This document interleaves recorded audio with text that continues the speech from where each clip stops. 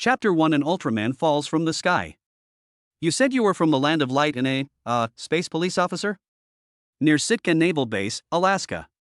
An Englishman wearing heavy warm clothes and a lot of bags stood in the wind and snow, looking at the Asian man next to him with an incredible look on his face.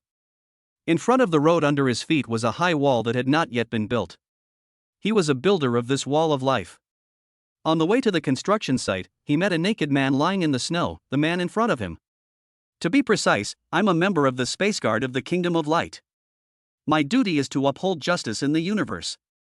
The Asian man stood on the snow, slowly putting on the clothes handed to him by the other party, and responded casually. The man looked to be in his early 20s, with a handsome face and clear features, a tall and thin figure, and thick black hair that was slightly blown by the wind. He looked very handsome. Isn't that the space police? Wait, you're not serious? Raleigh Beckett looked at the man in front of him who was already wearing warm clothes. He couldn't see any joking on his face. Suddenly he realized that he was not joking. Things like the Kingdom of Light and the Space Police sound like fictional existences that don't exist at all. He couldn't imagine how developed a civilization must be to dare to call itself the police of justice in the universe. Aren't they afraid of being beaten up by other civilizations? Besides, the man in front of him looked no different from an ordinary human being. How could he be from an alien planet? He was more inclined to believe that he had met a madman. A madman with a special physique who shows no signs of frostbite even when lying in the snow. If you don't believe it, forget it. Anyway, thank you for your clothes. They made me look less embarrassed. My name is Natsuki, what's yours? Xiaoshu zipped up his dark green jacket, grinned at the British man in front of him, stretched out his hand, and showed his white teeth. His hearty smile made him look quite friendly. The British man opposite looked to be around 27 or 28 years old, with golden hair that looked like it hadn't been washed for a while. His face looked a little weathered, as if he had experienced many past events that were difficult to look back on. Raleigh Beckett, lead actor in Pacific Rim. Raleigh. Raleigh looked at the other man, smile and nodded, also expressing his friendliness. He extended his hand and shook his. Raleigh Beckett. Snowflakes drifted down from the sky, landing on the two of them. He was very curious as to why the other party showed no signs of being cold. Wearing clothes seems to be just to cover the body, not to keep out the cold. So, after releasing his hand, he asked again, how did you do that? The January weather in Sitka doesn't seem to have any effect on you? They are located in Sitka, Alaska. The recent temperature is colder than in previous years. Snow has accumulated on the road. With resources being scarce, people freeze to death on the roadside every day. It is beyond common sense that someone like Xiaoshu could lie naked in the snow and be fine. This little bit of cold is nothing to me. I am an ultra warrior who has passed the Space Guard's assessment. Xiaoshu answered casually. Compared to the low temperature in space, this little bit of cold is really nothing. Within the Land of Light Space Guard, his strength is not considered strong, let alone compared with the Ultra Brothers. He cannot even be compared with the descendants of the Ultra Brothers like Taiga. To put it bluntly, it is not an exaggeration to say that he is just a miscellaneous soldier. But even so, he is an official member of the Space Guard and a legitimate Ultra Warrior. Are you really frozen silly? Lori frowned again as he listened to Xiaoshu's nonsense. He had no idea what an Ultraman was. However, looking at the other person's serious expression, he felt a little dazed again. In the past, when he told others that he had driven a mecha, others had the same thoughts as he did now. They were all amazed and then made some sarcastic remarks. He knew what it felt like to be ridiculed, so he didn't say the rest of the words, but nodded silently. He exhaled a breath of white air, changing the traces of the falling snow in front of him, and said with some sympathy, perhaps somewhere in the universe, the Kingdom of Light you mentioned really exists. He didn't laugh at Natsuki, but continued speaking. But, as you said, you should be upholding justice in the universe now. Why did you run to such a remote place? From Lori's perspective, Xiaoshu was a person full of mysteries. Lying in the snow and ice without a scratch, this extraordinary phenomenon made him realize that Xiaoshu must not be an ordinary person. But even if he really came from the so-called Kingdom of Light, why did he come to this shabby place? Why are you here? Yeah, I want to know too. I'm just a little lazy, a little lax, with fewer tasks completed, more lateness, and more absenteeism. Xiaoshu thought about the reason why he came here, and felt angry in his heart. He counted on his fingers and said to Luoli, Okay. I know I have a little problem, but that shouldn't be a reason to send me here. Do you understand exile? Anyway, my colleagues and leaders couldn't stand my slacking off, so they kicked me out of this universe, hoping to make me change my ways. Oh, a bunch of naive guys. Xiaoshu said with a disdainful smile. It is absolutely impossible to correct the habit of slacking off at work. Natsuki was originally an ultra-warrior of the Land of Light Space Guard. Although he was rather negative about his work, he didn't make any major mistakes overall. But his old friend, Yaruto Ramanchikari, had developed a new high-tech tool at some point, claiming it could help ordinary ultra-warriors develop their potential. He applied to the captain of the Space Guard for the right to use the tool on the pretext of helping Natsuki. It is said that this item can correct the behavior of an ultra-warrior and also enhance a warrior's potential. When the captain heard that this effect perfectly matched Xiaoshu's condition, and it happened that a certain universe also had a small abnormal fluctuation, he waved his hand and sent Xiaoshu directly to this universe. This item is the black bracelet on Xiaoshu's right wrist, which has not been activated yet. In short, there are two reasons why Xiaoshu came to this universe. One is to investigate the abnormal fluctuations in the universe, and the other is to become a qualified and powerful ultra-warrior under the correction of black technology props. After being transported to this universe, Natsuki briefly lost consciousness, and when he woke up again, he was woken up by Raleigh Beckett on the side of the snowy road. Luoli listened to Xiaoshu talking back and forth for a long time, but he still couldn't understand what Xiaoshu meant by these things, but that didn't matter anymore. His last question was the one that had been on his mind since he met Natsuki. So, why are you naked? What you're talking about, do all Ultramen dislike wearing clothes? Here comes the soul-questioning question. When he asked this, Xiaoshu was stunned. That's a really good question. Xiaoshu thought back to his 19,000 years of life in the Land of Light, and it seemed like he had never worn any clothes. There's a chance I was human in my past life, but I can't be sure of the exact probability. Why? It's simply because human memory, so fleeting, has become so insignificant after 19,000 years. Even if I remember a few fragments from birth, they've been completely erased by the time I remember them. So, Xiaoshu really doesn't have the habit of wearing clothes. Seeing Xiaoshu silent, Luoli also gasped, his pupils trembling slightly. God, it turns out that aliens really don't wear clothes. Xiaoshu. Let's change the subject. For example, where can I get a hot meal? Raleigh, stand still. He rubbed his cheek, still thinking of Xiaoshu as a poor man with mental problems. He turned around and walked in a certain direction. Come with me. Chapter 2 Pacific Rim? Fortunately, Luoli had a set of clothes in his bag, otherwise Xiaoshu would have been extremely embarrassed. Facing the wind and snow, the two walked on the road leading to the Wall of Life, and their boots made a crunching sound as they stepped on the snow. The Space Guard's records contain a lot of information about the Earth, but this is my first time on Earth. Are you familiar with the situation here? Xiaoshu asked Rory, who had a weathered face, as they walked. Some of his old friends in the Space Guard had carried out missions on Earth in another universe, but he had never been to Earth and had been carrying out missions elsewhere in the universe for many years. Are you familiar with the situation on Earth? What do you mean? I don't know much about the international situation, economy, and trade. Those things are not my cup of tea. But, when it comes to monsters, I do know a little bit about it. After all, this planet is now plagued by monster disasters. Lori thought for a few seconds and said to Xiaoshu.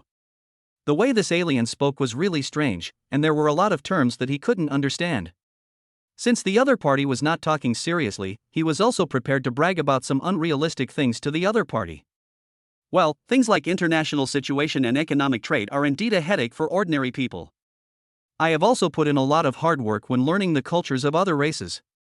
When Xiaoshu heard this, he couldn't help but think of his previous study time. In the Kingdom of Light, every citizen must receive a certain level of education.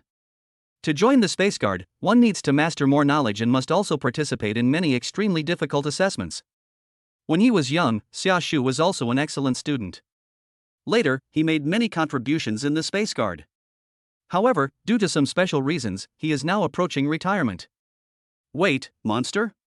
Xiaoshu was halfway through his words when he suddenly realized that the other party seemed to have said the word monster. He raised his eyebrows and asked in confusion. Are there monsters on Earth in this universe? Luoli was stunned for a moment after hearing this. Then he nodded. You didn't know there were monsters on this planet? Now I kind of believe that you are from outer space. As he walked, he noticed Natsuki's curious expression, as if beckoning him to elaborate. So he patiently explained. In 2013, the first monster, codenamed Intruder, emerged from the Pacific Ocean and made landfall in San Francisco on the west coast of the United States. Humanity suffered heavy casualties before they could react, and ultimately, nuclear bombs were used to destroy the monster. The monster was destroyed, but humanity also paid a heavy price. But that's just the beginning. From 2013 to 2025, dozens of monster invasions have occurred in various countries. The world has been shattered by the existence of monsters. As he spoke, he pointed to the huge, unfinished wall in front of them and explained, that wall is called the Wall of Life. It was built to prevent monsters from rushing onto land from the ocean. The place we live in right now is no longer called Earth, but Doomsday. As Raleigh said, the world is facing the threat of alien monsters. They have no help from anywhere, no Ultraman, and can only rely on human beings' own strength to fight against the monsters. The result is obvious. As time goes by, the attacking monsters become stronger and stronger, and the living space for humans becomes smaller and smaller. Humans on this planet are heading towards extinction. The Wall of Life was a joke in Raleigh's eyes. He didn't believe it could withstand the monster. To be honest, because of some things that happened in the past, Raleigh was very repulsive and even disgusted with aliens, but for some reason, his intuition told him that Xia Shu was a trustworthy person. This is the characteristic of the Ultra Clan. That sounds a bit troublesome. After hearing this, Xia Shu frowned slightly and rubbed his chin. I didn't expect that I would encounter monsters while carrying out a mission in such a remote universe. How strong are the monsters on your side? He asked. When you encounter a crisis, I can help you. Protecting the planet's native inhabitants from invasion by other civilizations is one of the duties of the Space Guard. Although he is rather negative about his work, he still has a sense of justice in his heart. You? When Luoli heard him say this, he even laughed. He looked at Xia Shu's tall and thin figure and thought that he didn't look like a fighter at all. Come on, you have no idea how terrifying monsters are. With your tiny arms and legs, you're not even enough to fill the monster's teeth.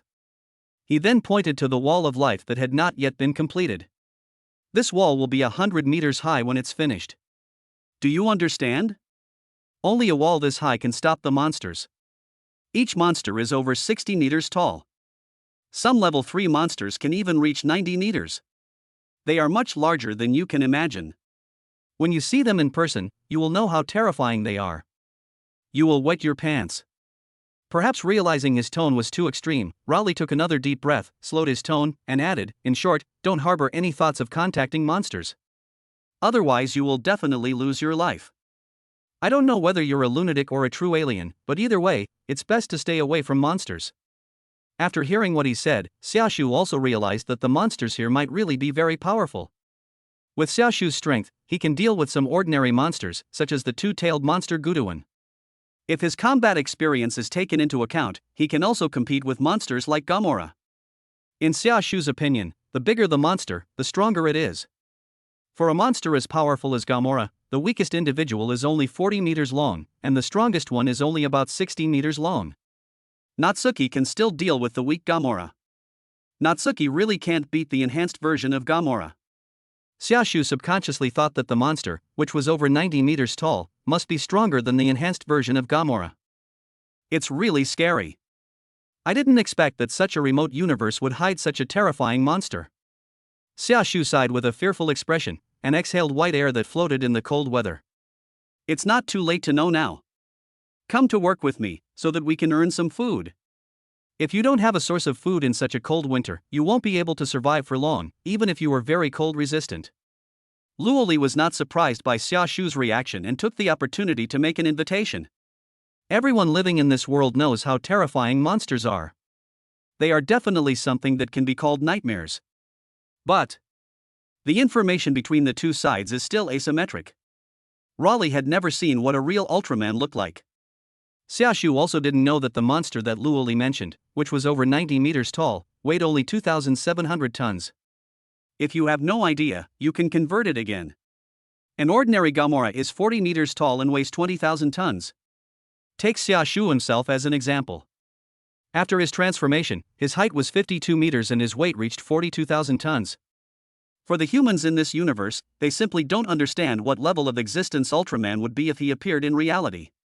The monsters in the Pacific Rim world are only a fraction of Ultraman's weight, and the body density of the two is not even on the same level.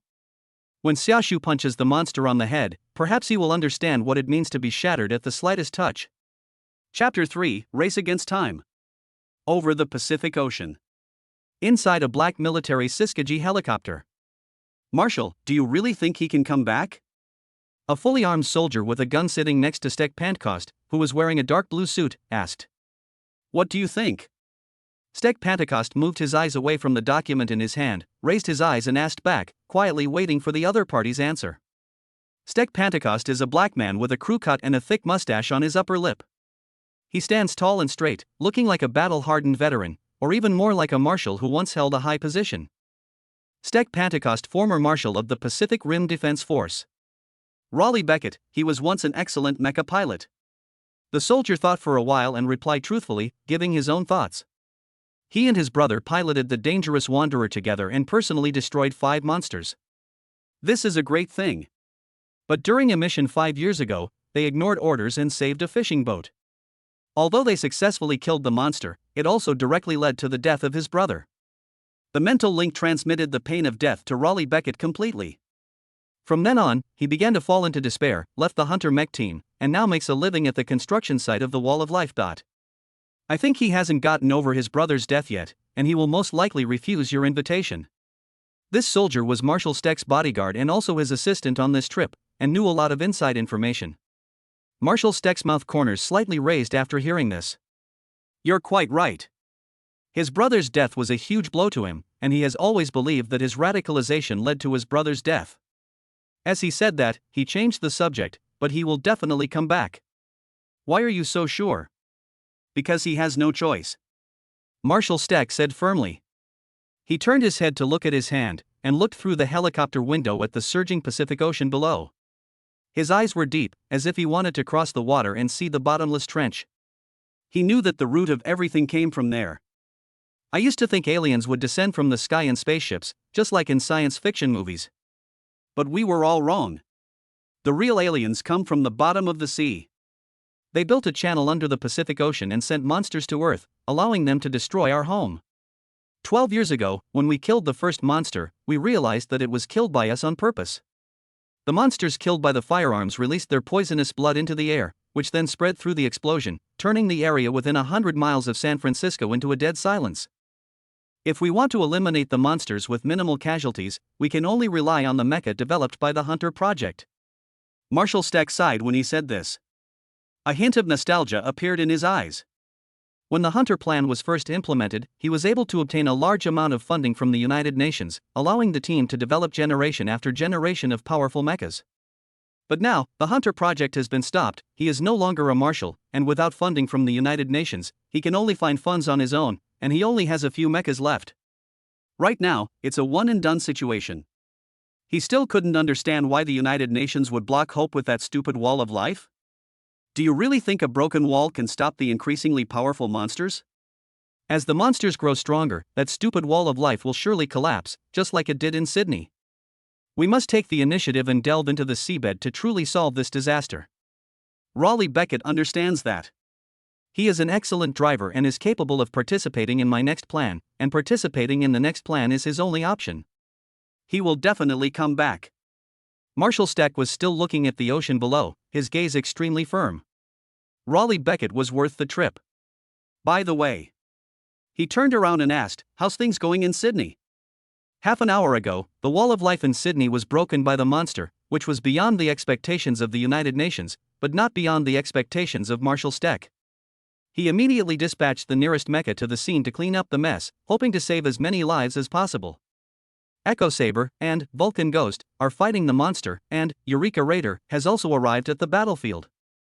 The soldier replied. 3 mechas are enough to fight against one monster. Marshal Stek recalled the combat effectiveness of the Eureka Raider, nodded, and stopped worrying. Next, all he had to do was rush to Sitka, Alaska, and bring Raleigh back to base. Wait, Marshal, another soldier suddenly spoke, looking nervous. What's wrong? Marshal Stek immediately realized that something was wrong and asked hurriedly. Another monster appears, the soldier shouted hurriedly. What? Marshal Stek's eyes flashed. He snatched the headset from the soldier's hand and shouted to the base, "Tell me the details." He had to know all the details of any news related to monsters because they were too dangerous. When he heard his voice, the headset immediately gave specific information. The channel under the Pacific Ocean is reacting again. Judging by the amplitude of the fluctuations, it's another level 4 monster. Damn it. Marshal Stack frowned instantly upon hearing the news. His years of training calmed him down immediately, and he gave the order, "Get Cherno Alpha ready to support Sydney." "No, Marshal, this monster is not targeting Sydney." "Not Sydney?" Marshal Stack asked in confusion. The previous monster was attacking Sydney, so according to common sense, this monster should have gone to provide support. Its target is Alaska. Alaska? When Marshal Stack heard the place name, a person's information flashed through his mind and his eyes widened. Alaska. Raleigh Beckett is in Sitka, Alaska. Immediately dispatch Cherno Alpha to Alaska, and prepare Storm Crimson. Receive. Marshal Stack had just finished speaking when the helicopter pilot asked, "Marshal, are we still going to Sitka?" Their destination this time was Sitka, and if they continued forward, they would likely run into a monster. Once they encounter a monster, the guns in their hands will become toys. However, Marshal Stack was very resolute. "Continue. Hurry, we have to get to Sitka before the monster does." He decided to race against time with the monster. "We must take Raleigh Beckett away before the monster does." Chapter 4: Monsters Attack. The Living Wall construction site in Sitka, Alaska. Luoli brought Xiaoshu to this construction site and stood under countless steel structures. He just stopped and was about to introduce the work here to Xiaoshu. Suddenly, a voice filled with great dissatisfaction came over. "Raleigh! My mecha boy! How dare you be late today?" A middle-aged American man wearing a heavy, dirty coat, a gray baseball cap, and sparse stubble shouted loudly. He squeezed past several workers wearing safety helmets and came in front of Raleigh and Xiaoshu, his expression looking unfriendly. "This is Miles, the shift supervisor at this construction site. Sorry, there was a little accident on the road today." Luoli did not give him a good look, but considering that he still had to work under him, he could only tell the truth. The unexpected thing on the road was running into Xiaoshu lying in the snow. Under normal circumstances, he would have arrived at the construction site long ago. Accident. Very good. Now I'm going to tell you a surprise too. The duty officer, Miles, pointed at Raleigh with a malicious smile on his face. The fat on his face made his stubbled chin look particularly round. Hearing this, Luoli's heart instantly rose. He wondered if this damn guy was going to fire him. No, it shouldn't. Right now is a time when we are extremely short of people. Not to mention being late, even if you are absent from work, you can still come back to work the next day. The facts did not exceed his expectations. 3 workers who were working on the top of the wall died yesterday. They fell to their deaths. The duty leader Miles said this without any sympathy in his tone. He treated this as the most normal thing and still had a grin on his face. This is an accident, but it can definitely be called a surprise for you. 3 workstations on the top of the wall suddenly became vacant. When I was recruiting today, only 1 person was willing to work. Even now, there are still 2 vacancies. The duty officer, Miles, pointed his finger at Raleigh and said, moving to the side and pointing at Xiaoshu who was wearing a green coat. When this guy saw Xiaoshu next to Luoli, his eyes suddenly lit up. "Oh. My mecha boy. Since you happen to bring another worker with you, I can forgive your lateness. 2 vacancies, 2 workers, perfect. Here, these are your ration cards, you're welcome." Miles immediately guessed that Xiaoshu was here to work, so he enthusiastically stuffed 2 food ration cards into Raleigh's hands and patted him on the shoulder. There is no room for them to refuse. After saying that, he walked between the 2 of them and went to his office. Looking at the red, scratched ration card in his hand, Raleigh pursed his lips and sighed. Well, although it's dangerous, the pay at the top of the wall is indeed the highest. These words floated out of his mouth along with a puff of white mist. It was unclear whether he was comforting himself or Xiaoshu. Building the wall of life is not an easy job. You have to deal with steel and wind and snow every day. Moreover, with the shortage of materials now, the workers have few protective measures at all. Wearing a safety helmet is considered a high-end feature. Every day, several workers fall from the wall and die. Even so, there are countless people rushing to do this job. Because they want to eat a bite of bread that can help them survive for a few more days instead of starving to death on the streets.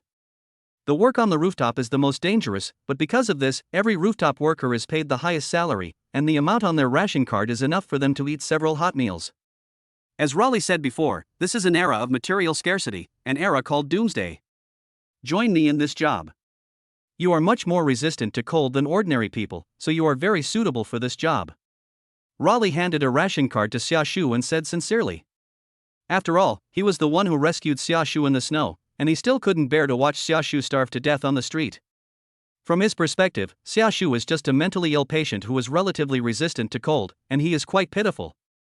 Hey, are you listening? Raleigh asked in confusion when he saw that Xiaoshu didn't move, and waved the ration card in front of Xiaoshu. Of course. Xiaoshu replied casually. However, his eyes did not fall on Raleigh, but continued to stare at the black bracelet on his right wrist. This bracelet is obsidian in color, with patterns that give it a very technological feel. A diamond-shaped crystal is inlaid in the center, making it look like an Ultraman bracelet that is infused with a lot of black technology. Now, a translucent panel appeared on the bracelet that only he could see. Abnormal spacetime fluctuations detected, built-in system starting. Startup successful. Identity verification in progress, verification successful. Currently bound user, Natsuki, official member of the Kingdom of Light Space Guard headquarters. This system aims to help Ultra Warriors whose potential has been exhausted to stimulate new potential. At the same time, through the reward and punishment mechanism, it guides users to become Ultra Warriors with good conduct and who can set an example for future generations. Current priority: investigate the abnormal spacetime fluctuations in this universe and eliminate the culprit that caused them. Please note, the product of abnormal spacetime fluctuations is approaching. The decision task has been triggered. Choice 1, stay away from human sight, find a hidden place to transform, repel the attacking enemies, and save people's lives. Reward, 6 hours of mental space training. Note, this is the correct option. Choice 2, ignore the rules of the Kingdom of Light, transform in public, repel the attacking enemies, and save people's lives. Punishment, 1 hour of hellish mental space training. Note, this is undoubtedly a wrong option. Note 1, this system has a built-in transformation function and soul binding. Note 2, I know you'll choose the wrong option given your personality, but I'm sure you won't like the hellish training. Chief Director of the Space Science and Technology Bureau of the Kingdom of Light, Hikaru. Good news, the largest plugin developer in Alping is doing something new again. Bad news, it's coming for me. Xiaoshu looked at the rows of text on the panel and immediately realized that every program here was written by Hikari. Xiaoshu would have to be crazy to listen to the culprit who destroyed his happy life. Want to reform yourself? No way.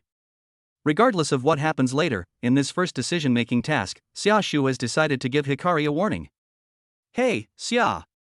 Oh my god, are you really a psychopath? When Lori saw Xiaoshu smiling at a bracelet that looked like the Nike logo, he immediately took a breath and his impression of Xiaoshu's mental state dropped a little. He shook his head. I thought I should just work first. If not, I'll share some of my food with this poor guy. Thinking of this, Raleigh walked towards the cage where the welding tools were piled up, brushed past a group of workers, opened the cage, and put on the backpack containing the welding gas tank. Walked to the lifting rope and prepared to use it to go to the top of the wall to perform welding work. But before he could tighten the rope, he heard a sound that echoed throughout the construction site. Woo woo. Hearing the voice, Rory's eyes widened instantly, his face full of disbelief, and he looked in the direction where the voice came from. The other workers on the construction site looked over there like him. This sound, similar to an air raid siren, means only one thing: the monster is coming. Chapter 5, The Turtle. Quick, quick! The monster is approaching here, run quickly. Damn monster! Run, run! I finally found a job, and it was ruined by a monster. When the alarm of the monster's attack was heard, the entire construction site instantly fell into chaos. All the workers were evacuating quickly, away from the shadow under the steel bars of the wall of life, scrambling to get on the construction vehicles. Those who fell behind could only run on foot, and the scene suddenly became chaotic. Anyone living in this era knows the horror of monsters. They all knew the consequences of running slowly at a time like this. The collapse of the wall of life alone would kill them. When a monster lands, it will inevitably lead to the deaths of tens of thousands of people. In front of the monster's huge size, humans are too small. Even if they run desperately, they can only watch the huge feet falling from the sky, crushing them into meat paste and becoming part of the ruins. In this era, monsters are synonymous with despair. Shit. Why would the monster come here of all places? Didn't the news say that monsters were attacking Sydney? The duty officer Miles collapsed and shouted that the project on his side was not yet completed. If the half-built wall of life was destroyed by the monster, he would never get any money in his life. Go back. Get back here. Just because the alarm goes off doesn't mean the monster will come. Miles stood on the bed of a truck, holding a bullhorn and shouting at the fleeing workers. The workers watched the truck pass by and couldn't help but yell, "FKU, Myers. You're the fastest runner. FCKU too." Miles's truck was in the front. The other workers' old construction vehicles couldn't keep up with his speed at all. He stood on the truck bed and continued to shout at the people behind him with a distorted face, "My life is worth more than yours." No one dared to delay at this time. Even the workers working on the top of the wall slid down the steel bars and followed the main group to escape from this wall of life closest to the coastline. We have to run fast. Believe me, the monster's horror is definitely beyond your imagination.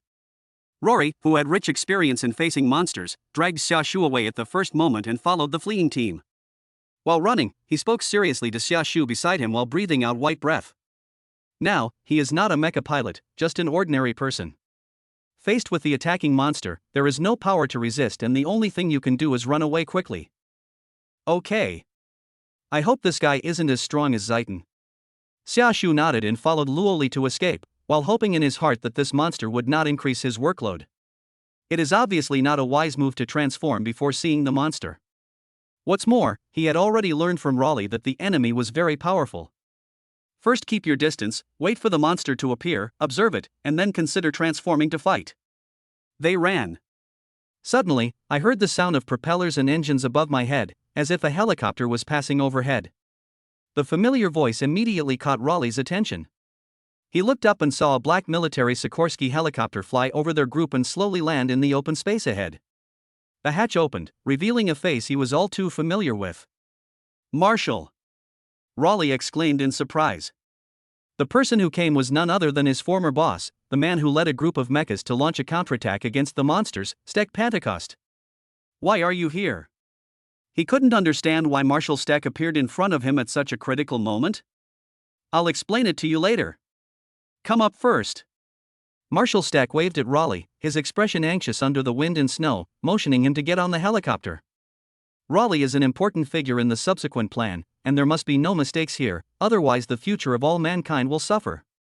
Good. Luoli also knew that time was urgent.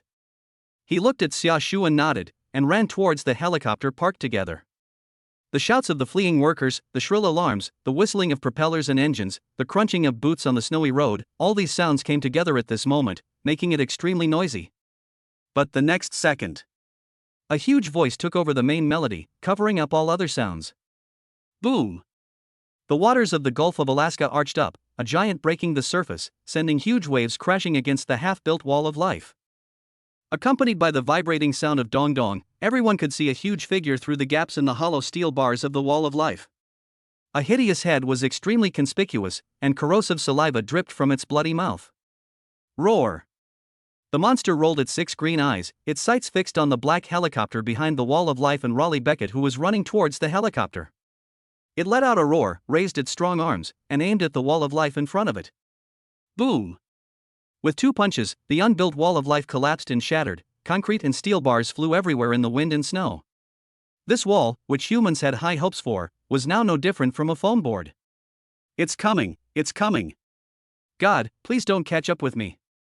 After the wall collapsed, the people who fled in panic were able to see the full appearance of the monster. It crawled on its thick limbs, its skin was dark green, and every inch of it looked extremely tough. Its tail stirred up the seawater, causing waves to surge. Its body movements were like a giant gorilla, but its back arched like a mountain and its head shaped like a mixture of shells and corals revealed its identity as a monster. Turtle Level 4 Monster. This is a Level 4 monster named Horned Turtle by the Broken Dome base. It stepped on the fragments of the wall of life, landed on the shore, and continued to approach the black helicopter. Every step it took shocked everyone's hearts. As Raleigh got closer to the helicopter, it realized its target was likely to run away. Roar! Then, after a roar, its mountain-like back instantly lit up. That was its weapon specifically used to deal with humans. The energy was briefly accumulated, and with a hum sound, a powerful electromagnetic pulse spread out in a circular shape. The snowflakes in the air were suddenly swept away, and the collapsed wall of life was also ravaged for the second time. The helicopter that Marshal Steck was riding in directly lost all its functions. Those who ran farther were also hit by the aftermath of the impact and fell to the ground. Fortunately, it was an attack against the machines and did not take their lives. However, they are not far from death. The Hunter mecha has not been transported here yet. Sooner or later, they will be crushed into meat paste by the monsters. Chapter 6: A giant emerges from the light. EMP. This monster can actually release EMP attacks. Marshal Steck in the helicopter looked at the completely malfunctioning instruments and the monster in the distance outside the cabin door, saying in disbelief, "Shit. Everyone get off the plane and prepare to evacuate." Looking at the monster approaching this side by stepping over the ruins of the Wall of Life, he made a quick judgment and ordered all the pilots and guards on the plane to get off. Evacuate from the cabin quickly. The soldiers holding guns protected Marshal Steck and evacuated to a distant place. Follow me, Raleigh. At the same time, Marshal Steck did not forget to shout out the purpose of his trip. At the same time, they prayed in their hearts that the monster would not target them. It will take some time for the mecha to arrive to support us, so we can only rely on ourselves for the rest of the time. Xia. Let's go. Raleigh was originally planning to evacuate with Marshal Steck, but when he turned around and saw that Xia Shu did not move, he shouted. Natsuki heard his voice. But he still had no intention of leaving. Instead, he said something that left Raleigh unable to react. This monster, isn't it just a showpiece? Natsuki narrowed his eyes, looked at the ruins at the feet of the Ridgeback turtle, stared at the damage caused by the other party's movement, and said tentatively. The monster caused quite a commotion when it broke through the water. But after coming ashore, each action did not cause much dent in the ground. In Xia Shu's opinion, this monster, which was estimated to be over 80 meters tall, must weigh at least 50,000 tons. However, the pressure exerted on the ground by its movement clearly did not match this data. They all seemed to weigh less than 10,000 tons. That's strange. Are the monsters in this universe completely different from the monsters I have encountered before? Don't just stand there, Xia. Run. Raleigh's anxious cries behind him distracted him. You can't escape this distance. No matter if this guy is just to show off or not, we have to stop him here.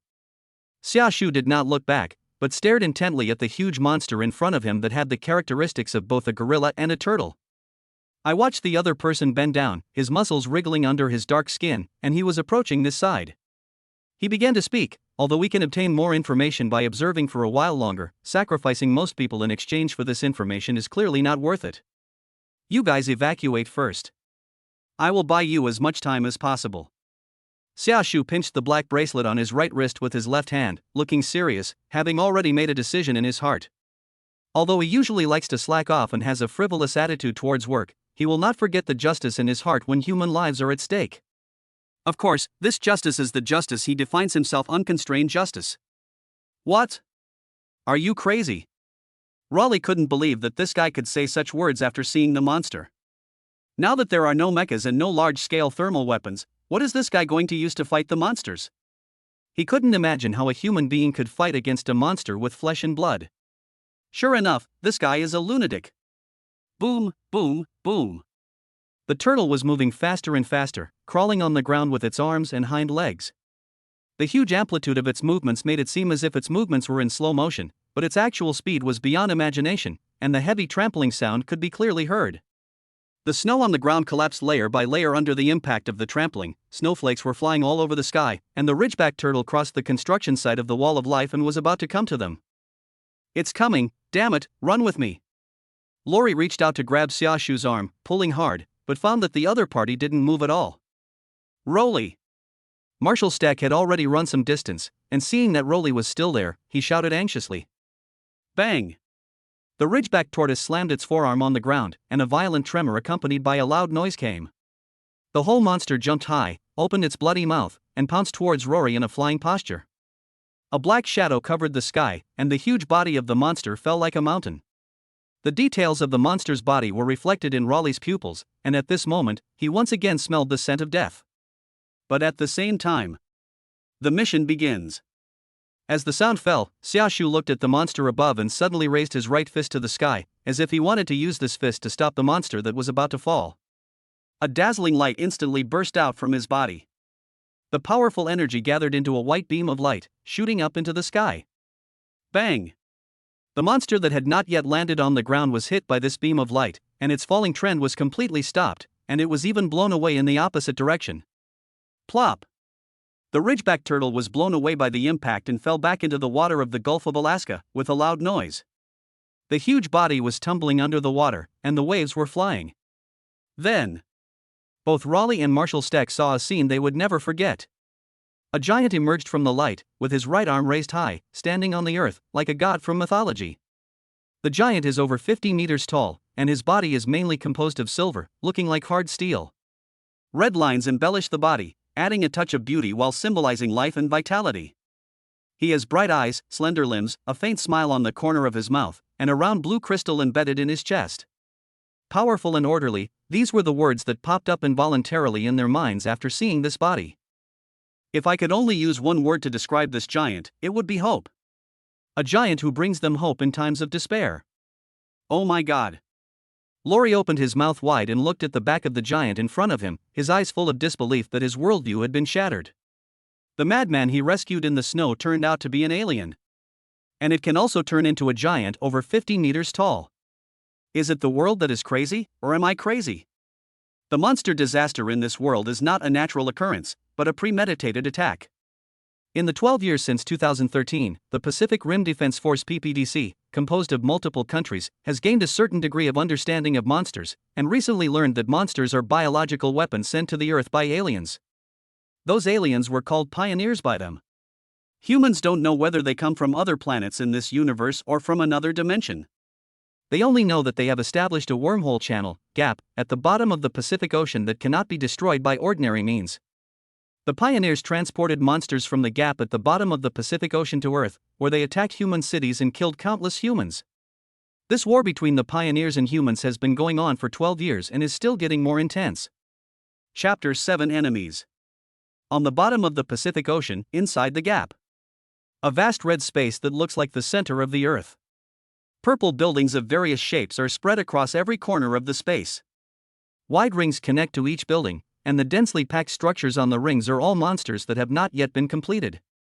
This entire space perfectly fits people's definition of an alien environment. The alien life forms known as pioneers stood on the purple steps, looking at the monsters that were about to be successfully created.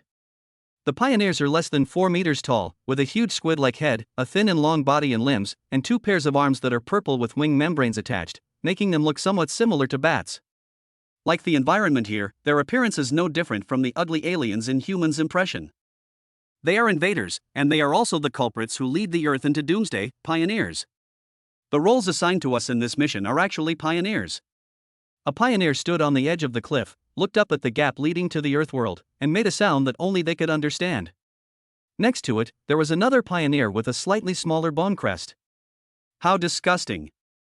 The pioneer with the smaller crown looked at his 4 arms, with some mucus on his wing membranes, and said with disgust. Although he is clearly a pioneer, his actions and tone express his dissatisfaction with this body, as if the soul within him does not belong to a pioneer. What's so disgusting about this? The pioneer with the larger crown had a completely different attitude from him. As long as this identity helps us complete our mission, it's fine. In the world of Pacific Rim, our status as pioneers is more conducive to our actions. After all, we know the future direction of this world. His tone was full of confidence. My suggestion was approved by the Pioneer Council, and they have already sent a level 4 monster to Earth. Really? The pioneer with the smaller crest squinted his eyes and asked in confusion, why send a level 4 monster at this time? Didn't they just send a level 4 monster to attack Sydney? Idiot. The pioneer with the larger crown glanced at him. With your IQ, how did you become a 3rd-level traverser? The other party didn't say anything. She just looked at him with clear yet stupid eyes, as if expecting his explanation. Seeing this, he was silent for a few seconds and finally sighed. What kind of idiot teammates have I been matched with? He explained with a rather tired heart, the monster in Sydney has already attracted most of the attention of mankind. If we send a monster to kill the protagonist of this world now, no one will be able to react. Do you understand? According to the normal timeline, Raleigh Beckett has not yet returned to the team, and Marshall Steck Pentecost has not started to implement the plan. As long as we kill these two before anything happens, all their plans will be in vain. The direction of the entire world will also be completely changed. When this world completely deviates from its destined trajectory and heads towards its end, we will have the opportunity to steal a large amount of spacetime energy. As he spoke, he put his forearms behind his back. From his back, one could tell at a glance that he was a handyman. After listening to his explanation, the pioneer with the smaller crown's eyes suddenly lit up. "You're a genius. Now we can rest easy." After the words were spoken, the two smiled at each other. They are not pioneers, not even from this universe. They come from a special universe and are called travelers. Their duty is to travel to different worlds, change the fate of that world, and steal something called spacetime energy. These two people are already veterans who have changed the fate of different worlds many times, and this plan would have been a perfect success. But what they never expected was that this time, a cosmic policeman who was responsible for solving spacetime anomalies had infiltrated the world where they were carrying out their mission. A hunter who came specifically for them. West side of the Pacific Ocean. The broken skybase of Port X of the Pacific Rim Joint Defense Force is also the last broken skybase that has not been abandoned. This is where the mecha hunters dock and where the spark of hope for humanity is stored. A large number of mecha pilots, reserve pilots, maintenance personnel, guards, communicators, technicians, countless professionals live together inside this huge base, working together to find a way to defeat the Doomsday. They lost the funding from the United Nations and could only rely on Marshall Steck's previous connections to attract some private sponsorship. The monsters became stronger day by day, but their treatment became worse day by day. No one believes that the wall of life can stop monsters. The example of Sydney has proved this. After the monsters break through the wall of life, the mecha hunters still have to clean up their messes. Now, the half-built wall of life in Sitka has also been breached, which makes the wall of life plan seem even more ridiculous. But now they had no time to laugh at the wall of life project. Their backbone, Marshall Steck, was in danger, and everyone in the base was nervous. "Marshall, how's it going over there? Marshall, answer me." Kai Tianton, chief technical consultant of the Mecha Technology Department, stood in front of the command desk, holding the microphone, looking at the data displayed on the translucent panel in front of him, and asked loudly with an anxious face. "We've detected an unprecedented high-energy reaction at your location. What exactly happened there? Damn it, the communication is cut off." Kai Tianton felt deeply powerless in the face of the broken communication. His expression suddenly fell, his throat became hoarse, and he couldn't say the second half of the sentence. The fact that the helicopter the Marshal was on lost all signals already meant one thing. They are most likely dead. No, the Marshal will not sacrifice himself easily. He is a man who can drive a mecha alone. Beside him, a technician was unwilling to believe this fact and shook his head, still believing that Marshal Steck was still alive. As he spoke, he seemed to remember something, and suddenly raised his head to look at Kai Tiantong and said, "It might be an EMP attack, right? They might have been hit by an EMP, so they lost all signals." EMP?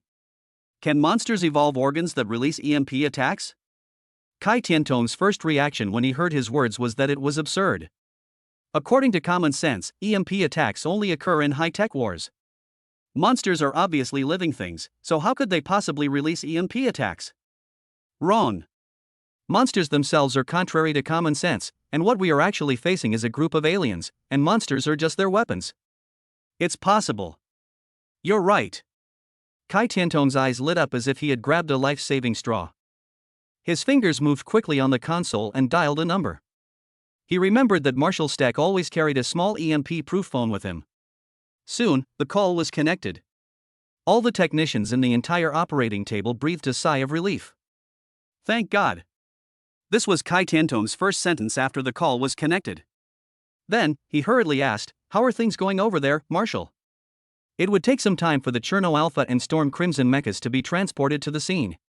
He knew that Marshal Steck was fighting alone and the situation was extremely dangerous. "On my side."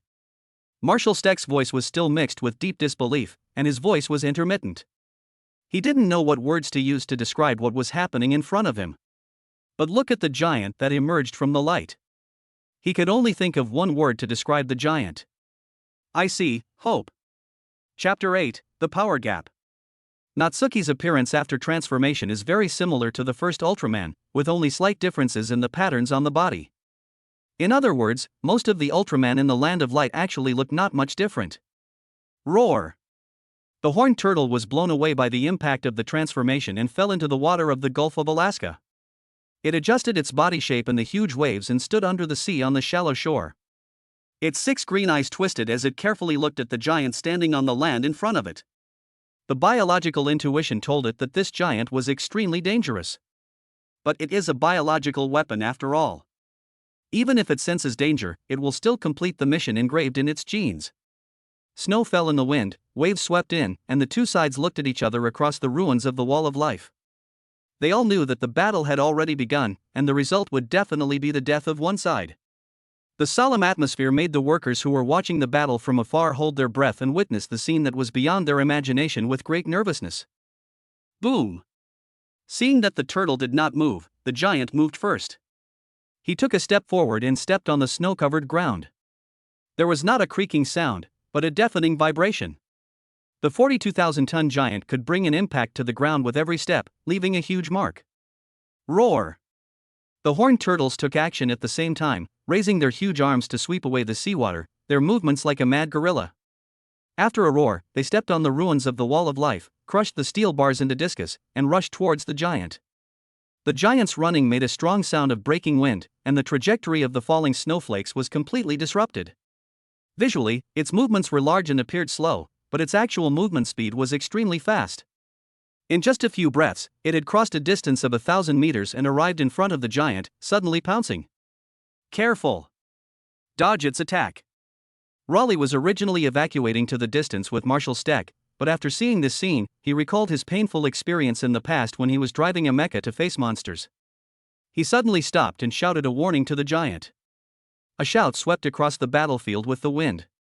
But he didn't know whether it was because the distance between the two sides was too far, or because the other party couldn't understand what he said. In this posture, the giant did not choose to dodge. Instead, he raised his arms in a defensive posture, trying to block the opponent's attack. When Xiaoshu discovered that the impact of the transformation could blow the monster away, he realized that this seemingly huge monster was not as strong as he had imagined. But it's not entirely certain yet. Now Xiaoshu is ready to test the strength of this monster and see which one is stronger than the monsters he has fought in the past. This is going to hurt. However, when Raleigh saw this scene, he had already imagined the pain that this blow would bring. He recalled the past and grimaced with empathy. His previous mecha relied on mental connection for control. Every time the monster's attack landed on the mecha, he would feel 100% pain, which was no different from being hit in the flesh. So now he was very clear about the pain that Xiaoshu would face next. The same is true of Marshal Steck. However, compared to Raleigh's concern, he was more curious. His eyes were always on the giant. He was unwilling to miss any details of the other party and was eager to know all the information about the giant. Bang! When the two sides came into contact on the battlefield, a loud bang was heard, followed by a powerful impact force that swept away all the snow under the feet of the two warring parties. The giant parried the monster's attack. He grasped the monster's arms, which looked like gorilla arms, with extremely firm grip, showing no sign of letting go. Xiaoshu looked at the huge monster in front of him that he had caught, and a hint of doubt appeared in his bright eyes. This force, why does it seem like a joke? That's not right. Such a big monster, but so weak? If the monsters Xiaoshu had fought before were tigers, then the monster in front of him could only be considered a small dog. Of course, this refers to the gap in power. Roar! The full-strength attack failed to achieve any substantial effect. The horned turtle roared and continued to exert force with its feet, trying to overwhelm the giant. But it soon discovered that no matter how hard it tried, the other party did not move at all. At the same time, he felt a sharp pain in his arm as if it was clamped, and the pain became more and more severe. Roar! Roar! The horned turtle roared continuously, and saliva as big as a bowl flew everywhere. It wanted to use roaring to force the giant back, which is a common deterrent method used by living creatures. To this, the giant simply increased the strength in his hands and slowly raised his legs. His bright eyes seemed to be looking at a death row prisoner, cold and extremely dangerous. You still want to play invasion at this level? Quick decision. The leatherback turtle smelled the scent of death instantly. Bang! After a loud bang, the horned turtle no longer had to worry about its arms, they had been completely severed, and blue blood gushed out from the broken limbs. The horned turtle's body was pushed back by the force of the kick, smashing into the ruins of the wall of life, writhing and struggling, its life force fading. Roar! Roar! It came here intending to carry out a massacre, but now, that is no longer possible. This power. My God! Rory watched the giant easily dissolve the attack of the turtle and tear its legs apart with his backhand. This scene had a huge impact on him. There is no mecha in the world that can compete with this giant in terms of performance. The difference in strength between this monster and the giant is enough to be described as heaven and earth. Like a toddler challenging an adult. It's just like a god walking out of mythology. Marshall Steck's eyes were always on the giant, and he felt deep awe for the power displayed by the giant. It turns out that the gap between aliens is so big. However, if he intends to blow up the monster here. Marshall Steck frowned and became worried as he looked at the blue blood flowing from the monster's short limbs. The monster's blood is highly toxic and corrosive. Once it evaporates, it will cause a series of negative effects on the human body. This is why humans choose to use mechas instead of thermal weapons when facing monsters. If too much monster blood is exposed on land, many people will die. Raleigh understood what Marshall Steck meant. He looked at the giant who was approaching the turtle again. Hesitated for a second. Will this guy listen to me? In other words, does this guy care about the lives of innocent people? But he soon recalled the friendly side that Xiaoshu had shown during their interactions. Make a decision in your heart. Take a gamble. Roly, where are you going? Marshall Steck shouted in surprise as he looked at Rory, who suddenly ran towards the battlefield. Go remind him that monster blood is harmful to humans. Raleigh left this sentence and started running. With the giant's strength, if he gives the monster a few more punches, he will definitely blow it up. At that time, the blood splattering will definitely pollute the entire area, and all the people living in this area will die. Wait, that's too dangerous. Marshall Steck continued to shout. The battle was not over yet. If Raleigh was affected, he would definitely die. Time waits for no one. Raleigh's steps were very determined, with no intention of looking back. Marshall Steck looked at his back. Suddenly he smiled with relief. That's why he came over to invite Raleigh back to the team. Then he turned his gaze to the giant again, and this time, his eyes were filled with a hint of request. He whispered, "Bless this silly boy, please." Chapter 9, Spatium Ray. Xiaoshu has discovered the abnormality of the monster's blood. However, he was not sure which ingredient was harmful to the human body, as he knew too little about the monsters in this world. He took a step forward, approached the monster writhing in the ruins, looked at it carefully, and thought about a solution in his mind. Suddenly, a familiar voice was heard from behind. Hey! Summer! Wait a minute! Raleigh ran all the way. The ground under his feet was affected by the previous battle. The snow disappeared and several deep pits left by giant footprints appeared on the mud. He almost fell and shouted as he ran. His face showed an anxious expression, and one could see the dust from work mixed with the sweat. Seeing the giant turn his head and look at him sideways, Raleigh's eyes lit up. That monster's blood is harmful. He knew he had no time to waste, so he got straight to the point. Throw it into the sea and finish it in the water.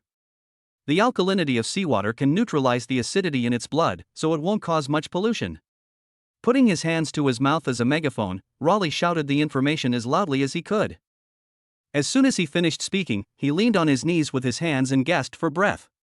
The extreme running along the way, coupled with the hysterical shouting, almost drained all his strength. After taking 2 deep breaths and letting the cold wind enter his lungs, he raised his head and looked at the giant. I hope the giant understands the meaning of my words. In his hopeful eyes, the giant nodded slightly. He knew that he had made the right bet. After hearing what Rory said, the giant came to the front of the turtle. Facing the huge monster that was 80 meters tall and more than 100 meters long, he did not feel any fear, as if he was facing a lamb to be slaughtered. Roar! The horned turtle's arm was broken and there was a deep footprint on its chest. Its life was fading, but even so, it wanted to bite off at least a piece of flesh from the giant in front of it. Its hind legs moved among the ruins of the wall of life, and the EMP organ on its back glowed blue, appearing to be gathering energy, ready to strike a fierce blow to the giant. In its mind, these huge humanoid enemies are machines. However, at the moment when its EMP attack began to accumulate energy, the giant in front of it quickly took action and grabbed its head. In a flash, he exerted force with his arms and threw the huge monster away. The sound of breaking wind came in an instant. Such a huge thing flew backwards on the sea, causing quite a noise. Like a meteorite, it was thrown high up and fell with great impact, hitting an uninhabited island in the Gulf of Alaska, causing the soil and rocks to crack and the trees to fly. The monster died on the spot. But the giant did not stop. For a warrior who has lived for 19,000 years, he knows too well the importance of finishing off the enemy. Soon. Broken sky base. Wait, this number. Kai Tiantong, who had just breathed a sigh of relief, suddenly saw the data on the translucent panel in front of him begin to soar, and immediately realized that something was wrong. This value is no longer comparable to any conventional missile explosion. He quickly asked Marshal Steck on the comms, "Marshal, we've detected another high-energy reaction. What happened over there?" Another technician added, "This energy has a temperature exceeding 100,000 degrees. 150,000 degrees. 300,000 degrees. It instantly soared to 500,000 degrees. This is beyond the scope of conventional missiles. We haven't received any reports of nuclear missile launches. Marshal, what exactly happened at the scene?" On site. Marshal Steck held the phone in his hand, staring at the giant in the distance, without answering their questions. Just watching intently, not wanting to miss any details. Just now, the giant bent down slightly, stabilizing his lower body, and white light appeared at the wrists of both hands. He didn't know what the giant was going to do. I just saw the giant clasped his arms together to form a cross shape. In an instant, a light blue ray burst out from the palm of the giant, bringing a strong impact and hurricane. The speed of that ray was so fast that it could not be caught by the naked eye. It swept across the seawater from the side of the giant's palm. The strong impact pushed the seawater away, causing waves to surge. The extremely high temperature even evaporated the surface seawater, and it accurately bombarded the monster's corpse on the uninhabited island. Heat continued to accumulate on the body of the horned turtle, and this was the energy detected by the broken dome base. Boom! The monster's body could not withstand the destructive power of this attack at all. The accumulated energy exploded within a second, blowing the monster's body and the entire uninhabited island into pieces. Earth and rocks flew everywhere, flames melted the snow in the sky, and the entire uninhabited island sank into the sea in this explosion. Seeing this, the giant stopped attacking, slowly lowered his arms, and the light disappeared. But wherever the light passed, even the air was turned into high-temperature plasma, generating arcs and distortions. The aftermath of the explosion, accompanied by the sea breeze, roared across the sea, carrying with it scattered snowflakes and dust from the ruins and sweeping ashore. The residual heat had not yet dissipated, and warm waves swept across the giant's body, hitting the faces of Marshal Steck and countless workers. "Tell them the battle is over." "What on earth is that?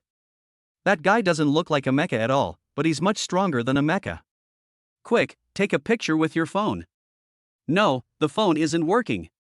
"What a pity. Absolutely like a god." The giant in the distance sank the monster and an island with just one blow, which was completely beyond their understanding.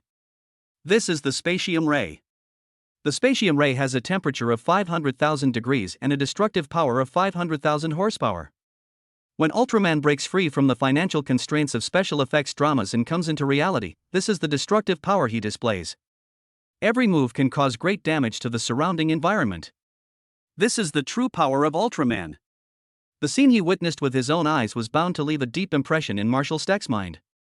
At the same time, he couldn't help but think about it. What kind of monster can withstand this attack? In other words, what kind of existence can compete with it? Can all the mechas put together hold out for even 1 second in this beam of light? He tried hard not to imagine the scene where the giants attack humans. I feel relieved. Fortunately, the giants were friendly to us from beginning to end. He saved our lives. But behind the Pacific Gap, those traversers mixed among the pioneers and humans do not know what kind of hunters they are about to face. Chapter 10. Where are you going? Is this really not a dream? Raleigh slowly raised his head, lowered his arms that were shielding him from the wind and waves, and said in a daze as he looked at the giant standing beside the ruins of the Wall of Life. Everything that was happening before his eyes was completely beyond his understanding of reality, making him wonder if he was having an extremely real dream. How is it possible that there is a creature that can sink an island with one blow? The monster feared by countless people couldn't even last 3 minutes in the hands of this giant? After watching the entire battle between the giants and the monsters, this scene that was far beyond reality made him blur the boundary between reality and fantasy.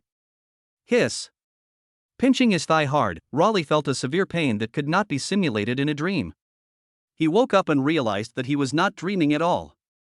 The guy he rescued from the snow was an alien. When the monster came, he transformed into a giant over 50 meters tall, and it took him less than 3 minutes to blow up a monster and an island. These are all true. He looked at the giant in front of him. I saw a ray of sunlight parting the fog in the sky and shining on the huge body. The crystal on the chest was shining red, and there was always a smile on the corner of the mouth, full of mystery. Just as he was guessing the giant's next move, the giant's body suddenly turned into countless golden spots of light, which drifted away in the wind along with the snowflakes in the sky. The huge body disappeared, replaced by a familiar figure standing in its place. Back to normal? Laurie looked at the tall and thin young man standing in the wind and snow with a complicated expression. His sight overlapped the other person's figure with the giant's in a trance. He could not tell which posture was the other person's true body. At this time, Marshall Stack came to Raleigh's side, his gaze sweeping across the ruined construction site ahead. He saw the steel bars crushed into discus and stuck into the soil, the raging waves that hadn't yet subsided, the ground, trampled into a vast depression. Finally, his eyes fell on the young man in a green jacket who was slowly walking towards him. It was that young man who made all this happen. "Do you know him?" asked Marshall Stack. Luoli nodded. "Yes, I just met him today." He said with some emotion, "When he first told me he was an alien, I didn't believe it. But now, I believe it." Raleigh told Marshall Stack the whole story of his encounter with Xia Shu. Now, he only felt fortunate. If he had not happened to meet this powerful alien today, he might have died at the hands of the monster. Just like my brother. Space police, that sounds really shocking. Marshall Stack's first reaction when he heard Raleigh introduce the young man as a space police was disbelief. What kind of civilization dares to call itself the police in the vast universe? But when he thought about what he had witnessed with his own eyes, he felt relieved. The monster that has pushed humanity into despair could not even survive 3 minutes in the hands of this giant. It is simply a walking nuclear bomb. If every individual in a civilization has such strength, then it is normal for them to dare to call themselves the police of the universe. Our civilization is as small as a grain of sand compared to the civilization behind it. Although Marshall Stack was reluctant to believe this fact, this was the truth before him. Fortunately, the other party's attitude towards humans can be described as friendly. He even just saved his own life. Faced with such a powerful and friendly existence, Marshall Stack's rationality and sensibility told him that he must establish a good relationship with this alien giant, which is likely to be an opportunity for mankind. A chance to free the fate that was strangling me from the hands of the pioneers. Originally, Marshall Stack had already formulated a plan to counterattack the pioneers. This plan required the experienced mecha pilot Raleigh Beckett, which was why he came here. But now, he sees greater hope. "I am Stack Pentecost, commander of the Hunter Mecha Project." "Nice to meet you, sir." Marshall Stack looked at the approaching young man, took a step forward, made a brief self-introduction, and extended a hand. He was very nervous at the moment, but not a single bit of it showed on the surface. He had a polite smile on his face, conveying his friendly attitude to the other party. Natsuki, a member of the Land of Light Space Guard. Natsuki felt the other party's enthusiasm, and his years of experience allowed him to instantly understand why the other party showed such an attitude. This was also something he was happy to see, so he also showed a polite smile and extended his hand to shake hands with him. There was no obstacle in communication between languages, and the other party also understood some human etiquette, which made Marshall Stack more convinced that the other party's civilization was far superior to that of humans. "Welcome to Earth, Mr. Xia Shu." This attitude made Marshall Stack's tension dissipate a lot. If it were a few years ago, he could still welcome Xia Shu's arrival on behalf of all mankind as the Marshal of the Pacific Rim Joint Defense Force, but now he can only represent the position of a small number of people. "Thank you for saving our lives. In return, I hope you can return to the base with us later and give us a chance to treat you warmly," Marshall Stack said with a sincere look. This ruin, which had just experienced a battle, was obviously not the place to discuss serious matters. Xia Shu also understood this. According to the mission previously issued by the bracelet, the abnormal spacetime fluctuations in this universe are likely related to monsters or the controllers behind the monsters. In this case, it is necessary to cooperate with this person who can command human mechas so that relevant information can be quickly grasped. So, he agreed to the other party's request. Okay. I hope the chef over there won't let me down, Xia Shu said in a relaxed tone. The relaxed tone of voice alleviated most of the tension in Marshal Steck's heart. Of course, our chef will definitely use all his life skills, Marshal Steck responded with a smile. The two sides reached a preliminary consensus. Further matters will be discussed in depth at the base. Seeing this, Raleigh nodded, understanding that Marshal Steck had found a great helper, and it would surely not take long to completely resolve the monster disaster. This is a good thing. After all, he is no longer willing to fly a mecha. Congratulations, Marshal. I believe this doomsday will end soon, Raleigh said to Marshal Steck. When it's all over, you must inform me of the good news as soon as possible. Good luck to you. After saying that, he turned around and prepared to leave. He had no intention of going to the base with them. But he had just taken 2 steps. Then he heard Marshal Steck's voice behind him. Where are you going, Raleigh? Chapter 11, The Roar of the Mecha Engine. The air had turned cold again, and icy snowflakes kept falling from the sky. Raleigh stopped and stood there, letting the snowflakes hit him. The coldness of this day was very similar to the day he lost his brother. I won't fly a mecha anymore, Marshal. Raleigh's voice came from behind. You know why. At the construction site, he was laughed at and no one believed that he had once been a mecha pilot. That's because he didn't share his most painful experience. He had piloted the dangerous Wanderer with his own brother to fight monsters more than once. But in the last mission, he witnessed his brother's death with his own eyes and fully experienced his brother's death through spiritual connection. The moment his brother died, the expression on his face, everything he felt during the death process, all remain in his mind to this day. His heart and his soul had been cut open by a blade called guilt. Even with patching, the scars that cannot be forgotten will still remain. There is no shortage of excellent drivers in this world. Besides, you'll have Xia's help. His strength is unmatched by any mecha.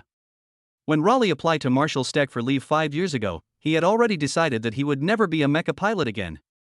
In order to make a huge mecha move, at least 2 pilots are required to drive it together, and they must also have a spiritual understanding between them, so most of the mecha pilots are brothers, fathers and sons, and lovers. His brother's death cast a shadow over his life, and he could no longer allow himself to establish a spiritual connection with others. He didn't believe that there was anyone in the world who could reach a spiritual understanding with him, and he was also worried that the tragedy would happen again in front of him. You think I'll entrust the responsibility of saving the world to Mr. Natsuki?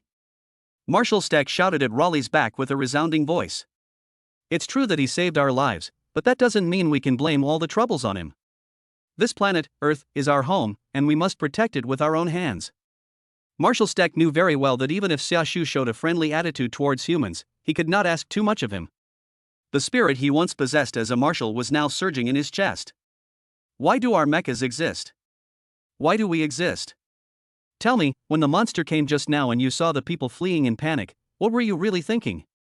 Tell me, when you were rescued by Mr. Natsuki, did you remember your past self? As a hero. Marshal Steck's words were like sharp arrows shot from a bow, accurately piercing Raleigh's chest and grabbing his beating heart, a heart waiting to be awakened. Raleigh still didn't look back, but he closed his eyes. All that flashed through my mind were scenes of the last mission. The marshal's order, the cold seawater, the heavy mecha, his own brother. At that time, he ignored the marshal's orders and fought the monster head-on in order to save a fishing boat. They repelled the first wave of monster attacks, but eventually suffered heavy casualties in the monster's sneak attack. Because of his decision, his brother was buried in the sea forever. Contradiction. The fighting spirit of the mission and the guilt of the past erupted in his heart at the same time, pulling at his complex and contradictory heart. Raleigh, we are already in the end times. In the face of disaster, we should take action and proactively counterattack the enemy, rather than expecting a broken wall to protect everyone. Recently, I integrated all the mechas I had, and there's one you're more familiar with than anyone else. Marshal Steck's voice became more powerful as he spoke. I have formulated a plan to counterattack the pioneers, and I will mobilize all my strength for this. Make your choice, Raleigh Beckett. To die helplessly in the ruins of the Wall of Life, or to annihilate the invaders in the raging fire of the mecha. The snowflakes falling from the sky seemed to tremble with his words. The passionate voice, accompanied by the wind and snow, reached Raleigh's ears. He did not choose to lure with generous rewards, nor did he choose to threaten with power. Just stating the current state of the world to Raleigh. They have reached the end of their rope. As monsters become stronger and stronger, all humans will eventually become extinct. This is not alarmist talk, but a bloody fact. Now, they need to risk all their courage to exchange for a future where everyone can survive. These words were like a heavy hammer, completely awakening the fighting spirit in Raleigh's heart. He knew better than anyone why he joined the Hunter program and stepped into the cockpit of the mecha. His academic performance was not among the best, he did not have excellent physical fitness, and he could only fight without any rules. But he knew he wanted to protect something, just like his brother. He knew that the world needed him, and the world needed everyone to save it together. He had to take action. Together with my brother's share. I heard it. Raleigh closed his eyes and exhaled white air from his mouth. Snowflakes floated in front of him, bringing a cool touch, as if he was listening to the sound of wind and snow. Countless fragments flashed through my mind. He slowly opened his eyes and turned around, the cold snowflakes gradually melting on his skin, and his dirty blonde hair was blown by the wind. Those flashing fragments, his memories, gradually became his strength after his change of mentality. His gaze became firm at this moment, and the previous hesitation and confusion were swept away. He said, "I hear the roar of the mecha engine." Seeing his renewed fighting spirit, Marshal Steck smiled with relief. He whispered, "Welcome back, Raleigh." As soon as the words fell, a helicopter that was dispatched from a nearby base to greet them roared past their heads and landed not far from them. Seeing the helicopter door open, Marshal Steck said to the two people beside him, "Okay, gentlemen, come and take this ride with me." As he said that, he took the lead and walked towards the helicopter. Raleigh and Natsuki followed closely behind. "Your marshal is a good man. It seems that the time I am on duty here will be very interesting." Xiaoshu walked and turned to Luoli and said. Through this series of speeches, Xiaoshu could see that Marshal Steck was a man of great leadership ability and possessed a certain status. By cooperating with such a person, his investigation into abnormal spacetime fluctuations would surely be much smoother. Yes. If it weren't for him, we might not have survived until today. Raleigh said with a smile as he recalled the days when he worked with Marshal Steck. Soon, they boarded the helicopter. Leave this ruin, leave Sitka, and fly to the Pacific Ocean. Chapter 12, Broken Dome. 6 o'clock in the evening. X-Bay Area, Hunter Mecha Station, codenamed Broken Sky Base. A black helicopter carrying 3 people and their guards arrived above the huge baseport. The base here looks bigger than other places we've been to before. Raleigh looked out the window at the vast sci-fi wasteland-style base below, his eyes flashing and his tone tinged with nostalgia. The weather here was also very gloomy, with dense raindrops falling from the sky, hitting the plane windows and leaving streaks. This base is backed by a mountain and faces the sea. There are 6 steel gates at the port for mechas to enter and exit. Above and behind these 6 gates is a wide platform for internal personnel's special planes to dock. Further back is a passage leading directly to the interior of the mountain, where the real base is hidden. This base, which bears some traces of time, gives people a strong sense of grandeur when viewed from above. This is a base that brings together countless cutting-edge technologies of mankind, and it is also the last front of mankind against invaders in this doomsday. Is there such a port in your hometown? Rory asked Xiaoshu casually. Now that he confirmed that Xiaoshu was really from outer space, he became even more curious about Xiaoshu's hometown. There are similar ones.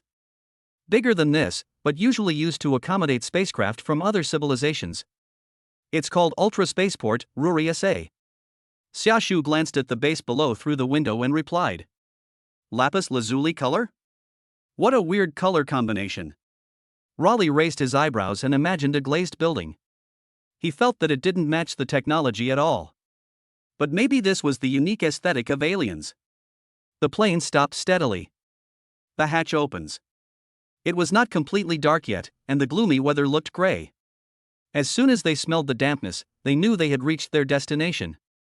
Marshal Steck stepped out first, leading the way for the 2 men. "Come on, gentlemen."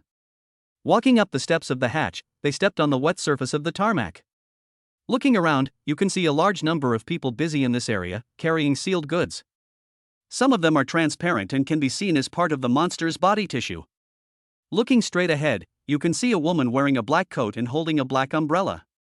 The ends of her short black hair are highlighted with blue, and her delicate face looks like she is of Japanese descent. Mako Mori. The three of them also held up their umbrellas and walked forward in the rain. This is Mako Mori, an important person in the Shattered Dome base.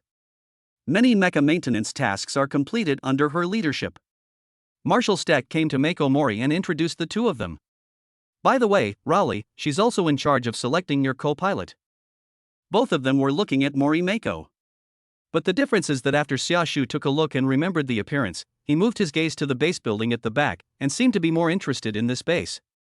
On the contrary, the moment Raleigh saw Mori Mako, his eyes were fixed on her. It's not just because of the other person's appearance, but also because of a feeling that cannot be described in words, a feeling that comes from the soul. It seemed as if they could understand each other's intentions without having to communicate.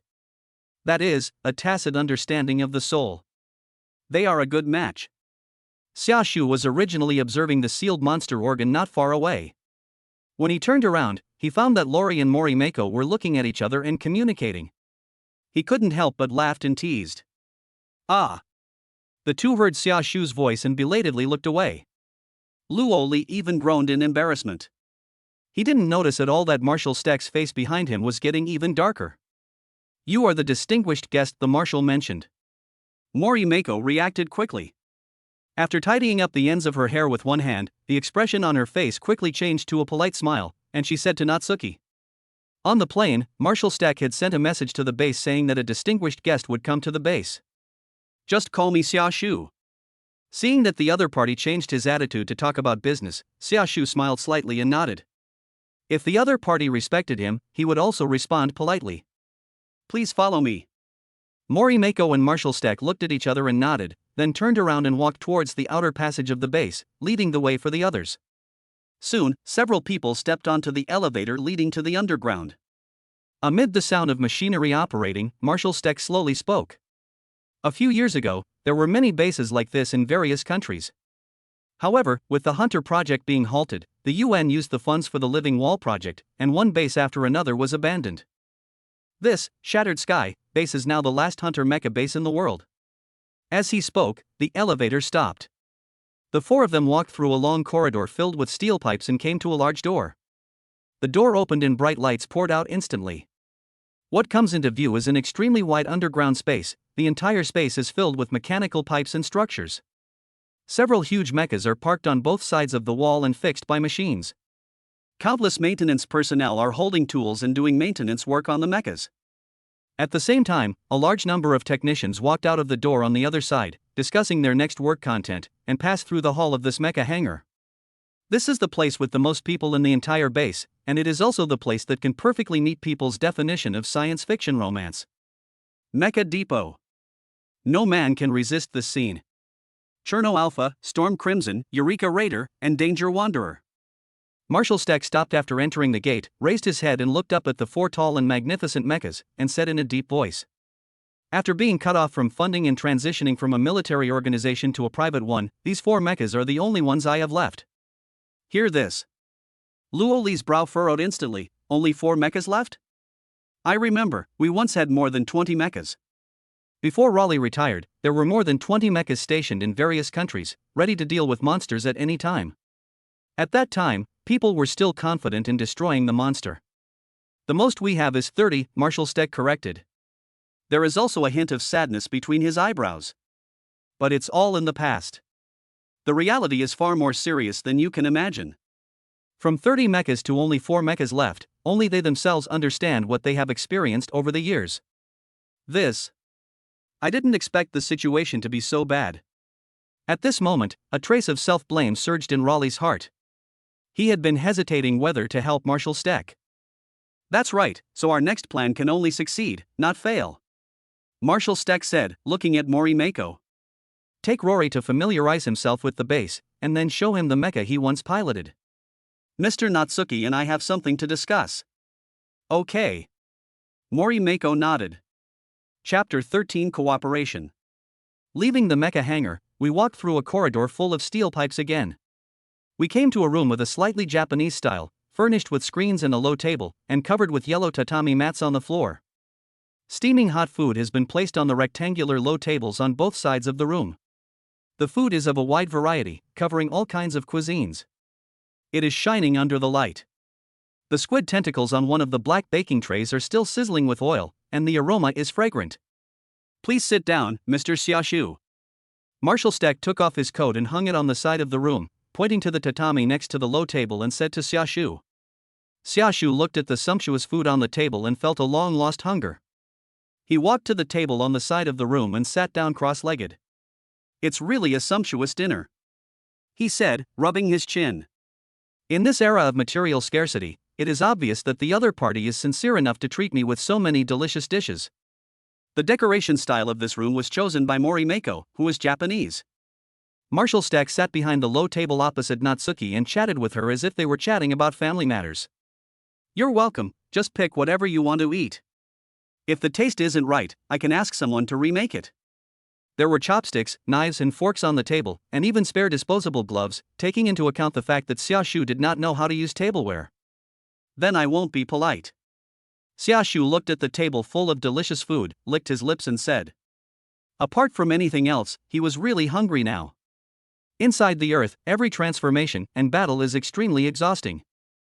He picked up the familiar-looking chopsticks on the table, tried them a few times, picked up some of the dishes in front of him, and put them into his mouth. 1, 2. As he gradually became familiar with the use of tableware, the food in the plate disappeared faster and faster. Then Xiaoshu directly picked up the plate and sucked it in like a storm, one plate after another. In just a few minutes, all the food on the table was eaten up. The chef's speed in serving the food could not keep up with Xiaoshu's speed in eating.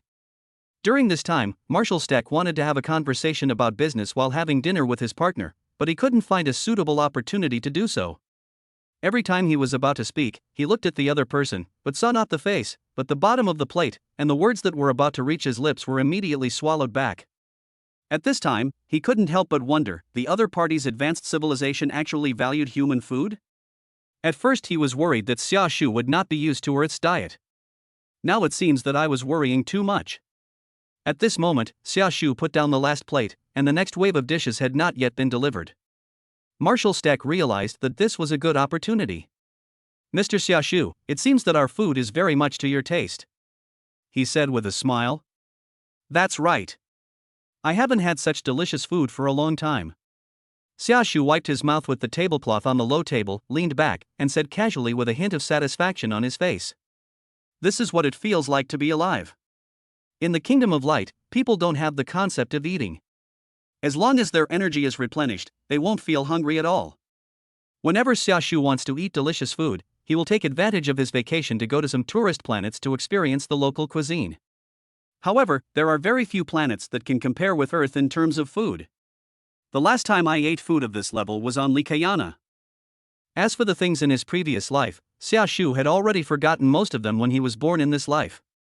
After 19,000 years, he had forgotten even more, so this meal was really enjoyable for him. So much so that the more he looked at Marshal Stack across from him, the more he liked him. As for the human race, I would say it is absolutely impossible to exterminate it. Marshal Stack, let's talk about something serious. So before the other party spoke again, Xiaoshu took the initiative to bring up the topic. Okay. Marshal Stack was naturally very happy about this. The so-called serious business is naturally the issue of cooperation between the two parties.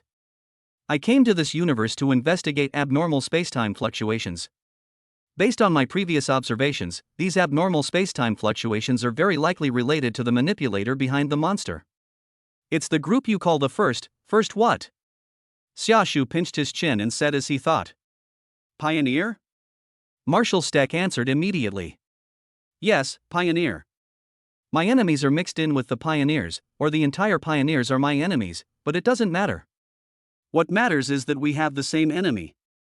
A smile played on Xiaoshu's lips, his right hand resting on his crossed knees, his golden eyes twinkling slightly under his black hair.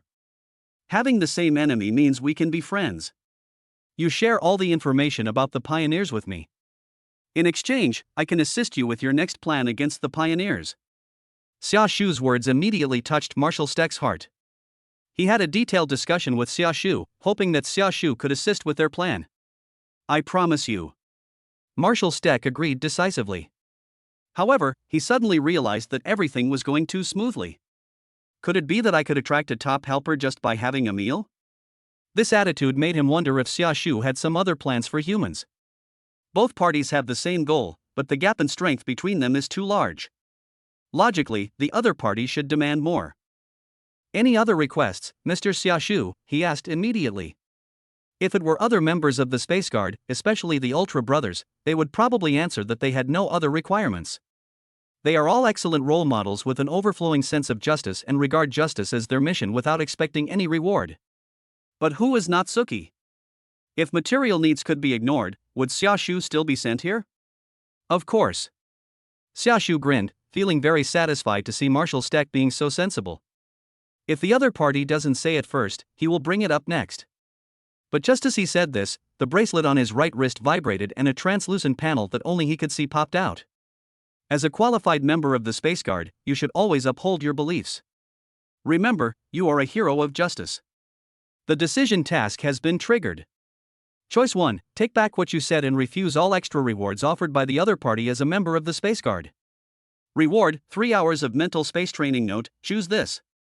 Choice 2, allow yourself to continue to degenerate and make your own request. Punishment, 1 hour of hellish mental space training. Note, do not choose this. Note, Natsuki, do you still remember those letters of complaint? Think carefully about the reputation of the Space Guard in space. Hikaru, Chief Director of the Space Science and Technology Bureau of the Kingdom of Light. Come again? Xiaoshu raised a brow when he saw the words on the bracelet panel. Fuck Squidward Hikari. The next second, he simply waved his hand and shattered the screen without even paying any attention. Mr. Xiaoshu? Marshal Steck noticed Xiaoshu's abnormality and asked in confusion. Who is Hikari? He clearly heard Natsuki swear, but he had no idea who this Hikari was. The two sides are at an important stage of negotiation, and every subtle movement of Xiaoshu will attract his attention. Just a jerk, don't bother with him. Xiaoshu skipped the topic as if nothing had happened. Let's get on with business. He refocused his attention on Marshal Steck. In the subsequent battles, I will help you at the critical moment. But I prefer to be rewarded for my efforts. Of course, it's not an excessive request. I just need Marshal Steck to help me with some small things regarding food, clothing, housing, and transportation. Xiaoshu said with a smile. The highest level of slacking off is not to take a break from busy work. Instead, he treated the entire mission as a vacation, completing the mission while enjoying the local customs and culture of the Earth. This was what Xiaoshu pursued. He doesn't want power or money. What he wants is an easy and happy life, as long as it can fill his empty spirit. I see. I will definitely provide Mr. Xiaoshu with the highest level of treatment in this regard. Marshal Steck quickly agreed. These are all little things. He will try his best to satisfy those who can be satisfied. He was afraid that Xiaoshu would ask to be the Earth's growth or something. After all, according to his observation, the other party really had the ability to do so. Fortunately, the other party is a nice person. At least after our current contact, we can try to build further trust in him. At this moment, the next batch of dishes had been served, and Xiaoshu started eating again. Marshal Steck also understood that the more detailed content would have to be discussed later. It was already late today and it would probably take some time for the other party to finish eating. Mr. Xiaoshu, I will have someone arrange a restroom later. Tomorrow, I will have 3 of our outstanding doctors tell you about the specific plan. Listening, Xiaoshu nodded. I was busy talking and could only give him a thumbs up to show that I understood. Chapter 14, Determination to Survive Doomsday. At night, the lights in the mecha hangar became dim, and there were fewer mecha maintenance personnel on night shift. Raleigh sat on a steel frame, gazing from afar at a blue mecha that was undergoing maintenance, his eyes full of nostalgia. Dangerous Wanderer. 5 years and 4 months. Seeing her again, I can still feel the beating in my chest. That was the Dangerous Wanderer, the mecha that once belonged to him, a mecha full of glory. Throughout history, people have always liked to refer to ships as she, and this tradition was retained after mechas were developed. The marshal said you were in charge of the maintenance plan.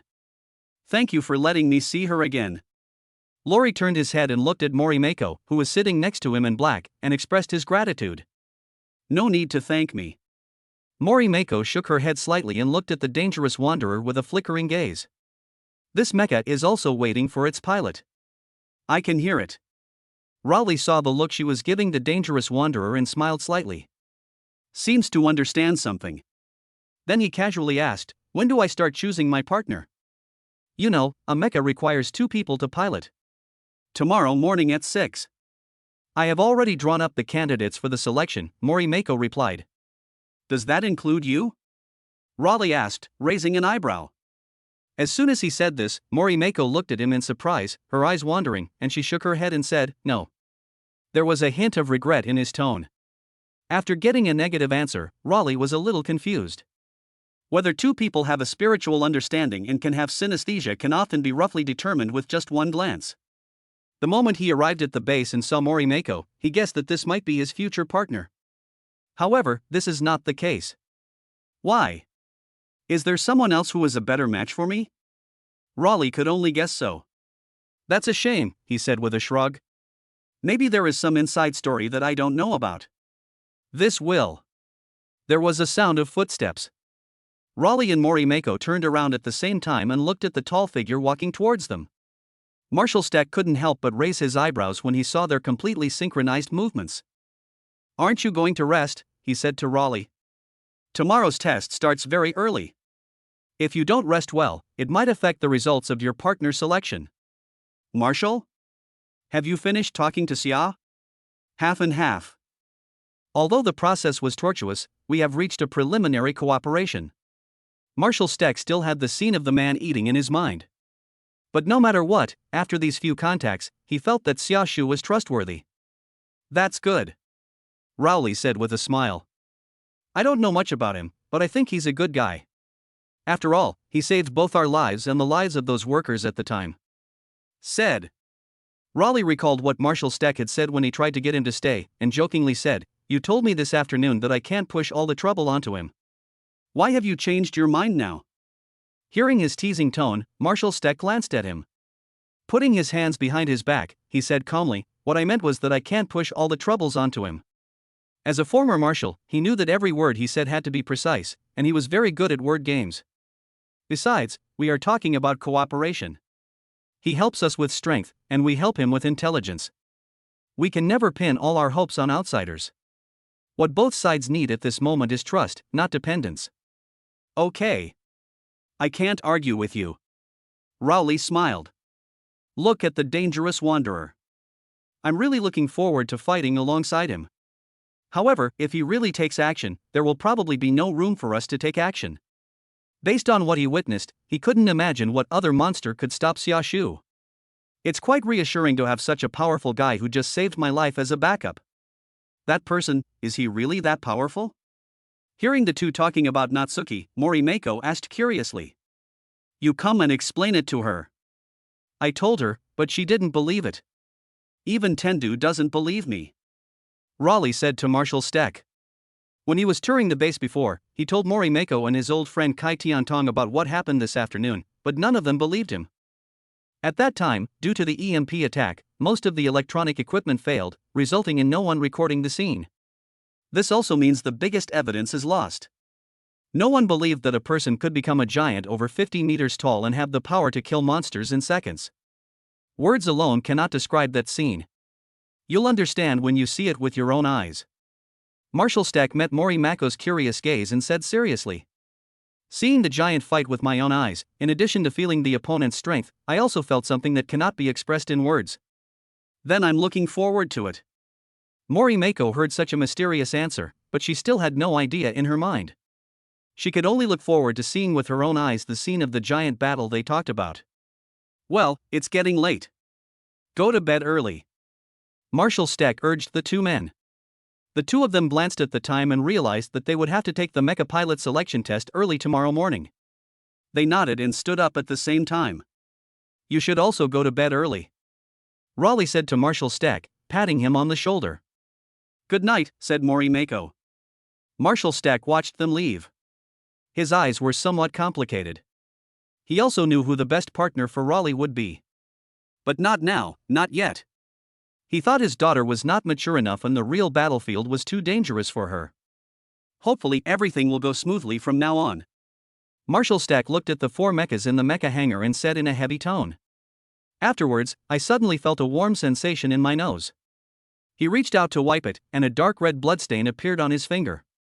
He was not surprised by this.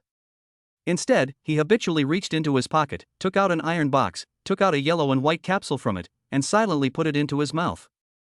This plan is a decisive battle between humans and pioneers, and also his own desperate gamble. There's not much time left. He knew that he didn't have much time left. Before his own life comes to an end, he must lead people out of doomsday. This is what he reminds himself every day before going to sleep. Bringing Xiaoshu, who could be described as a human nuclear bomb, back to the base was out of trust on the one hand, and out of his determination to end the apocalypse on the other. Chapter 15, Training? Bullshit training. At night, in the lounge of the Broken Dome base, Xiaoshu was lying on a big bed. The room is of a decent size, clean and tidy, with plenty of supporting living facilities. The decorations are flashing with blue projections, giving it a cyber-esque look. The underground room cannot see the outside world, but the virtual windows simulate the scenery of a moonlit night. Based on the level of the previous monster, the mission in this universe shouldn't be considered dangerous. Natsuki recalled the details of his previous battle with the monster, replaying it in his mind. The monsters in this world are completely different from the monsters he had fought before. Although they have huge sizes, they do not have the strength to match them. Let's wait and hear the detailed plan from the human side tomorrow before making any follow-up plans. At least we need to get more information first. Xiaoshu thought so. Then, he fixed his gaze on the bracelet on his right wrist. The black bracelet shone in the simulated moonlight. Currently bound user, Natsuki, official member of the Kingdom of Light Space Guard headquarters. Current priority, investigate the abnormal space-time fluctuations in this universe and eliminate the culprit that caused them. 2 decision tasks have been settled. Current hell level mental space training duration, 2 hours. Yes, no start training? Train? Practice shit. Xiaoshu waved his hand and broke the panel on the bracelet apart, with a look of disdain on his face. What kind of selection tasks do you want me to choose from, and what kind of hellish training punishments are there? I just ignore them. Being so far away from his hometown, Natsuki didn't believe that Hikari's big hand could still reach this universe. Sleep. Xiaoshu grabbed the quilt and covered himself with it, buried his head in the soft pillow, and stopped thinking about these annoying things. I haven't had a dream in a long time. I hope I can have a good dream tonight. After leaving these words, he fell into a deep sleep. Time passes by little.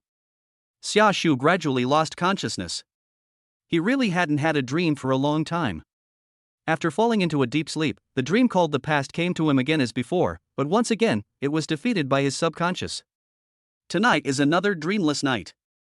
However, this time it wasn't just dreams that came to him. There are other things. Assessing the mental space environment, assessment successful, reaching the hell level mental space training standard. Estimated training time, 2 hours. Now start using this training exclusive method to wake up the user. Bang! A muffled sound rang out in the white space. There was another roar that followed. Who the hell is this? Xiaoshu suddenly jumped up from the bed, like an awakened lion, staring around, searching for the culprit who woke him up with a club, his golden eyes full of murderous intent. After searching around, the murderer was not found. Instead, Xiaoshu was confused by the environment here. What's the point of this for me? Is this still Earth? Xiaoshu looked at the white space in confusion and scratched his head. There was nothing in the entire space except the bed where he had just slept, only a white floor and a white ceiling, with no end in sight in any direction. User has been successfully awakened. Please select the main training direction, Light Physical Telekinesis. Currently mastered combat skills, Spiesium Ray Intermediate, 8-point Light Will Intermediate, Ultra Telekinesis Low, Cosmic Fist Low, Ultra Barrier Low, Crescent Moonlight Bullet Low, Spiesium Ray Incomplete Sealed. Note, the above skills are all from the user's records in the SpaceGuard files. Skills that have been cancelled and can no longer be used will no longer be displayed. As soon as I saw this panel, Xiaoshu knew who was the culprit behind all this. Hikari AA. I just want to take a nap, is that so difficult? Xiaoshu said frantically. Being woken up by a club in the middle of sleep would make anyone collapse. Is this something a human being could do? Please make a choice as soon as possible. If you do not make a choice after 10 seconds, a random selection will be made automatically. Climb. Let me choose, I choose you, Babar. Hikari, you are such a Babar. Natsuki cursed, pointing at the ceiling. The one who developed this broken bracelet is simply the best of Babars. Not only has he ruined his beautiful life, but now he won't even let me sleep. Auto selection is enabled, random selection, random success. Current main training direction, telekinesis. Assigning a tutor to you. Tutor assignment successful. The training venue will switch in 30 seconds, please be prepared. Note, unless there are special circumstances, you cannot exit the training session before the end of the training period. Xiaoshu looked at the built-in system of the bracelet that was running automatically regardless of his wishes, and felt helpless to complain for a moment. So I really have no human rights, right? Never mind. You can train me if you want. I don't know everyone in the Space Guard. I don't believe you can pull the captain over to lecture me. Xiaoshu chose to start directly. Whatever this crappy training is. She returned to the soft big bed, covered herself with the quilt, and looked as if she was ready for you to do whatever you wanted. Soon, the 30-second countdown ended. Scene change. Bang. Xiaoshu watched helplessly as the pure white space began to distort. A dazzling white light flashed by, and he subconsciously closed his eyes. Then he felt himself in mid-air, the comfortable big bed disappeared out of thin air, and he fell from mid-air. Hiss, what did this do to me? Xiaoshu landed on the sandy ground, raising a cloud of dust. He covered his back and slowly stood up from the ground. He looked around and found that this seemed to be a wilderness somewhere on Earth. There were piles of sand all around, some high and some low, looking like a completely desolate wilderness. The scorching sun hung in the sky, burning his skin. Is this a place to train telekinesis? This place, why does it feel familiar? I think I've seen it in someone's mission file. Xiaoshu carefully looked at the piles of sand around him. The more he looked, the more familiar they seemed. There was relatively solid ground under his feet and countless tire marks. Looking at the tire marks, he suddenly had a bad feeling in his heart. He remembered that once when he and Leo were on a mission together, Leo told him a sad story. Just as Xiaoshu was thinking. Beep beep. A beige vehicle drove up from the end of the dirt road. It was a jeep. Maru Spicy. Chapter 16:7. You Babar. Maru Spicy. Xiaoshu was shocked when he saw the figure sitting in the jeep. An orange and silver uniform, a large helmet, and a silver glowing cane placed on the passenger seat. The identity of this man is obvious. Tuan Morihoshi, Ultraman 7. The third brother of the Ultra Brothers of the Space Guard, he was also a member of the Earth Ultra Guard and captain of the Space Monster Attack Team MAC Team. He is an Ultra Warrior who loves humanity unconditionally. To all the Space Guard members except Leo, 7 is a calm and benevolent person, but only in Leo's memory does 7 have another face. A devilish mentor who uses all kinds of methods to train Leo in hell. The current scene is the scene where 7 once trained Leo. Back then, in order to fight against the Kali aliens whose special weapon was high-speed sharp-angle collision, 7 came up with a special way to train Leo driving a jeep to repeatedly hit Leo's human form, forcing Leo to master the technique of avoiding collisions. It sounds very devilish and ridiculous, but this is how Leo practiced back then. Wait a minute, 7. I'm not Leo, look carefully. I'm not Suki. Xiaoshu shouted as he saw the jeep approaching. This training is for Leo, what does it have to do with me, not Suki? Beep beep. Bang. I don't know whether the other party didn't hear what I said, or heard it but chose to ignore it. In short, after a muffled sound, Xiaoshu went to the sky. Don't blame me, Lias. My presence here only means that you made the wrong choice. Also, the one who appeared here is just an energy clone. You can understand it as a procedure to cooperate with Hikaru. Xu Xingtuan looked at Xiaoshu, who fell into the pile of sand, pushed open the car door, limped over here with a cane, and spoke out. His face had a serious expression, as if this hellish training was not what he wanted. But Xiaoshu couldn't listen at all. You fart. Xiaoshu stood up from the pile of sand, his eyes full of resentment. He spat out the sand in his mouth and said angrily. If you hadn't volunteered your energy and data, would Hikari have been able to summon your clone here out of thin air? I think you are just seeking revenge. Didn't I just beat up your son when he was little? There was a reason for that. That kid had no respect for his elders and was almost lawless.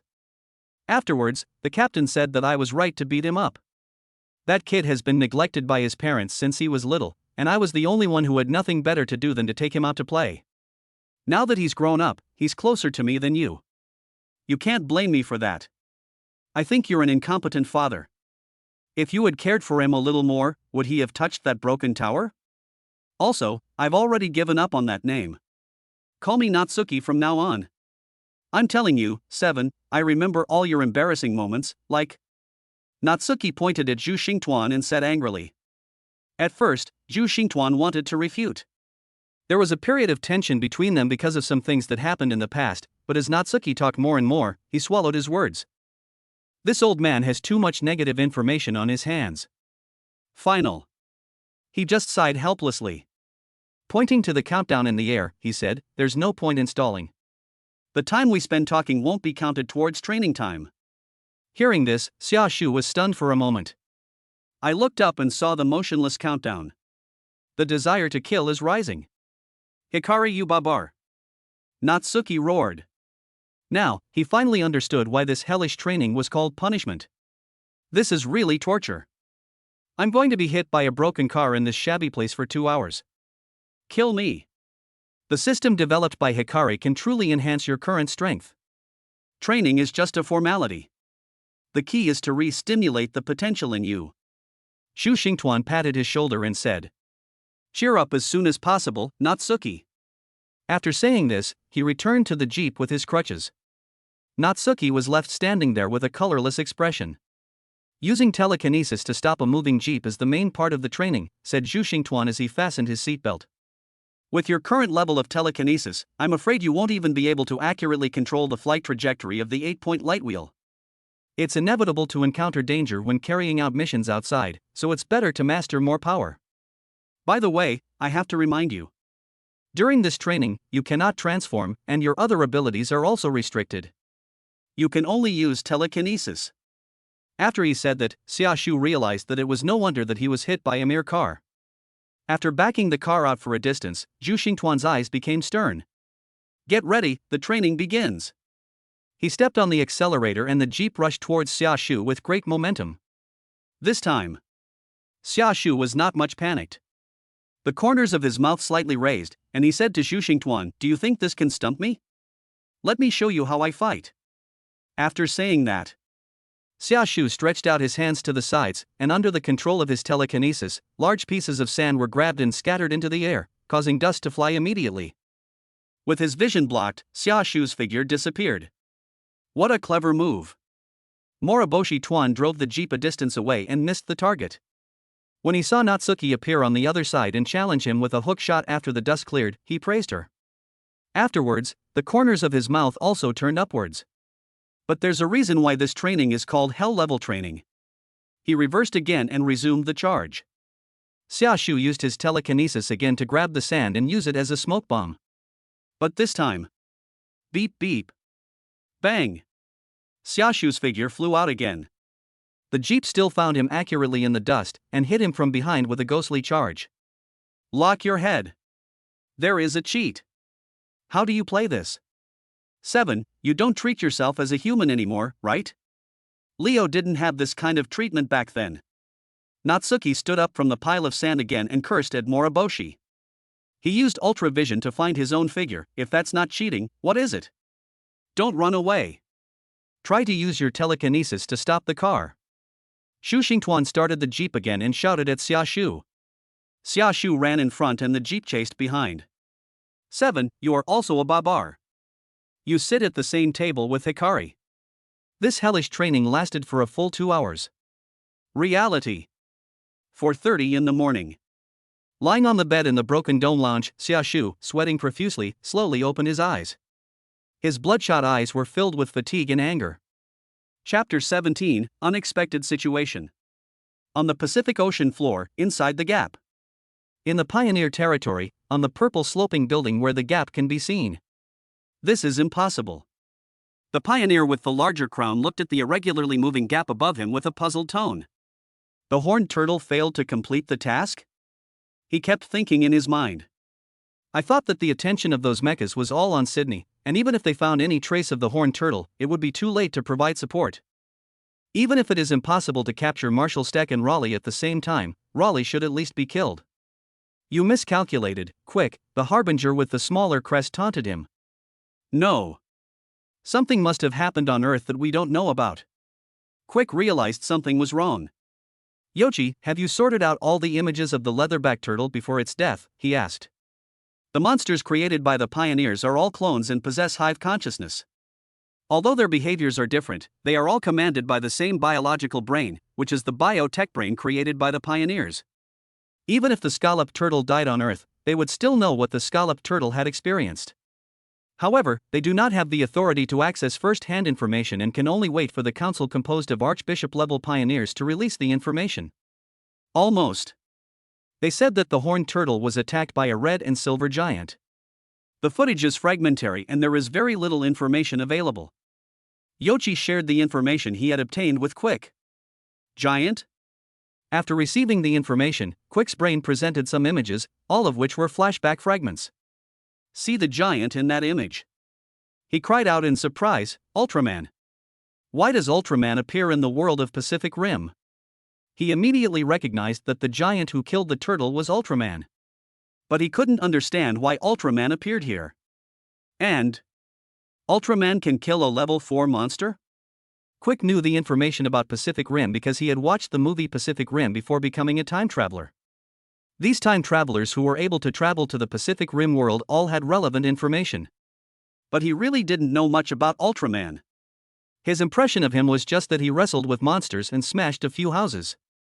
Of course, for outsiders who don't know Ultraman, this impression is normal.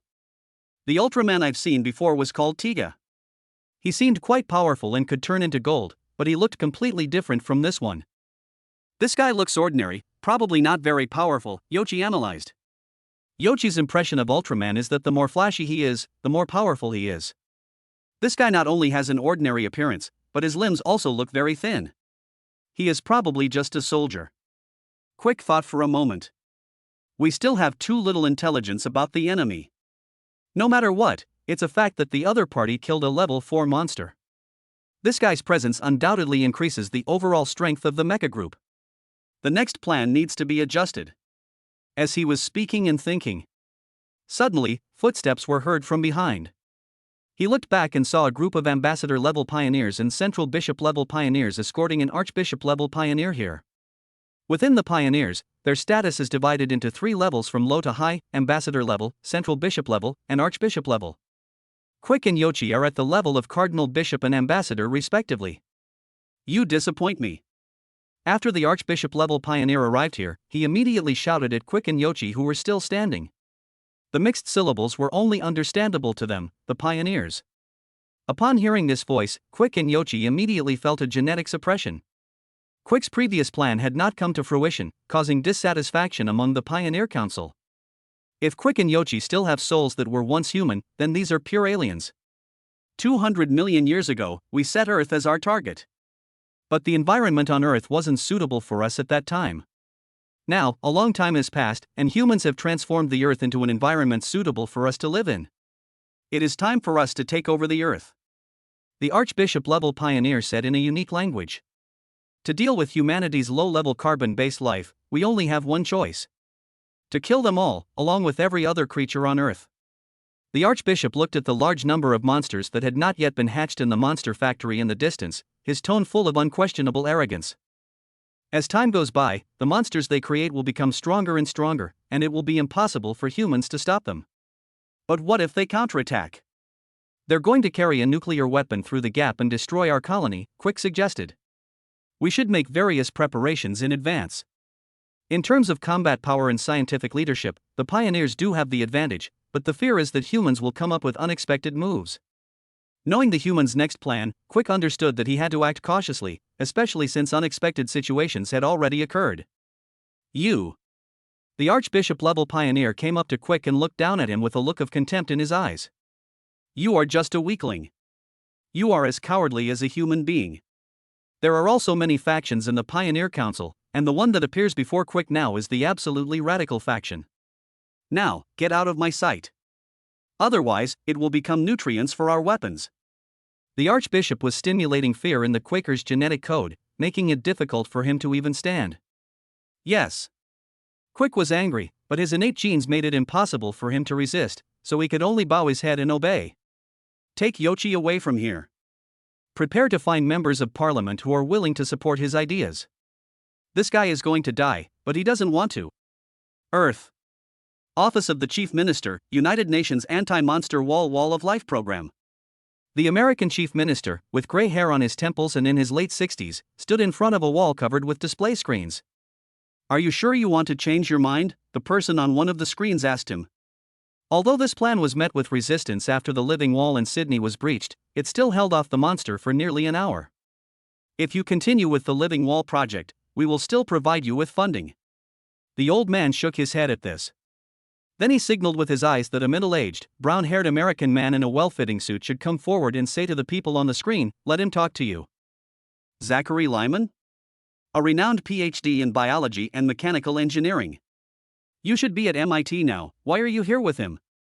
Zachary Lyman raised his head and looked at the American representative who was asking him questions on the screen, and gave him a polite smile. Mr. Taylor, because I felt the call of duty. I published a paper a while ago on remotely piloted mass-produced mecha. I wonder if you remember it. I remember. This technology was once opposed by Mr. Steck Pentecost. Taylor said, looking at him. That's right. But I believe you can understand the potential of this technology. If these mass-produced mechas can be successfully deployed, we will have the power to completely annihilate the monsters. At the same time, we will regain the trust of the people. Hear him say that. Taylor thought for a moment. That sounds interesting, said another representative. So the minister of the Living Wall project changed his mind just to realize your plan? That's right. The chief minister of the Wall of Life project nodded. The Wall of Life alone can no longer restore people's trust. As for Steek Pentecost, everything that happened in the past has proven that he is a loser. Right now, I'd rather place my hopes on remote-controlled mass-produced mechas. After he finished speaking, the representatives had to take a closer look at Zachary Lyman, who proposed the remote-driven mass-produced mecha plan. Can you really realize this technology? Asked Taylor, the American representative. If we want to see results, how long will it take? Zachary Lyman smiled after hearing this. Now. Because I've already implemented the technology. Chapter 18 Passion. Early in the morning, at 5 o'clock sharp. Xiaoshu opened the door of the lounge and walked into the corridor filled with steel pipes. Wearing a floral shirt and shorts, he looked like he was on vacation, but his tall and thin back looked a little tired, and his steps were like a zombie. Hey, Xia! A familiar voice came from behind. It was Raleigh. Luoli trotted over to Xiaoshu, took a look at his pale face, and was stunned. Did you have a nightmare last night? Uncomfortable with the local climate? Now he has regarded Xiaoshu as a friend, so when he sees something wrong with his friend's body, he naturally wants to show concern. It's not that I'm not used to the local climate. The environment on Earth is quite comfortable. Just had a hellish nightmare. Xiaoshu spoke weakly, in a trance. Even now he could still hear the jeep's horn in his head. Damn 7 actually became Hikaru's accomplice. When the mission is over and I return to the Kingdom of Light, I will definitely spread the negative information about this guy. Xiaoshu has already figured out how to take revenge on 7 when he returns. It turns out that aliens also have nightmares. Rory nodded thoughtfully. As he spoke, he thought of a way to distract Natsuki from the nightmare. After dinner, I'll have the partner selection test. Do you want to come and watch? Raleigh invited with a smile, showing off his biceps. Although I was a construction worker before, I do have some skills. After he said that, Xiaoshu's attention was really diverted a lot. Real? Then I'll have to join in the fun. Joining in the fun is also one of Xiaoshu's biggest hobbies. Let's wait and see. Luoli patted his shoulder and then took Xiaoshu to the restaurant. Go further and pass through a long corridor, and you will see the restaurant. The restaurant in this base is also very large. Because supplies are in short supply now, both mecha pilots and technicians eat in this huge restaurant. However, compared to the outside world, these people who are dedicated to fighting monsters do not need to use ration cards to exchange for food, and can eat as much as they want. This is also the benefit of their hard work in fighting outside. It was only a little after 5 in the morning, but there were already quite a few people in the restaurant, as they were all used to getting up early. This plate meal looks good too. Xiaoshu stood in front of the food pickup window, his eyes lighting up as he looked at the various steaming dishes in the window. Choose what you want to eat, and they'll put the dishes and rice on your plate for you. Luoli stood beside him and explained patiently, in China, more people like to call this a boxed lunch. Then I want this, and Xiaoshu was not polite. He pulled over a few plates and asked for all the dishes in them. Wait, can you eat so much? Raleigh asked doubtfully, looking at the 6 full plates. This is enough food for 6 people. Xiaoshuren looks tall and thin, and doesn't look like someone who can eat. You'll have to ask your marshal about that. Or you can ask your chef.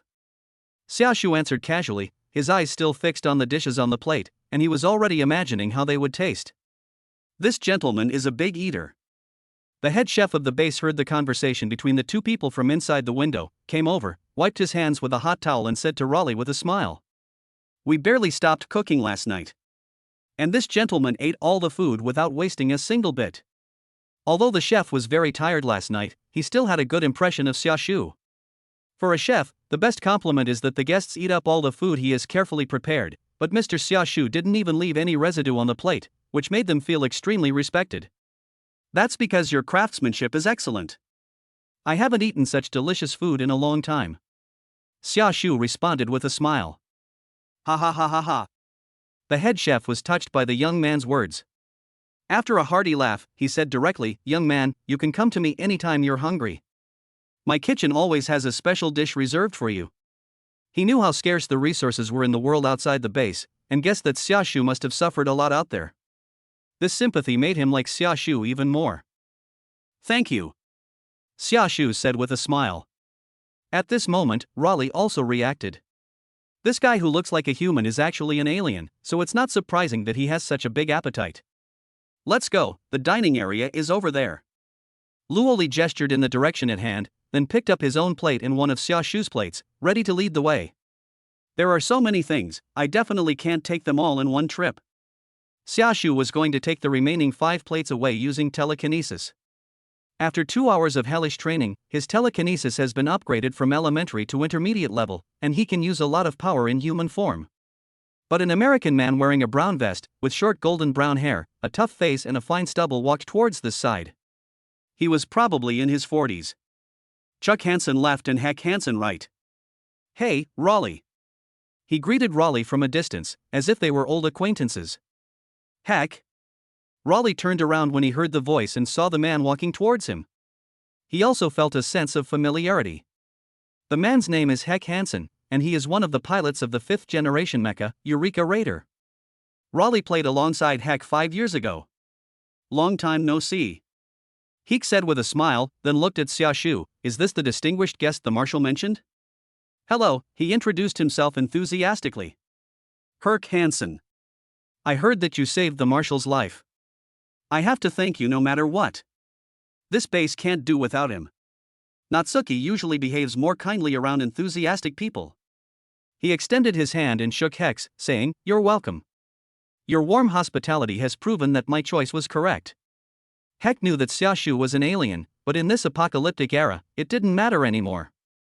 The other party had saved Marshal Steck's life, so he deserved his sincere treatment. This was the case for most people in this base. Come eat over there. I'll help you. Heck invited Xiaoshu and Raleigh to the dining area of the Eureka Raiders related teams, and helped Xiaoshu pick up the plate. Take the initiative to lead the way forward. Chapter 19 Sneak Attack. In the Broken Dome base, each mecha is equipped with a whole related team in addition to the driver. They mostly gather together in this way when eating. Several mecha maintenance personnel and another Eureka Raider pilot, Chuck Hansen, were already seated at the long dining table on the Eureka Raiders team side. This young Hansen is almost exactly like the old Hansen, but he looks younger, with sharper features. He is in his early 20s and is wearing a tight gray t-shirt. His eyes fell on his father, watching him bring the people here. The best thing about being in the base is that you can have a full meal every day.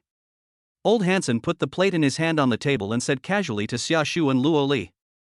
After all, as a mecha pilot, you can't win a battle without eating enough. The 3 of them took their seats. After hearing what old Hansen said, young Hansen also echoed it. We just won a victory yesterday in Sydney. Hansen Jr. is always very proud when talking about his glorious achievements. The level 4 monster codenamed Virus took less than an hour to tear down that broken wall.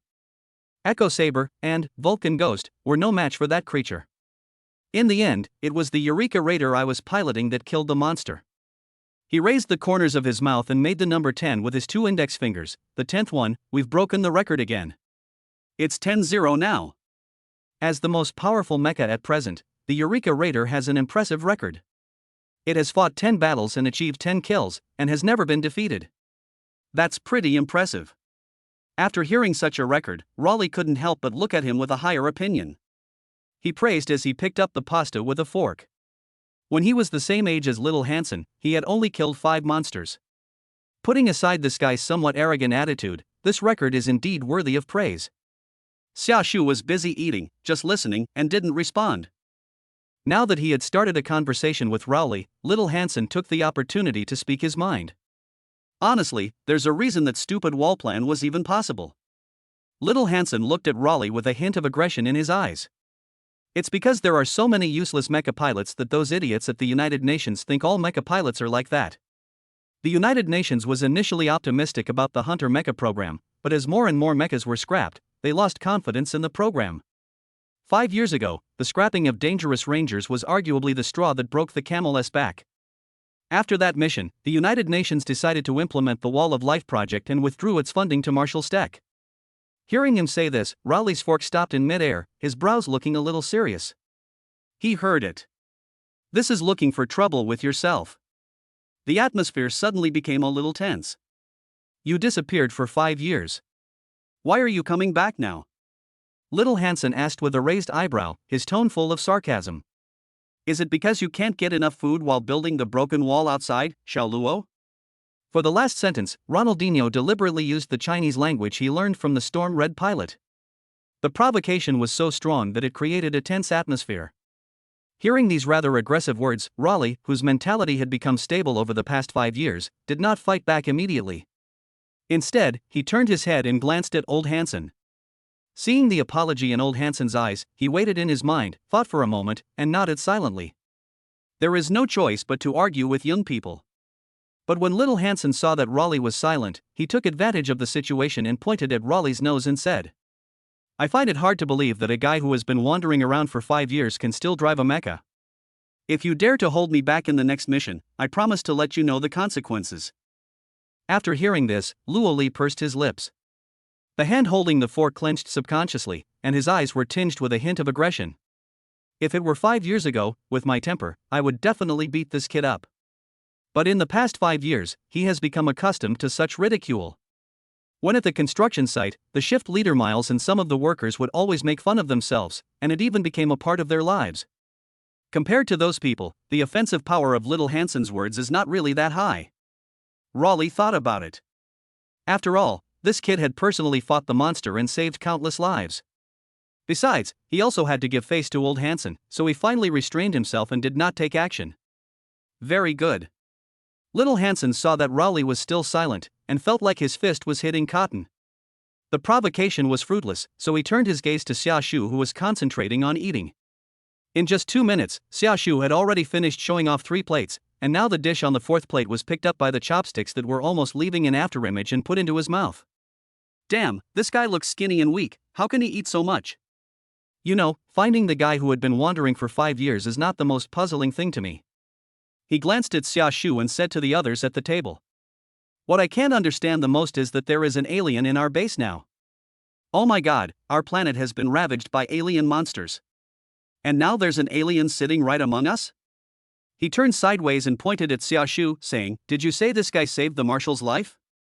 I'm more inclined to believe that this was all a scheme by this guy to infiltrate the base.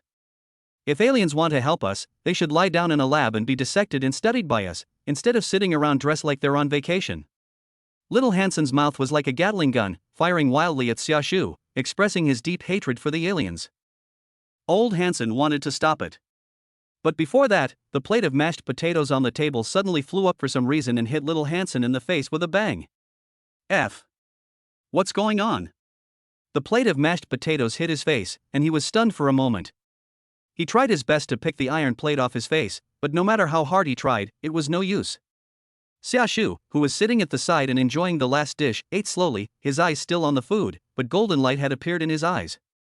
There is no doubt that this was done by Xiaoshugan. I hate it when people disturb me while I'm eating, Xiaoshu said calmly. The already tense atmosphere instantly intensified, and the people sitting around even felt that the temperature had dropped by several degrees, in a physical sense. Damn it! This is a sneak attack.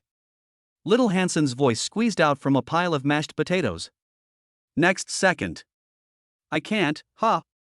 The mashed potatoes in the iron plate on his face were cast by some kind of magic, and all of them rushed into his throat, blocking his esophagus and making him unable to make any sound, and could only make a whimpering sound. Chapter 20, Remembering an Old Friend.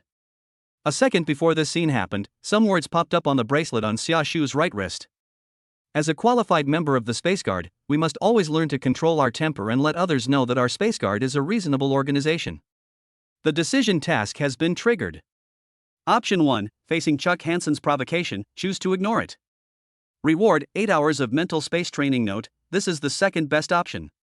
Option 2, facing Chuck Hanson's provocation, choose to use love to influence the child and make him repent of his mistakes from the bottom of his heart. Reward, 12 hours of mental space training. Note, this is the best option. Choice 3, face Chuck Hanson's provocation and fight back directly, letting him know the consequences of his rude words. Punishment, 6 hours of hell-level mental space training. Note, don't choose this. Note, according to the bracelet's built-in system, you should have already made 2 choices by now. I know how unpleasant the hellish training is, so you should know what to do. Chief Director of the Space Science and Technology Bureau of the Kingdom of Light, Hikaru. Unfortunately, Xiaoshu's movements were faster than it could detect. He had just finished the hellish training and was already full of anger. When the translucent panel with the recorded text popped up, after a second, perhaps because it felt the atmosphere was a bit awkward, it quietly retracted into the bracelet. Please stop. Old Hanson saw his son almost suffocating and quickly pleaded with Xiaoshu, I'm sorry, I apologize to you on his behalf. I spoiled this child. If you want to punish him, please punish me. After all, he was his own son, and old Hanson could not stand idly by at this moment. He owed his son too much, and his desire to make amends only resulted in his son becoming rebellious. This was a hurdle he could never get over. Hey, Xia! Calm down, please. Raleigh also pleaded, he didn't want the matter to get any worse. Although little Hanson was a bit rude, his crime was not punishable by death. As the two of them talked, Xiaoshu put the last bite of food into his mouth, and the golden light in his eyes slowly faded away. The iron plate on little Hanson's face was finally no longer stuck to his face and fell onto the table. The mashed potatoes in his throat also went down his esophagus and into his stomach. Little Hanson, his face the color of liver, lay on the table, gasping for breath, his mind still not coming to its senses. Seeing that the guy was not in danger of life, Raleigh and old Hanson both breathed a sigh of relief. The scene was not too noisy, and most of the other people in the restaurant did not notice it. Only a few people turned their heads and cast curious glances in this direction. Old Hanson knew that it was no longer time to eat, so he stood up, walked to young Hanson, and patted his back to help him calm down. Then he looked at Luoli and Xiaoshu, his eyes full of apology. I'm sorry, I didn't discipline him well. As he spoke, he pulled little Hanson up and prepared to take him out of the restaurant, taking their puppy with him. At this time, Xiaoshu said, sometimes when a child lacks love, he will always do something eye-catching to seek attention and replace the lost love. They're always trying to prove themselves. Although I don't know much about the relationship between you and your son, I am sure that it is too late for you to make up for the love you gave him. Moreover, blindly spoiling a child at this stage will not bring him back on the right track. He spoke earnestly, his words totally inconsistent with his appearance age. But these words just hit home with old Hanson. He didn't know how Xiaoshu could see so deeply all of a sudden, so he could only nod and say, thank you. Old Hanson took little Hanson out of the restaurant. Watching them go away, Raleigh also sighed. It can be seen that Heck is not very good at educating children. He knew a little about the affairs of old Hanson and little Hanson, and understood the helplessness in old Hanson's heart. But I didn't realize you had experience in education. Rory wanted to break the tense atmosphere and immediately changed the subject to Xiaoshu. You don't look very old, how do you have experience in this area? Xiaoshu casually stacked his plates neatly together and looked at Luoli. Question, do you think I'm young? Rowley nodded. Natsuki smiled. Actually, I'm 19,000 years old. For the Ultraman family who have a long lifespan, their age can never be judged by their appearance. What? Now it was Rowley's turn to be shocked. 19,000 years old. Are you sure you're not kidding? 19,000 years, what does this mean? The earliest civilization known to mankind with written records is only more than 5,000 years old. This shouldn't be. Luoli's face was full of disbelief. You are no different from the young people I know, both in appearance and in the way you talk. From the contact during this period, Luoli did not feel at all that Xiaoshu was a 19,000-year-old old man. Well, it has to do with the environment you grew up in. People in my hometown are more optimistic and most of them have a younger mindset. Xiaoshu explained, rubbing his chin. In the environment of the Kingdom of Light, most people's mental age increases more slowly. He remembered that when Mebius first went to Earth on a mission, he seemed to be over 6,000 years old, but his mentality was no different from that of a child. He was very naive and could be easily abducted. After spending less than 2 years on Earth, when I returned to the Kingdom of Light, my mental age had grown dramatically, as if I had matured all of a sudden. All those tricks that I used to fool him suddenly stopped working. Although I don't have any offspring, I do have some experience in educating children. Xiaoshu said with nostalgia, recalling his time in the Kingdom of Light. There was a child whose parents were unable to accompany him when he was young due to some reasons. The poor growing environment caused him to develop a rebellious character. Although I visit him often, the love and care I can give him is ultimately limited, and sometimes it even stimulates his rebelliousness. Then, in his quest to prove himself, he made a huge mistake and was nearly exiled. I blamed myself for a while, thinking it was my mistaken concern that led to this result. But fortunately, that child later became a hero, a great hero of the entire universe.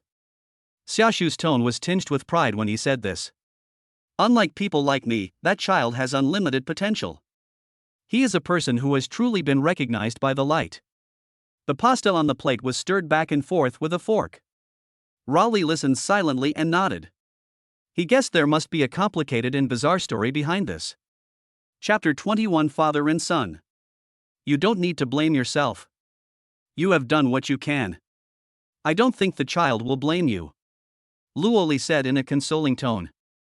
He believes that being able to care for a child whose parents are not around is a great thing in itself. Yeah. Xiaoshu nodded. In fact, the child didn't mean to blame Xiaoshu at all. On the contrary, the child was very grateful that there was at least someone to accompany him when he was lonely. It's been a long time since that happened. It's just that seeing the same rebellious Chuck makes me miss the past a little bit. Natsuki waved his hand and soon returned to his usual lazy and casual self. Outside the restaurant. A long corridor lined with brown steel pipes. Let me go. Little Hansen had recovered and shouted to his father beside him, breaking free from his father's hand that was holding his clothes. Then, he looked at his father with eyes full of incomprehension and asked, Why? Why do you just keep apologizing to that alien? You should remember that those alien-controlled monsters killed your wife. My mother. Hansen Jr.'s hatred of aliens is not without reason, and most people hate aliens for the same reasons. They all had their loved ones taken away by monsters controlled by aliens. Because of love. Old Hansen looked at his son with a complicated expression and said in a deep voice, I can't lose you. Marshal Steck told them that they must not conflict with Mr. Xiaoshu, as he was their distinguished guest. They also need the help of Mr. Xiaoshu. If they angered the other party here and forced them to use their power on humans, everything would be ruined. He couldn't bear to watch his son make such a huge mistake. Like? Do you think you still have enough love to convey to me? Little Hansen said emotionally, pointing to his chest. When I was a kid, those mecha parts were with me more than you. Now, you say love to me? I've never felt your love for me. As he spoke, his eyes turned red. You abandoned me, just like you abandoned my mother. If it weren't for flying the Eureka Raider, none of us would be standing here like this. Before his emotions completely got out of control, Little Hansen held back and did not reveal his embarrassing side to this man. His throat rolled, as if he wanted to say something else. But he guessed that his voice would become hoarse, so he turned around as if in a huff, left old Hansen there, and walked to the lounge alone. Son. Old Hansen looked at his determined figure leaving, raised his head and sighed deeply. This old friend, who was always reliable, showed deep fatigue at this moment. Many years ago, when the monsters attacked, he was just a pilot. In that critical moment, he had only two choices. Go back home and take your wife away, or go to school and take your son away. Time only allows him to choose one route, otherwise the nuclear bomb used to kill the monster will leave them all there. His choice is self-evident. His wife, Chuck's mother, remained forever in the wreckage of that city. After that, he joined the Hunter Academy, which specialized in training Hunter mecha pilots, and became the oldest student at the time. Those who trained with him were basically young boys and girls, and he was the only one who was a father. Even the instructor was 5 years younger than him. However, his many years of experience in flying airplanes, coupled with the unquenchable anger in his heart, made him the best graduate of that batch. He then successfully became a mecha pilot, driving mechas to defend the human homeland. However, this also resulted in him having no time to accompany his son. Leaving a child who lost his mother to be lonely for a long time is a lifelong debt he owes to Chuck, so he shows a doting attitude towards Chuck. Chuck asks him why he would bend his back to an alien. As a man, you should never bend your back easily under any circumstances. But as a father, he would bend his back for his son. In the restaurant, it was clearly that guy who was at fault first. Why do I have to be made to look like the villain? Xiaoshu folded his arms, wearing a floral shirt and shorts, and looked out of place with everyone here. With his hearing, it was easy for him to hear the conversation between Hansen and his son. The relationship between this father and son is complicated, but why does this make it seem like I'm the villain? Whose problem is it? That kid really deserves a lesson. Raleigh said with a smile. It turns out that Heck's way of educating children doesn't work at all. You're helping them. Hearing what Raleigh said, Xiaoshu also smiled. It's still easier to talk to adults. You're welcome, mate, Raleigh replied. After the brief farce, they all finished their meal. The time came to 5:45. Mako Mori, wearing black overalls and a loose black shirt, walked over with a tablet terminal in her hand. Mr. Beckett, it's almost time for the selection. Please follow me, she said politely to Raleigh at the long table. Time flies. Raleigh glanced at the time and saw that it was almost 6 o'clock, so he stood up from the stool. Come on, Xia, come with me, he said. Mori Mako nodded, not surprised by this. In addition to Xiaoshu, there will be many people watching this selection, including pilots of other mechas. After all, this concerns their teammates who will carry out the mission later, and they will only feel at ease after seeing the situation with their own eyes. The kid just now said that you have been a construction worker for 5 years. How about it? Is your body really not rusted? Xiaoshu also stood up, walked behind, and joked to Luoli. Hey, just watch how I perform for a while. I'll let you see the power of workers. Raleigh turned around and said with a confident smile. Hearing him say this, Mori Mako beside him covered her mouth and chuckled.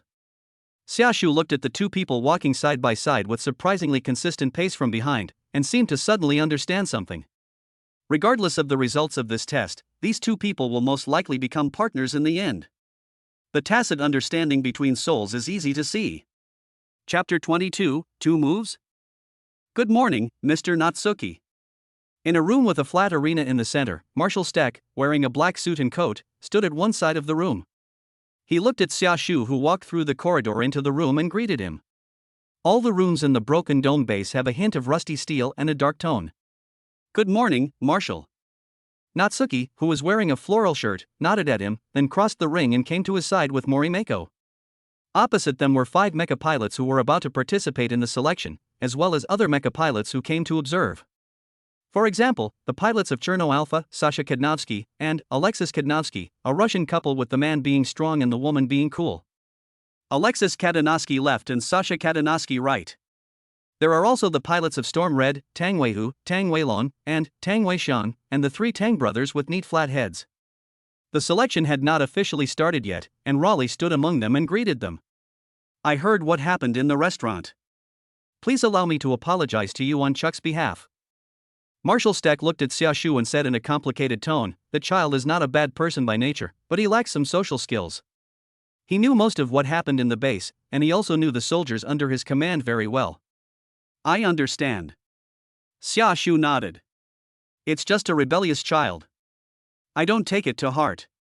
Marshal Steck's worries were finally relieved after hearing what Xiaoshu said. He was worried that Chuck's behavior would affect the cooperation between him and Xiaoshu, but fortunately, as he had encountered, Mr. Xiaoshu was not such a moody person, and could even be said to be kind. While the two were talking, the selection of Raleigh's partner had already begun. The selection method is to have 5 candidates take turns using sticks to spar with Raleigh. This testing method can clearly show the degree of tacit understanding between the two parties. The more tacit understanding there is, the more difficult it is to break each other's moves during a competition. In addition, only people with similar strength can become partners. If the strength gap between the two parties is too large, the driver's subconscious mind will put the other party in an unequal position, which will greatly reduce the synchronization rate. Both sides, please get ready, Morimako said as the referee when she saw that both Raleigh and his opponent had picked up sticks. Start. With an order. The muscles under Raleigh's t-shirt bulged instantly, his eyes became sharp, his steps changed, and he rushed towards the young man with a crew cut who was also holding a stick. The attack is as fierce as a tiger, and the moves are unpredictable. The crackling sound of sticks clashing suddenly rang out on the ring. As they fought, Natsuki was observing their movements. He could see that Raleigh had a solid foundation. But isn't his fighting style a bit too casual? Xiaoshu said to Marshal Steck. Raleigh does have a foundation in fighting, but he doesn't quite understand his moves. However, his momentum is quite strong. If I had to sum it up in one word, it would be reckless. That's his fighting style. Before Marshal Steck could reply, Morimako, who was concentrating on watching Raleigh, spoke first. It's an unpredictable street fighting style. It can be seen that Mako Mori did a lot of homework on Raleigh. You know him well? Xiaoshu jokingly raised the corner of his mouth. Of course. Morimako nodded immediately. In order to find a partner who would be a perfect match for him, I carefully read through the records of each of his missions and took notes on all his information. Wow. Xiaoshu's smile deepened, and he looked like a gossipy old man at the village entrance. If it's just for work, you don't need to know so much, right? Hearing this, Morimako was stunned for a moment. On the field, Raleigh had already knocked down her opponent. She came to her senses and quickly called the next candidate to come on stage to challenge. After a start, she turned her head and looked at Xiaoshu. It's necessary. Selecting a partner is something that must be done with caution. So, you prepared these partners for him who are almost impossible to be selected? Xiaoshu looked at the ring and saw that the second contestant was completely unable to withstand the attack of Raleigh. He glanced at the other candidates and did not believe what Morimako said at all. Xiaoshu was not talking nonsense. It is obvious who Luoli has the best chemistry with. These 5 candidates really don't have enough chemistry with Raleigh. Morimako wanted to explain, but it seemed that she had something to hide. At this time, Marshal Steck spoke. I was the one who finalized the list of candidates. She's not on the list, he said in a deep voice.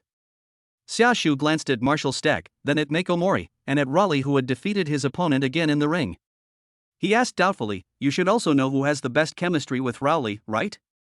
He didn't believe that Marshal Steck couldn't see it. Is she your daughter? Xiaoshu asked directly. The most likely reason why Morimako was not allowed to participate in the selection was that Marshal Steck could not bear to let her go to the battlefield. Considering the age gap between the two, this conclusion is the most likely. When Marshal Steck heard this, he did not speak immediately, but nodded silently. Then, he sighed and said, adopted daughter. She's not ready for battle yet. The two were talking. Raleigh defeated his third opponent. At this moment, he was standing on the ring with a stick, looking over here. Hey! What are you talking about? Doesn't anyone think there's something wrong with this selection? Raleigh couldn't hear them, but he was not blind, so he shouted at Morimako, who was acting as referee. How about we skip this step? He raised his stick and pointed it at Morimako. Come and try it with me. When they first met, he knew the tacit understanding between them. He originally thought that there would be masters in this selection, but after a few rounds, he was convinced that there was only one person in this base who could partner with him. The higher the synchronization rate between the two mecha pilots, the stronger the power the mecha can exert. There is no reason for him to throw aside the pilot who suits him best. You know, driving a mecha to fight monsters is a life-threatening task. Hearing what Raleigh said, Morimako's eyes lit up, and she instantly turned her head to look at Marshal Steck, her eyes full of hope. It seems to be saying, let me in, let me in. The one who made the final decision was Marshal Steck. Her name was originally on the list of candidates, but Marshal Stack later crossed it out. Seeing that the atmosphere had become so tense, Morimako decisively rebelled. Marshal Stack also hesitated. The reason he didn't let his daughter enter the mecha was because she had psychological trauma and he was worried that it would affect the combat, not for some other reason. All right. If you don't want to go, forget it. Xia, how about having a few moves with me? Seeing that the other party was reluctant to agree, Lori changed his target to Xia Shu and said with a grin. He really wanted to test Xia Shu's fighting skills. Chapter 23 Cosmic Boxing. Are you sure you want to fight me? After hearing what Luoli said, Xia Shu also became interested. Bring it on. Of course, you are not allowed to turn into a giant. Raleigh picked up the stick on the ground and threw it at Xia Shu, then stood on the other side of the ring. When the onlookers heard that Raleigh was going to fight aliens, their eyes lit up. They were very curious about what would happen next. Good. Xia Shu reached out and grabbed the throne stick, weighted in his hand, and walked towards the flat ring in flip-flops. Look at the two people standing on both sides of the ring. Morimako turned her head and looked at Marshal Stack. Her eyes seemed to ask, "Why don't you let me go?" Marshal Stack just shook his head slightly without answering, then focused his attention on the field. He looks very thin. Can he really fight well? Sasha, with neatly combed white hair and a dashing temperament, crossed her arms, looked carefully at the tall and thin Xia Shu, and asked her husband beside her. Don't judge a book by its cover. Since he was able to save the marshal from the monster, he must have unimaginable strength. Alexis, who had a bald beard, also crossed his arms and answered. The man from Russia stood there like an iron tower, and his mecha was the same style as the ones they drove. On the court. Xia Shu held the stick in one hand, his posture was loose, and he didn't look like he was in any posture. You attack first. If you touch me, you win. He raised his hand and challenged Rory. For him, this is a post-meal digestion. Then I won't be polite. Luoli knew that Xia Shu was not just arrogance, but really had that kind of strength. After taking 2 deep breaths, he took the lead in attacking. He gripped the red stick tightly in both hands, took a step forward, and attacked Xia Shu from the side with a sweeping blow as if holding a sword. The force was so great that it made a sound of breaking wind. Bang! Xia Shu raised his hand and the red stick, blocking it accurately before the sweeping stick hit him. The 2 crossed red sticks formed a cross shape, and no matter how hard Raleigh tried, it didn't move at all.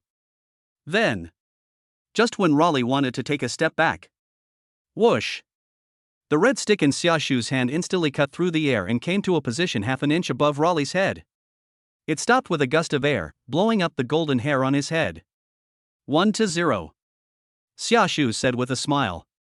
The rules of the competition are that whoever gets more points within 5 rounds wins, and the way to get points is to hit the opponent's vital points, of course, to the point where you hit enough. Hiss. Raleigh looked at the red stick on his head and just came back to his senses. The other party's movements were too fast. He hadn't expected that Natsuki could have such special powers in human form. Come again. He took a few steps back and this time held the stick in a different position. He stepped forward again, swinging his staff. Bang! The long stick was blocked again. This time, Xia Shu's attack landed on his heart and stopped at the right position. 2-0. Come again. Luoli was not convinced. After he had distanced himself from the opponent, he took several deep breaths, as if trying to adjust himself to the best condition. At the same time, he kept his mind focused, trying to catch Natsuki's movements. Okay, then I'll show you something different. Seeing how serious Luoli was, Xia Shu threw the red stick in his hand aside. Are you sure you don't want to use weapons? Raleigh asked in confusion after seeing this action. No need. The weapons I usually use are serrated wheels. They are more powerful. But most of the time I don't use weapons. As Xia Shu spoke, he slightly spread his legs, stabilized his lower body, clenched his dominant right fist and brought it to his waist, and slowly extended his left hand forward, assuming a posture that seemed very strange but very imposing to Raleigh. Xia, you attack first this time. I must see your movements clearly. Raleigh held the red stick, prepared for defense, and was extremely alert. Then you better look carefully. As soon as Xia Shu's voice was heard, the whole person disappeared in an instant. Bang! When he reappeared, he had already arrived in front of Raleigh, with his right fist maintained in a forward position in front of Raleigh's chest. A strong wind rushed up from behind Raleigh and swept towards the people who were watching the fight. The punch did not hit Raleigh, but the strong wind swept through everyone behind him, allowing them to clearly feel the power and skill of the punch. Ha, ha! Raleigh finally came to his senses, cold sweat breaking out on his forehead and gasping for breath. The whole person fell to the ground. There were no injuries on his body, but when the punch hit him, he smelled the scent of death, which almost reminded him of the feeling conveyed to him through the neural connection when his brother died. The people watching the battle in the back were even more shocked. Did you see it clearly? Sasha tidied her hair that was messed up by the wind, looked at the ring in disbelief, and asked her husband beside her. No. Alexis shook his head and frowned. He was too fast, and that punch was totally unmanageable by a human. Both the physical strength and the skills contained in this move far exceed the upper limit of human beings. He wondered if this punch would actually pierce through Raleigh if it hit him. I'm not sure how this works, but it might be related to his alien identity. Alexis stroked his beard. I heard he can also transform into a giant over 50 meters tall. I'm more curious now about what he's like when he actually fights. A human-like posture could produce this effect, so he couldn't imagine what effect this punch would have when thrown by a giant over 50 meters tall. Shoot the bull from across the mountain. Sharp. After seeing this scene, the three pilots of Storm Red thought of the martial arts legend of shooting the bull from across the mountain, and were the first to applaud and praise. The rest of the spectators also applauded. This move made them feel as if they were watching a martial arts movie. 3-0. Are you going to continue? Xiaoshu helped Luoli, who had fallen to the ground, up and asked with a smile. When Luoli heard the question of whether to continue, he shook his head decisively. No more fighting. Although I had anticipated this outcome, it wasn't until I faced you that I realized what despair felt like. Luoli was still thinking about the lightning-fast scene. He will definitely remember this punch for a long time. But at least it broadened my horizons. What's the name of this move? Cosmic boxing technique. Cosmic boxing. I didn't expect aliens to know martial arts. He looked at Xiaoshu and teased with a smile. That's normal. War is inevitable in any universe. People like us who often go out on missions need to master some combat skills. Xiaoshu explained casually. That makes sense. Raleigh nodded thoughtfully.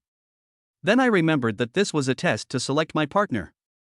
The previous players couldn't keep up with his pace, and when it came to Xiaoshu, he couldn't keep up with Xiaoshu's pace at all. To be honest, he felt that the entire selection process was a failure. Now I'm curious what it would be like if I let you drive a mecha, he said to Xiaoshu. He now wants to know what will happen if Xiaoshu, who is so strong, drives a mecha. What kind of teammates can cooperate with him? Drive a mecha? Xiaoshu suddenly thought for a moment when he heard this. The mechas in this base are all very cool. Not to mention that he actually has some ideas in this regard. By the way, do you have any idle mechas here? He asked. That, you'd have to ask the marshal. Raleigh had also just arrived at the base and wasn't very familiar with some of the internal circumstances. Yesterday he said there were only 4 mechas left, but he wasn't sure if there were any backups. The two of them talked. Come to one side of the ring. Looking at Morimako, who looked troubled, Raleigh asked, Are you still hesitating? You saw what was happening on the field. If you don't come up and fight me, then this selection will be completely meaningless. Or are you afraid and don't dare to fight me? Hearing Raleigh's provocation, Marshal Steck and Morimako looked at each other. The father and daughter were staring at each other. However, facing his determined daughter, Marshal Steck was ultimately defeated by his identity as a father. Go ahead, he finally said helplessly. Morimako's eyes lit up instantly, she nodded happily, and put the tablet terminal aside. You will pay for your taunting. She smiled mysteriously at Raleigh. Oh? Then let's try it. Raleigh was equally unwilling to be outdone. He was knocked down by Xiaoshu just now, and he still had a breath in his heart. Mako Mori picked up a long red stick and followed Raleigh into the ring. After all, the two of them stood on the same stage. Excessive protection won't help a person grow. Xiaoshu stood beside Marshal Steck, looking at the two people on the ring and said, You can't protect her forever. I know. Marshal Steck nodded slightly. I just feel. Why? Well, now is the time. He wanted to say that the time had not come yet, but the fact was that the other candidates could only match Raleigh in data tests and had little tacit understanding in actual tests. They needed another driver for the dangerous Ranger, and that person, as it seemed now, could only be Morimako. On the ring, the two men had similar auras, winning and losing against each other, and countering each other's moves, which was different from any of the previous one-sided exchanges. The results are obvious. He could only accept this fact. After the selection here was over, Marshal Steck took Xia Shu out of the venue. Walking in the corridor filled with steel pipes. The lab is just up ahead. Our three doctors will tell you about our detailed plan later, Marshal Steck said as he walked. We are ready for a last-ditch fight. Everything is to end this apocalypse. Chapter 24 Crouching Dragon and Phoenix. According to my prediction, only one monster should have appeared yesterday. Why did a second one appear? This is totally irrational. Is it unreasonable? I think it is very reasonable, because your reasoning and formula are completely wrong. Xia Shu followed Marshal Steck to a rusty steel door and heard a quarrel coming from inside. In the laboratory behind the door, there were two men arguing. Xia Shu didn't need to use ultravision to guess that they were two of the three doctors that Marshal Steck was about to introduce to her. Are all the scientists here so lively? Xia Shu looked at Marshal Steck and asked with raised eyebrows. In his impression, scientists are calm, intelligent, and mostly naive. Well, except for a certain Babar. You know, scientists' thoughts are usually more jumpy. Marshal Steck's expression was unnatural, but he still shrugged his shoulders to express his helplessness. As he spoke, he entered the password and opened the door of the laboratory. What I see is a space with an overall style divided into two halves, and the lighting is still dim. On the left side of the laboratory are a large number of scientific equipment connected to pipelines, as well as many traditional books and blackboards with complex formulas written on them, making it look like a physics laboratory. On the right side of the laboratory are a large number of monsters' internal organs, some of which are placed on the laboratory table, and some are placed in seal jars. Equipment similar to surgical instruments are scattered around, making it look like a biological laboratory. Two scientists with very different styles in two laboratories put together look a bit confusing. Can't you set up two separate laboratories? After seeing the messy laboratory, Xia Shu's first reaction was to ask Marshal Steck why he didn't set up two laboratories. Whether it was the conversation just now or the difference in experimental styles, even an outsider like him could see that these two people were completely incompatible. Well, sometimes we have to consider some practical issues. Marshal Steck put his hands behind his back, with a serious look between his brows, as if he had something to hide. Speak human language, Xia Shu said directly. No money. Xia Shu. What a realistic problem. The two of them shared a laboratory not for any other reason but simply because they lacked funds. They had spent most of their budget on the mecha. In China, there's a saying that goes, good steel should be used on the blade, Marshal Steck said logically. Sometimes, it takes two geniuses coming together to spark inspiration. Although we do have financial problems, this arrangement is not entirely due to this problem. He spoke with a lot of truth as soon as he opened his mouth. Hearing him say this, Xia Shu was also in awe. What a great way to make the claim of having no money sound so reasonable. He truly deserves to be a marshal. The two men walked into the laboratory, and the two scientists stopped their daily bickering and turned their eyes over here. One of them was wearing a white suit and shirt, a black tie on his chest, a monster tattoo on his exposed forearm, short brown hair combed up, and a pair of curious eyes under his black-framed glasses. He sat next to the test bench for monster viscera, looking like a doctor of biological science who was fanatical about monsters. Another doctoral student in science and engineering was wearing a black suit and standing among several blackboards covered with symbols. He was leaning on a wooden cane and was not wearing glasses. His facial features were relatively compact. Both his expression and posture looked a little nervous, which made people think that he was a typical paranoid physicist. Herman left, Newton right. Let me introduce them to you, Marshal Steck said, raising his hand to introduce Xia Shu, Newton Geisler and Hermann Gottlieb, our two outstanding doctors. Afterwards, he introduced him to the two doctors. This is Mr. Xia Shu, whom I mentioned earlier. He is a guest from outer space and also an important partner in our upcoming plan. When the two doctors heard the word aliens, their eyes lit up instantly. Oh my God. He looks almost no different from a human. Newton's curiosity was aroused. He threw away the monster's internal organs in his hand, trotted over, and came to Xia Shu to take a closer look. That expression was as if he had discovered some treasure. etc. You are all too careless. Herman's reaction was completely opposite to Newton's. He picked up the gas mask hanging on the wall of his work area and put it on his head tremblingly. Then he limped towards Xiaoshu with a cane. Monsters are all venomous creatures. Basic protective measures should be taken when interacting with aliens. The two doctors came close to Xiaoshu and carefully looked at every detail of Xiaoshu. How is this possible? There are actually aliens in this world that look exactly like humans? Is it a scientific disguise? Like a human skin mask? No, there's no sign of disguise. This is all genuine. The marshal said you can turn into a giant over 50 meters tall. How did you do that? How exactly does this work? How can a body over 50 meters long be condensed into human size? This completely contradicts our understanding of science. Is this the path of human evolution? When humans evolve to a certain level, they will become giants over 50 meters tall? How is that possible? As long as it's a carbon-based organism, that kind of thing can't happen. Then how do you explain his current state? Explain? Why should I explain to you? As long as I do a little research, I will definitely be able to crack the mystery. Then you can just play around with those useless theories. The pair of crouching dragon and phoenix chick looked at Xiaoshu for a while and then showed signs of quarreling again. The whole process lasted less than a minute. Watching the two perform, Xiaoshu and Marshal Steck were both frowning. These two guys are really funny. Ahem. Marshal Steck spoke in time before the two men started arguing, and a light cough interrupted their spellcasting.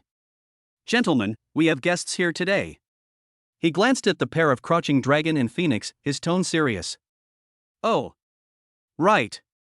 After hearing what he said, the two of them finally realized what was happening. Sorry, we are just curious. After all, we have never seen a living alien with our own eyes. Newton said to Xiaoshu with an awkward smile. The marshal asked me to introduce to you the intelligence we have obtained. Please wait a moment. This is what I am best at. Hermann shook his cheeks, straightened his collar, and said to Xiaoshu seriously. Wait, let me speak first. Newton was unhappy. You two take turns. Marshal Steck took a deep breath, feeling his blood pressure rising, and immediately said in a commanding tone, Hermann first, Newton, wait a moment. Yes, sir. 2. The two men were shocked and stood firmly on the right path. Chapter 25, The Person Who Does Not Exist. You probably already know that monsters exist in this world. Hermann pulled off the gas mask on his head, limped with his crutches and took Xiaoshu to several blackboards, talking as he walked. In 2013, the first monster broke into the human world. He stood in front of the blackboard, turned around, pointed at a monster pattern on the blackboard with his crutch, and spoke very quickly. The micro-movements that accompanied his narration made him look as if he had a mild epileptic seizure, which may be the price of wisdom. From analyzing the corpses of the first monster and the subsequent ones, we know that these monsters are poisonous. The acidic substances in their blood can cause irreversible damage to the human body once they spread into the air. We've also made a simple classification for the monsters based on their size, strength, and toxicity. From level 1 monsters to the current level 4 monsters, the higher the level, the more dangerous it is. The two monsters that appeared in Sydney and Sitka yesterday, the virus and the horned turtle, are both level 4 monsters. They all emerged from the breach in the Pacific Ocean floor, moved all the way to the land, and wreaked havoc.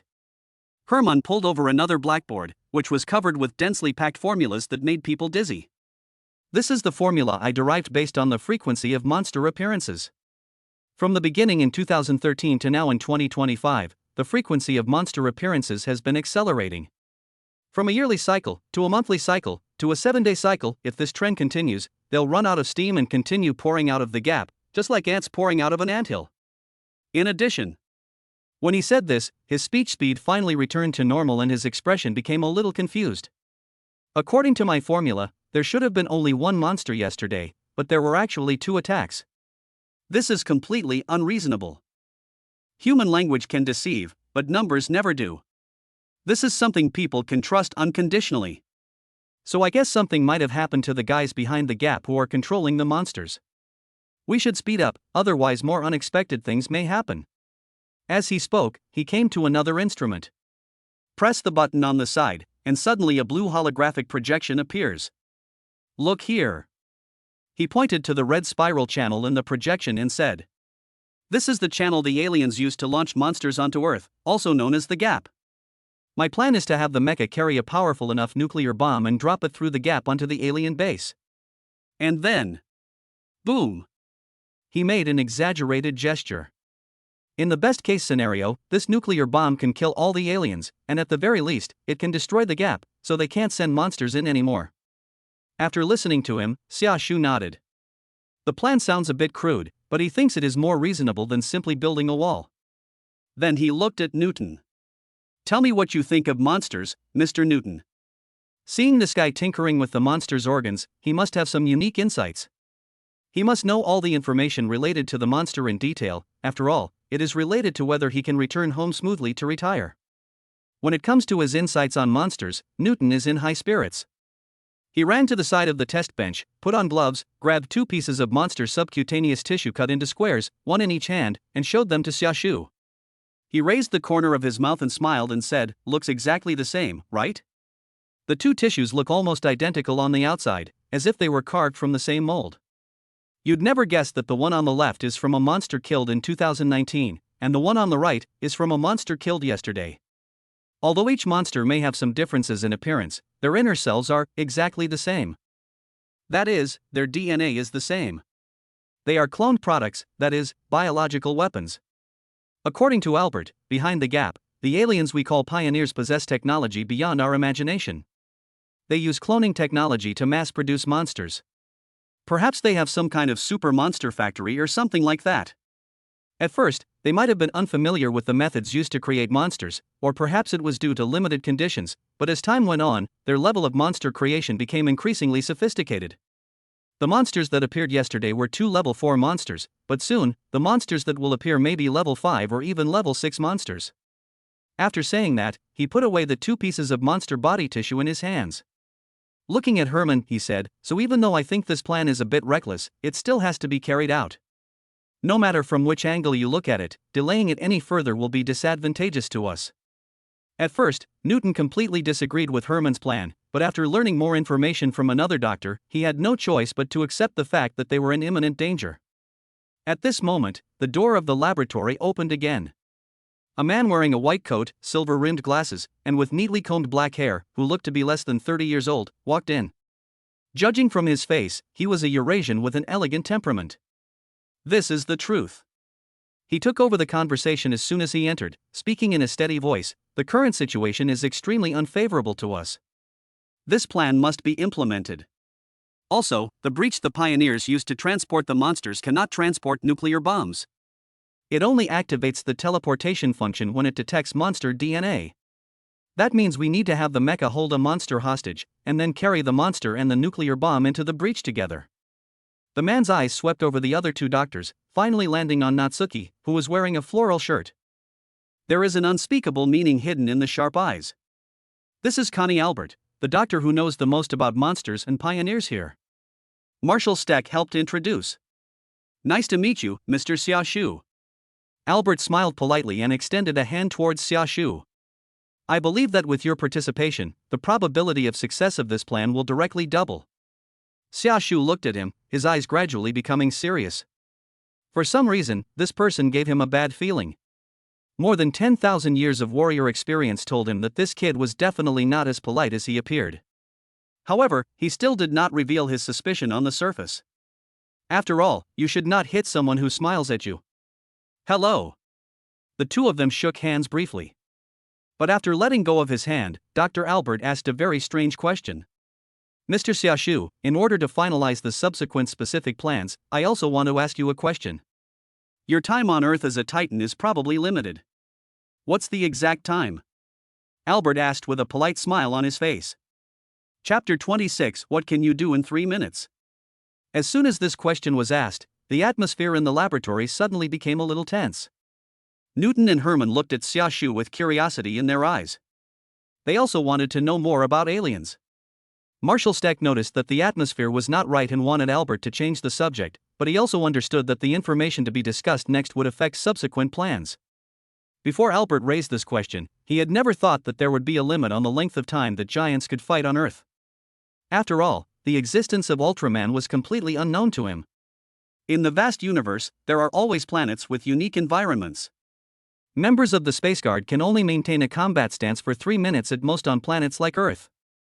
Exposing this weakness to others is undoubtedly a very dangerous act. The decision task has been triggered. Choice 1: face Connie Albert's questioning and find an excuse to cover it up. Reward: 7 hours of mental space training. Note, this is the safest option. Choice 2: face Connie Albert's questioning and tell him the truth. Punishment: 2 hours of hell-level mental space training. Note, you will get into a lot of trouble.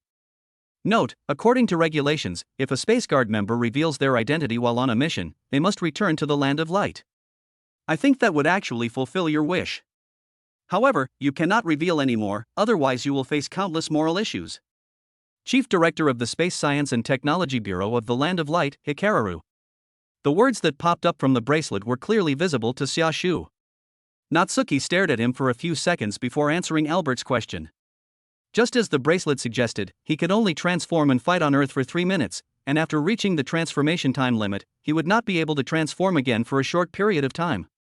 If someone wanted to capture Natsuki after his transformation and conduct human experiments on him, this theory is indeed possible.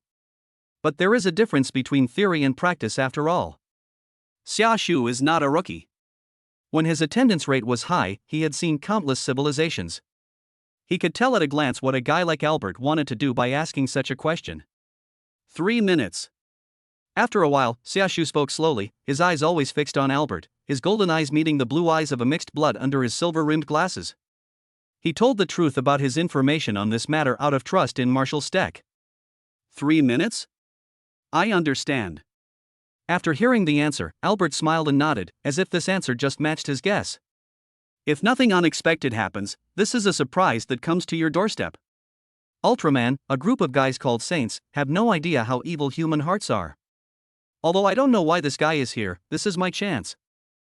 Must grasp. Albert's face remained expressionless, but he was thinking this in his heart. But what Xia Shu said next made his expression gradually freeze. My combat time on Earth is only 3 minutes. This is my biggest weakness. Xia Shu looked at Marshal Steck. Marshal Steck, it is precisely because I feel your trust in me that I will convey this trust to you as well. At the same time, I hope you can understand that the following content is based on my personal views and position. A little bit of honor for the Space Guard. In the puzzled expression of Marshal Steck, Xia Shu looked at Albert again, his expression swept away the previous laziness and casualness, his eyes became sharp, and asked, Mr. Albert, what do you think can be done in 3 minutes? As soon as these words came out, Albert was stunned for a moment. What can you do in 3 minutes? After a brief thought, he replied, I think 3 minutes isn't enough to accomplish anything. To put it humorously, it's probably not even enough time to go to the bathroom. For most people, 3 minutes is too short. Even if you don't find anything to kill time, just by daydreaming, you will feel that 3 minutes have passed very quickly.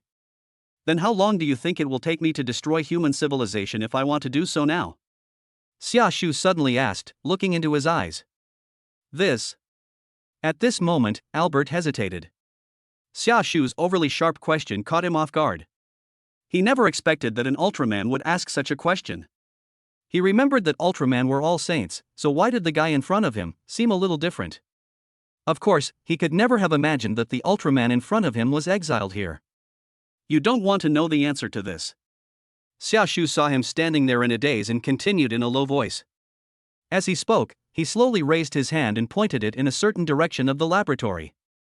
In the universe I live in, there are nearly 10 billion civilizations, and in the vast multiverse, the number of civilizations is even greater. A globe in the laboratory slowly flew into his hands out of thin air. Looking at the floating globe in his hand, a glimmer of light appeared in his golden eyes. Next second. Bang! The globe exploded from the inside with a loud bang, and the flying fragments seemed as if the real Earth exploded, like a supernova explosion. If a civilization disappears from the universe one day, it will have little impact on the entire universe. Don't ask me why I know. Cold words came out of Xia Shu's mouth. Looking at the fragments of the globe floating in the air, Dr. Herman and Dr. Newton swallowed subconsciously. Marshal Steck's face was solemn, and Albert's face turned pale. At this moment, everyone in the laboratory realized that something more terrifying than doomsday was standing among them. It's true that I can only fight on Earth for 3 minutes. But this does not mean that you can only fight on Earth. With his current strength, he cannot directly destroy a planet, but after transforming and flying into the universe, it is easy for him to use light to destroy an entire civilization. Xiaoshu once destroyed a civilization with his own hands. But that incident was very complicated, and for Natsuki, it was also a painful memory. What Xiaoshu said now does not mean that he really wants to destroy human civilization. It is more of a warning. A warning to those with ulterior motives. If you have some clever ideas, it is best to put them away, otherwise be prepared for the entire civilization to bear the consequences with you. Mr. Albert, I know you are a smart man. But sometimes you have to be careful not to be too smart. Xiaoshu's low voice entered Albert's ears word by word, echoing in his skull. Suddenly, a pressure like a mountain burst out, making him speechless for a while. The atmosphere was extremely cold. Marshal Steck was also worried that what he had previously anticipated would happen. He quickly stepped forward to comfort her. Mr. Xiaoshu, we absolutely have no intention of infringing on your personal interests. What I hope is to reach a cooperation that is satisfactory to both of us. Xiaoshu has different attitudes towards different people. He knew that Marshal Steck was a good person, so the expression on his face gradually changed from serious to his usual casual expression. Of course, I know Marshal Steck has no such idea. I'm only talking about extreme cases. Don't take it seriously. Xiaoshu waved his hand and said, his expression was much more relaxed when facing Marshal Steck. Then he asked, by the way, when will the plan be implemented? Is it really not necessary to take it seriously? Marshal Steck asked in his heart. He understood that this was a warning, and also a reminder for him to keep a close eye on his men. His attitude towards Xiaoshu had been set from the beginning. He could only be friendly with her, not hostile. It seemed that he needed to have a good talk with Dr. Albert next. The day after tomorrow. Time is running out, we will take action as soon as possible. He replied. Chapter 27. This script is wrong. 10 minutes later, Xiaoshu and Marshal Steck left the laboratory. Walking down the corridors of the Broken Dome base. This is the detailed plan on our side. I hope you will be able to join us the day after tomorrow. Marshal Steck said to Xiaoshu as they walked. Regardless of what Xiaoshu said to Dr. Albert, the fact that he took the initiative to tell him the 3-minute battle limit showed his full trust in him. Although he had earned this trust, he would never let it down. Although they are from another race, they are still willing to help and trust humans. He has clearly felt this kindness. No problem. Xiaoshu nodded. As for the planning, just follow your usual routine. I'll try my best to cooperate with you. Marshal Steck felt relieved to hear Xiaoshu was so easy to talk to. Fortunately, the other party was not angry about what happened in the laboratory. Even though the other person was from outer space and had the power to overturn the table at any time, the time they spent together made him feel that meeting Xiaoshu was a complete blessing. Marshal Steck thought that negotiating with Mr. Xiaoshu was obviously simpler than negotiating with those guys from the United Nations. That's right. You have to lend me your mecha to play with. I don't think you'll refuse this offer, right? Xiaoshu turned and asked him, anyone will do. I'm not picky. When Xiaoshu first saw those mechas in the mecha hangar, he became a little curious. Although it is easier to fight in person, driving a mecha is also a pleasure. When this person gets older, he will naturally develop a strong interest in some strange and weird things. He still remembered what Raleigh had reminded him of during the competition. Marshal Steck thought for a moment. There are only 4 mechas that are intact and can be used in combat, namely Danger Ranger, Cherno Alpha, Storm Crimson, and Eureka Raider. Except for the Dangerous Wanderer, the other 3 mechas already have drivers who have been running in for many years, and if nothing unexpected happens, the driver of the Dangerous Wanderer can be finalized today. Which mecha should I give to Mr. Natsuki? Marshal Steck was seriously considering this issue. These 4 mechas were all going to perform important missions. Apart from these 4 mechas, oh yes. Mr. Xiaoshu. He suddenly remembered something, stopped, and looked at Xiaoshu. In addition to the 4 mechas with confirmed pilots, we actually have another mecha with some minor defects. Considering that the other party was most likely driving the mecha just out of interest and had not mastered the corresponding mecha driving skills, he thought this mecha was the most suitable. In order to satisfy Xiaoshu's interest, it is completely acceptable to sacrifice an incomplete mecha. That mecha was repaired by Dr. Albert. Aside from some defects in the two-person psychosynchronous system, everything else is working properly. If you want to experience this mecha, we can temporarily modify it and switch to simulated control, but it can only perform some simple movements. Listen to him say that. Xiaoshu rubbed his chin and thought for a moment. As long as there's no problem with the main body of the mecha, I don't need two people to synchronize their minds when driving the mecha. I can drive it alone. Raleigh had talked to him about the mecha when he came to the base by helicopter yesterday evening. He knew that this two-person mind synchronization system was designed to relieve the mental stress of a single driver. For myself, there is absolutely no need for this thing. Besides, it is impossible for him to have telepathy with humans. The long memory would instantly swallow up the other party and make him lose himself. Are you sure? Marshal Stack asked worriedly. Flying a mecha alone puts a huge strain on the mind. Almost no one can fly a mecha alone. He knew that Natsuki was very powerful in combat, but he wasn't sure if his mental abilities were on the same level. Don't worry, my head is strong, Xiaoshu said with a confident smile. It's just a mecha.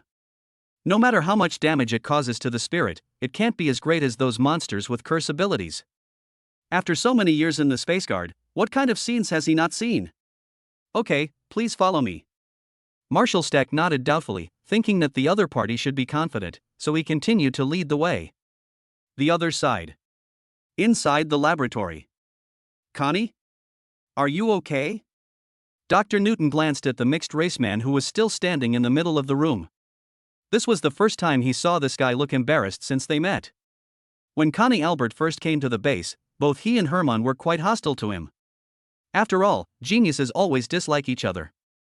But they soon discovered that this guy's knowledge was far superior to theirs, and for some unknown reason he had mastered a large amount of information about monsters. According to him, he had synesthesia with the monster's secondary brain. In short, Connie Albert earned the respect of the two doctors with his knowledge and cultivation in a short period of time. In their impression, this genius who was less than 30 years old should always be elegant. Why is it that he suddenly seems a little weird after being confronted by Mr. Xiaoshu today? I've been standing there for more than 10 minutes. I'm fine. Thank you for your concern, Mr. Newton. Albert finally came to his senses, a gentle and polite smile appeared on his face, and he said to Newton. Then, he took a deep breath and walked out. I'm going back to the lab now. See you this afternoon. Dr. Albert left Newton and Hermann's laboratory. Walked through the long corridor filled with steel pipes. Returned to his laboratory and lounge. As soon as the door is opened, you can see various sophisticated scientific instruments in the laboratory, and some monster organs are neatly arranged on one wall. It can be seen that he is involved in both physics and biology. The light was dim, but even dimmer was his face behind his silver-rimmed glasses. The expression on his face gradually became cold. He walked to his desk, opened the locked drawer, and took out an envelope. I opened the envelope and found several sheets of white paper covered with densely written words. Why? What went wrong? He looked at what he had written on the paper and became increasingly anxious. On these papers, one can clearly see, the pioneers first contacted Earth in the Cretaceous, leaving a teleportation channel on the seabed. In 2013, the first monster arrived in San Francisco. In the winter of 2020, the chosen one Rolly Beckett lost his biological brother and left the Hunter program. On January 8, 2025, Storm Red and Cherno Alpha were destroyed in battle with monsters, and all their pilots died. On January 12, 2025, four mechas carrying nuclear bombs arrived at the Mariana Trench on the Pacific Ocean floor, blowing up the breach. Eureka Raider pilots Stek Pentecost and Chuck Hansen were both killed. These are all the information he compiled based on his own memory. Connie Albert is a time traveler. Xiaoshu's bracelet can only detect the fluctuations generated by travelers when they steal the source energy of time and space. It cannot directly lock onto travelers who have completely integrated into this world and become a part of this world, so the captain's main task for him is investigation. Xiaoshu had very little information about the time travelers. Similarly, the time travelers knew nothing about Xiaoshu. Bang! Albert's elegant temperament was swept away. He threw the paper in his hand on the table and angrily pounded the table with his fists, his face full of disbelief. Who can tell me why Ultraman appeared in this world? After the conversation in the laboratory, he was convinced that the guy was not the kind of innocent person who could be kidnapped by simply using moral issues, and he was even a bit extreme. He was now thinking in his mind, the mecha he prepared for himself, could it really deal with Ultraman? Chapter 28 I Want to Drive a Mecha. Soon, Xiaoshu and Marshall Steck arrived at the spare mecha repair warehouse behind the mecha hangar. The area of this warehouse is much smaller than the mecha hangar, and can only store 2 mechas at most. The overall structure is also simpler. Among a crowd of steel materials and instruments, a sturdy silver-white mecha stands on one side of the warehouse. Shaolin Ranger. There are no daily maintenance personnel here, only a few engineering designers working near the cockpit of the mecha to study how to improve it. The Shaolin Ranger, once guarded China's coastline alongside Storm Red, was a mecha specialized in underwater close combat. It was destroyed during a mission in 2024.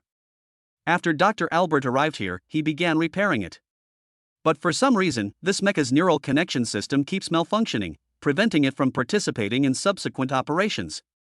Marshall Steck looked at the huge mecha that looked like a monk not far away and introduced it. It looks good. Xiaoshu also raised his head, looked at the mecha, and nodded with satisfaction. There are also some mechanical creations from other civilizations in the Country of Light, but they are basically concentrated in the Space Science and Technology Bureau. Those things are quite novel, but unfortunately, after I broke a few of them, Hikari wouldn't let me enter the laboratory anymore. I have to sneak in to use them later, which is really unbecoming. It's not like here, if you want to drive a mecha, people will arrange it for you. Being so sensible, it's hard for Xiaoshu not to feel good about the Earth. When can I get on it? Xiaoshu asked with a hint of anticipation. It's 7:20 in the morning. The installation of the single-person neural driving system will probably be completed in the afternoon. Marshall Steck thought for 2 seconds and gave an answer. Replacing the driving system is not difficult and can be completed quickly, after all, the things are ready-made. During this period, you can first learn how to drive the Hunter mecha. Driving a mecha is a very complicated process.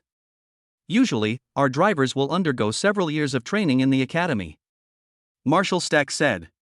There was no exaggeration in what he said. Driving a mecha was an extremely serious matter in this world. Before the United Nations withdrew its funding, mecha pilot training academies were even more popular than prestigious universities, and the entry requirements were also higher. Driving a mecha well is not as simple as standing in the cockpit and swinging your fists and feet. It also requires the driver to have a basic understanding of the various systems within the mecha and be able to utilize the various functions of the mecha under any circumstances. Okay, do you have a driving manual or something? I'll take a look at it later. Xiaoshu frowned when he heard that he had to learn how to drive, but considering that he really needed this if he wanted to play the mecha well, he accepted it. Yes, I'll have someone send it to you later. Marshall Steck nodded. Once you have a basic understanding of how to pilot a mecha, you can take part in its startup test this afternoon, which will coincide with the startup test of the Dangerous Wanderer. Driver selection for the Danger Rangers takes place in the morning, with the launch test taking place the same afternoon. Speaking of this, Xiaoshu also remembered. Speaking of which, Raleigh's partner has been decided, right? Is it that girl? Xiaoshu asked.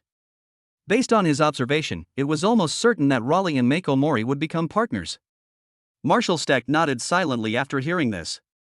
But there was still some confusion on his face. What's there to worry about? Raleigh is a veteran. Even if that girl has never flown a mecha before, he can still handle it. Xiaoshu could see that Raleigh's qualities as a warrior had not been lost, and in fact were still well maintained. It's not that simple. Marshall Steck frowned, looking at the huge mecha not far away, and said in a deep voice, she still has a strong hatred in her heart, which affects her emotions. When two drivers are experiencing synesthesia, any emotion is amplified to the maximum extent. If she becomes lost in painful memories of the past, the other driver will also be trapped in them.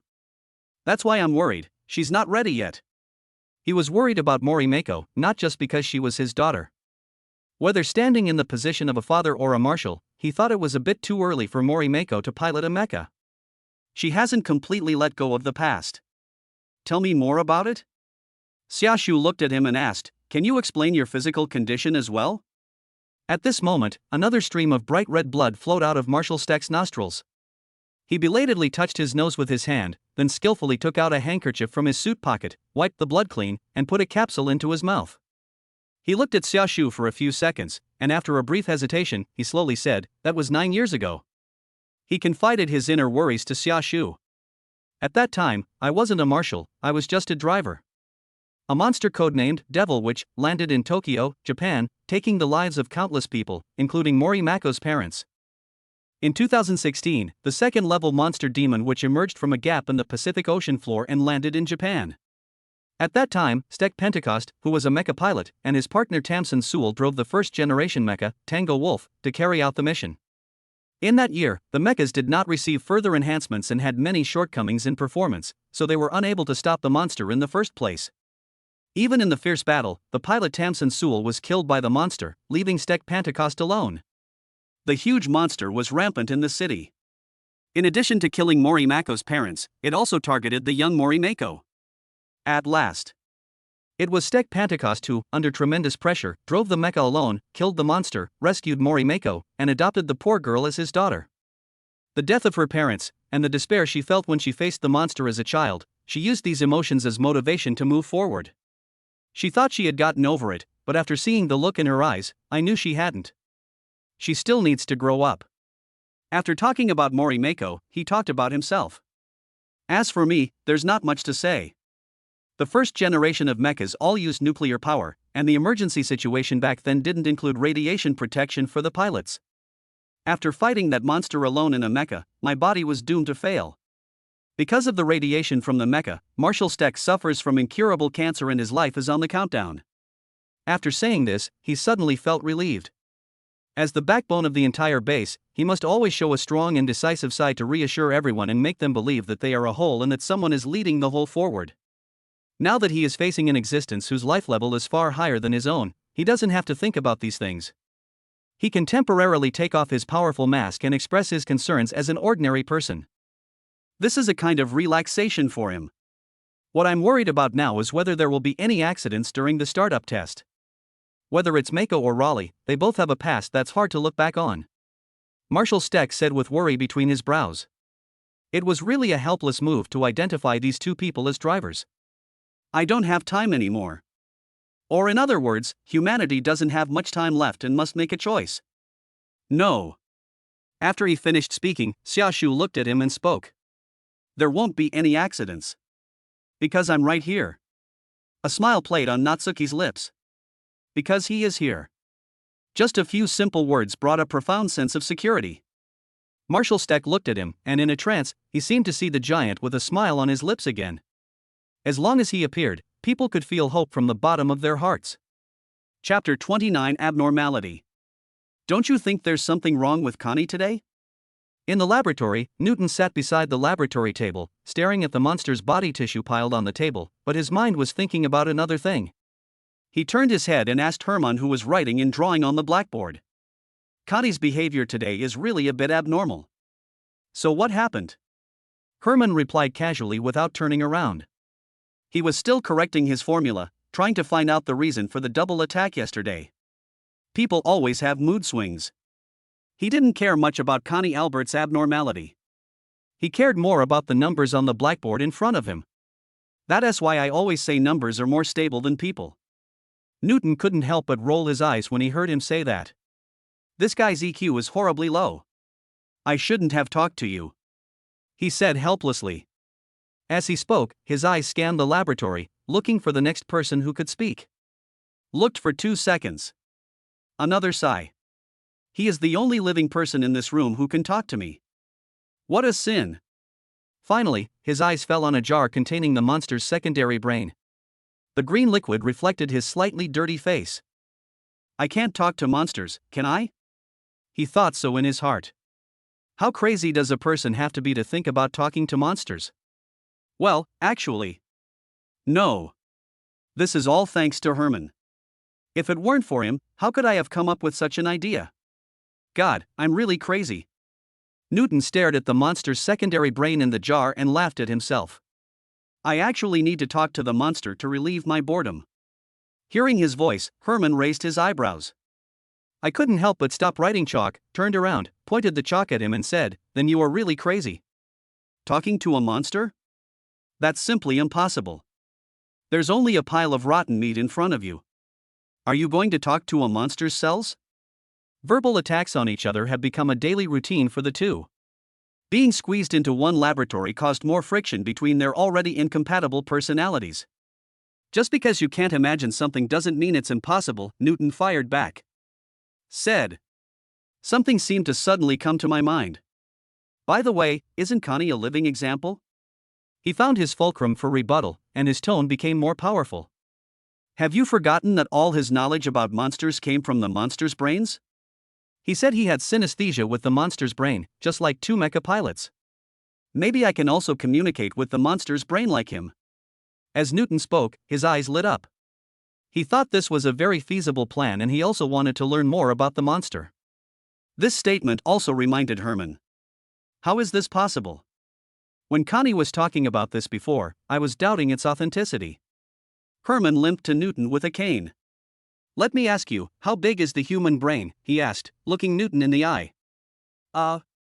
Newton was stunned by his sudden momentum, but he still managed to answer. The diameter is about 14 centimeters. He gestured with his hand, and it was no bigger than a football. Then why don't you take a look at this? Herman picked up his crutch and knocked on the large glass jar next to it that contained the monster's secondary brain. The brain soaked in the glass jar still has a certain degree of activity. It has both the characteristics of the brain and the heart in common sense. Several thick blood vessels underneath are twisting like tentacles. Monsters are giant creatures that are controlled by both a brain and a secondary brain. Now there is only a secondary brain. This secondary brain is larger than half a grown man. Herman exclaimed to Newton. Two mismatched pilots will always have accidents when they experience synesthesia. Now let's connect your brain to the monster's brain. What do you think will happen? Boom! He gestured and said, your brain will explode like fireworks in your skull. In Herman's eyes, connecting the human brain with the monster brain is a complete fantasy and is simply not life-threatening. Any normal person would not think of connecting with the monster's brain. Then how do you explain Connie? Newton was dissatisfied. When we first met him, he even revealed some information we had never made public before. He knew more about monsters than I, who deal with them every day. The only way to explain why Connie Albert knows so much about monsters is that he has telepathy with them. The other party even took the initiative to say this. That's what I can't understand. Herman put away his crutch and frowned, thinking, he doesn't have any sequelae.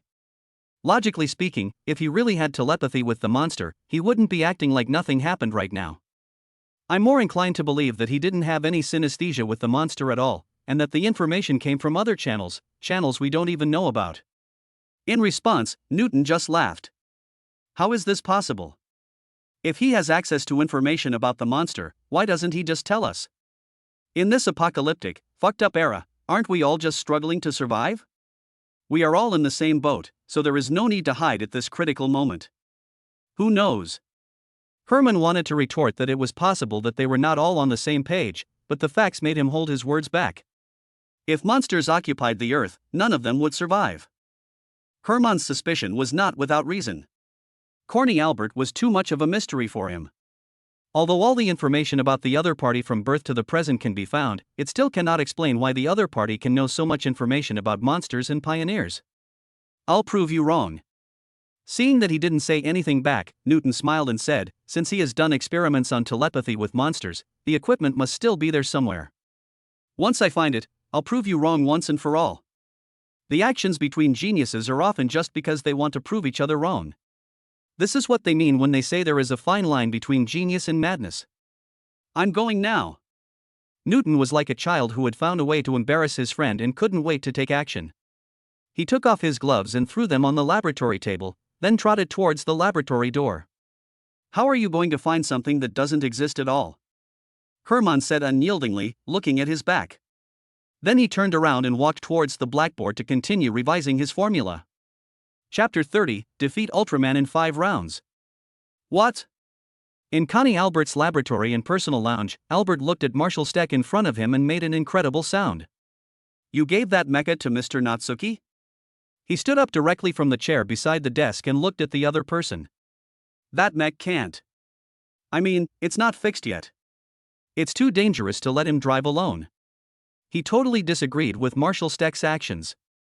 He originally prepared that mecha for himself so that he could directly intervene in the future when any unexpected situation occurred.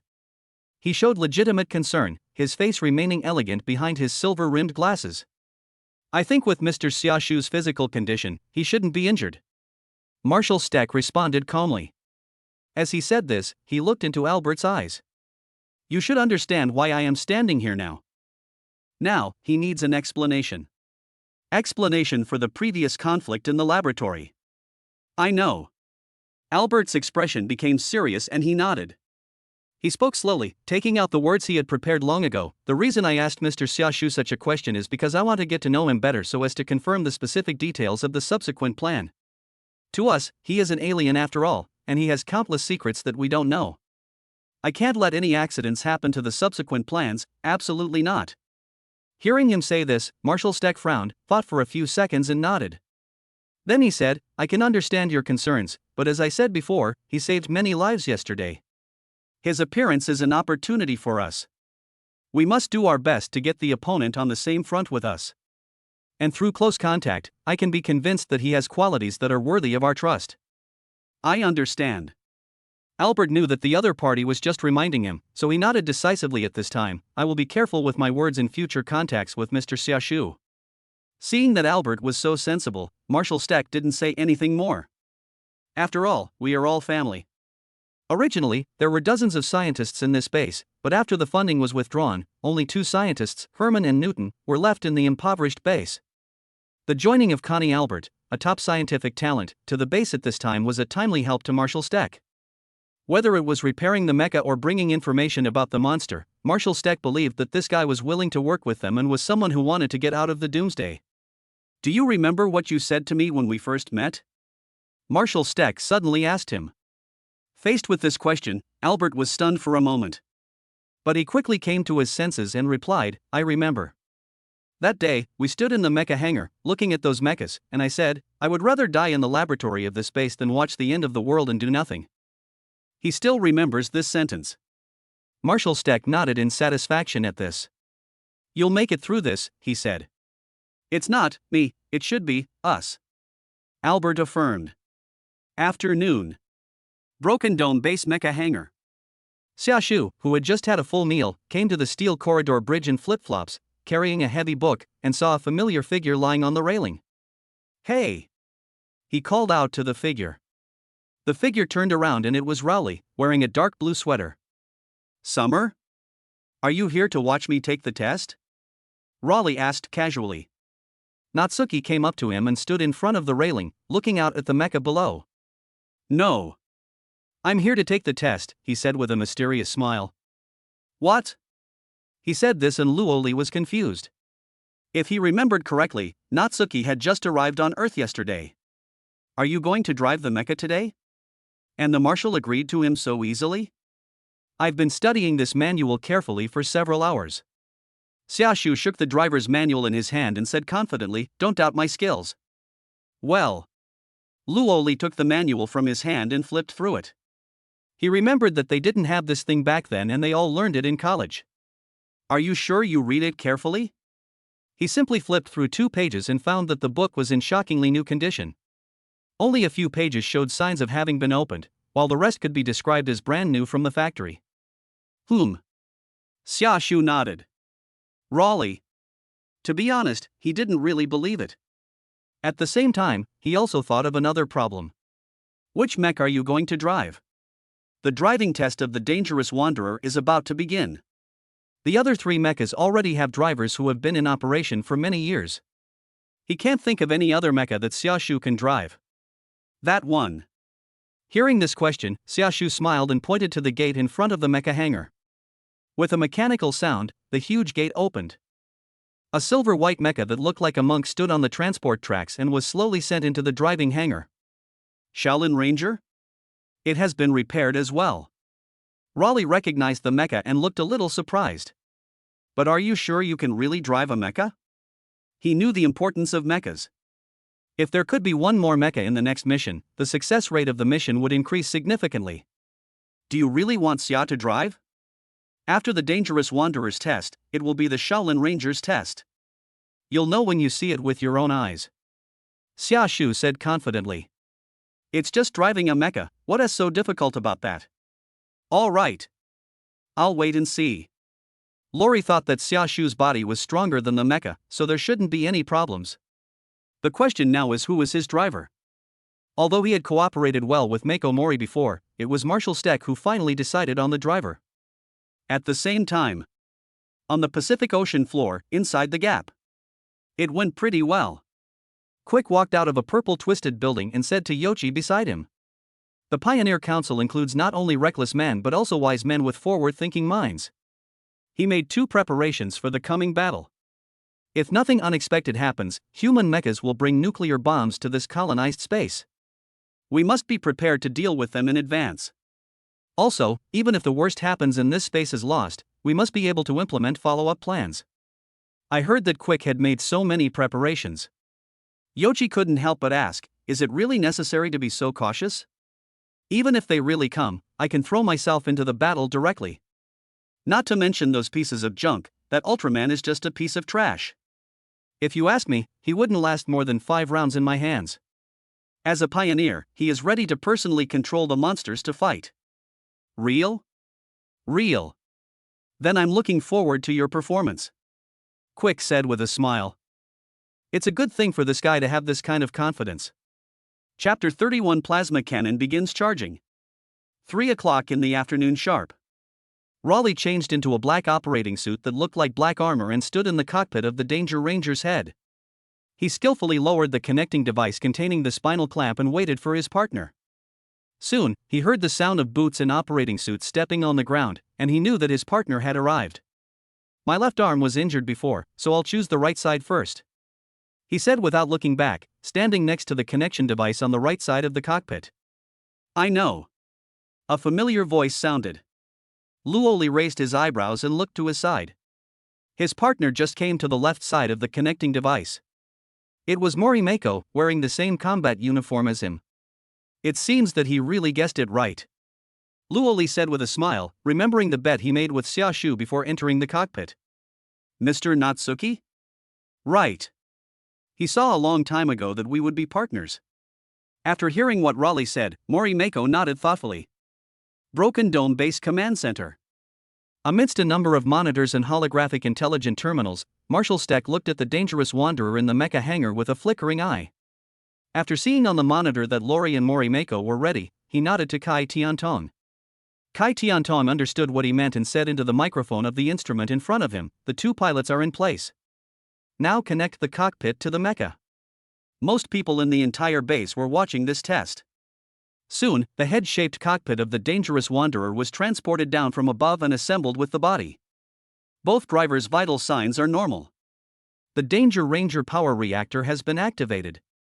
Now prepare to begin the synesthesia connection. 3, 2, 1. The moment the synesthesia connection was activated, both Raleigh and Morimako in the cockpit perked up. Don't dwell on the memories, concentrate, Raleigh reminded. Morimako nodded silently. Then, the images in front of both of them flashed at the same time. The 2 people's consciousness was connected together, and their past life experiences flashed before their eyes, from infancy to child, from child to adult. Fortunately, at this stage they did not truly experience another person's life, but just took a rough look at it. Concentrate. Mako. Concentrate. After all, it was Morimako's first time to communicate with others through telepathy. Even though she knew what would happen next, she still felt nervous inside. But at this moment, she heard Raleigh's voice, which soothed her emotions. Soon, they moved beyond the memories and returned to reality.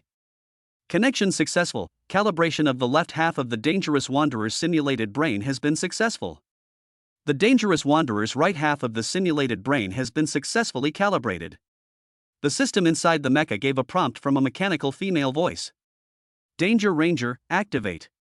Then, under the gaze of everyone in the command center, the dangerous wanderer slowly raised his arm and made a movement to test his arm flexibility. They succeeded.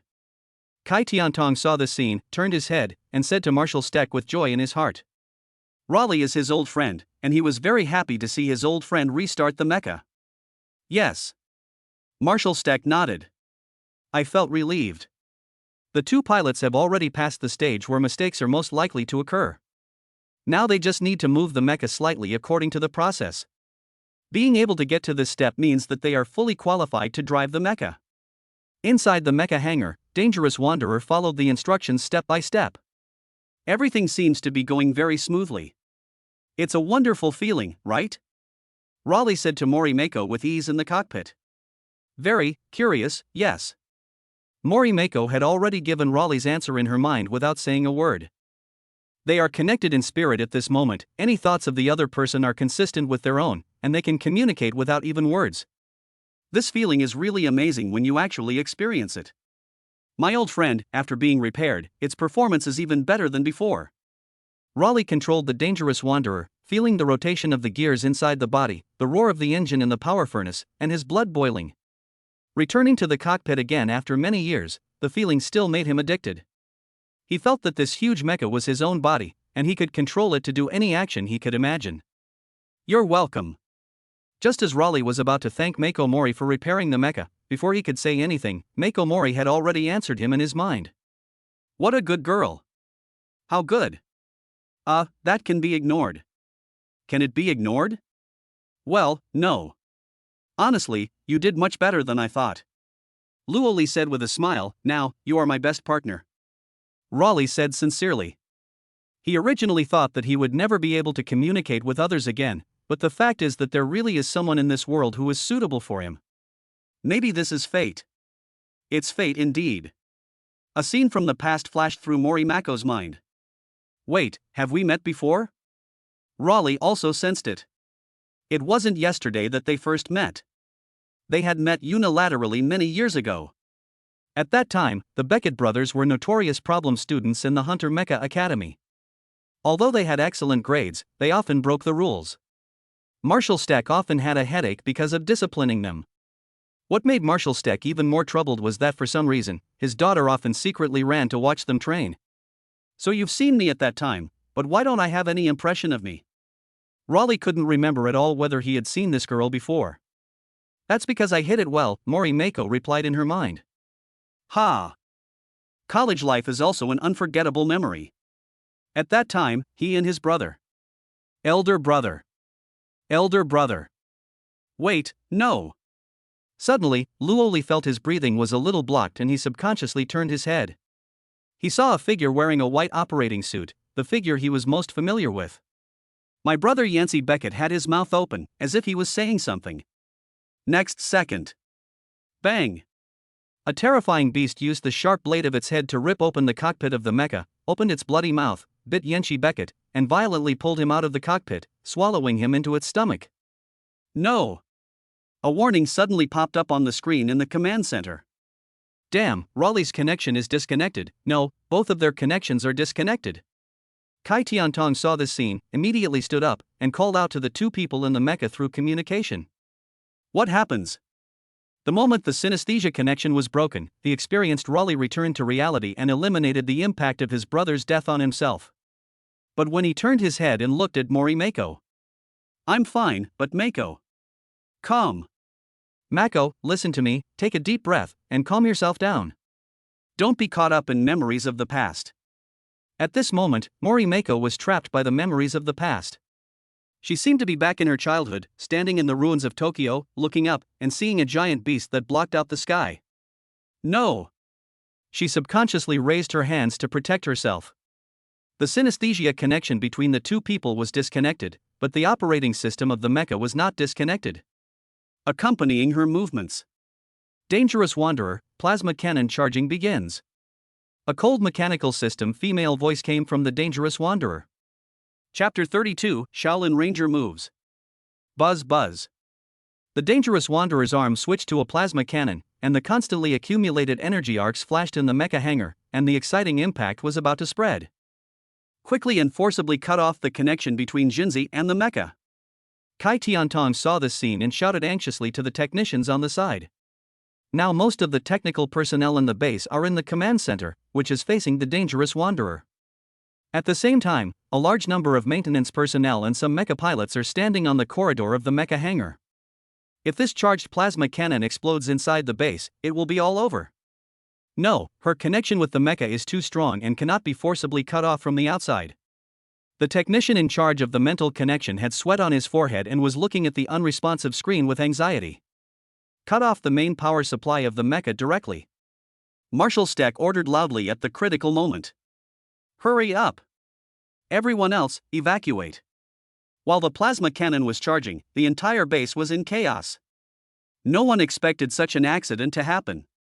The connection between Morimako and the mecha is so stubborn that it cannot be severed.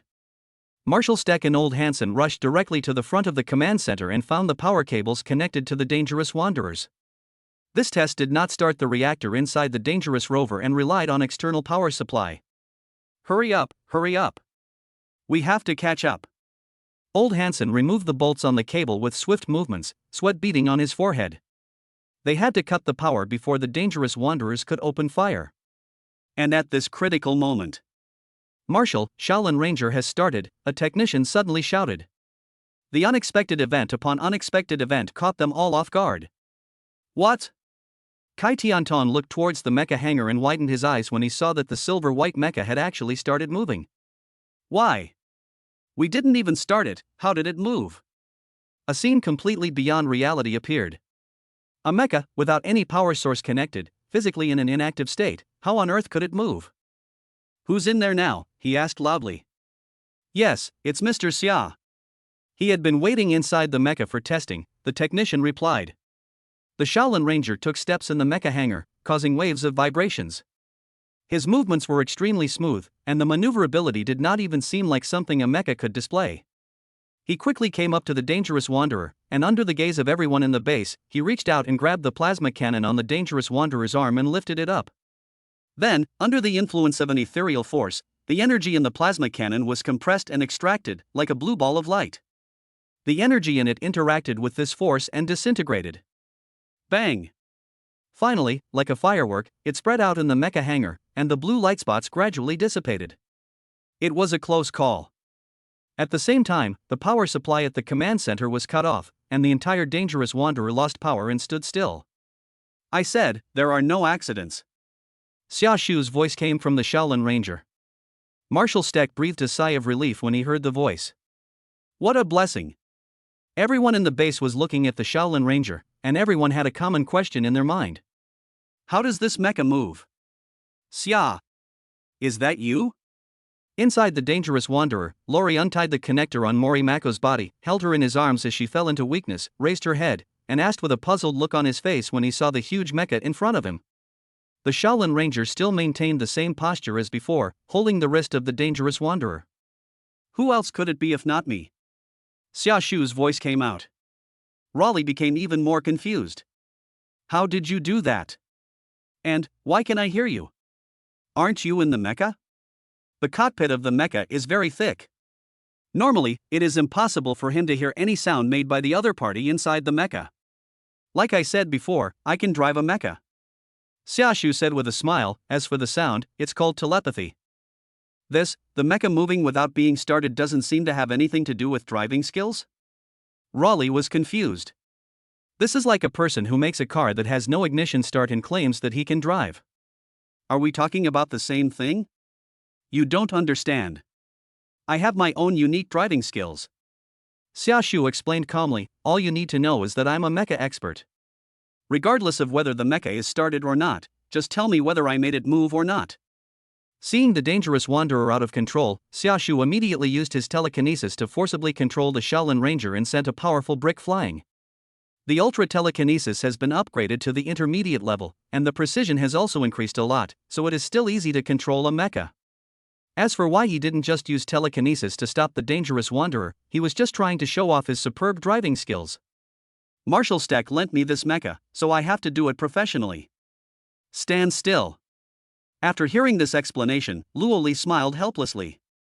It seems that aliens are really good at driving mechas. I messed up. Morimako had come to her senses by now. She slowly raised her head and saw the Shaolin Ranger who stopped her. She saw the disappointed looks of everyone in the command center in the distance and realized the seriousness of the matter. Marshal Steck's face was gloomy, as if he was ready to take the responsibility on himself. The pilots of Cherno Alpha and Storm Red stood on the covered bridge, looking at him with eyes full of disappointment. Old Hansen and Young Hansen in the command center seemed to be arguing, and Young Hansen didn't dare to leave the task to a teammate who was at risk of losing control at any time. loss, self-blame. Morimako, who had just emerged from the tide of memories, was once again shrouded in negative emotions. She knew she had screwed up. I have let down my father's trust and everyone's trust. No, it's not your fault. Rory immediately noticed her emotions and comforted her. I was the one who had the problem first. I saw my brother, and then you were affected. This is exactly the case. There are shadows in the hearts of both of them, and when the two shadows collide, it will bring unpredictable results. Two pilots, leave the mecha immediately. The voice of the command center came from inside the mecha. They heard the sound, looked at the people in the command center, sighed in their hearts, and got up from the ground. What will greet them next will not be a good face. Thank you, Z, for the great recognition. Thank you, boss. I'll add another chapter for the boss after the debut. Chapter 33, Leaving. Everyone in the base knew about the accident. They all had a common idea in their minds, that is, these two people were not suitable for driving mechas. Although Raleigh has tried his best to explain that it was his fault, the fact that Morimako fell into memories and caused the dangerous wanderer to lose control is an unchangeable fact. There must be no mistakes in the next plan, otherwise everything they have will come to nothing. In Marshal Steck's office. No need to explain further. It was me who allowed you two to take the test. Marshal Steck said in a deep voice, looking at Raleigh and Morimako in front of him. There was a lingering solemnity between his brows. That's not the point, Raleigh explained. This is Mako's first time participating in synesthesia. She just needs time. She'll definitely be able to adjust next time. Unlike his more experienced self, Raleigh knows what it feels like to experience telepathy with another person for the first time. Normal people simply cannot adapt quickly, so it is normal for accidents to occur. Next time? Marshal Steck's expression became more serious. How many times do you think we have left? The frequency of monster attacks has changed. If we don't hurry, the next time we face a monster might be level 5, level 6, or even higher. You two nearly destroyed this base. Everyone has seen the results of the test, and the pilots of the other mechas have already conveyed their stance to me. They cannot accept carrying out a mission with you. Hansen Jr. was particularly enthusiastic about the results of this test, and directly expressed his full opposition to the participation of the dangerous wanderer in the operation. The pilots of the other two mechas also expressed the same attitude. They also did not want any accidents to happen while performing the mission. Sometimes an out-of-control teammate is more terrifying than the enemy. What they have to do is to save the world, and there is no room for any mistakes, especially such a big mistake. As soon as he said this, Luoli pursed his lips weakly, clenched his fists but had nowhere to wave them. Morimako next to her kept her head down, she was too ashamed to face her father. So, what's the point of calling me here? Luoli spoke again after a few breaths, his expression somewhat puzzled. You said you needed me here, so I came here. And the result is that you are not going to let me participate in the subsequent missions? I arrived at the base yesterday and participated in the test today, but after the test, they said they didn't need me anymore? Is this a joke? No. Marshal Steck shook his head slightly. I don't mean that I don't need you, but... He shifted his gaze to Morimako. Compared to a father, he should be a marshal at this time. Raleigh was able to adjust in time when he encountered problems with synesthesia, but Morimako was trapped in memories of the past and almost caused a disaster. He couldn't let Morimako enter the mecha again. I understand. Morimako said with red eyes and trembling head lowered. After that, I made a decision in my heart. He raised his head with difficulty, looked at Marshal Steck, and slowly said, Morimako, I request to leave the plan. For her, driving a mecha has been her dream for many years. She wants to use the mecha to kill monsters with her own hands and avenge her dead family. Now, she chose to give up it all. Allow. Marshal Steck looked at her, and although he felt reluctant, he still said these two words. After hearing the expected two words, Morimako's body trembled again. At this moment, she has lost the right to drive the mecha. She bowed gently to her father, and tears fell to the ground as she moved, along with her thoughts. Then he turned around and left the office. How could you? Raleigh looked at her departing back and wanted to stop her, but in the end he put down his raised hand, turned his head, looked at Marshal Steck, and raised a questioning voice. I know she is your daughter. I saw it in her memory. Lori saw what happened that year in Morimako's memory. He knew that Morimako was the Marshal's adopted daughter. You used to be an instructor at the Hunter Mecha Academy. You know what a pilot should go through. Why don't you try to trust her again? You're not protecting her, you're harming her. Having experienced synesthesia, he now fully understood Morimako's feelings at the moment, and knew her dream of avenging her family. I told you, we don't have time, Marshal Steck replied. Time? Is it really just one day that's missing? Raleigh asked again. This time, Marshal Steck did not answer. Instead, she looked at him with a serious gaze. Don't mistake my calmness for a lack of temper, Mr. Beckett, he said coldly. At this moment, facing Marshal Steck, Raleigh seemed to be back to the days when he was scolded in the academy. I was speechless for a moment. No action is allowed without my order. Now, get out. Marshal Steck issued an ultimatum. Luoli opened his mouth and wanted to say something, but finally gave up, turned around helplessly and left the office. After the two left, Marshal Steck sighed. To the last person in the room, he said, I'm sorry, Mr. Xiaoshu, for making a fool of myself. Also, thank you for taking action at the critical moment. Xiaoshu, wearing a green floral shirt, stood at the side of the office with his arms folded, listening to the entire conversation. The Shaolin Ranger's test was completed when the dangerous wanderer sent it in for routine maintenance. His telekinesis combined with a little driving knowledge allowed him to easily pilot the mecha alone. The other mecha pilots all agreed to let Shaolin Ranger replace Dangerous Wanderer's original position. After all, the facts that just happened were right in front of them. You're welcome. After all, I promised you that no accidents would happen, Xiaoshu said. But are you sure you want them on standby? He could tell that Raleigh wanted to fight, and the only person who could be Raleigh's best partner right now was Morimako. Letting Morimako withdraw is tantamount to giving up on the Dangerous Wanderer. This is also a helpless move. Marshal Steck said, I believe Mako will be able to get used to driving in a short time, but people's trust is difficult to restore in a short time. The point is not whether Morimako can get used to flying the mecha, but whether other mecha pilots can accept them after this major mistake. So, the subsequent plan requires you, Mr. Xiaoshu, to pilot the Shaolin Ranger and take the place of the Dangerous Wanderer. Although Dangerous Wanderer was unable to participate in the operation, fortunately he and Xiaoshu reached a cooperation in advance. Tonight, we will unify the division of labor for various tasks. And then execute the plan tomorrow morning. Marshal Steck wanted to resolve this disaster as quickly as possible. Okay. Xiaoshu nodded. Chapter 34 The Time Traveler Who Came to Visit. Dinner time. Raleigh came to the restaurant, had just finished his meal, and was about to find a place to sit down. When he turned around, he saw countless pairs of eyes staring at him. The Eureka Raiders pilot team, the Storm Crimson's pilot team, the Cherno Alpha's pilot team, they looked at themselves, without saying a word. But at this moment, he had already heard their inner thoughts. He knew that for most people, the Dangerous Wanderer's mistake was not just a technical error. They almost died in this base. They no longer welcome me, and their eyes say it all. What are you standing there for? Find a place to sit down. At this moment, a familiar voice suddenly sounded beside him. He looked in the direction of the sound. Xiaoshu, wearing a floral shirt, was holding 2 plates in his hands, with 6 more plates floating behind him, waiting for him to find a place to sit down first. No one in the base was particularly surprised by Xiaoshu's casual use of telekinesis. They had already gotten used to the fact that there was an alien with a strange personality in the base. He saved their lives during the afternoon test, and that was enough.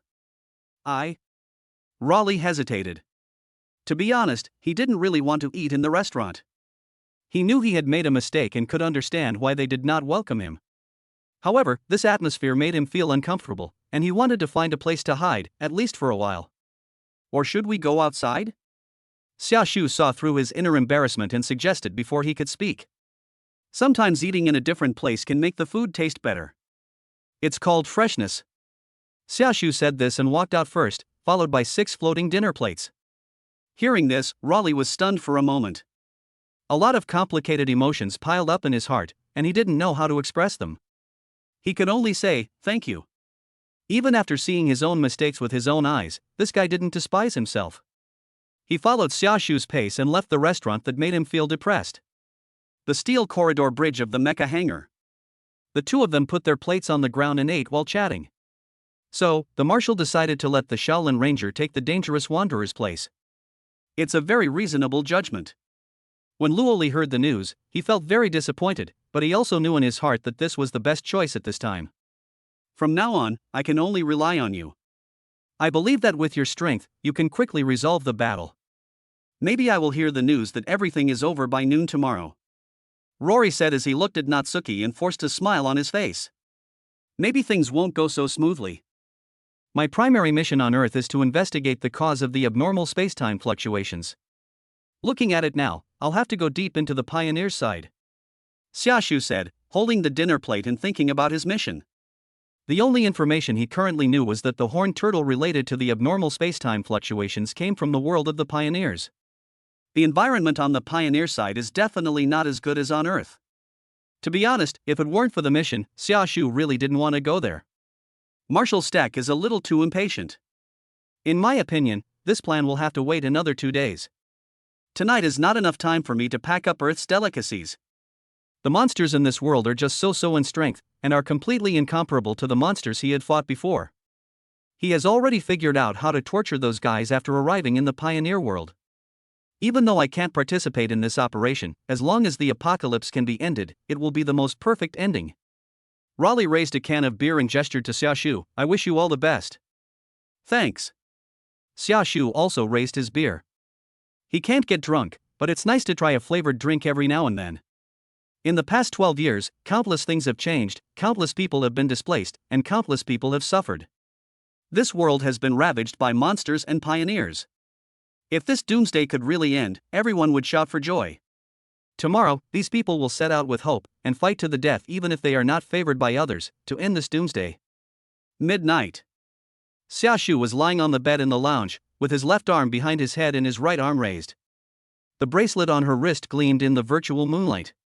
2 decision tasks have been settled.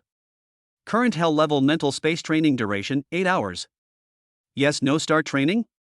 Look at the words on the translucent screen on the bracelet. Xiaoshu's mouth twisted. I fell for your trick last time, and I won't do it again this time. Training, what the hell? I won't even sleep this time. What can you do to me? As the saying goes, the devil is always stronger than the good, so Xiaoshu was going to have a good fight with Hikari today. I can't even sleep, and you're far away in the kingdom of light and you still force me to train? Impossible, absolutely impossible. It's just 1 day of not sleeping, it won't have much impact on me. I'll see what tricks you have this time. Natsuki just stared at the bracelet without blinking, his expression full of provocation towards Hikari. By the way, I have to show you some good things I learned on Earth. As he spoke, Xiaoshu took out the other hand that was behind his head, pointed it at the bracelet, and raised his middle finger with full of sarcasm. In this way, Xiaoshu started to fight with the bracelet. He would not sleep until the moon slept, and he would not sleep until the moon slept. I told you not to help me anymore, Hikari. The long dark night passed bit by bit. It was late at night. Albert, wearing a white research coat, left his laboratory. Walking in the empty steel corridor, the face behind the silver-rimmed glasses looked particularly solemn. The sound of boots stepping on steel plates was clearly audible as he walked through corridor after corridor, moving towards his goal. Ultraman, like us, they are beings that shouldn't exist in this world. Perhaps, it is because we appear here that he appears right after us. He muttered to himself. My mind was still analyzing the identity of this uninvited guest. No matter what, this is my last chance. He finally came to a large door. This is a lounge in the Broken Dome base. Natsuki's Lounge. Chapter 35 Self-Destruction. On a quiet night, Xiaoshu was lying on the bed, staring at the bracelet. The subtle knock on the door was particularly clear inside the house. He noticed the visitor as soon as the other party stood in front of the door. Xiaoshu slowly sat up in bed, a confused look on his face. Who would come to my side so late at night? He slowly raised his hand, and the door opened in the air, revealing a face wearing silver-rimmed glasses. Seeing this face, Xiaoshu's brows suddenly frowned. Are you here to cause trouble? Didn't you listen to any of my warnings this morning? I remember you were AI what? Xiaoshu looked at the other person, sat on the bed, rubbed his chin and thought about the other person's name, and spoke first. Albert. Corny Albert. Albert pushed up his glasses and introduced himself politely, not looking like he was looking for trouble. Okay, Albert.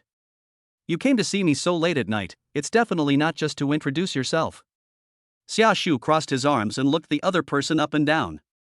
There was a golden light flashing in his eyes. The door behind Albert closed with a bang. Xia Shu didn't have a good first impression of Albert, so naturally he wouldn't act very easygoing at this time. He could tell at a glance that there was something hidden in this guy's eyes, and that was ambition. I mean, no offense, Mr. Xia Shu. Albert looked back at the closed door and felt a little nervous, but he did not show it on the surface. Instead, he continued to speak politely to Xia Shu. He raised his hands to show that he was not a threat.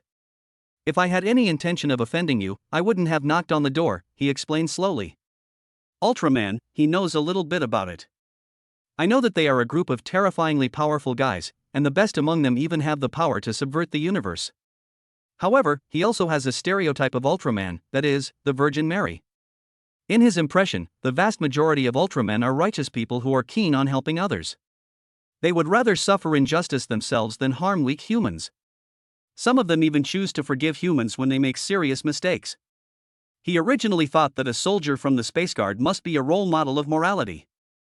You can use moral rhetoric to trap this warrior and indirectly help yourself. But he never expected that Xia Shu would not play by the rules at all.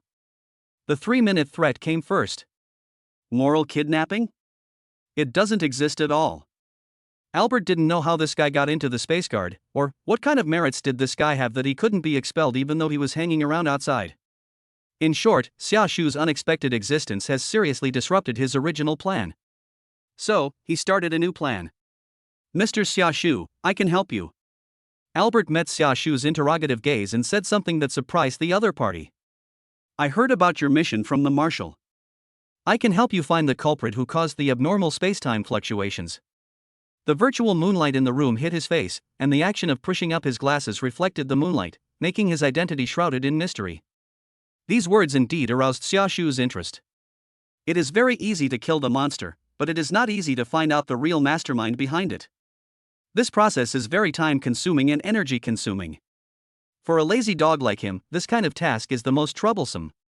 How can I trust you? Xia Shu pinched his chin with one hand, looked at the other person, and sat cross-legged on the bed, thinking about the details revealed in the other person's every move, judging whether the other person can be trusted. Albert also knew that he had left a very bad first impression on Xia Shu. So, his choice at this time is: tell it all. Since the other party is still Ultraman, as long as he doesn't have any special intentions and shows his integrity honestly, there is still room for negotiation. I'll tell you everything I can, Albert said with a firm expression. At this moment, he would not choose to be the Riddler because it would be meaningless. Oh? Xia Shu narrowed his eyes slightly, realizing that this Albert seemed to have a lot of information. Tell me first. Whether you trust this guy or not depends on what happens next. Originally, Xia Shu planned to follow Marshal Steck and his men all the way to the back of the Pacific Gap, capture a few pioneers and torture them to learn about the abnormal spacetime fluctuations. If Albert could provide him with useful information now, it would save him a lot of effort. This mission can almost be said to be Xia Shu's most efficient mission in recent times. He just arrived at the Earth in this universe yesterday, and he will attack the enemy's lair tomorrow. If other people in the Space Guard saw this, they would have to say it was unfamiliar. The abnormal spacetime fluctuations you need to investigate are actually the result of changes in spacetime source energy. Albert pushed his glasses and explained patiently. Every world has its own original destiny. You can think of it as a line or a script. Some outsiders, beings that don't originally belong to this world, arrive in this world and change its fate. The greater the change, the more scars this world will reveal, and there will also be more opportunities for the theft of spacetime source energy. Hearing this, Xia Shu frowned slightly. This mission seems not to be easy. If it is really as the other party said, then what I have to face is an organization. It's not as simple as just dealing with the invaders. What organization do these outsiders belong to, and what are their names? He asked. I can't say. Albert looked at Xia Shu's serious gaze and shook his head slightly. Because I am one of them, I can only tell you some of the relevant information. I cannot tell you more, otherwise I will disappear now.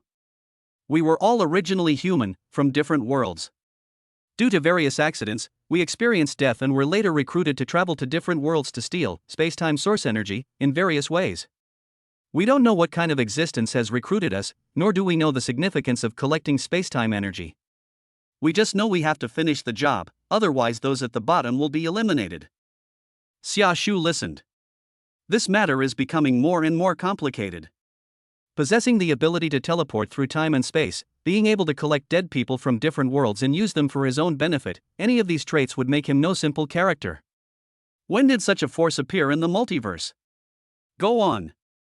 Xia Shu said. This matter is no longer just a problem for this Earth. He doesn't know what the mastermind behind collecting the so-called spacetime energy is going to do, but he guesses it must not be a good thing. Moreover, anything related to time and space is not a good thing and will often cause you trouble. This task was not as simple as he had imagined. If it was an ordinary task, he could be a little lazy and mess up, but when faced with such an important matter, Xia Shu would usually choose to get things done before relaxing. Who could have imagined that there is such a big life in this remote universe? For people like us, the world we live in now, and even the kingdom of light where you live, are all projected onto our own world in the form of stories. Therefore, we have an innate intelligence advantage and can more easily change the fate of a world. Albert conveyed all the information he could to Xia Shu without reservation. There is also competition among the time travelers. After he discovered that Xia Shu was a hunter who could not be dealt with at all, he chose the most sensible approach. If you can't beat them, join them. Chapter 36 Monster Attack. What we have to do is to divert the world from its original destiny as much as possible. There are many ways to change the fate of the world. For example, a world full of hope and beauty, our mission is to destroy it. And a world full of despair and death, our mission is to save it. At the same time, not everyone among us is completely united. The more people participate in the same path to changing the world, the less spacetime energy we will ultimately reap. Albert said seriously. The guy hiding among the pioneers is most likely aiming to have the pioneers occupy human territory and eliminate all life on Earth. This is the method that will maximize the amount of spacetime energy. Xia Shu listened and nodded slightly. What about you? You said you were one of them. What were you planning to do? Natsuki needed to know his complete motives so that she could determine whether what he said was credible. There are no absolutely good or bad people in this world. At the same time, there are no completely brainless villains. This guy said he had told everything, but in fact he must have done so to achieve some purpose. This guy is in a competitive relationship with other outsiders, and there is a high probability that he wants to use his own hand to help this guy get rid of his competitors. Of course, this is one of the aspects that Xia Shu thought of. In Albert's mind, there is a deeper purpose. My original plan was actually very simple. Albert didn't hide this fact and said honestly, there's more than one way to change the fate of the world, and different ways have different levels of difficulty. In different worlds, there are certain characters who are closely tied to the fate of the world, the so-called chosen ones, or protagonists. Changing their fate is the most convenient way. I'll just tell you straight out. According to the original fate of this world, Steck would die, Raleigh would die, Dr. Newton, Chuck Hansen, Mako Mori, the three brothers who piloted the Storm Red, the couple who piloted the Cherno Alpha, many people would die in various accidents. What I have to do is to find a way to keep them alive and deviate from their destined death. That's why I'm here. By the way, the mecha I repaired was also for this purpose. To increase my participation, I tampered with the operating system so that others couldn't pilot it. But I didn't expect you to snatch it away. This was Albert's original intention. Every time a traveler arrives at the mission world, he obtains a different identity, which is determined by his performance in the previous world. Albert's identity in this world is a doctor who is proficient in physical mechanics and biology, and his choice is to join the Broken Dome. But Xia Shu's arrival disrupted his plan. Xia Shu's appearance here meant that these people would not die due to accidents, which directly made him do all the work he was supposed to do. At this rate, he would not be able to get much spacetime source energy. So when he first met Xia Shu, he was thinking about whether he could use Xia Shu to help him complete tasks in other areas and harvest time and space source energy. After all, this is a top-level combat force. After realizing that Xia Shu was a player who would not be easily influenced by him, he could only reveal everything and try his best to cooperate in order to get some benefits. If he didn't express this attitude now, he was afraid that after Xia Shu found out that he was a time traveler, he would not even be given a chance to explain and would be killed directly. He had already seen that although this guy looked lazy and casual on the surface, he was actually not a simple good guy. What do you want from me? Xia Shu asked directly. He knew that Albert would not tell him this information for no reason. After all, he had worked in the Space Guard for more than 10,000 years and had met a lot of people. Let me participate more in subsequent operations so that I can obtain more spacetime energy when the mission deadline is over. Also, and most importantly, don't rush to liquidate me. Albert stated his greatest need. I can provide you with intelligence and help you complete your mission in this world, and the same can be done in the world after. Albert made his position very clear at this meeting. Xia Shu is the hunter and he is the prey. The hunter is destined to eat the prey. Albert dare not say that his hands are clean, but he dares to say that he will be useful to Xia Shu. He wants to exchange his own value for a life. Let's cooperate and each get what we need. Albert pushed his glasses and said resolutely. If you don't believe me, you can compare it when you find another outsider. Albert explained the motives, purposes, and interests to Xia Shu. At the same time, the most important point is that revealing one's identity also puts one's life in Xia Shu's hands in advance. Xia Shu looked at him and thought for a while. Finally nodded. If you want to let them live, I won't stop you. My main task is to find out who's behind your organization. Since you want to be my spy, of course you can. With such an insider, my mission will undoubtedly be much smoother. As for whether the other party will stab him in the back? If he could do it, he wouldn't have exploded here. Judging from his vital signs, there is no sign of lying in this guy's words, so we can believe him for now. Albert was slightly relieved when he heard Xia Shu agree. How many outsiders like you are there here? Xia Shu asked. There are 4 of us, including me, Albert replied, but we don't know each other's positions or identities. Natsuki nodded. In other words, there are 3 others that I need to deal with besides him. Speaking of which, if you reveal so much information, won't the organization behind you try to eliminate you? The other party has revealed a lot of information, and Xia Shu even feels that it can be considered confidential. Won't. It's more like a program, and we don't know who is the real mastermind behind it. It's okay as long as you don't say some key test words. Albert replied. He knew that he was just a pawn. No one cares about their life or death, as long as they can collect the source energy of time and space. Although we are merely executors of the mission, we are also considered extremely vicious criminals in the eyes of your kingdom of light. Almost every one of us has countless innocent souls on our hands. You don't need to think too much when you take action. Listen to him say that. Xia Shu couldn't help but raise an eyebrow and said, You've thought it through very carefully. You've even considered this. The desire to survive is really strong. When this guy came over tonight, Xia Shu thought that he was going to attack him while he was sleeping, but he didn't expect that he would just come in and slide down to his knees. Xia Shu thought that there was no need to eliminate Albert on the spot for the time being. They could wait until the whole incident was over and throw him into the space prison to let the captain judge him. Next, we need to quickly resolve the issues on this Earth and then get in touch with the Kingdom of Light. With a spy, the prey becomes easier to catch. It was almost morning when the two finished chatting. There were less than 2 hours until the scheduled departure time. And just at this moment, buzz buzz. A shrill alarm rang out throughout the base. The sound meant only one thing: a monster had appeared. Shit, they're also ahead of schedule. Albert immediately realized that it was the traversers on the other side of the gap who had begun to move. In this world, travelers who obtain the status of pioneers undoubtedly have a huge advantage. But they couldn't imagine it either. But, we still have an ace, Albert said with a smile as he looked at Xia Shu, who was doing warm-up exercises. Chapter 37: The battle is about to begin. There's something unusual at the gap. At the command center of the Shattered Dome base, the technician on night shift sounded the alarm and shouted to Kai Tiantong and Marshal Steck, who had hurried over. The expansion index shows level 4. The technician looked panicked. A level 4 monster was already the highest level that had appeared so far. And there is more than one monster that appears. With sweat on his forehead, he said, it's a triple attack. Based on the route prediction, the target is most likely this base.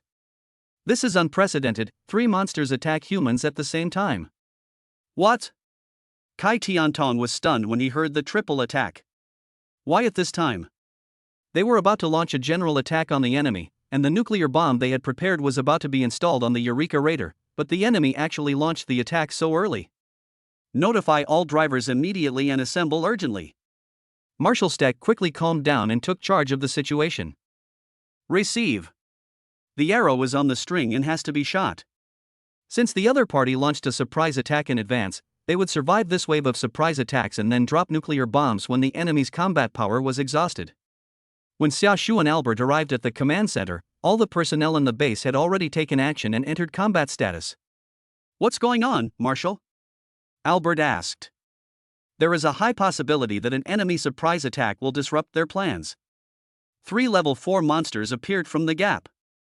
Their codenames are Tailed Rat, Horned Turtle, and Swift Dragon. Cherno Alpha and Storm Red have already gone to fight them. Marshal Steck turned around and said to him. Hearing this, Albert immediately frowned. In the original destiny of this world, Storm Red and Cherno Alpha were destroyed by the Tailed Rat. Now they are at a disadvantage with 2 against 3. Under the siege of the 3-headed monster, the 2 mechas will soon be damaged, and they will lose 5 excellent pilots at once. No, absolutely not. Marshal, I suggest that Mr. Xiaoshu join the battle. Albert suggested directly. Their deaths were unacceptable from everyone's perspective. Mr. Xiaoshu? Marshal Steck frowned. This is just a defensive battle.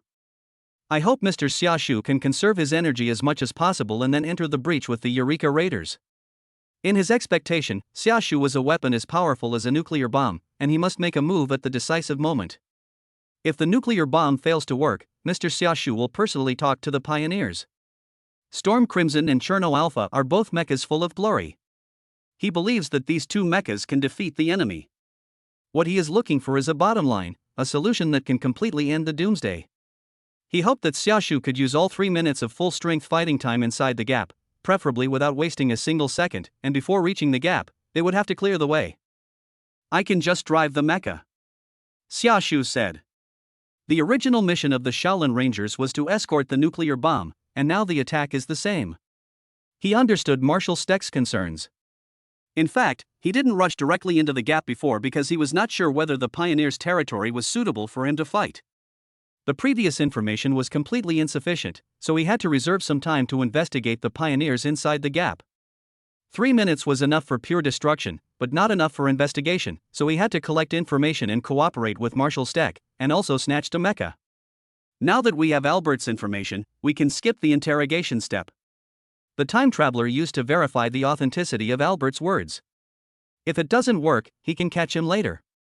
There are only 4 of them in this world anyway.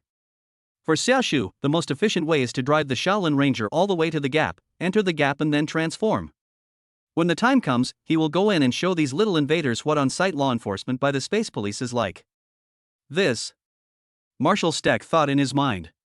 Cherno Alpha and Storm Red went to fight the monster. Eureka Raider still had half an hour to complete the installation of the nuclear bomb, and the 2 pilots of Danger Wanderer just made a mess.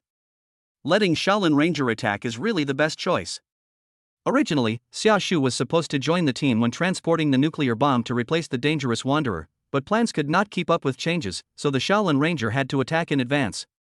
He was worried that participating in one more battle would affect Natsuki's condition. Before he could speak, Natsuki spoke first.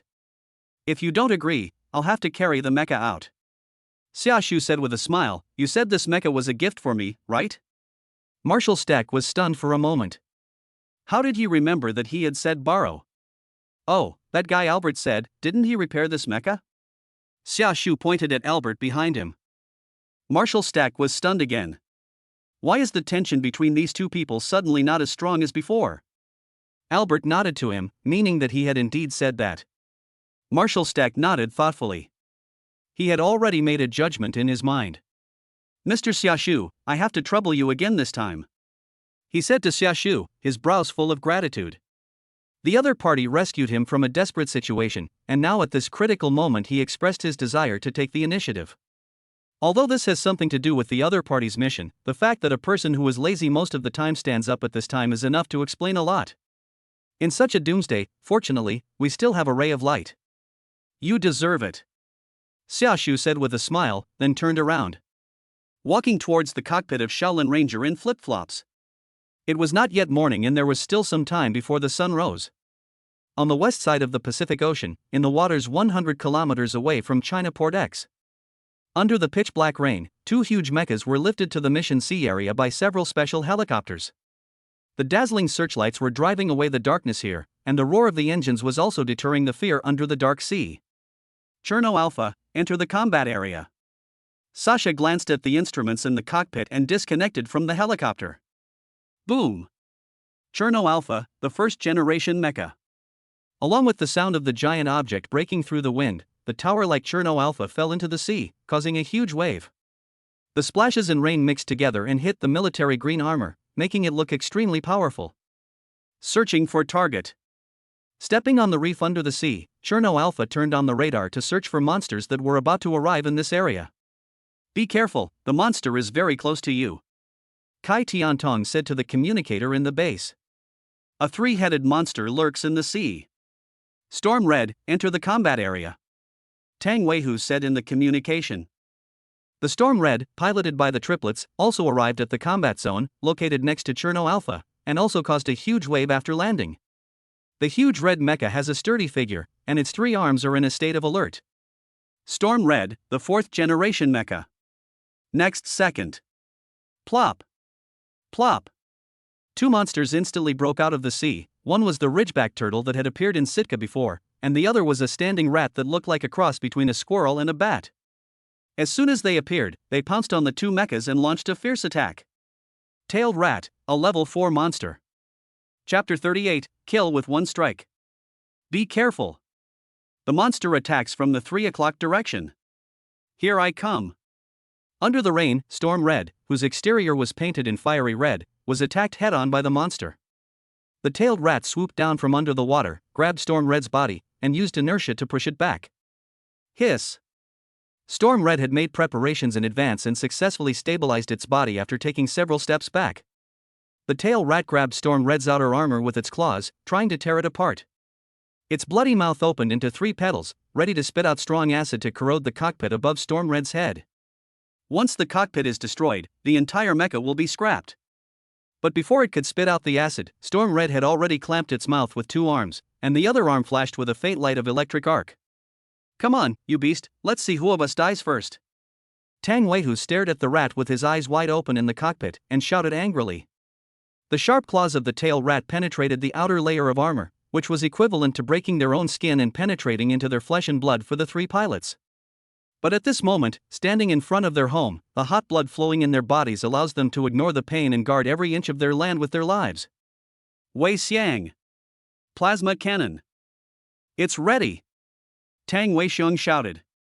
The 3 pilots brought almost double the flexibility. The arms controlled by the other 2 brothers clamped the head of the tail rat, while the arm controlled by Tang Weixiong had already charged the I-22 plasma cannon, and in a flash, he had attached the cannon hole to the tail rat. Boom! The tail-standing rat realized the danger and tried to break free from control, but it was still a step too slow. The moment it broke free, blue electric light burst out and a plasma cannon hit its abdomen solidly. Plop! Hiss! Hiss! The plasma cannon instantly blasted black cracks into the skin of the tail-standing rat, and its entire huge body fell backwards into the sea, constantly tumbling underwater, stirring up layers of waves. At the same time, on the side. Hit me! Bang! Hit him hard! Bang, bang, bang! Cherno Alpha, like an iron tower, was entangled by the turtle at the first moment, but the couple soon seized the opportunity, grabbed the turtle's thick arm with one hand, kept an excellent distance, and punched the turtle's head with their right arm full of strength.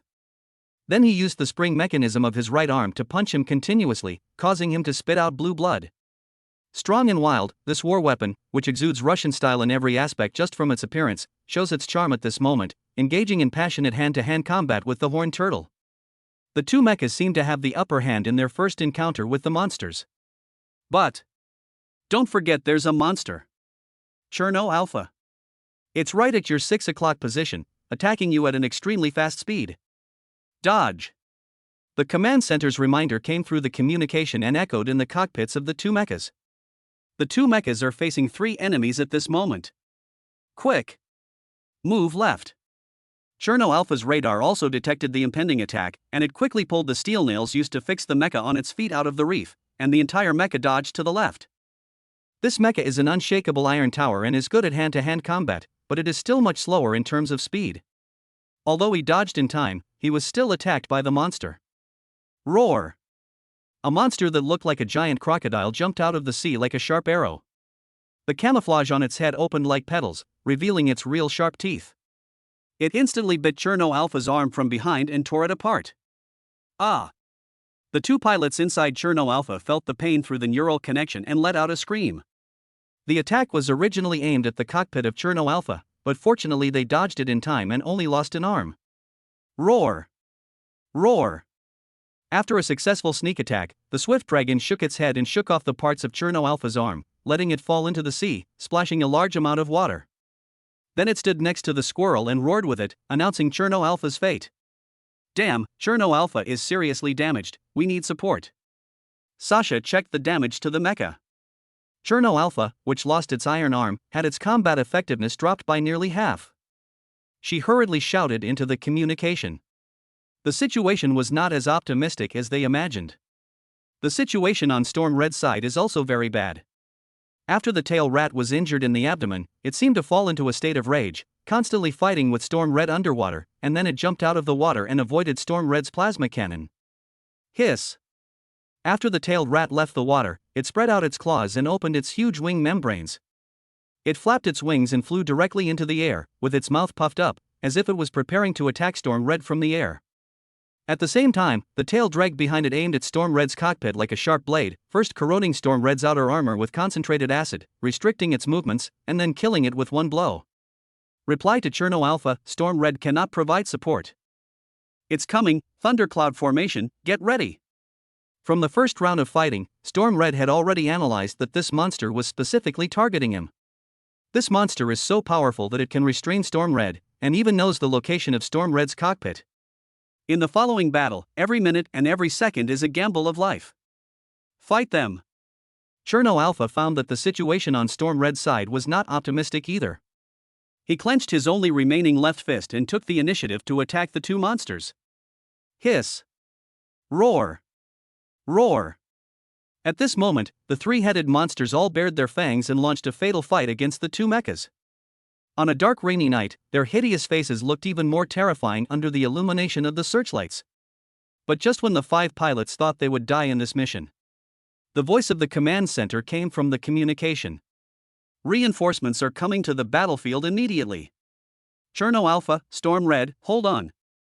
The news is good. However, the two mechas looked at the monster that was already approaching and could only bite the bullet and engage in battle, shouting at the same time, "We are running out of time, how long will it take for reinforcements?" 3 minutes? After 3 minutes, both mechas were torn to pieces. The drivers knew they couldn't last more than 3 minutes. But 2-1. The command center didn't say 3 minutes, but 3 seconds. Just as the tail-standing rat was spraying strong acid and swooping down on Storm Red like a giant bat, a silver-white mecha suddenly fell from the sky, and the huge sound of breaking wind attracted the attention of all the monsters present. Ah! Bang! The heavy mecha cut through the rain and fell from a height of 1,000 meters. An iron fist packed with gravitational potential energy slammed heavily on the head of the tailed rat. This powerful force exploded the moment it came into contact with the head of the tailed rat, preventing it from even uttering a complete scream. The entire huge body slammed into the sea, creating thousands of waves. The head was blown apart. The splattering blood and strong acid flew into the seawater, and together with the violently opened seawater, announced the complete death of the tail-standing rat. Hua hua! Under the rain curtain, in front of the Storm Red searchlight, a silver-white mecha like a monk stood on the underwater reef with its two legs and slowly straightened its body. The surging seawater and rain caused by the strong impact hit the mecha, but could not make it move at all. The right fist used to blow up the monster was also broken by the transmission of the reaction force. But those broken fragments were gathered together again by an invisible force, and in the blink of an eye they were pieced together into a huge iron fist. The pilot inside Storm Red looked at the sudden arrival of reinforcements and was so shocked by what he saw that he was speechless. Reinforcements have arrived on the scene. Now, next. Xia Shu's voice sounded in the communication, and then he drove the Shaolin Ranger in the sea and headed towards the two monsters that had just knocked down Cherno Alpha. Boom! A loud noise and white light came from the sky. The thunder on the rainy night also announced the fate of the two monsters at this moment. Chapter 39, The Advantage is in Me. So, is that the Shaolin Ranger? Tang Weihu has not yet recovered from what just happened. Stormred's 3 arms have been transformed into alloy wheels, maintaining the thundercloud formation for close combat.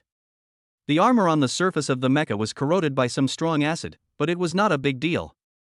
The tail rat, which completely restrained the 4th generation mecha Stormred, was actually instantly destroyed by a 3rd generation mecha. It's not about killing, it's about blowing them up alive. Just how much strength does it take to blow up a monster with just one punch, including its head? The force brought about by gravitational potential energy even shattered the Shaolin Ranger's own fist. This kind of combat style that is full of destructive oppression should never appear on a mecha. It's Mr. Natsuki. He's driving the Shaolin Ranger to support us. Tang Weilong looked at the mechanical figure that looked particularly majestic under the rain, and suddenly shouted excitedly.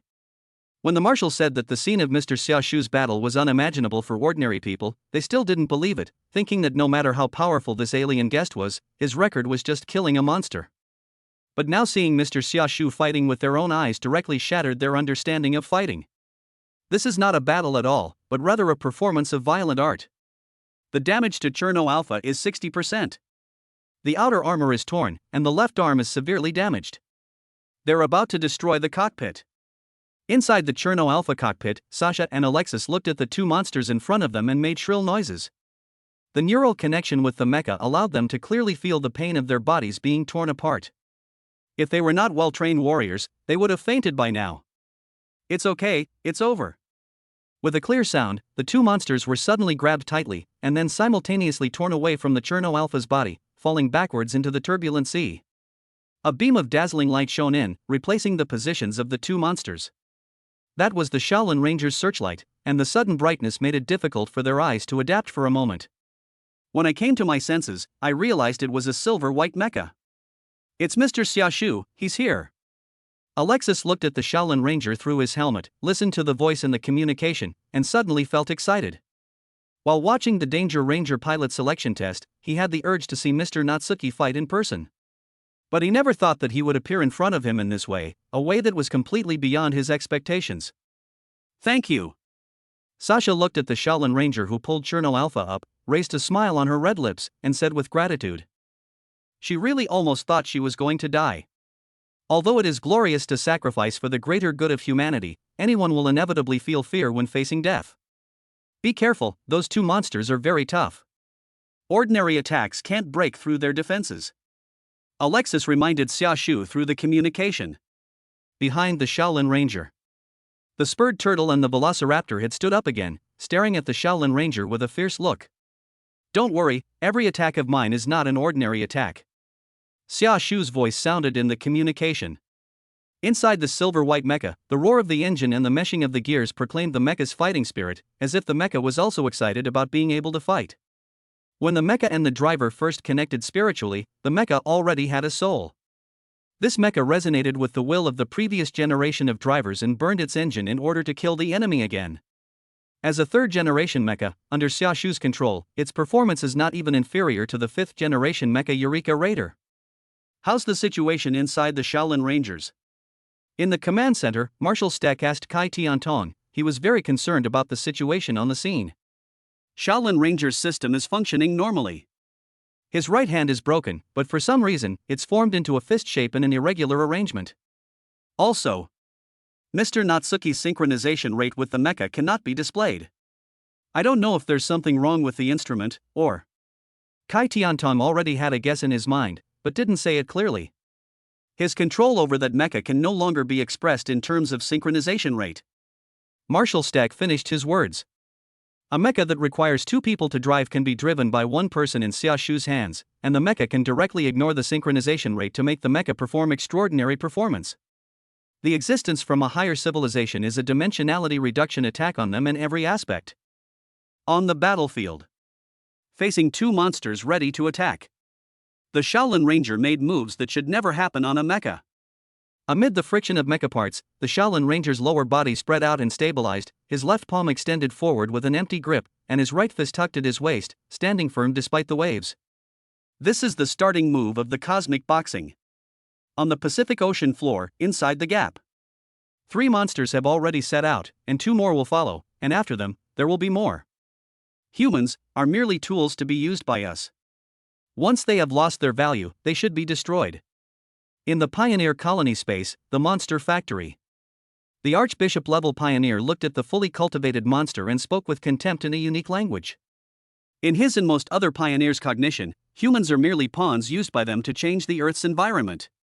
Now is the time for them to wisely self-destruct instead of engaging in foolish resistance. Yoshi stood beside him, his eyes changing. He remembered that the pioneers were originally going to fail in Pacific Rim. This guy was really confident. However, this confidence is justified now. Quick has made a lot of preparations for them. They know that humans are going to drop nuclear bombs here, and they have prepared countermeasures. They will not give the nuclear bombs a chance to explode. On the contrary, they will send more monsters to destroy all living things on the Earth. Even with Ultraman's help, he was not panicked at all. Not to mention that the monsters sent out are enough to give the other side a hard time. Even if they can successfully defeat those monsters, there will not be much time left in the 3 minutes of fighting time. And there are countless monsters waiting for the other side. Jockey even thought that Quick had done too much preparation, which did not give him any chance to perform. This time, they will slaughter every living thing on Earth and completely crush the fate of this world. Chapter 40 Faith. Since the first monster invasion, the remains of the monsters left on the land have become many landmark buildings. The flesh and blood of the monsters have been removed, the toxicity of the blood has been purified, and a few displaced people have gathered around the remaining skeletons again. San Francisco, USA. Near the skeleton of the monster codenamed Intruder, there is still a little radiation left over from the nuclear bomb explosion, but the homeless wanderers no longer care about these and gather in this area, forming a market.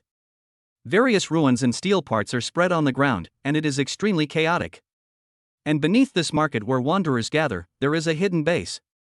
The troops led by Steck have begun to move. What do you think the chances are that they will succeed? In a technological room filled with numerous monitors, the image of the American representative to the United Nations appeared on the screen and asked the man in the room. 0, replied Zachary Lehman, who had neatly combed brown hair. He was sitting in a chair, holding a translucent tablet terminal in his hand, debugging the system used to drive the mecha. Destroying the breach is no easy task. They have too few mechas, and Steck Pentecost is unwilling to accept my assistance. This dooms the plan to fail. Their actions are a waste of existing resources. When the horned turtles attacked Sitka, Lehman knew that there were time travelers in the pioneer camp, which doomed Marshal Steck's plan to fail. The pioneers must have known about the operation to blow up the gap. But don't worry, Mr. Taylor. He put down the translucent tablet in his hand, looked at the image on the display screen, and said confidently, "The biggest drawback of the Hunter mech is that it requires a pilot to operate it. Training a good pilot is more difficult than building 10 mechs. This fundamentally limits our capabilities. Unmanned mechas that don't require a pilot to operate them don't have this drawback. They can be mass-produced and deployed, rapidly increasing our overall strength in a short period of time. I've already completed a batch of mass-produced drone mechas.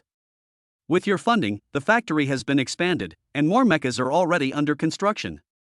It won't take a month to complete the global deployment of drone mechas. The manufacturing cost of the Hunter mech is too high, and it needs to train 2 excellent pilots before it can exert its normal combat power. At a time when monsters are becoming increasingly powerful, the troops led by Marshal Steck are simply money-eating beasts. Mechs are constantly being destroyed and pilots are constantly dying, which makes the United Nations lose confidence in them. In comparison, Lehman's plan is more reliable.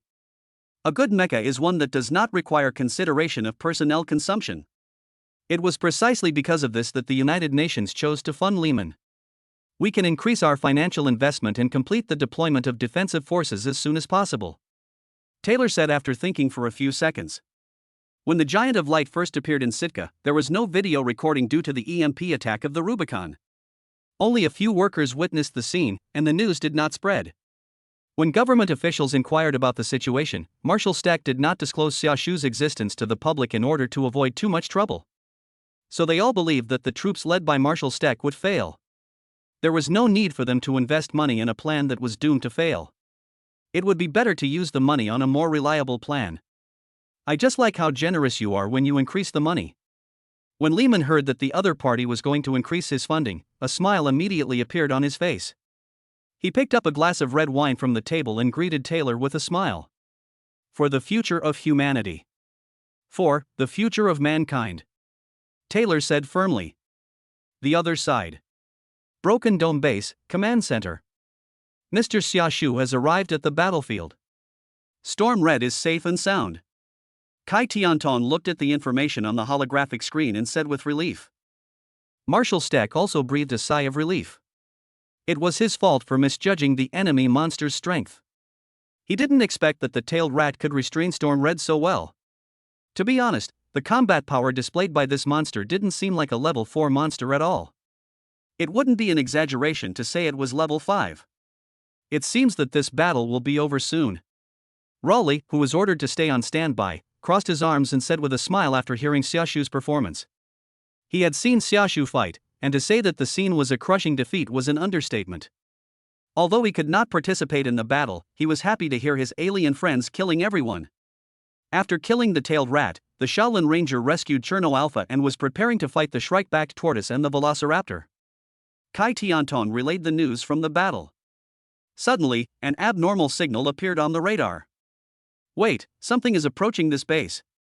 As soon as he said this, everyone in the command center turned to look at him. He immediately called up the detailed information. This is a monster. Kai Tianton's eyes widened after seeing the scan results. The gap didn't react at all. Why did a monster suddenly appear? What? Marshal Steck and Raleigh came over at the same time and looked at the huge figure in the infrared image. This movement trajectory. Kai Tianton's fingers flew across the keyboard, thinking in his mind, this monster didn't come out from the gap. Strange, why is that? Where did this monster come from? This shape.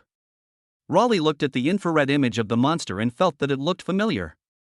Suddenly, a memory flashed through his mind. It's the sickle head. He recognized the monster. It was very similar to the one he killed with his own hands 5 years ago. Sickle head? Marshal Steck frowned. It was killed 5 years ago. Its body sank in the Gulf of Alaska. We have confirmed that. After hearing this, Luoli also frowned. Kai Tianton thought for 2 seconds and guessed, it might be a similar species, just like the second scallop turtle that appeared today. There are countless doubts about its appearance. But what is certain now is that it is heading towards this base and will arrive soon.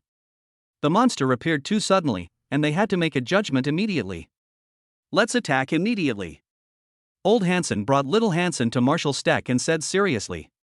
This base must not be destroyed. As a 5th-generation mecha, the Eureka Raider is fully capable of killing a monster alone. No, there are still 10 minutes left for the nuclear bomb to be installed. Marshal Steck rejected his request to attack. As soon as he said this, little Hansen took a step forward. If you don't let us go, do we have to wait for the monsters to come and tear this place down? He asked Marshal Steck. Or, are you going to let these two losers feed the monster? He noticed the look Marshal Steck gave Raleigh, and when he thought about how these two people almost blew up the base, he became annoyed. Why did the Marshal choose to believe them at this time? Don't question my decision. Marshal Steck said coldly in response to little Hansen's questioning. His aura as a marshal directly suppressed him and made him hold back the rest of his words. He turned around and faced Raleigh and Morimako. Mr. Xiaoshu left a message before he left. He said that a warrior who has not lost his faith is always worthy of trust, and he heard the faith in your two hearts clearly. So, I'm going to give you one more chance, one last chance. Marshal Steck ordered sternly, the situation is urgent now. The two of you will immediately take out your danger rangers and destroy the monsters attacking this base. Raleigh and Morimako's eyes lit up instantly. Got it. 2. I will prove him right. Raleigh said firmly. Chapter 41 Light. Nimbus? The dangerous rangers are out? Very good. Xiaoshu was in the cockpit of the Shaolin Ranger, listening to the information on the communication and said with a smile. It seems that what he said to Marshal Steck was not in vain. The Shaolin Ranger had just knocked the attacking scimitar away with a punch, and was now grabbing the Velociraptor's tail, preparing to give it a big spin. Under the rain curtain, the battlefield with flying waves was filled with violent catharsis, and the dance between mechas and monsters ignited the fire in the hearts of several pilots. My god, compared to those two guys, I think he looks more like a monster. In the severely damaged Cherno Alphane, Sasha looked at the huge mecha that grabbed the Velociraptor's tail and swung it up with all his strength, his eyes full of shock. That's beyond the limits of the mecha. Alexis also said. They had never seen such a scene of battle between mechas and monsters. As the velociraptor was swung around, a huge wave rose up in the seawater, like a meteor hammer across the dark rain curtain, and after it flew out of his hand, it smashed towards the turtle like a cannonball. Roar!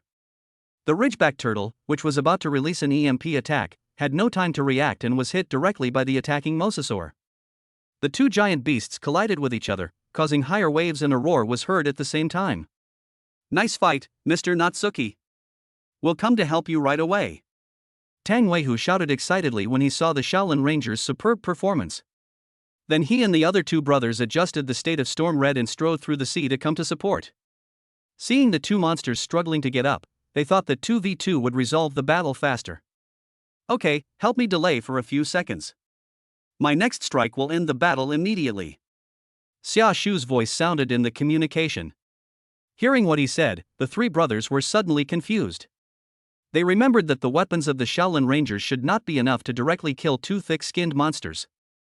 However, they still controlled Storm Red and rushed towards the two monsters. Thundercloud formation. Let's go! The three brothers shouted at the same time. The alloy wheels on Storm's red arms spun rapidly, looking extremely sharp. Roar! Roar! The two monsters broke through the sea again and pounced on Storm Red from two directions. And behind them. Driven by an invisible force, the Shaolin Rangers' pieced together right fist disintegrated again, turning into sharp metal parts, floating in the air. Then, parts of the entire arm began to move, appearing as if it was under intense force. Shaolin Ranger, we detected damage to your body. What happened? The command center detected the abnormality and quickly asked in the communication. Logically speaking, with the fighting power displayed by the Shaolin Ranger, there shouldn't be such a large area of damage after dealing with two monsters. Xia Shu didn't reply. Just slightly increase the output of telekinesis and add a little energy into it. Soon, the fighting monsters and Storm Red discovered something unusual. They discovered, a strong light suddenly appeared in this dim sea battlefield. It was a dazzling light that could not be ignored at all. What is that? Sasha and Alexis opened their mouths slightly as they watched this scene. In their sight, the Shaolin Ranger's right hand disintegrated into countless fragments, suspended in midair, and continuously accelerated and rotated under the control of an unknown force, forming a vortex. No, it should be called a wheel. The moment the wheel was formed, dazzling white light emerged between the fragments, connecting them and even forming a sawtooth shape. It's like a halo made up of machinery and light. Back off. Xia Shu's voice instantly rang in Tang Weihu's mind, faster than the communication. After receiving the order, the three pilots in Storm Red reacted immediately and performed the same action. They immediately grabbed the horned turtle in front of them with their arms and then exerted force with their legs. Whoosh! With the help of the back thrusters, they grabbed the turtle and flipped forward. The entire huge body used the turtle to move behind it and fell into the water again with a splash. The velociraptor that attempted to attack Storm Red missed and collided with the scimitar again. A high-intensity energy reaction has been detected, very similar to the previous situation. The voice from the command center came again. In a flash, in the gap between the scaly turtle and the velociraptor collided. Buzz! The halo formed by the Shaolin Ranger's right hand shone even brighter, and was thrown out with a loud bang. Even the entire arm turned into parts and merged into this mechanical halo. The sea surface was instantly cut open by it, and before the waves had time to react, the mechanical light will had arrived behind the two monsters. Swish! The mechanical light will cut through the bodies of the two monsters, then immediately rushed into the sky, turning into a dazzling meteor flying into the sky. It all happened so fast. The sea surface suddenly cracked open with a huge crack, and the bodies of the two monsters were split into two halves. A large amount of blue blood and organs spilled out and fell into the sea, splashing a large amount of water. Fuck! What kind of trick is this? Tang Weihu looked at the halo flying in front of him and couldn't help but blurt out a Chinese quintessence. Then he looked at the monster that was split into two halves and was deader than dead, and then looked at the halo that was flying higher in the sky, his heart filled with shock. What the hell is this? It's so powerful. Is this the move a Shaolin Ranger should use? 8-point light wheel low consumption mechanical version. Xia Shu controlled the Shaolin Ranger to stand up again and said with a chuckle in the communication. Although this move is not as powerful as the genuine 8-point light wheel, it consumes less energy and can easily kill two monsters. The other side. Under the dark sea outside the broken dome base, a monster with obvious signs of transformation on its body gradually surfaced. Its dark skin resembles that of a goblin shark, it has 2 pairs of arms and a pair of sturdy legs and feet, and its body has reached 100 meters in length. Ka-ao! The sickle-headed creature let out a roar mixed with mechanical sounds amidst the surging waves. It came to the shallow shore, stepped on the reefs, and approached the broken dome base step by step. In order to deal with the monsters, all the mechas should be deployed. In that case, I will gladly accept this base. Thousands of miles away, a man with brown hair neatly combed back looked at the base on alert through the screen with a cold gaze. As the sickle head approaches the base, suddenly, buzz! A huge siren blared through the night sky. The gate of the broken dome base slowly opened, and a dark blue mecha, ready to go, revealed its complete appearance, looking at the attacking monster and colliding its fists and palms. We won't let him down, Raleigh and Morimako said in unison. Chapter 42 Level 5 Monster. Although it was their first actual combat, the dangerous wanderers controlled by Raleigh and Morimako displayed a power far beyond their expectations. Bang! The power reactor on the chest of the dangerous wanderer was spinning wildly, stepping on the seawater on the shallow shore and colliding fiercely with the sickle head that was rushing forward. The huge impact force caused a wave on the sea. Raleigh, Mako, the Eureka Raider's nuclear bomb will be installed soon, you must hold on, Kai Tiantong said to the two of them in the communication. 5 years ago, the battle between the dangerous wanderers and the Scytheheads was extremely brutal, and even though they won in the end, they still paid a heavy price. Marshal Steck's expectation for them is to destroy the monster directly, but as an old friend of Raleigh, Kai Tiantong is still a little worried. The safest approach is to let the 5th-generation Eureka Raider join the battle and fight 2 against 1.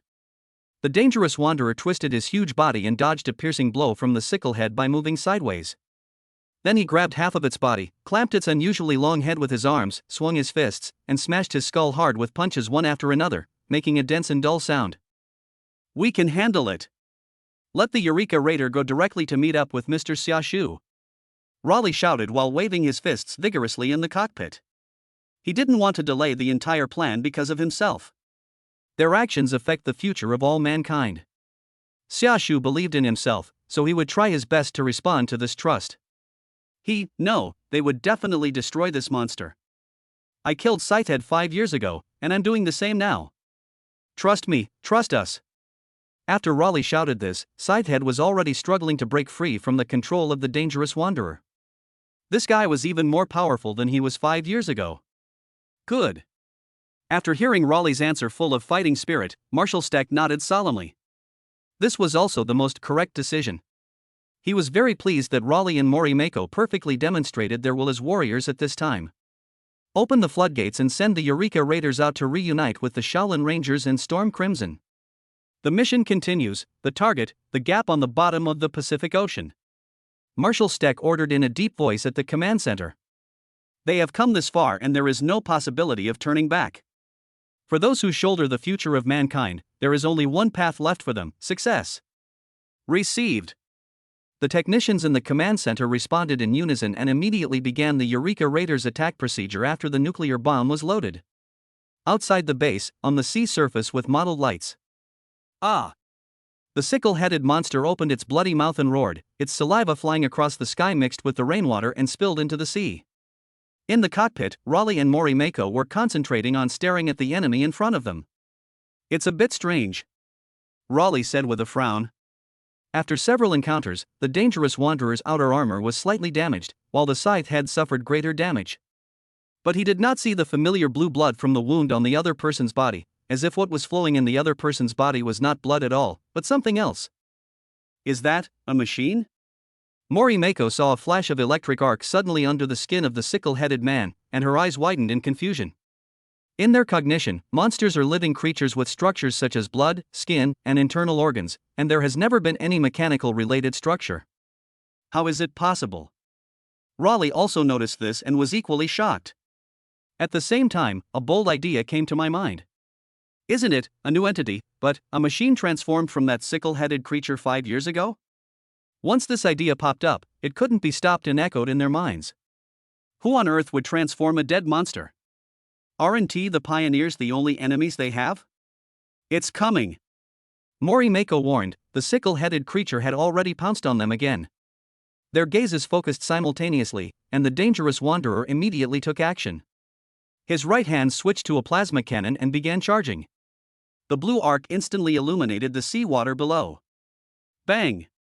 The sicklehead tried to use its sharp head to penetrate the power reactor in the dangerous wanderer's chest, but Raleigh, who had rich combat experience, immediately noticed its intention and threw a left uppercut with extremely clever timing when the opponent approached, and the collision produced a loud noise. The sickle-headed man's attack was interrupted by this blow, revealing a flaw. The dangerous wanderer seized the opportunity again, pushed forward his huge mechanical body, and quickly pressed the plasma cannon in his right hand against the scythe head. The plasma cannon, which had accumulated enough energy, flashed a dazzling blue light. At this moment, Raleigh seemed to be connected with his brother again, and returned to that night 5 years ago, a night of heavy rain.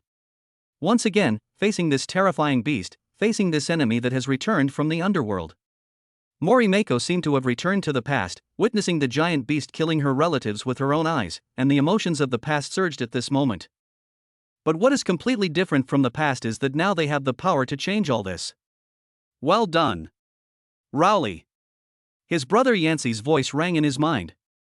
Whether it is Raleigh or Morimako, the reason for fighting at this moment is the same.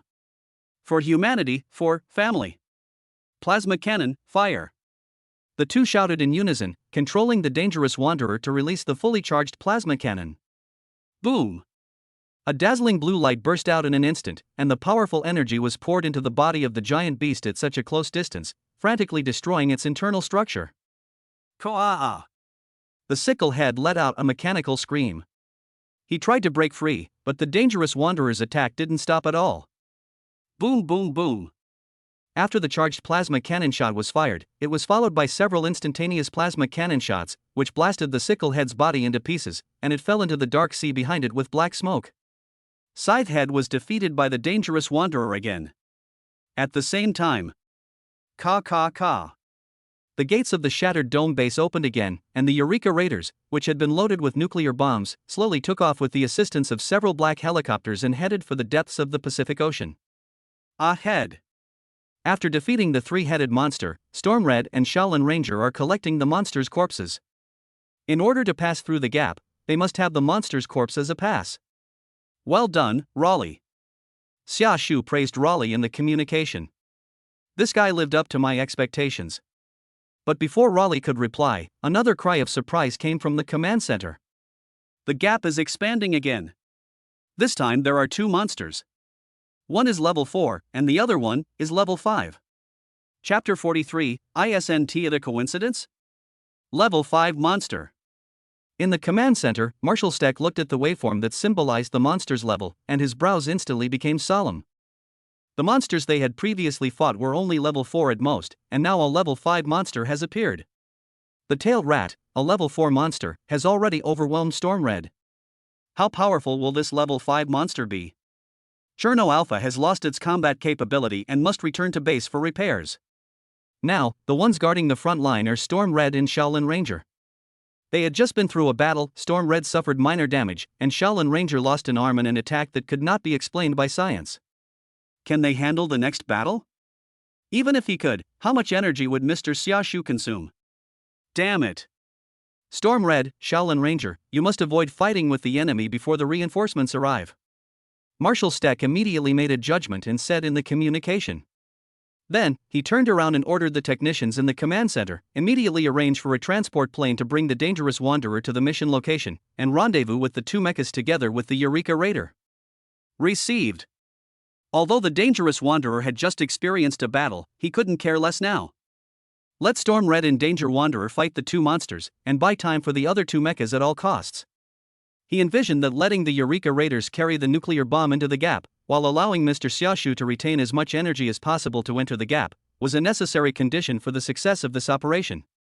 Soon, several helicopters took off from the broken dome base and landed on the shallow shore outside the base, ready to secure the body of the dangerous wanderer. The Eureka Raiders were already moving rapidly towards the mission site. On the other side, the east side of the Pacific Ocean. The base beneath the San Francisco monster ruins. The sickle had failed. Zachary Lehman took off the remote control helmet, his eyes a little solemn. The scythe head that was just killed by the dangerous wanderer was controlled by him. In addition to the pioneers, there is also at least one on Steck's side. He frowned and thought, judging that there was probably a time traveler in the army led by Marshal Steck. The actions of the pioneers were completely different from what he expected, and it was certain that there was at least one time traveler among the pioneers. Although the mecha troops will change due to the changes of the pioneers, the extent of the changes should not be so large, which proves that there must be time travelers involved. This is interesting. Lehman thought of this and suddenly grinned. The traversers from the pioneer camp are fighting with the traversers from the mecha army. No matter who wins, it will be beneficial to him. Fight, the more intense the better. Unfortunately, no matter which side is left, it will be impossible to stop me. Lehman stepped out of the remote cockpit and walked onto the corridor bridge of a huge underground factory. Looking at the large number of white mechas that had been assembled in the factory, an unconcealable smile appeared on his face. The final winner can only be me. Half an hour later. On the west side of the Pacific Ocean, the sea battlefield. This corpse of the rat with head and tail standing should be enough. The Shaolin Ranger who went deep into the water successfully salvaged the headless corpse of the rat with head and tail standing and placed it on the nearest reef. Xiaoshu said after taking a look at it. It was a mistake to say the least. During the fight, I forgot that I had to use the monster's body to pass through the gap, so I split the bodies of the squirrel and the velociraptor into two halves. Fortunately, when I killed the ratus at the beginning, I only blew up its head. At this moment, the warning from the Broken Dome Base Command Center came again. The Level 4 monster codenamed Hate and the Level 5 monster codenamed Poison Woman are approaching. Less than 5 kilometers away from you. Please avoid the fight. Hearing this reminder, Xiaoshu turned around and noticed the changes in the sea ahead. Amidst the surging waves, two huge monsters poked their heads out, looking extremely terrifying. One of them looked like a bull with horns on its head, its body covered with hard armor with a gray-green luster, and it had a pair of thick arms and another pair of flexible arms. Abomination, Level 4 monster. The other one looked like a hybrid of a demon and a hammerhead shark. Its dark green body looked poisonous, with 3 spiked tails swung behind it. Its size was larger than any other mecha, already over 100 meters long. Poisonous Woman, Level 5 monster. Be careful, Mr. Xiaoshu. Tang Weihu warned in the cockpit of Storm Red. He clearly remembered that Marshal Steck's order was to avoid fighting with the enemy as much as possible. Isn't this just in time? Xiaoshu's eyes lit up when he saw the two monsters. Upon hearing this, Tang Weihu immediately realized that Xiaoshu was going to fight the monster again. He quickly dissuaded them, Mr. Xiaoshu, please save your energy. The marshal suggested that we avoid fighting them. Our reinforcements will be arriving soon. As the pilot of Storm Red, obeying orders is his first duty, and he hopes that Mr. Xiaoshu will listen to him. Unfortunately, if it were a planet with a high enough risk factor, Xiaoshu would definitely listen to it. You know, if we want to pass through the gap, we must have a monster corpse as a pass. Xiaoshu said seriously in the communication. But you have already salvaged the body of the rat, right? Tang Weihu was stunned for a moment and spoke with a stiff upper lip. It's not complete. What if it doesn't pass? Xiaoshu retorted. This. Tang Weihu was stunned again. Seeing him hesitate, Xiaoshu did something that he would never forget in his life. Bang! The Shaolin Ranger raised his arm slightly and aimed at the reef exposed on the sea surface, where the huge corpse of the tail-standing rat was lying. A thermite bullet was fired instantly and landed on the tail-standing rat. After a loud explosion, it began to burn fiercely. The rat with the tail standing was cremated. Sorry, my hand slipped. Xiaoshu said without blushing or beating his heart. Well, now we have to find another body. Then he looked at the two terrifying beasts with overwhelming momentum. Hey, what a coincidence! There are two fresh ones here. Tang Weihu. Tang Weilong. Tang Weixiang. You said no, what a coincidence. Chapter 44 The Last Hope. The rain fell like a waterfall, and in the early morning, dawn began to appear. In the turbulent sea, two truly terrifying beasts slowly emerged from the water. Their bodies, which were over 100 meters in size, seemed even more oppressive in the darkness before dawn. Roar! Roar! The giant beast roared, shaking the seawater, and stared fiercely at the two mechas that had suffered varying degrees of damage. The solemn and murderous atmosphere spread wildly at this moment. They were the weapons used by the pioneers to destroy the Earth's civilization. They came only for killing. Eureka Raiders and Danger Rangers will soon arrive at the battlefield, only 4 kilometers away. Storm Red, Shaolin Ranger, please prepare to avoid the battle and wait for support to arrive. Marshal Steck shouted into the communication in the command center. The battle with a level 5 monster is bound to be a tough one. Never engage in battle with them rashly. In the sky not far from the battlefield, the searchlights of 2 mechas can be seen, and the roar of the engines adds a burning fighting spirit to the battlefield. Roar! The huge abomination took the lead in attacking Storm Red and Shaolin Ranger. Its body was much larger than the mecha, and the scene of it swimming in the sea and rushing towards them was extremely oppressive. At this moment, the 2 mechas that received the order to avoid fighting took action. Storm Red's arms switched to plasma cannons, ready to fight the enemy. The Shaolin Ranger, who had already lost an arm, took the initiative to rush towards the abomination. The heavy mecha did not move fast in the seawater, but it still ran, stepping on the reefs. When it approached the huge abomination, it even jumped into the air above the sea, twisting its body and making movements like a monk. Roar! Bang! Facing the giant beast's attack, the mecha turned around and kicked the abomination's body hard with a whip kick. With a powerful force bursting out, cracks instantly appeared on the outer layer of the abomination's body, and at the same time, parts of the mecha's legs also broke off. With a loud bang, the giant beast, which was over 100 meters tall and almost twice the size of the mecha, instantly fell backwards and fell into the sea, and its original offensive momentum was gone. Pretty. As expected of Xia. In the cockpit of the dangerous wanderer, Raleigh saw this scene and couldn't help but shout.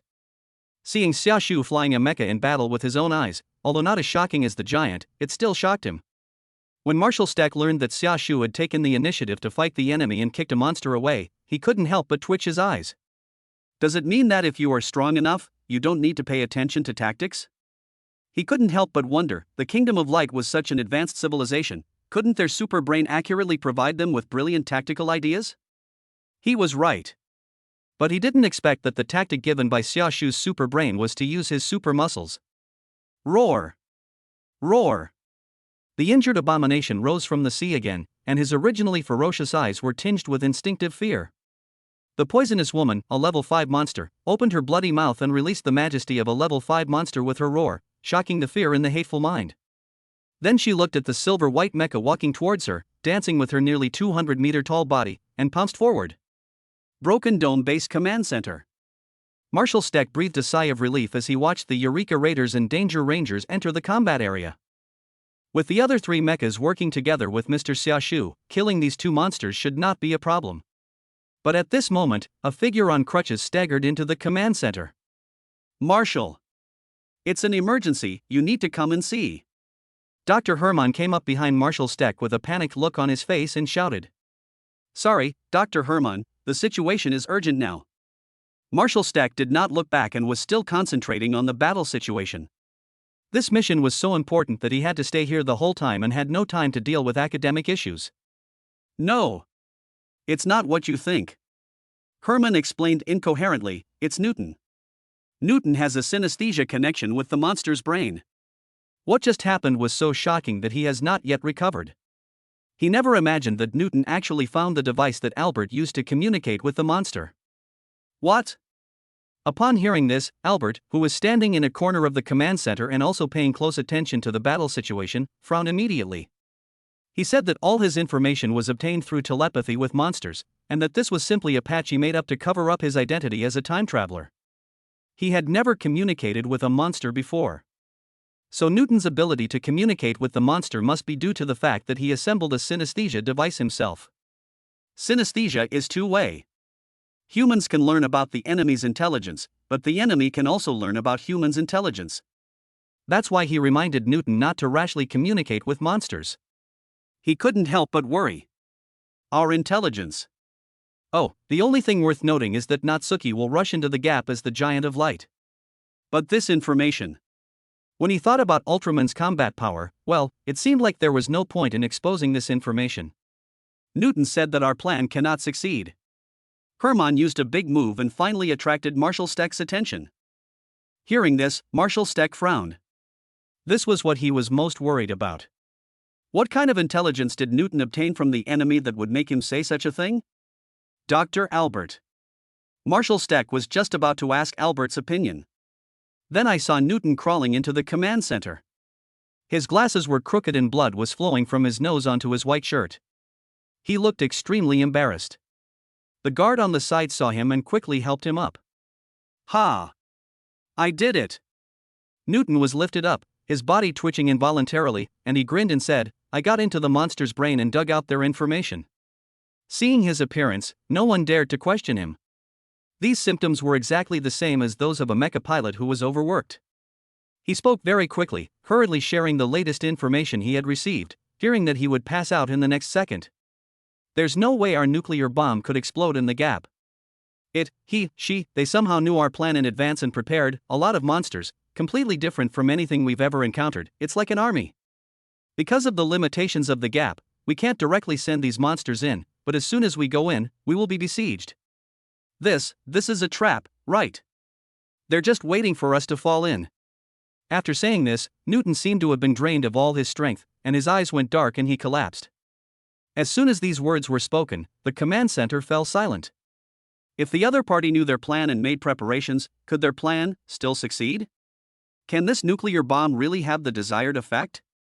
Marshal Steck's brows were solemn, and his mind was thinking rapidly. Able. Soon, he came up with the answer. At this point, the mission cannot be interrupted. They have another nuclear bomb. No, it's even scarier than a nuclear bomb. Originally, he did not want to place the fate of the human race entirely on others. He believed that only the future that they created with their own hands was the most hopeful. But now, his idea has been shattered by reality. We can only place more people as hopes on that giant. When humans try their best but still cannot see hope, perhaps only the giant emerging from the light can bring the last hope. They have demonstrated human courage. The rest, leave it to Ultraman. Chapter 45 That Courage. Dangerous Wanderer arrives at the mission location. Eureka Raiders arrive at mission location. Facing the halo of dawn, two mechas descended from mid-air, their outer armor constantly beaten by rain. Carrying their own wills, they broke into the surging waves. Taking steps in the waves, two huge mechas came to storm Red and Shaolin Ranger. The four mechas stood side by side on the reefs under the water, facing the terrifying beasts under the shadow of dawn together. What is here now is all their strength. Roar! Roar! When the hateful and the poisonous woman saw the enemy reinforcements arriving, there was no fear in their fierce eyes. Instead, the destructive beastliness in them was rising steadily. Plop! They moved at the same time. The poisonous woman leaped away from the surging waves, broke through the rain, and rushed towards the four mechas, her bloody mouth full of fangs. The abomination dived into the sea. It was weaker than the poison lady and chose a despicable attack, launching a surprise attack on the mecha from underwater. Faced with the monster's attack, the four mechas also responded individually. Xia, Storm Red, and I will hold back this level 5 monster. You and the Eureka Raiders will use this level 4 monster to quickly rush into the gap. Raleigh and the Dangerous Wanderer made the best decision and rushed directly towards the Poison Woman. Even though the opponent was the strongest monster to date, he did not hesitate at all. Storm Crimson did the same, immediately opening fire on the Dangerous Wanderer from front to back, launching a continuous bombardment on the huge level 5 monster. Eureka Raider and Shaolin Ranger then rushed into the water and immediately encountered the abomination that tried to launch a surprise attack. Eureka Raider reacted quickly and directly blocked the opponent's bite with his arms, wrestling underwater. Don't worry, it won't take me long to deal with these two monsters. Xiaoshu looked at the 4th level monster and controlled the Shaolin Rangers to move forward quickly. He spoke to calm their mentality and let them know that their combat power was far superior to that of the opponent. No! Raleigh heard this over the calms and realized that Xiaoshu wanted to deal with both monsters at once, so he quickly refused. We can handle it. Listen to me, Xia. The situation inside the breach is extremely dangerous. It's a situation that only you can resolve. So, at least here, I hope you can know that you are not helping us solve these troubles alone, we are fighting side by side. Remember? At the base, I said I hope we can fight side by side. Neither Marshal Steck nor Raleigh are willing to push all the troubles onto others. Even if they have to pin their hopes on Xia in the end, Raleigh hopes that he can try his best before that. They are friends. But that's why he did it. Xiaoshu listened and suddenly smiled. The passion of young people is often the most touching. This guy has the style of me when I was young. Good. I'll leave this side to you, and as for the invaders, I'll make them know the price of aggression. After he finished speaking, Xia Shu no longer paid attention to the battle on the sea. Instead, he controlled the Shaolin Ranger and rushed towards the abomination at a high speed under the power of the turbine on his back. At this moment, the abomination is fighting the Eureka Raiders. This guy is so tough. Little Hansen stared intently at the huge monster in front of him in the cockpit, swinging his fists with all his might. You can't break its defense with just your fists. Pop out the wrist blades. Seeing that the abomination's injuries were not obvious, old Hansen immediately controlled the mecha to pop out a pair of sharp wrist blades, which would definitely be able to break the abomination's defense. The abomination noticed their movements. Roar! It immediately opened its bloody mouth and bit towards the cockpit of the Eureka Raider. They know that human mechas will be scrapped once they lose their pilots. But before its bloody mouth could bite down, a swift knife hand attack came. The Shaolin Ranger's palm turned into a knife, and as he approached the abomination at a rapid speed, he stabbed it directly from the side. The ammunition hidden in his arm directly hit its body, and he pulled out his arm, detonating it. Boom! Roar ah! A muffled sound was followed by a scream of disgust. Life is fading fast. Gift crab. Is this still a mecha? Little Hansen was shocked as he watched the abomination, which was half dead after being violently tortured in just a few seconds. Even the strongest 5th-generation Mecha Eureka Raider cannot be fought like this. Give me the monster, I'll go straight to the gap. Xia Shu's voice came from the communication. At this moment, the Eureka Raider was still holding onto the body of the abomination. I'll go with you. Little Hansen said this with passion. He looked at the one-armed Shaolin Ranger underwater in the cockpit, his eyes flashing. Eureka Raiders are also going to enter the gap. You heard it too. It's very dangerous in there. If it's for cover, I can, but here in enemy territory, I'm not sure I can protect you, Xiaoshu said. The human body is, after all, too fragile. It doesn't matter. It's my decision. If I can't make them feel pain with my own hands, then there's no point in me entering the mecha. Little Hansen's attitude is very firm. Although he behaves like a rebellious child in normal times, he is a soldier who does not know what retreat means on the battlefield. My mother died because of them, so I've always had a prejudice against aliens. I'm sorry for throwing this prejudice at you before. Now, I know you are completely different from those guys. You are a braver warrior than me. So, let's go together. Little Hansen said this with excitement. Old Hansen couldn't help but turn his head and look at him, with a look of relief on his face. Let's go together, he said. The Eureka Raiders then handed the abomination's body to the Shaolin Rangers and strode towards the location of the breach in the Pacific Ocean floor. Their voices echoed in Natsuki's ears. Perhaps this is why such an advanced civilization has always maintained love and concern for humans. This courage is enough to sing praises, and it is irreplaceable among the countless civilizations in the universe. Chapter 46, Giant of Light. The two mechas moved very fast, striding forward on the seabed with extremely high water pressure, and soon arrived at the deepest part of the Earth, the Mariana Trench. The temperature and oxygen content here are extremely low, and almost no marine life can be seen. Right there. Gap. Old Hansen said. The two mechas jumped down to the seabed and saw a gap in front of them that was flashing red light and looked like an underwater volcano. This is not a true submarine volcano, but the wormhole at the bottom emits light, making it look like an active volcano. No monsters were blocking our way. Maybe they are all waiting for us on the other side of the gap. Old Hansen reported to the command center, let's set off. Then, with only their last breath of hatred left, they leaped towards the gap. The red wormhole below is particularly dazzling. As they got closer to the wormhole, a burst of energy emerged from it, like an arc of electricity, sweeping between them. As if detecting the abomination they were holding, the wormhole instantly expanded, as if welcoming their arrival. Moment. Two mechas carrying a monster disappeared from the bottom of the sea and from the earth. Inside the command center of the Broken Dome base, all personnel were staring at the screens monitoring their vital signs. When they saw they were disconnected, their brows became solemn and a tense atmosphere spread throughout the command center. I wish you a triumphant return, Marshal Steck said softly. Perhaps he should be at the bottom of the sea at this moment. Perhaps, at this moment, he is in the cockpit of the Eureka Raider. Perhaps, at this moment he has become the flame that ignites the nuclear bomb. They might be dead by now. But now, death will not come after them. Because of a ray of light, they were pulled back from their fate of going to the underworld. Go through the gap. A red space filled with special energy suddenly came into view. Purple buildings looked like rocks. Countless monsters that had not yet formed were arranged in circles, strangely surrounding the buildings. Energy lightning flashed continuously throughout the space. This seems to be the interior of a planet, depressing and chaotic. A dead planet, transformed into a hollow colony by the pioneers. A red vortex radiates light on one side of the space, providing light to the entire space like the sun. Countless monster factories and countless pioneer buildings stand in this vast space. They really came. The moment the two mechas passed through the gap above, a large number of pioneers walked out of the building. They have a strict hierarchy, and every archbishop-level pioneer has countless followers. They watched the two mechas slowly falling into this world, their hearts filled with peace that their plans were proceeding as usual. As expected, these stupid humans fell into the trap.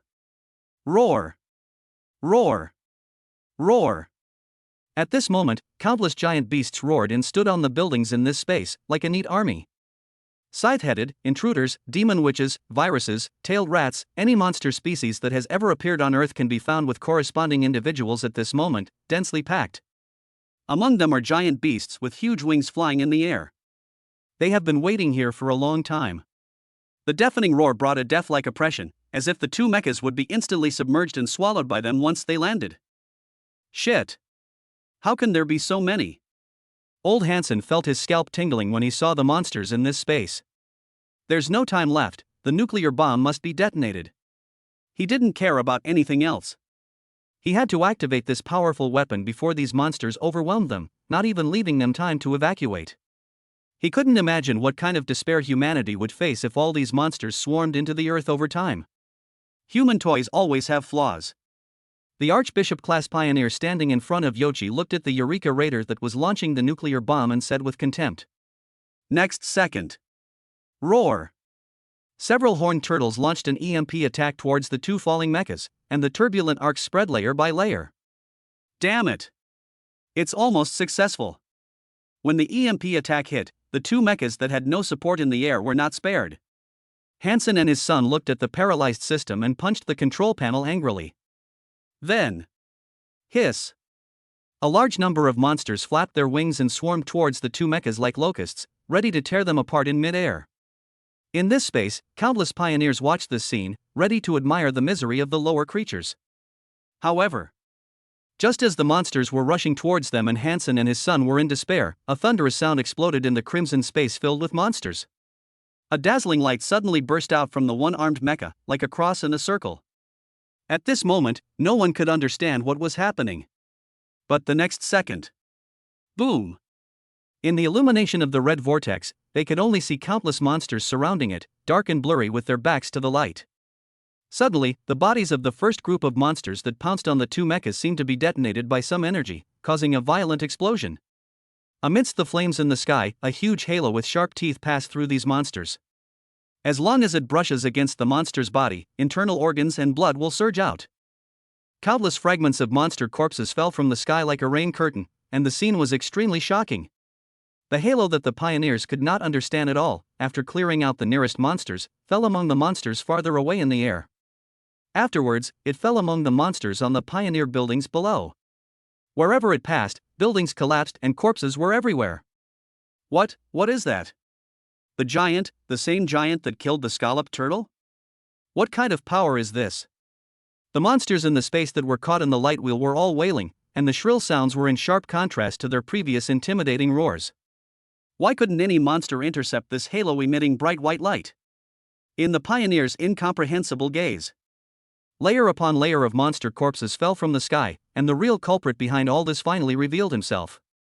The light carrying the red vortex. All they could see was a slender red and silver figure in a shadow, and a round crystal glowing with blue light. A pair of eyes, brighter than the sun. The giant was suspended in the center of the entire space, with no trace of mercy in his divine eyes. It was as if the gods were about to bring down divine punishment on them. Chapter 47. What on earth is this? All the pioneers in the entire space were staring at the godlike giant. How is this possible? It's impossible for a carbon-based creature to display this kind of power, not even a silicon-based one. What on earth is he? Neither human civilization nor the pioneer civilization can explain the existence of the giant, which is completely beyond cognition. The paralyzed Eureka Raider was protected by an invisible force and did not crash directly. Instead, it was placed in the ruins of a building where monsters had been cut into pieces by the 8-point light wheel, leaving corpses everywhere. Once landed. Old Hansen and Little Hansen raised their heads and looked at the giant, who was not affected at all even though he was surrounded by monsters, and opened their mouths wide. That's the giant the Marshal was talking about. In Sitka, it was this giant who saved the lives of the Marshal and Raleigh. The Marshal is right, that is simply divine. Old Hansen's worldview suffered a strong impact. He had long anticipated the giant's power, but when the giant appeared in front of him, he suddenly realized that he was still too conservative. With his limited imagination, he couldn't imagine what kind of power a warrior from a higher civilization would display. The moment the two mechas were surrounded, he thought everything was over. But the fact is that all the monsters that tried to surround them are finished. Too strong. Those monsters were as fragile as paper under the attack of that light wheel. He didn't know how Xia Shu did it. Since he couldn't figure it out, he gave up thinking about it. He just wanted to see this godlike giant wipe out all the enemies here. Over the past decade, humans have been living under the shadow of monsters, struggling to survive under the threat of the enemy. Countless people have died and been displaced. Now, seeing this scene, Old Hansen, who had witnessed his lover being taken away by the monster, felt a strong emotion surge in his heart. That is the joy of revenge. He couldn't help but shout, "Great! That's it! Let them also taste the despair." The younger Hansen was even more excited when he saw this scene, as if he was the one who was killing people here. He raised his arms and shouted, "So cool! What monsters, what pioneers! I think they are nothing compared to Mr. Xia. Ha ha ha! That's it, so refreshing." Little Hansen's biological mother was killed by a monster. Now seeing so many monsters being held captive by the giant like chicks, he feels very happy and excited. Any monster that tries to approach the giant will be hit by a punch or a kick, and will be seriously injured at best, or die on the spot at worst. The light wheels that were thrown out one after another were even more powerful weapons. With a light stroke, they could kill a large number of monsters in the air. When they fell into the army of monsters below, they were like an unstoppable meat grinder. Screams were everywhere they passed. This scene was really shocking. At the same time, Little Hansen suddenly remembered what happened yesterday. In the restaurant, I was lucky I didn't say anything more serious. If I had really angered the other person, how horrible would that have been? Fortunately, the other party was too disdainful to argue with him. Mr. Xia Shu's temper was much better than he had imagined. As soon as the first batch of monsters were killed, the next batch of monsters rushed up immediately. But let alone the first and second level monsters, even if they were besieged by a large number of fourth and fifth level monsters, they would be unable to do anything to the enemy. Seeing that the situation was not right, a large number of pioneers quickly retreated into the buildings and prepared fortifications. This script is wrong. Is this still a human being? Is this the power humans should possess? That is what you are talking about, Ultraman? The Archbishop-level pioneer in front of Yoshi stared at the slender giant and said with gritted teeth, his eyes full of anger. Yes. Yoshi also looked at the giant, and his heart was also stirred. Why does this feel a little wrong? Is this Ultraman? The first turtle brought them back fragmentary images, which made them pay more attention to Ultraman, but what is the situation now? No. Why do I remember that Ultraman just played house by wrestling with monsters in the streets or mountains? Destroying a few buildings is already a highlight. Now this thing that can blow up an entire monster with one punch, you tell me it's Ultraman? I fucking... Sanagani. You lied to me. However, Yoshi said stubbornly, no matter how strong this guy is, he can only move for 3 minutes. Once the 3 minutes were up, he was at our mercy. He still noticed the crystal on the giant's chest. I admit that you are much stronger than I thought, and we underestimated you. However, you, Ultraman, also have to abide by the basic laws. No matter how strong you are, what is the use after 3 minutes? As long as we can hold out for the remaining 2 minutes, we will win. Snort. It seems that the evolution of this creature is still incomplete. The Archbishop's emotions subsided a lot when he heard that the other party had such a fatal weakness. What can you do in 3 minutes? They have waited for more than 200 million years to take the Earth into their possession. The number of our weapons far exceeds human imagination. This giant, whose origins are unknown, is destined to perish here. The monsters were biological weapons they cloned, and their number was such that even if they rushed forward regardless of their lives, they could drown the giant. No matter how strong the opponent is, he is alone after all. There is a huge gap in numbers between the two sides, not to mention that the opponent has a 3-minute activity limit. No matter how you look at it, the advantage is on their side. The center of the space is illuminated by a red vortex. The giant was not afraid at all when facing the enemy that was coming like a tsunami, but instead took the initiative to meet them. Bang! A punch hit a level 4 monster hard, and an inexplicable force instantly spread across its body surface. The entire gray body flew out like a cannonball, hitting the monster behind it, layer upon layer, flying backwards continuously. It kept crashing into the edge of the Pioneer building, creating a deep pit covered with spider web cracks, before exploding into large pieces of flesh, with blue blood splattering everywhere. Roar! Roar! Roar! As the giant rushed from mid-air to the smoky ground, more monsters rushed over, and the roaring formation seemed to really swallow it up. Most of those monsters were taller than the giants, but facing the enemy's encirclement, the giants did not panic at all. The two arms were crossed and swung out, and the strong energy was transmitted to the palms along with the movement, condensing into the shape of a crescent moon, and flew out from both sides of the giant's body in an instant. The energy of this space interacted with it, trying to dissipate the power of this attack, but it could not affect the internal structure of the two light bullets in any way. Let it fall between the monsters on both sides. Just a moment. Boom! The monster that came into contact with the light bullet was directly penetrated and could not withstand the energy in it at all. It fell down after leaving a charred hole on its body, and the light bullet fell to an area where the monsters were more concentrated and exploded with a loud bang. Chapter 48 Dimensionality Reduction Strike. Roar! The monsters screamed, and then their bodies were disintegrated by the impact of the explosion and rushed into the air. The scene was extremely violent. These low-level monsters were no different from cannon fodder. As long as they looked into the giant's bright eyes, they would turn into ashes in the next second. Roar! The main force in the battle is still the level 5 monsters. They have much stronger bodies than other monsters and possess more deadly venom. A level 5 monster, the Poison Queen, took advantage of the gap in the giant's attack and pounced forward, trying to tear the humanoid creature, which was much shorter than itself, into pieces. Other monsters followed closely behind. Swish! The next second, this monster that caused headaches for countless mechas split into two halves, with blood and flesh flying everywhere. A dazzling halo of light passed through its body and continued to fall among the monsters behind it, carving out a blue bloody path. No monster or building can stop this wheel of light. It can only keep moving forward until its own energy can no longer sustain itself. Is this the true power of this move?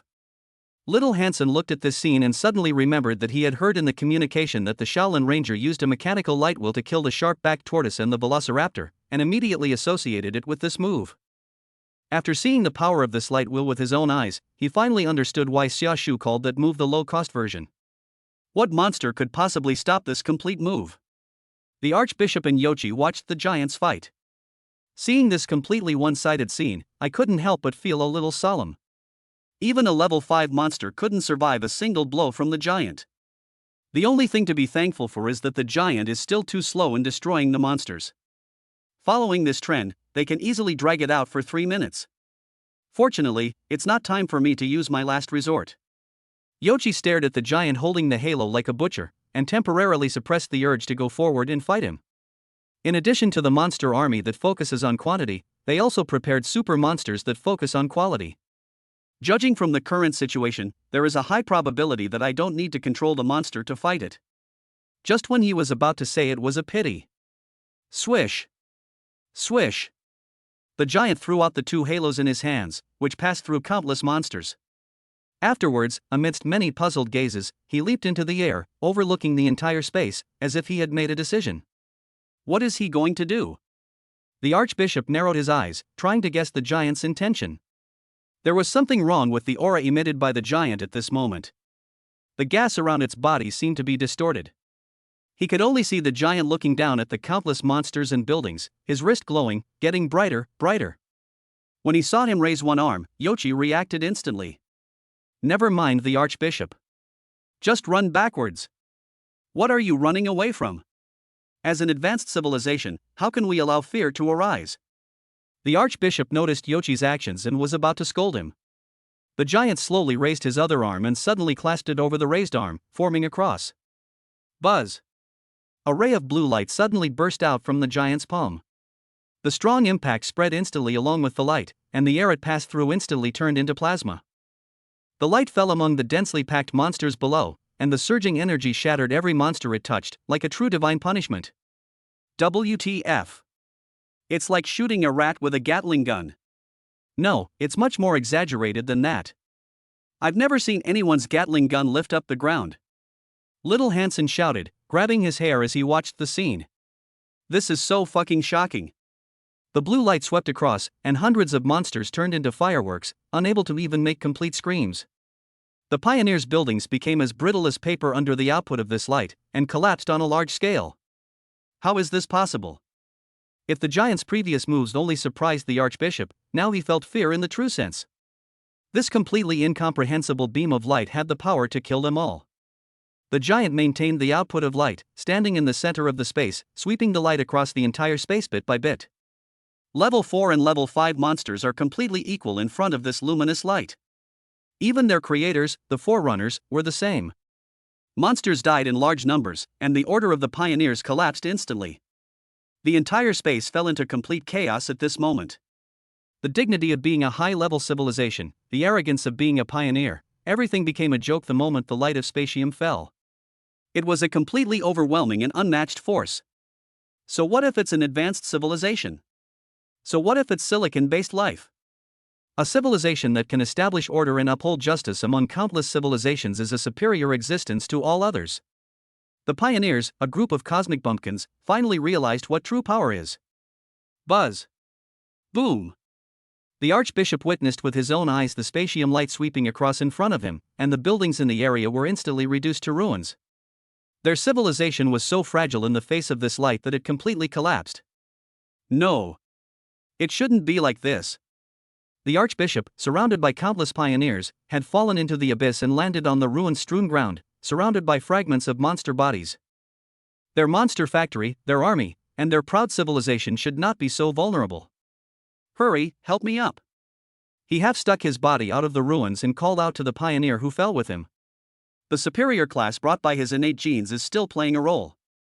In the social civilization of the pioneers, he is the top class enjoying privileges, and the lower-level pioneers should be dominated by him. But when he looked around, he was suddenly stunned. Those servants who surrounded him, those low-level pioneers who were dominated by him, either lay dead in the ruins or had fled in all directions.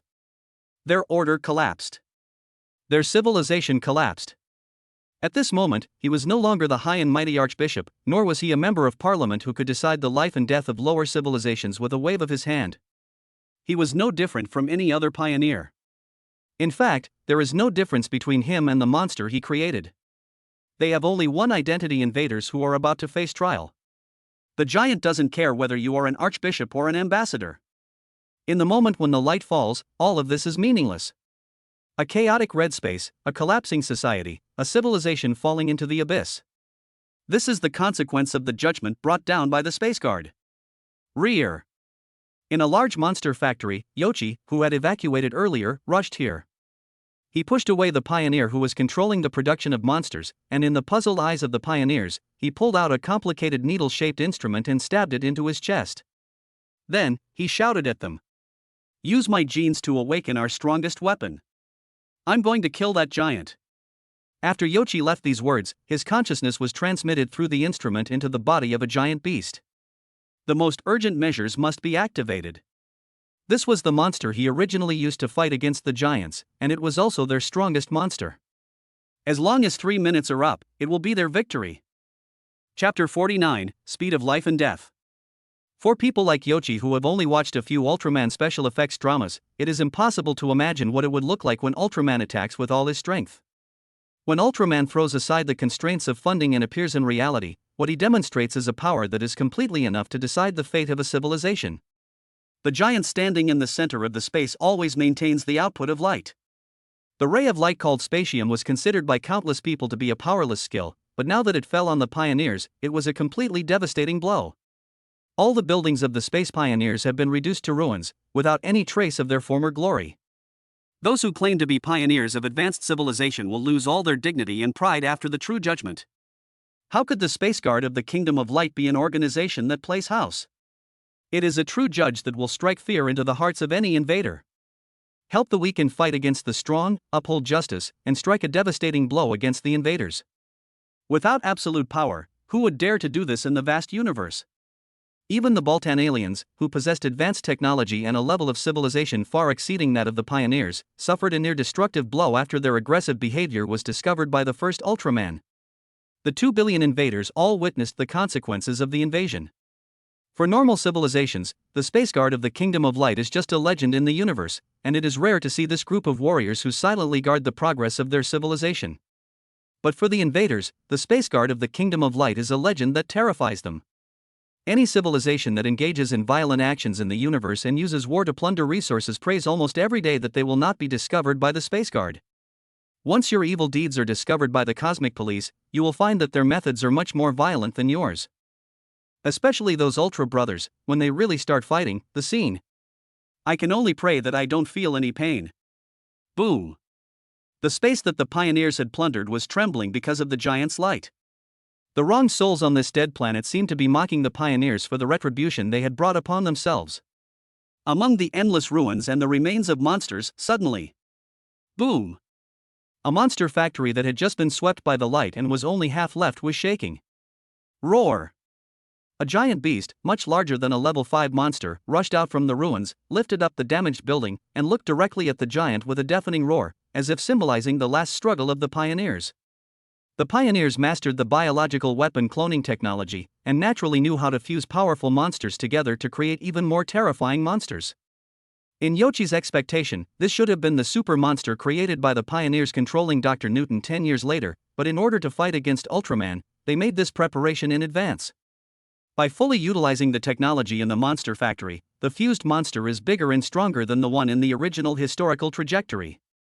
There are spikes all over its body that can be used as weapons, and 2 upward pointing fangs protrude from its bloody mouth. It looks like a demon crawling out of hell. Super Monster, also known as Combined Monster Level 6. Roar. Yochi stared at the giant in the air with a fierce look. After mastering this powerful body, his self-confidence was rising steadily. The other party doesn't have much time left to move. Relying on this monster is definitely enough to deal with a miscellaneous Ultraman. In mid-air, the giant had already made out the traces of the pioneer's civilization almost clearly. He slowly lowered his arms and stopped the output of light amid the endless fireworks. Hear the roar of the beast. He tilted his head, his bright eyes seemed to be looking at the 6th-level monster, and he did not move for a while. Are you scared? Yochi was delighted to see that the other party didn't move. Sure enough, the opponent's activity time is almost gone. From the time he transformed to now, it is only a few seconds away from 3 minutes. He is about to disappear. This must be the reason why he didn't do it directly to himself. Roar. Yochi roared immediately, and everything around him shook. This roar even had substantial power, and pounced towards the giant. The giant remained unmoved. In the last 30 seconds, let me test your level with my own hands. Bang! The super monster leaped up with all its might, and the ruins under its feet were crushed by the impact force. It came to mid-air and locked onto the giant, whose size was not even 1/3 of its own. The body that is approaching 200 meters is full of oppression, and the fangs seem to be about to pierce the giant through. Bang! He threw his body onto the giant, pressing down continuously with the force of a mountain. But soon, he was stunned. From a distance, this giant beast seemed to be suspended in mid-air, which was very strange. If you look down from the beast's perspective, you can see a giant with a red and silver body grabbing the chin of its huge head, with both hands just grasping the 2 sharp fangs. What? Yochi noticed that there was something wrong with the force. But before it wanted to retreat and create distance, the giant has slowly raised his leg. Bang! Unimaginable force instantly erupted in the super monster's chest, and at the same time, unbearable pain came from its fangs. The giant monster, which was nearly 200 meters in size, flew backwards in an instant and crashed into the ruins below. Look at the giant again. In his hands were two huge fangs, with blue blood still dripping from the broken ends. That look still seemed like he was looking at a prisoner. Cough. Damn it. Yochi's huge body rose from the ruins and checked the injuries of the body. He immediately found that one of the three secondary brains in this body had been shattered. The opponent's power was much stronger than he had imagined. I didn't feel it when I saw the other party crushing ordinary monsters, but now that I was hit by him myself, I could clearly feel the other party's unparalleled power. The same thing. You told me this thing is Ultraman. But there is still hope. Yoshi reached into the body, pulled out the severely injured organs, and looked up at the giant. This round of confrontation took another 10 seconds. As long as you can hold on for the remaining 20 seconds, you win. With the sudden exertion of its muscles, the giant beast took a step forward and ran at an extremely fast speed in the ruins filled with monster remains. He wants to delay time. Drag through these last 20 seconds of life and death. Chapter 50. Where's the promised 3 minutes? In mid-air, the giant's eyes moved slightly following the movements of the super monster. It seemed as if he didn't care about the other person's actions at all. Under Yochi's incomprehensible gaze, the giant started to turn. Like a windmill, it completely ignored the basic forces such as gravity and began to spin. It could not be understood by normal thinking and seemed full of unknowns, as if the other party and itself were not in the same concept at all. Soon, the giant that was spinning like a windmill began to move. The giant beast was still running among the ruins at an unimaginable speed, but something even more unimaginable happened just 1 second later. The red windmill came in front of him at a speed several times the speed of sound. Yoshi didn't react at all. Bang! Powerful kinetic energy struck, and the huge body was hit by the windmill. It was the giant's legs that kicked his body, directly knocking the huge body away like a cannonball, and flying backwards madly in one direction. Ahem! Inside the super monster, Yochi's consciousness has become blurred.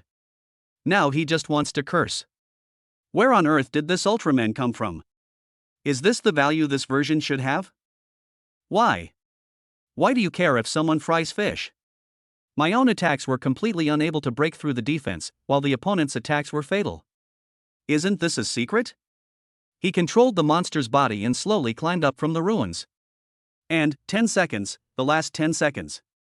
We must make it through these last 10 seconds. But 2 of the 3 secondary brains in this body have been broken.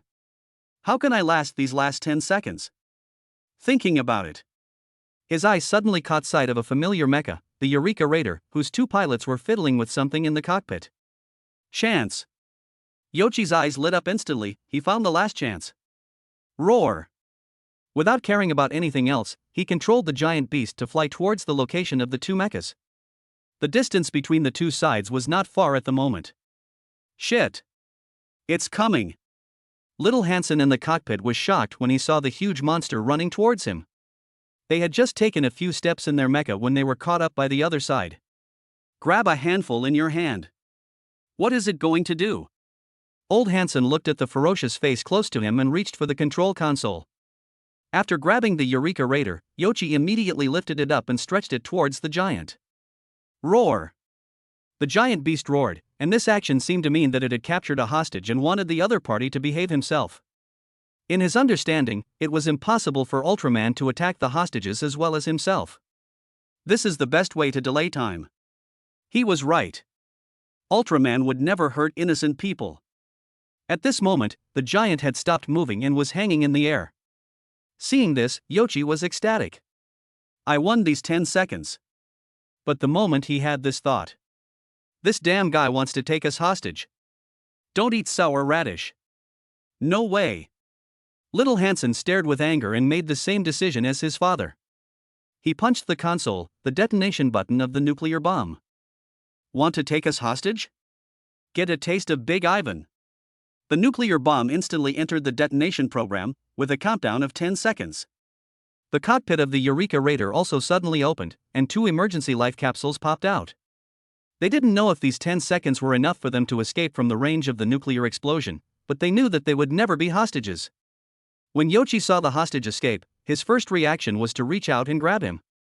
But the body that had lost its two secondary brains was no longer as flexible, and he grabbed it incorrectly. The size of these two life capsules was much smaller than that of the mecha. The nuclear bomb on the back of the Eureka radar emitted a dazzling light. Yoichi realized what was coming. He quickly threw the mecha in his hand away and protected himself with his arms. Boom! The fire of the nuclear bomb was fully displayed, and a sound that resounded through the sky spread along with the impact of destroying the world. The speed of the two life capsules was still too slow and could not exceed the speed of the nuclear bomb explosion. But in the eyes of the two drivers, they saw a huge figure blocking their way, with a translucent barrier between his hands. The two people who thought they were about to meet the god of death once again felt the hope of life. This nuclear bomb directly razed the surrounding area to the ground. In this impact, only the giant remained motionless. Soon, the flames of the nuclear explosion dissipated. Ha ha! After all, the physical strength of a level 6 monster is not comparable to that of an ordinary monster. A nuclear bomb is not enough to kill it. Even if its body is severely damaged, it still has a chance of survival. Yoichi stubbornly maintained his consciousness. He controlled his huge body and tried to get up. 3 minutes, ha ha ha. 3 minutes have already passed. He raised his eyes, wanting to see the powerful giant transformed into a weak human, wanting to see the other party's embarrassment. Although this battle was full of twists and turns, I was the one who had the last laugh in the end. However, when he raised his head completely, his eyes focused on the air, but he was completely stunned. The giant still stood in the sky, his expression hadn't changed at all, even the crystal on his chest was still as dazzlingly blue. Why the hell? Yoichi's mentality completely collapsed. Didn't they say Ultraman can only move for 3 minutes? Why is the light still on after 3 minutes? Is this right? Is this reasonable? Tsuburaya, you. Even Tiga can only move for 3 minutes. It is true that Ultraman can only move for 3 minutes in an extreme environment like that on Earth. This is correct. But the problem is, this is not Earth. Originally, Xiaoshu thought that the space behind the gap would be similar to the Earth, with a 3-minute activity limit. But he didn't expect that the Pioneer's base was a planet that was invaded and died. The environment here may be more extreme for humans, but for Ultraman, the environment here is nothing. I'm not on Earth, who cares if you take 3 minutes or not? No. How could this happen? Yoichi watched the giant slowly raise his arm, his mentality collapsing again and again. Want to retreat, but... Buzz! A beam of spatium light had submerged his body, leaving no trace behind. The Ultra monster was destroyed, and their only means of counteraction disappeared. Yoichi's real body stretched out its arms from a large pile of ruins and struggled to crawl out. He looked at the space that had been destroyed beyond recognition, and a sense of frustration welled up in his heart. He failed. No. We must tell quick about the situation here. Ultraman is too strong. This mission is not over yet, there is still a chance. There are 4 time travelers who have come to this world. If 2 of them form an alliance, they will definitely achieve a perfect result. Now the appearance of Ultraman has disrupted their plans, and they can only settle for the second best. They didn't know that this Ultraman was a hunter specifically designed to hunt them. At the same time, the actions in the gap were not known to the world. They did not know the existence of Ultraman, and the United Nations was still promoting the drone mecha plan. Next comes the real hunt. Ultraman, I will remember you. Yoichi stared at the giant from a distance and prepared to evacuate. But it was just a glance. I just happened to see the giant turn his gaze this way. Chapter 51 Traveler.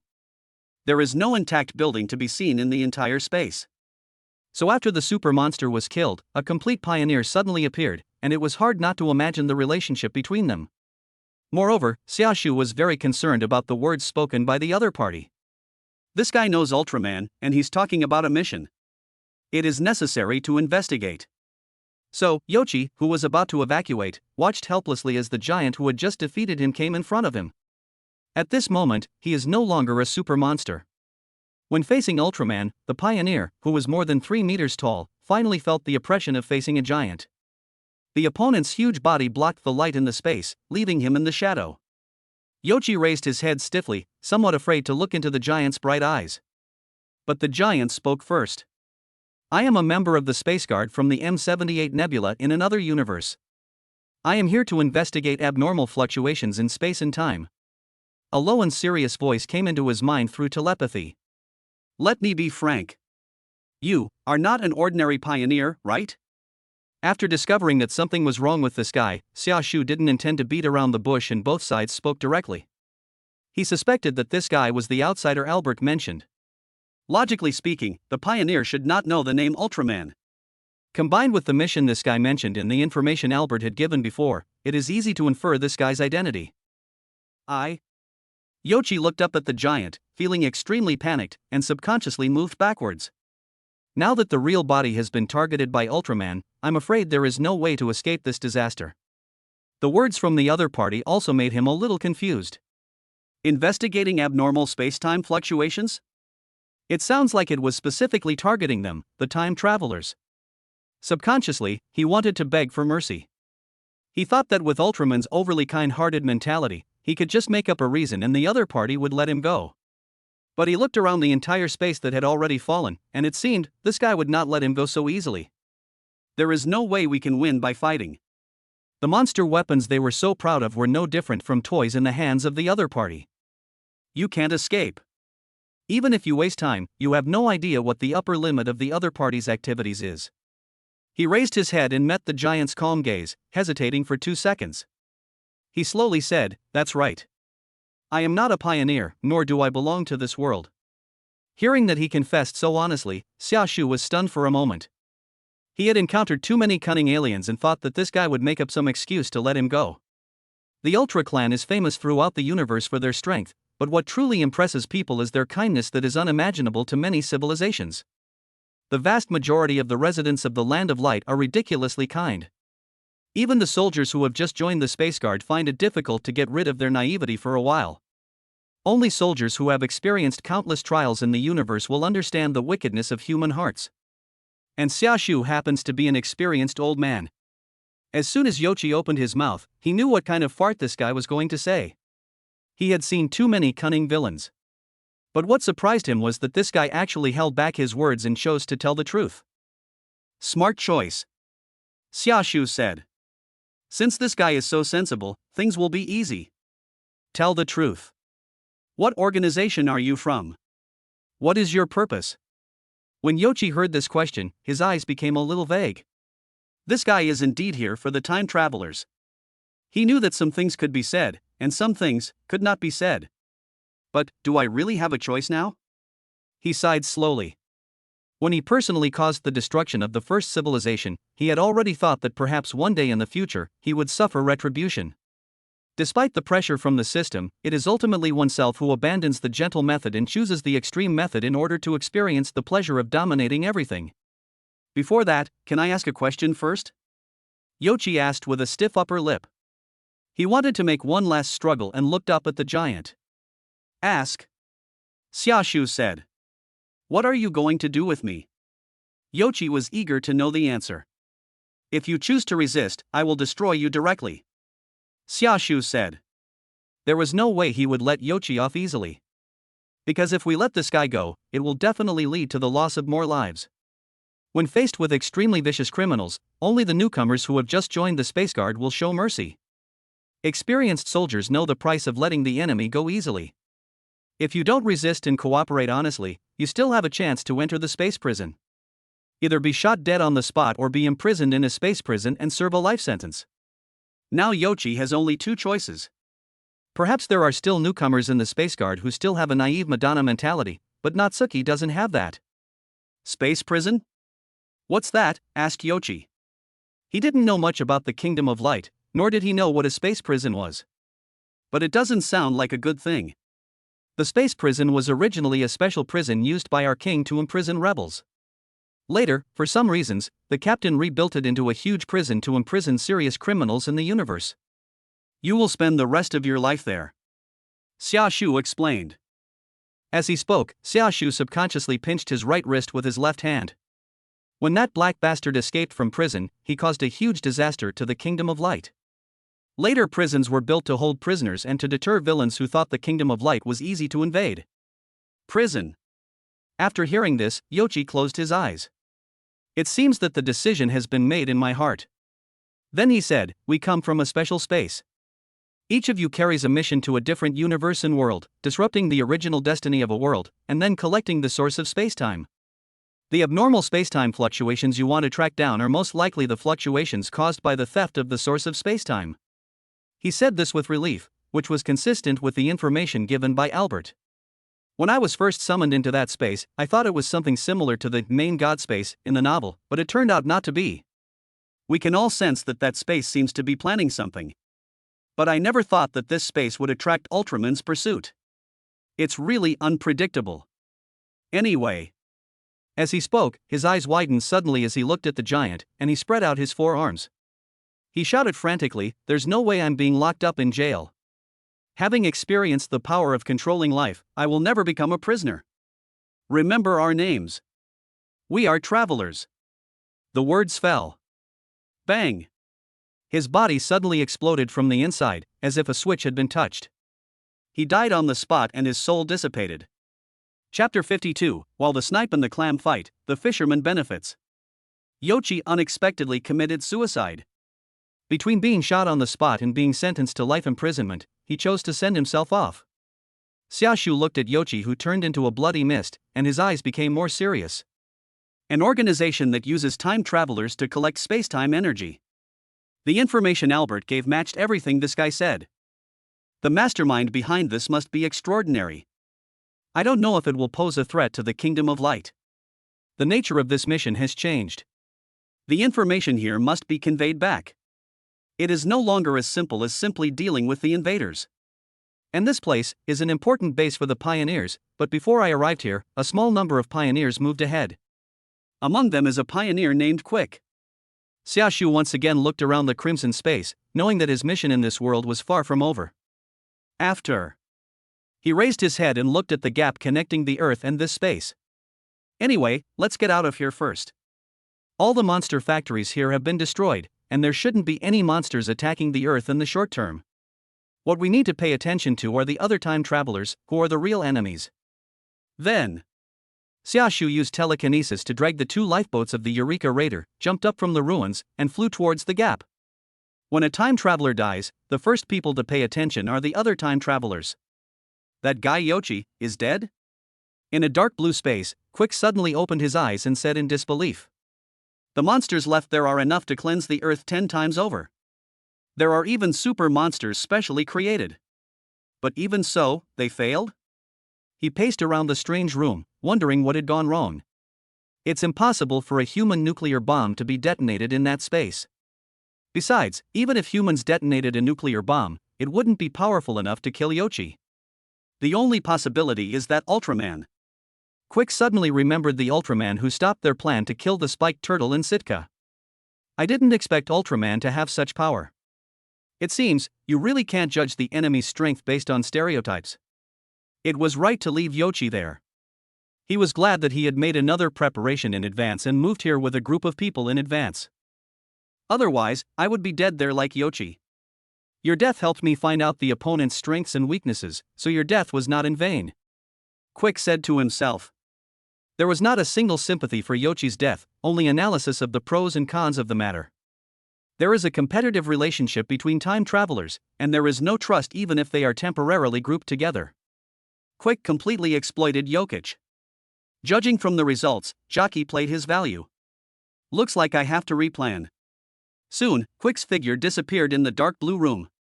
Pacific Ocean, sea surface. The final blow. Raleigh and Morimako shouted in unison.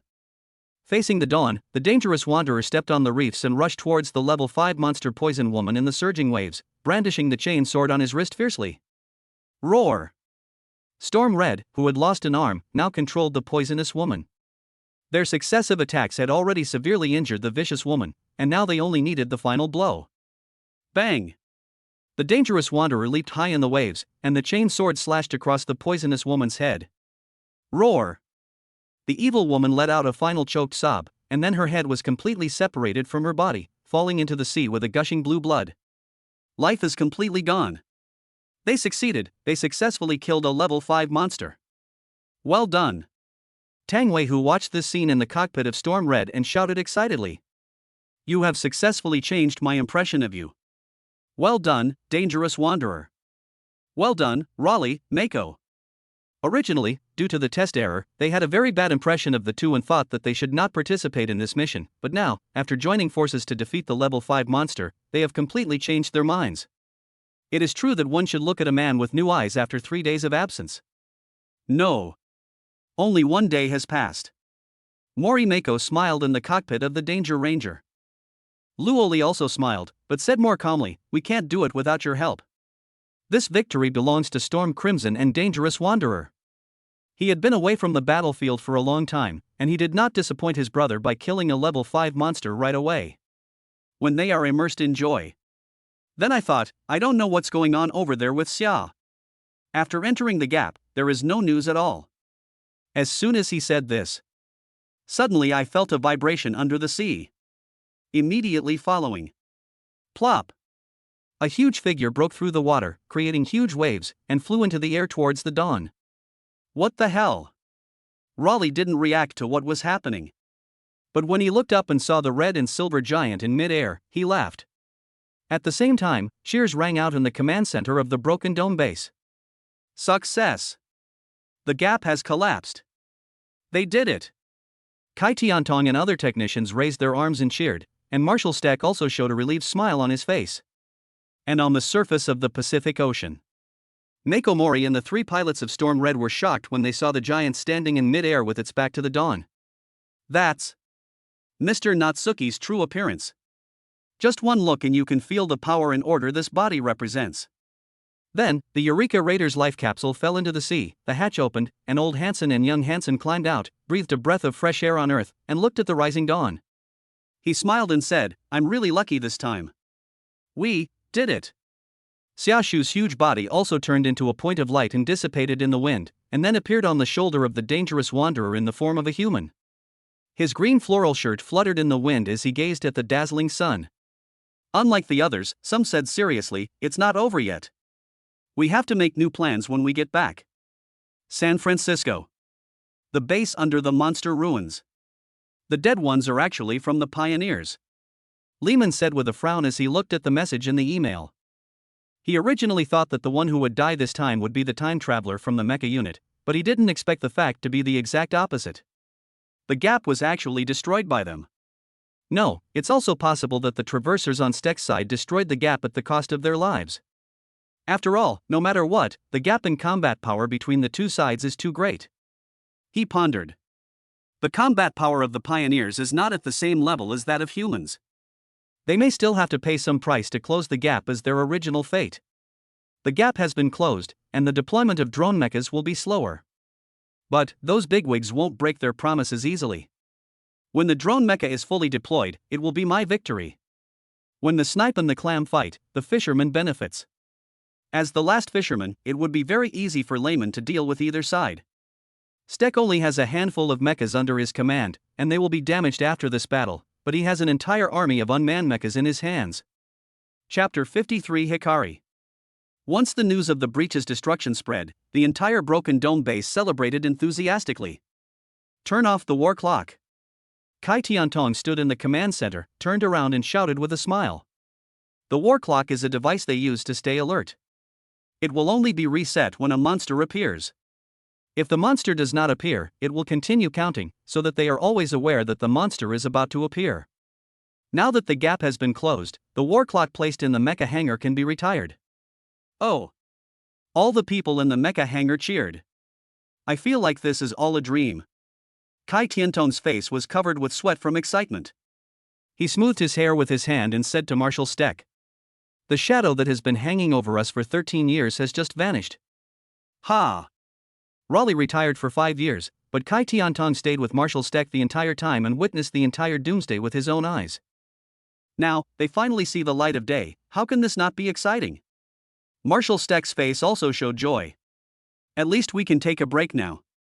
At the same time, he also knew what he should do at this exciting moment. He looked around the command center and said with a smile, "Now dispatch all helicopters and prepare to welcome our soldiers back triumphantly."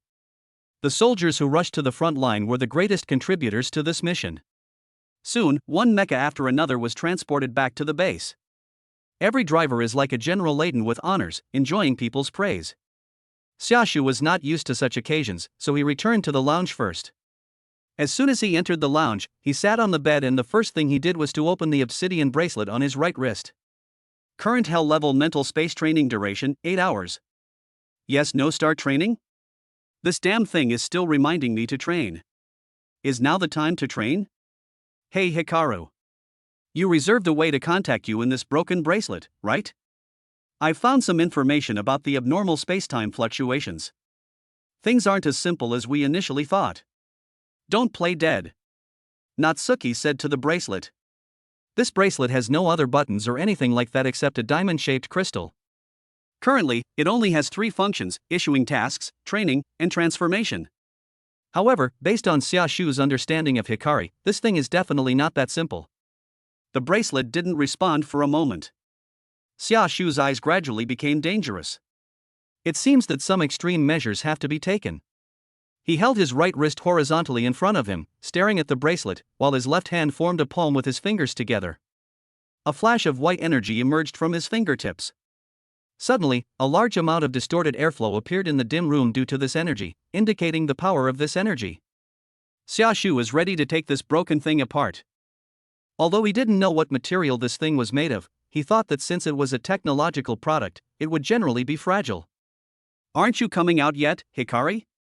Xiaoshu had already put his hand knife close to the bracelet, but the bracelet still did not respond.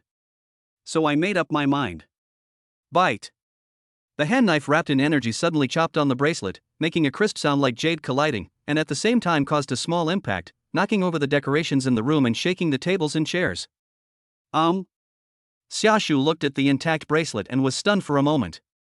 This thing is really sturdy. I chopped this thing with a knife, but there was not even a scratch. As far as he knew, no matter how hard the materials in the Space Science and Technology Bureau were, they should have been slightly scratched by this blow, but this bracelet was not affected at all. Where did Hikari get the materials? Making this bracelet, it cost a lot of money. I've said it before, there's no need to go to great lengths to help a guy like me who should have retired. Xiaoshu's brows gradually furrowed as he spoke with mixed emotions. Why don't you guys listen to me? Xiaoshu stroked the bracelet with his other hand, and his mind involuntarily recalled the memories of the past.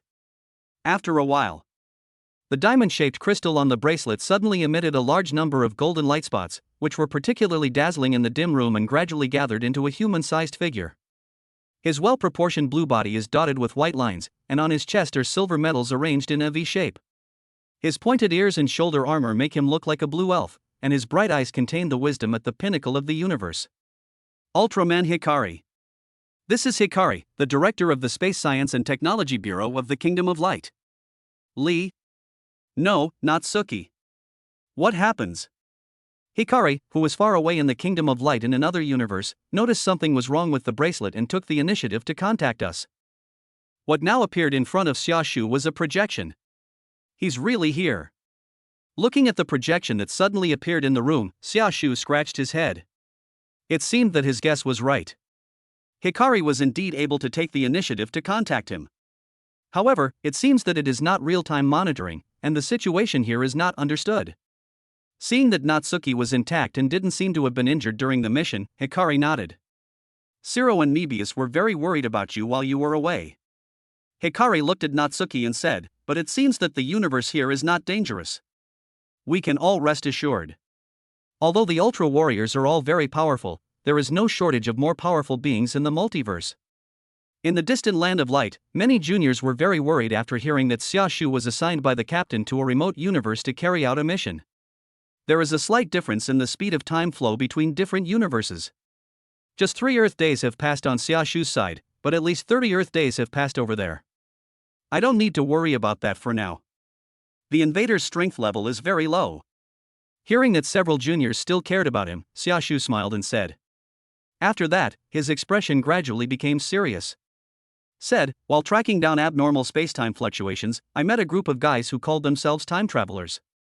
Their purpose was to steal something called spacetime source energy. Natsuki relayed all the information he had gathered to Hikari. As he listened to this information, Hikaru's eyes gradually became serious.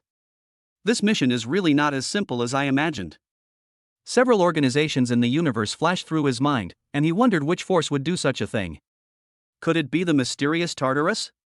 No. Although the other party possesses the ability of time and space, given his style, he should not hide behind the scenes. If this group of time travelers is really the work of that guy, then Xiaoshu is probably in great danger by now. Chapter 54 Warrior. The enemy's true identity is unknown, and it also involves issues of time and space. Hikaru said, pinching his chin. I will report this to the captain. How to deal with subsequent matters will still be decided by the captain, that is, Ultra Father. Now they attach great importance to the issues of time and space. By the way, how is the matter concerning the mysterious golden giant Absolute Tartarus being handled? Xiaoshu suddenly remembered and asked. Before he was transferred to this universe, the Kingdom of Light is dealing with a rather tricky matter. A mysterious golden giant with the ability of time and space has awakened a large number of powerful enemies. In order to deal with this guy, a large number of the Kingdom of Light's top combat forces have been dispatched. However, due to his lack of strength, Xiaoshu was not even qualified to participate in the operation. Tartarus. Hikari thought of that difficult enemy and said with a serious look, Zero led a group of young warriors to temporarily repel the enemy. For a while after being repelled, there was no news from the enemy. They might be plotting something in the dark. My intuition tells me that in the not-too-distant future, we will definitely engage in new battles with each other. Listening, Xiaoshu nodded. It seems that during the time I was away, the affairs in the Kingdom of Light have been almost settled. I am no longer qualified to participate in that level of battle, so the rest seems to have to be left to those young warriors. Then I don't need to continue carrying out the mission here, right? Xiaoshu asked. With my own strength, it would be troublesome if I encountered a top-level enemy in the future. Once I was controlled by the enemy, it would be easy for the enemy to steal the internal information of the Kingdom of Light. The specific plan will have to wait for the captain's decision. Hikari shook his head, but the outcome will most likely be for you to continue this mission. Judging from the current situation, the organization behind that group of time travelers should not be too strong. Although Xiaoshu's current strength is at the bottom of the entire Space Guard, he has rich experience, and this kind of mission that requires in-depth investigation is just right for him. Also, Zero, who is most suitable for this task, is in a little trouble now. Hikari said with a hint of hesitation. What? Upon hearing this, Xiaoshu's eyes immediately became serious. What's going on? After all, this was the child he had watched grow up. Even though the other party had the ability to stand on his own 2 feet, his first reaction when he heard that he was in trouble was still worry. Hikaru was still hesitant, because the cause of this incident was closely related to himself. Speak. Xiaoshu said anxiously. It looked like if Hikaru didn't tell him, he would strangle him to death. Well, there was a theft at the Space Science and Technology Bureau, and Zero took a young warrior named Zeta to chase the thief. Hikari explained with a long sigh. Then we met the fourth-dimensional monster Bruton on the way. As the director of the Space Science and Technology Bureau, it is too embarrassing to talk about the fact that the bureau was robbed. Xiaoshu. I was wondering how big a deal it was. Although Bruton's thing is troublesome, it can't hurt Zero. As for the theft from the Space Science and Technology Bureau, that's perfectly normal. The security in that place was practically non-existent. In the past, people had been wary of Xiaoshu for some reason, but he could still sneak in as if he were home. The security of the Space Science and Technology Bureau is weak, on the one hand because it is impossible for theft to happen inside the Land of Light, but if outsiders want to break into the Land of Light and steal, Chun-Chun will not want to live anymore. Xiaoshu didn't even need to guess, the thief would definitely go through a series of desperate things in the end. Really, you threw such an important task to me. You don't consider my feelings at all. Xiaoshu scratched his head and said with a look of annoyance. His body is no longer able to fight like young people, and he really wants to retire. In response, Hikari simply said with emotion, although you can be very careless in some unimportant tasks, you won't be so careless in such a critical task. He knew Xiaoshu too well. This mission is also the first important mission after Xiaoshu's mentality changed. No matter how many colors a person uses to disguise himself, the underlying color in his heart will never change. Hikari knows that Natsuki will definitely take a serious attitude in truly important tasks. Never give up on any of his companions. Even if he encounters a powerful enemy, he will rush to the front to protect the weak lives. That is the lias in Hikari's memory. You were once better than any other soldier. I still remember the moment when you risked your life to save ours when you were young. Hikaru said seriously. Countless young people take you as their role model, and we are proud of you. When Belia was making a scene, you also. Stop. Xiaoshu felt his scalp tingling more and more as he listened, and he quickly shouted to stop. That's all in the past. You know I don't want to hear about it. The old almanac is still being looked up today, which is a bit confusing. He doesn't want to live in the past. No matter what, we all hope that you can successfully cheer up. Hikari said earnestly. He hoped that this mission would help Xiaoshu regain his fighting spirit. As he spoke, he pointed to the black bracelet on Xiaoshu's wrist. That bracelet contains magical power that can re-stimulate the potential in you. After repeated training, you will soon regain your former strength, and even become stronger. After hearing what Hikari said, Natsuki's heart became very complicated again. He put his hand to his forehead, tangled his fingers in his hair, and fell silent for a moment. They are all so kind, that's why I used to try so hard to protect them. This bracelet is not entirely your creation, is it? He asked aloud. To restore the potential of a disabled body is a miraculous ability that even a genius like Hikari cannot achieve. Yeah. Hikari nodded. I understand. As soon as he nodded, Xiaoshu immediately understood the true origin of the bracelet. In the Kingdom of Light, there is only one person who can create miracles with a wave of his hand. I will investigate the matter regarding the time traveler and the source of time and space. I will contact you again when there is progress. Xiaoshu slowly raised his head and said to Hikari. And, thank you. Hikari nodded first, then shook his head. No need to thank me, this is what a brave warrior deserves. Afterwards, the projection turned into a spot of light and returned to the bracelet. Thanks to, Z, for the Great God Certification 1, thanks to, for the Great God Certification 1. 2 additional chapters plus the previous one will be added to make up for the big guy after the first show reaches 200,000 words. Chapter 55, Tiga? Too dark. That's pretty fast. After Hikari's projection disappeared, Natsuki looked at the empty room and sighed silently. Considering the combat effectiveness currently displayed by the enemies in this world, it would be a waste of talent to let those outstanding young successors carry out the mission. Besides, is a veteran like me actually worthy of that person's attention? Natsuki studied the bracelet on his right wrist for a moment. What is certain is that the material of this bracelet comes from that existence, and the technology inside was designed by Hikaru himself. Current Hell level mental space training duration, 8 hours. Yes, no start training? Hell training, training that can revitalize the potential of this body of mine. Xiaoshu stared at the translucent screen that popped up on the bracelet and thought. He had already experienced hellish training once before. The fact that Babar from 7 actually dared to drive a jeep to attack me is enough to show how ruthless this hellish training is. Not only was this training hellish, it was also extremely unorthodox. The advantage is that it can really make you stronger. But, except for 7, the other members of the Space Guard are pretty normal. At least, I don't remember any of them being particularly outrageous. 7 gave Leo special training back then, so this dark history was left behind. The other brothers don't have any dark history regarding training, at least that I remember. After a brief thought, Xiaoshu's confidence increased a lot. It's just a crappy training, right? How can it stump me? The same thing. There are 1 million members of the Space Guard, which one of them don't I know? Except for 7's Babar, who else would train me to death? Xiaoshu curled his lips and said confidently. The younger generations of the Space Guard are all young talents who respect the elderly and love the young, which is different from Babar like 7. Isn't it just hell level training? Come. I don't believe I can be unlucky twice. Xiaoshu twisted his lips and started this hellish training. Soon, Xiaoshu's consciousness became blurred. Everything in front of me disappeared and my consciousness disappeared into darkness. Please select the main training direction, Light Physical Telekinesis. Currently mastered combat skills, Spiesium Ray Intermediate, 8-point Light Will Intermediate, Ultra Telekinesis Intermediate, Cosmic Fist Low, Ultra Barrier Low, Crescent Moonlight Bullet Low, Spiesium Ray Incomplete Sealed. Note, the above skills are all from the user's records in the SpaceGuard files. Skills that have been cancelled and can no longer be used will no longer be displayed.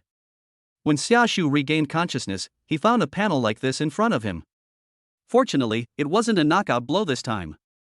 Xiaoshu touched the back of his head and found that there was no pain like last time, so he nodded and said, If Xiaoshu takes the initiative to join the training and still gets hit, he will fight to the death with Hikari. Light, physical skills, telekinesis. Xiaoshu stood in a dark space, looking at the panel in front of him, thinking about the content of this training. The last training was in telekinesis, and the corresponding instructor was 7 Babar. So this time we must rule out the possibility of telekinesis. As for light and physical skills, the power of the spatium ray is more than enough for this world, and currently there is no enemy that cannot be eliminated by a single spatium ray. Then the only option is physical training. After all, we are inside the Earth, and the activity time is only 3 minutes. Then how to make good use of these 3 minutes is crucial. Xiaoshu pondered, the faster I am, the more I can accomplish in these 3 minutes. So, I choose to train in physical skills, preferably speed, Xiaoshu said. Current main training direction, physical skill speed. Assigning a tutor to you. Tutor assignment successful. The training venue will switch in 30 seconds, please be prepared. Note, unless there are special circumstances, you cannot exit the training session before the end of the training period. After making his choice, Xiaoshu took a deep breath. Prepare yourself mentally, look around, and wait for the venue to change. This training can miraculously make him stronger, but if it is just for the sake of making him stronger, he will not take the initiative to participate in the training. What really spurred him into action was Hikari's words that the Land of Light would once again face powerful and dangerous enemies in the near future. He had a premonition that those enemies would cause great trouble to the Land of Light. Now that there is hope to participate in the war, he will naturally not give up such an opportunity. I can't let down those younger generations who are looking forward to my future. Bring it on! Let me see who it is this time. Xiaoshu maintained a vigilant posture, as the enemy could attack at any time. 1 second passed. 2 seconds passed, 10 seconds passed. Why hasn't this place changed? The 30 seconds for changing venues have long passed, why hasn't the training started yet? Xiaoshu looked around and found that it was still as dark as when he first came in. There was nothing to see except the countdown above my head, which was motionless. Is there a bug? What's going on? How can I practice in a place where there is no light at all? Xiaoshu said to himself. Sudden. This sentence seemed to turn on a switch. Training begins. Current remaining time, 7 hours 59 minutes and 59 seconds.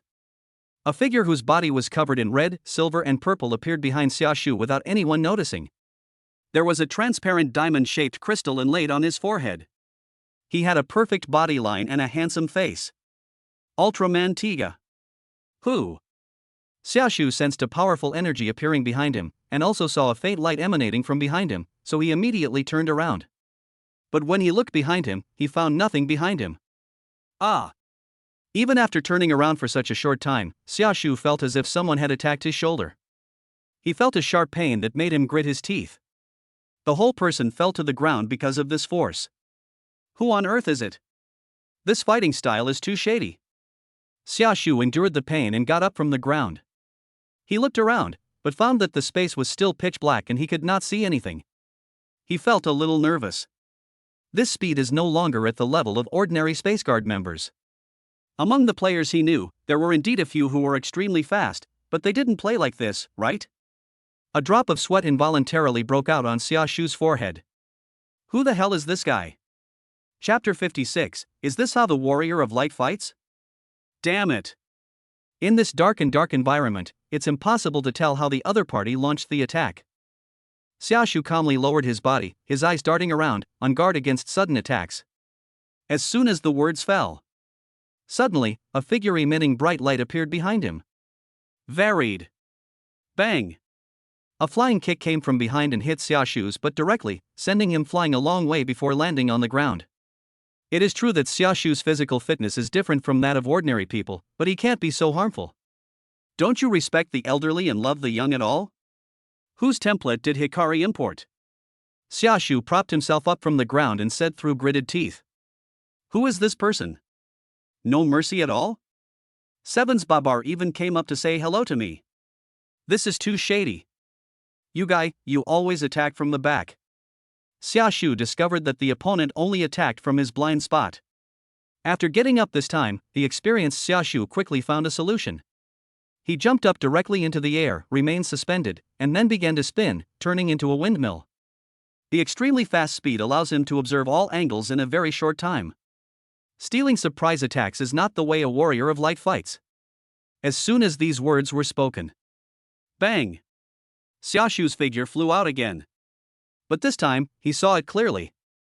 Cough! Xiaoshu stood up from the ground again, wiped the corner of his mouth, and his eyes fell on the darkness in front of him. No wonder he has no respect for the elderly, it turns out he's an even older guy. With that strike just now, he saw the other person's appearance clearly. If I remember correctly, the warrior's name was Tiga. An old man who does not belong to the kingdom of light but is 30 million years old. That's really fast. Xiaoshu quickly judged the opponent's attack route in his mind. Soon, he thought that every attack of this guy happened to coincide with the moment he finished speaking. Is the sound the switch for the opponent's attack? Then I'll just shut up. Xiaoshu's mouth corners slightly raised up, he discovered the opponent's flaw. As long as you don't make a sound, the other party will not attack. It's so easy. After thinking about this, Xiaoshu even blocked his breathing, not allowing himself to make any sound, while maintaining a defensive posture. 1 second, 2 seconds, 10 seconds. Ha! You guessed it right. More than 10 seconds passed, and the opponent still did not launch an attack. If we continue like this, we'll be able to get through these 8 hours soon. So easy. If light is this level, it won't be a problem for me. Bang! Ah! Xiaoshu's butt was kicked again and flew out again, his face full of disbelief as he flew. How is this possible? A high takeoff was followed by a messy landing. Xiaoshu fell to the ground, his mind full of question marks. Why the hell? Isn't it judging by the sound? Could it be possible that he can even read my thoughts? Can the words in my mind also be the starting words? What the hell is this? What exactly is the other party's startup word? Think quickly, think quickly. Just as Xiaoshu's brain was working rapidly, thinking about how to break the deadlock, Tiga's figure appeared again. Find a way to keep up with my speed. The other party seemed to be very frugal with words. After leaving these few words, he crossed his arms on the crystal on his forehead, and his body changed color, mainly purple, looking like a form that specialized in speed. Then, it disappeared again. I figured it out. Seeing Tiga disappear again, Xiaoshu finally thought of the other party's starting words. He had heard that Tiga was a giant representing hope. That is what is called the light of hope. Bang! Ah! I guessed right. Xiaoshu got up from the ground again, this time with a confident expression on his face. As long as you don't think about the activation word, you will be safe. Humph, we are all experts, so don't underestimate my wisdom. Xiaoshu forced himself not to think about that word, but the inertia of thinking was that the harder he tried not to think about something, the more counterproductive it would be. He knows that. So use other words instead, preferably antonyms. As long as you keep the antonyms circling in your mind, you can stop thinking about the word at all. The antonym is dark. Now, my mind is full of darkness. Dark, dark, dark, dark. Xiaoshu kept muttering in his mind. Then, he saw a black version of Tiga with a dark face appear in front of him without warning. Xiaoshu? Bang! Destroy it. Hurry up. I'm tired. The next day, early morning. Albert arrived at the door of Xiaoshu's room early. He took a deep breath and tidied up his appearance a little. The breach in the Pacific Ocean floor had been destroyed, but he knew that the real enemy had not yet been completely eliminated. He already had some idea of the identity of one of the time travelers, and he planned to discuss the follow-up plan with Xiaoshu. I raised my hand and was about to knock on the door, but found that the door seemed to be open. Mr. Natsuki, it's me, Albert. If you don't mind, I'd like to come in, he said slowly. But before he could push the door open, a draft of air from inside had already blown the door open. He was stunned when he saw what was going on inside. Xiaoshu, wearing a green floral shirt, was standing on the bed, hunched over, holding two halos emitting white light in his hands, with a fierce look in his bloodshot eyes. An angry stream of air was squeezed out from between the teeth as he breathed. The light will release a considerable impact in the room. Although it was under the control of telekinesis, it still set off waves of impact, completely messing up the room. He stared at the direction ahead, as if there was some dangerous enemy there. Albert could vaguely hear Xia Shu muttering some repetitive words. Light, darkness, light, darkness. After 8 hellish hours, Natsuki's mentality changed a little. Now all I can think about is this. Damn, Tiga. Why is it so gloomy? As if noticing the second person in the room, Xia Shu subconsciously turned his head away. Albert was so scared that he almost jumped up.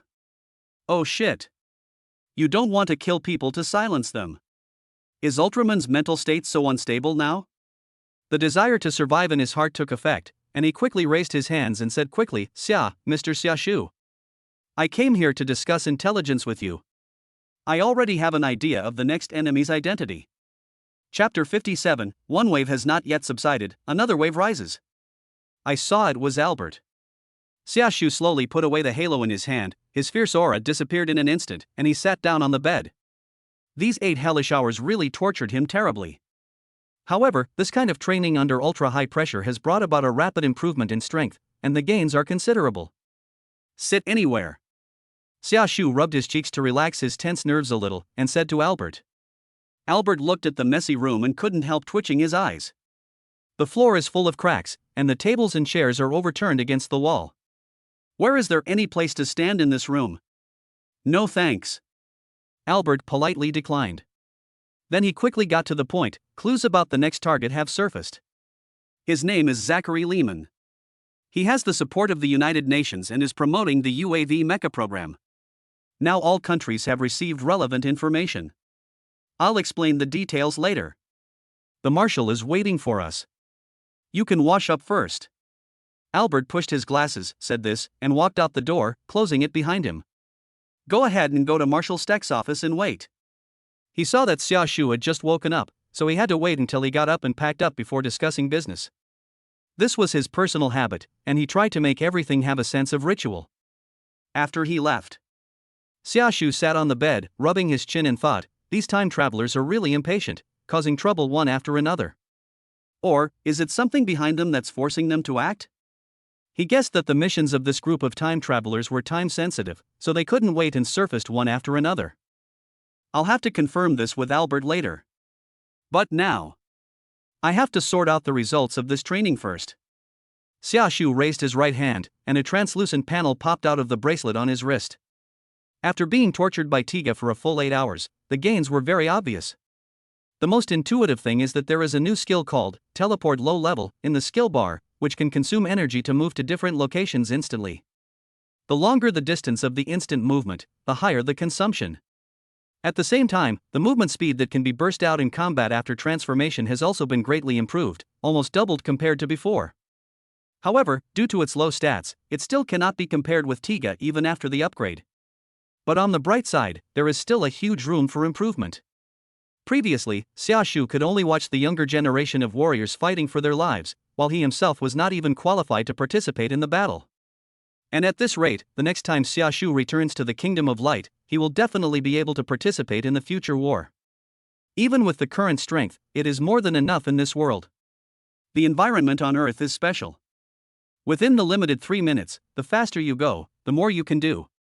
Xia Shu felt his body and found that even in human form, he could clearly feel that his body was lighter than before. Next, let's go see what's going on with that time traveler named Zachary Lehman. After briefly summarizing the gains from training, Xia Shu slowly stood up, quickly tidied up the furnishings in the room with his telekinesis, and then walked out. Marshal Steck's office is a steel room with dim yellow lighting that matches the style of this base. A TV was broadcasting this morning's news. Marshal Steck stood by the window, looking out at the slightly calmer ocean with a solemn expression. Albert sat on a chair beside him, staring at the tablet terminal in his hand. No one spoke, only the sound from the TV could be heard. Yesterday, former Pacific Rim Joint Defense Force Marshal Steck Pentecost led his private force to the Pacific Ocean and successfully closed a breach in the Pacific Ocean floor. This news is exciting for us. In the picture, a male host in a suit and tie is reporting the news. Also, to prevent the next alien attack, the United Nations has implemented a drone mecha strategy, striving to have every city in every country protected by new mechas in the shortest possible time. Dear citizens, the doomsday we are experiencing is gradually approaching dawn, and your safety will be completely guaranteed. Please believe. After speaking a large set of official terms. Finally, let's hear from Mr. Zachary Lyman. The scene then cuts to Lehman, who is in charge of this plan. This is a video. A middle-aged American man with neatly combed back brown hair sat on a sofa, his hands clasped together. He smiled and said to the camera, "Yesterday, Mr. Steck closed the breach in the Pacific Ocean floor, making it difficult for aliens to easily send monsters to Earth. They did a great job. We all know that mechas have a high damage rate in combat, and it takes a long time to train an excellent pilot. Mr. Steck almost consumed all of his mechas to accomplish this feat, so I admire them very much. After the hero's triumphant return, we should offer them the highest praise, but at the same time, we should also allow the weary heroes to rest for a while. Here, I want to tell you a fact." At this point, the smile on Lehman's face gradually disappeared, replaced by a serious expression. Although the wormhole gap used by aliens to establish a connection with the Earth has been closed, it does not mean that the threat from aliens has completely disappeared. They may open up a gap again and make a comeback. So we have to prepare in advance. The drone mecha is prepared for this very purpose. They possess the strength of conventional mechas, but without the need for pilots to sit in the cockpit and risk their lives battling monsters. Those who remotely control them will be the most trusted soldiers of each nation. 50 drone mechas will soon be deployed for defense in major cities across various countries. In the event of any emergency, the drone mechas will be ready for immediate action, ensuring the safety of citizens. We will soon achieve final victory." After saying that, Lehman raised his wine glass and gestured towards the camera. Chapter 58 Experienced Hunter. No matter how beautiful the words are, they cannot cover the sharpness of a knife. Albert said solemnly as he looked at the image of Lehman on TV. What about for the safety of citizens? It was completely said to the UN officials who funded that guy. Lehman's purpose is no different from that of other time travelers. Everything is to completely overturn the fate of this world. Is this the guy? At this time, Xiaoshu also came to the office, saw Lehman's face on TV, and said with his arms crossed, "That's right." Albert looked at him, stood up and said, "Zachary Lehman, an American biotechnology expert and professor at MIT. He has the support of a large number of financial giants, and recently he even received support from the United Nations, which has enabled him to promote his drone mechas around the world. The drone mecha was supposed to appear in 2035, but its appearance now proves that this guy is a member of the Outsiders. According to the original historical trajectory, the unmanned mecha will not be developed until 2035 by an organization called Shaw Group, and Dr. Newton is deeply involved in the plan. Unmanned mechas are completely different from our mechas. They are made from monster tissues. Their appearance at this time means that the guy may have used even more monster tissues," Albert said with a frown. "I suspect the scythe head that attacked the shattered dome base was one of their creations, but its internal programming was proactively destroyed in the end, so there's no direct evidence." Hearing this, Xiaoshu shook his head. "No need to bother. Tell me where that guy is and I'll go talk to him myself." Face-to-face confrontation is the quickest way to determine the other party's identity. As long as we can confirm that the other party is a time traveler and not an ordinary human, things will be easy. But here's the problem, Albert said. They were very cautious and didn't reveal their location to anyone. Even the news interviews were recorded. When a time traveler is performing a mission, he will not easily reveal his identity and location unless he is absolutely sure. Because they are in competition with each other. The only thing we can be sure of now is that his drone mecha is already on its way. Once all his mechas are in place, I'm afraid his true identity will be revealed, Albert analyzed. Also, some of his drone mechas are already in place. He guessed that using a large number of drone mechas to destroy the main hubs of various countries would be Lehman's next goal. Although the control of these mechas is in the hands of the military, Lehman will definitely leave a backdoor for himself. If we exclude top combatants like Xiaoshu, the remaining armed forces of humanity will indeed be unable to stop the enemy. The most they can do is exchange injuries for injuries and end up in a situation where both sides perish. At this time, Marshal Steck, who had been standing by the window, suddenly sighed. "I thought that once the breach was closed, all this would be over. The Pacific Ocean is exceptionally calm today." He had imagined countless times the scenario of his plan being successful, but he had never thought that he would still face new challenges after success. "I really can't imagine what kind of existence you outsiders are, and what kind of existence the organization behind you is." The situation was special at the time, and Albert conveyed to Marshal Steck that he was a time traveler. Until now, Marshal Steck has not recovered from his shock. The time traveler, the fate of the world, the source of time and space, the Ultraman who was investigating this matter, any one of these is enough to cause a serious impact on his worldview. He knew that he had been drawn into a bigger vortex. No. All of humanity has been drawn into a bigger vortex. Marshall, I know this is all very difficult for you to understand. But for now, at least please believe that Mr. Natsuki and I are on your side. Facts are always more convincing than words. Albert said seriously. They faced the pioneers together, fought their way into the gap, and won. This is a fact that has already happened. They will also have to face what happens next together. I know. Marshall Stack looked at him and nodded. However, there was still a lingering solemnity between his brows. Zachary Lehman, when he first proposed the drone mecha plan, I expressed my opposition. But I didn't expect things would become so complicated. He is currently receiving funding and protection from the United Nations. If we rashly try to stop his actions at this time, we would be acting as an enemy of the United Nations. This incident is different from the monster incident. What they have to face is not powerful monsters, but people. Also, our mecha suffered considerable damage in the last battle. The only mechas that are still capable of fighting are Storm Red and Danger Wanderer. Marshall Stack frowned and said. Cherno Alpha lost 2 arms and its outer armor was severely damaged, and the Eureka Raider was directly destroyed in the gap. The Shaolin Ranger that Xiaoshu brought back was also missing an arm, and its outer armor was also significantly damaged in the aftermath of the battle. 2 mechas can't handle 50 mechas. Their current situation is also very difficult. What's more, they don't have a clear reason to stop Layman now. Having just dealt with the monster, now they have to turn their attention to humans, which makes the already exhausted Marshall Stack unable to adapt for a while. The conflicts between people are far more complicated than those between people and monsters. It doesn't matter. At this time, Xiaoshu looked at him and said seriously. He can't hide it. You just need to get his location from the United Nations, and I'll take care of the rest. A fox can never hide its tail.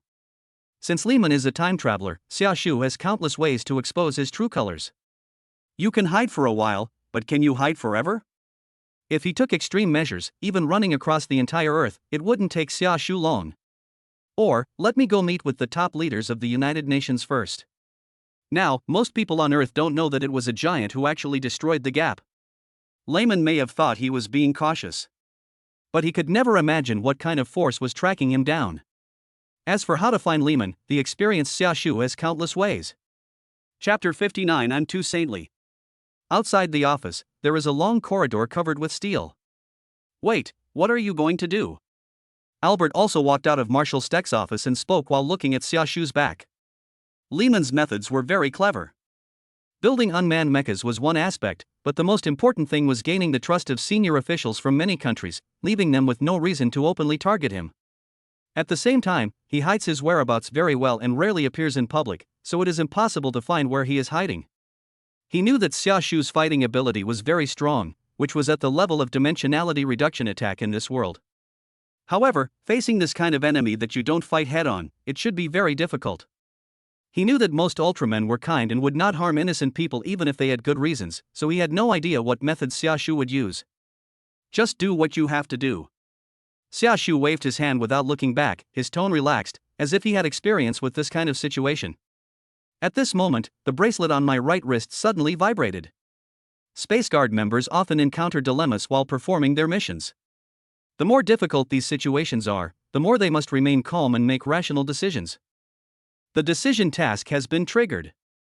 Option 1, facing Zachary Lehman, who is hiding among humans, choose to wait and see, waiting for him to reveal his flaws before responding calmly. Reward, 20 hours of mental space training. Note, we must act reasonably. Choice 2, faced with Zachary Lehman hiding among humans, choose to take the initiative and use your own means to force him out. Penalty, 12 hours of hellish mental space training. Note, are you sure you want to talk about physics? Note, we are not gods, and nothing can be perfect. Ultraman Ryu, captain of the 7 Nebula divisions of the Kingdom of Light Space Guard. Lehman's drone mechas are being shipped all over the world. Ostensibly, they are used as guards to protect cities, and there is no reason to stop their transportation now. Humans have no way of identifying Lehman as a time traveler. The most sensible approach is to wait until the unmanned mecha is controlled by Lehman and reveals its true identity before taking action. This way, there will be an overt reason and it will not be considered as interfering in human internal affairs. But this also has a fatal flaw, that is, no matter how timely their subsequent actions are, they cannot stop the first round of actions of the unmanned mecha, and they can only take the backup plan. The number of people who will die by then is completely unimaginable. If a new recruit from the Space Guard were to handle it, or they could get carried away and destroy all the drone mechas first, and then be blamed by humans. Or you can only wait for the next move, give up the first wave of dead humans, and get caught in the trolley dilemma of saving the few and saving the majority. It would be extremely difficult for the naive and kind-hearted younger generations to deal with this kind of enemy, and it would most likely cause a severe blow to their mentality. If you don't handle it properly, you will fall into a state of confusion and may even be taken advantage of by the enemy. But for an old man who is 19,000 years old, what is confusion? Can you give me a raise? In Xiaoshu's eyes, there is obviously a more reasonable and efficient solution to this problem. Since he said he would take it seriously, he would not be vague when it comes to matters involving innocent lives. Someone told me to change my saintly personality before. Xiaoshu put his hands in the pockets of his floral shirt and walked further and further to the end of the corridor in flip-flops. But Hikari is right. How can a person change completely so easily? The voice became farther and farther away, until his back could no longer be seen. Albert pushed his glasses up, his eyes serious. He knew that Mr. Natsuki was completely different from the Ultraman he had in mind, and he was very much looking forward to what choice Mr. Natsuki would make at this moment. As for the saintly character that Xiaoshu mentioned, he just wanted to be humorous. He had heard from Little Hansen how violent the scene was when the giant of light swept across the entire space on the other side of the gap. When dealing with the invaders, his methods were even more extreme than the invaders themselves. If anyone says that Xiaoshu is a saint, Little Hansen will be the first to strangle that person. When he went to bed last night, his mind was still full of the shocking image of the giant of light releasing the spatium ray. But Xiaoshu really has something to say. I have reasons for saying that I am a saint. When making decisions on such matters, others always give up a small number of people in order to save the lives of the majority, but I want to save them all. Isn't this being a saint? I'm such a saint. Since you think I'm such a saint, it shouldn't be too much to use some extreme measures, right? After Albert and Xiaoshu left, Marshal Stack called several mecha pilots and Kai Tiantong into the office. Our fight is not over yet. The mechanical sickle head that fought against the dangerous wanderer is the enemy's creation. We will have to fight with more drone mechas next, Marshal Stack said in a deep voice as he looked at the pilots lined up in front of him. He conveyed their next mission objectives and intelligence to them, but did not mention the existence of the time travelers. After all, revealing that information would only make them more confused. The damage to Danger Wanderer and Storm Red is not serious, they can be put into battle immediately. Marshal Stack first looked at Rory and Morimako, and then at the three brothers of the Tang family. Both arms of the Cherno Alpha are completely destroyed, but Dr. Albert will bring a repair team to install spare arms on the mecha as soon as possible. Although repairs in a short period of time cannot achieve the same effect as when it was fully operational, I believe you can unleash its full power. He looked at Sasha and Alexis. Finally, he looked at the Hansens. Our best mecha, the Eureka Raider, was destroyed inside the gap, but I always believe that the truly excellent one is never the mecha, but the pilot with a heroic heart. Marshal Stack looked at Little Hansen with a hint of relief. He heard that the father and son detonated the nuclear bomb without hesitation while being hostages inside the breach, which was undoubtedly a heroic act. Without the Eureka Raiders, we still have the Shaolin Rangers. I'm sure you'll prove it to me. Hearing this, Little Hansen grinned and nodded. He bowed and said, "Yes, sir. I can drive as well as Mr. Natsuki. No. I want to surpass Mr. Natsuki. I will never let this mecha gather dust." Young Hansen spoke with the vigor and enthusiasm that only young people have, and old Hansen nodded. Chapter 60, Giants in Satellite Orbit. But, with our 4 mechas, can we really deal with the enemy's 50 mechas? Kai Tiantong thought about the difference in numbers between the two sides and couldn't help but worry. If the two sides really fight, each of their mechas will have to deal with at least 12 enemies and will be under siege almost the entire time. How to fight this? Although the opponent's unmanned mecha is a mass-produced model, it is not scrap metal. Don't worry about that. Mr. Xiaoshu will fight alongside us again, Marshal Stack said. Mr. Natsuki? That's great. Kai Tiantong felt a little relieved when he thought of Xiaoshu's battle record. No matter how many drone mechas there are, they can never be a match for the giant. However, the area where the drone mechas are being transported is very wide, so we also have to bear part of the responsibility, said Marshal Steck. Earth and the pioneer colonies are different after all. When facing invaders, you don't have to worry about anything, just use your light to clean the floor. But on Earth, if Xiaoshu used all his strength, before a single spatium ray could destroy the enemy, all the surrounding humans would be sent flying. This is the same reason why nuclear bombs cannot be detonated in urban areas at will. Once the mecha is ready, we will move ahead to the city where the unmanned mecha is located. After we wait for the results of the negotiations with Mr. Xiaoshu, we will immediately take control of the unmanned mecha. Received. Afterwards, Marshal Steck slowly turned around and looked again at the Pacific Ocean where the waves were becoming increasingly turbulent. Looking forward to it in my heart. Mr. Natsuki, what will he do? It was noon. The drone mechas that had landed earlier have come under the jurisdiction of the military, and the remaining drone mechas are still in transit. Goddard Space Flight Center, a division of NASA, in Maryland. In the Mission Operations Center, several technicians in white research coats sat on chairs, looking at the rows of precision instruments in front of them as they did in the past. The gap has been closed, and there are also drone mechas, both of which are big news. Wilson was holding a donut in his hand and flipping through the tablet in his hand boredly to catch up on today's news. Since the monster disaster, humans have focused their main energy on how to deal with monsters. The funding for aerospace departments like theirs has long been cut to the limit, and their daily work is very slow. You said, the pioneers attacked us from the bottom of the Pacific Ocean. Will aliens attack us from outer space? He turned and asked his colleague who was recording instrument data. Maybe. But I still believe that there are friendly civilizations in the vast universe. Cooper, who was wearing round-frame glasses, replied casually. For astronomers like them, they still have some romantic fantasies about the universe. He believes that other civilizations in the universe, in addition to invaders, must also include friendly civilizations willing to communicate with humans. Well, I used to think so too. But after more than a decade of being plagued by monsters, I changed my mind, Wilson said, shrugging his shoulders as he chewed a donut. There's a high probability that there are no friendly civilizations in the universe, and even if there are, we won't be able to see them. For Wilson, the existence of the precursors and monsters has completely destroyed his romance with the universe. Who knows, maybe today.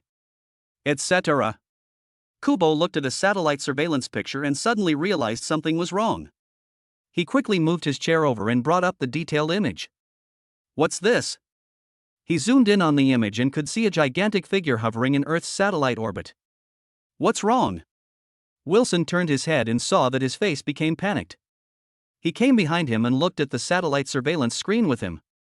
When he saw the blurry figure, he was stunned. Bigger. How is this possible? The image zoomed in again, and this time, they could see clearly. It was a giant about 50 meters tall, with a body mainly made of red and silver, long limbs, bright eyes, and a round crystal on his chest that emitted azure light. He just hovered in the Earth's satellite orbit, motionless, and it was impossible to see any expression on his face. What on earth is this thing? Wilson leaned over the edge of the screen, looking at the giant with a serious expression. Is it a living thing? No. How is that possible?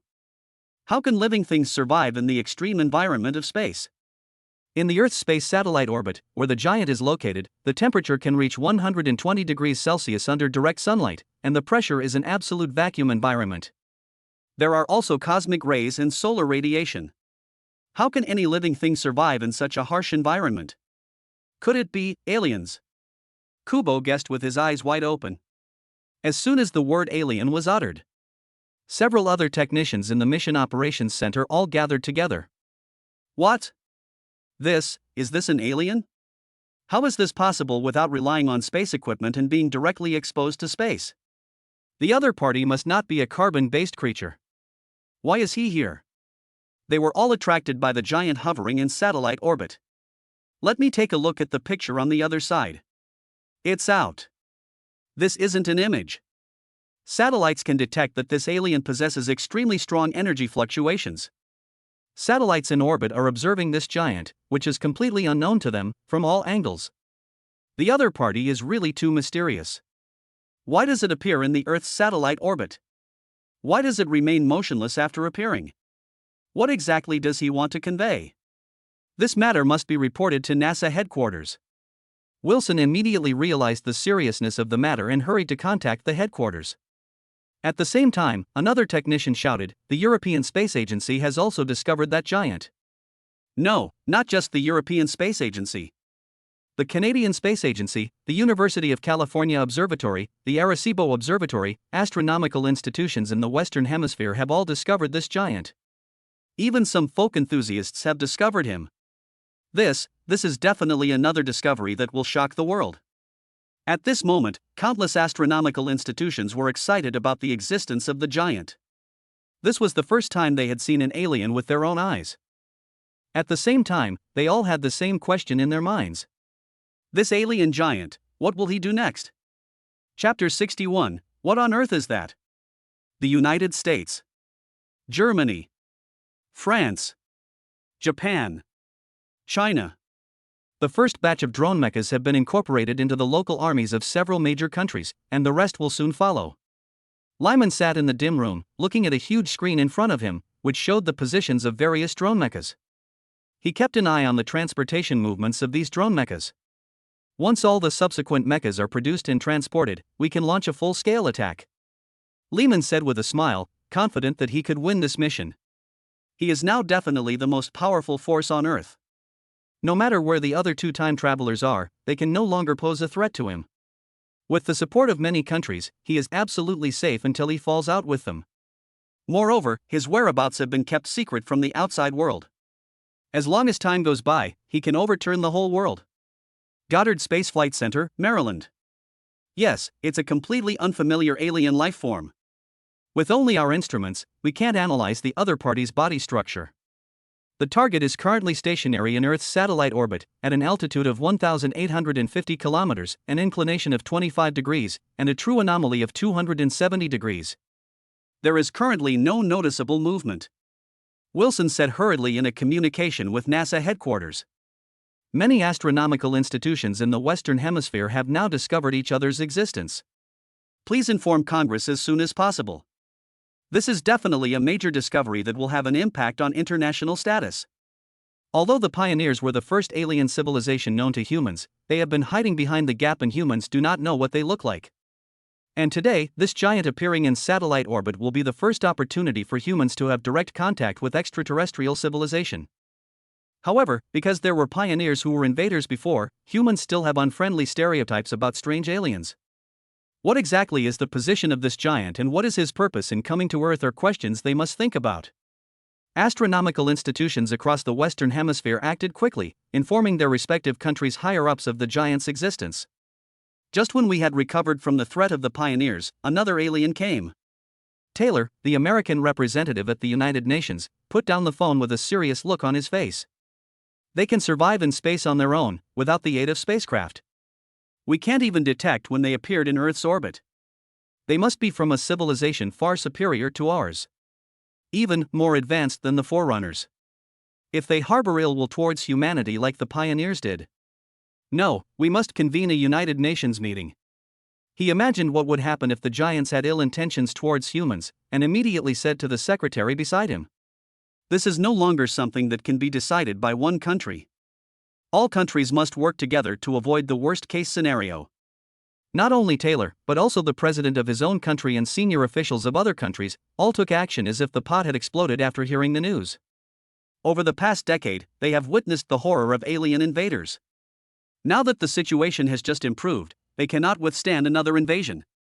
The collision between civilizations is not a game. The slightest mistake or accident may even lead to the destruction of a civilization.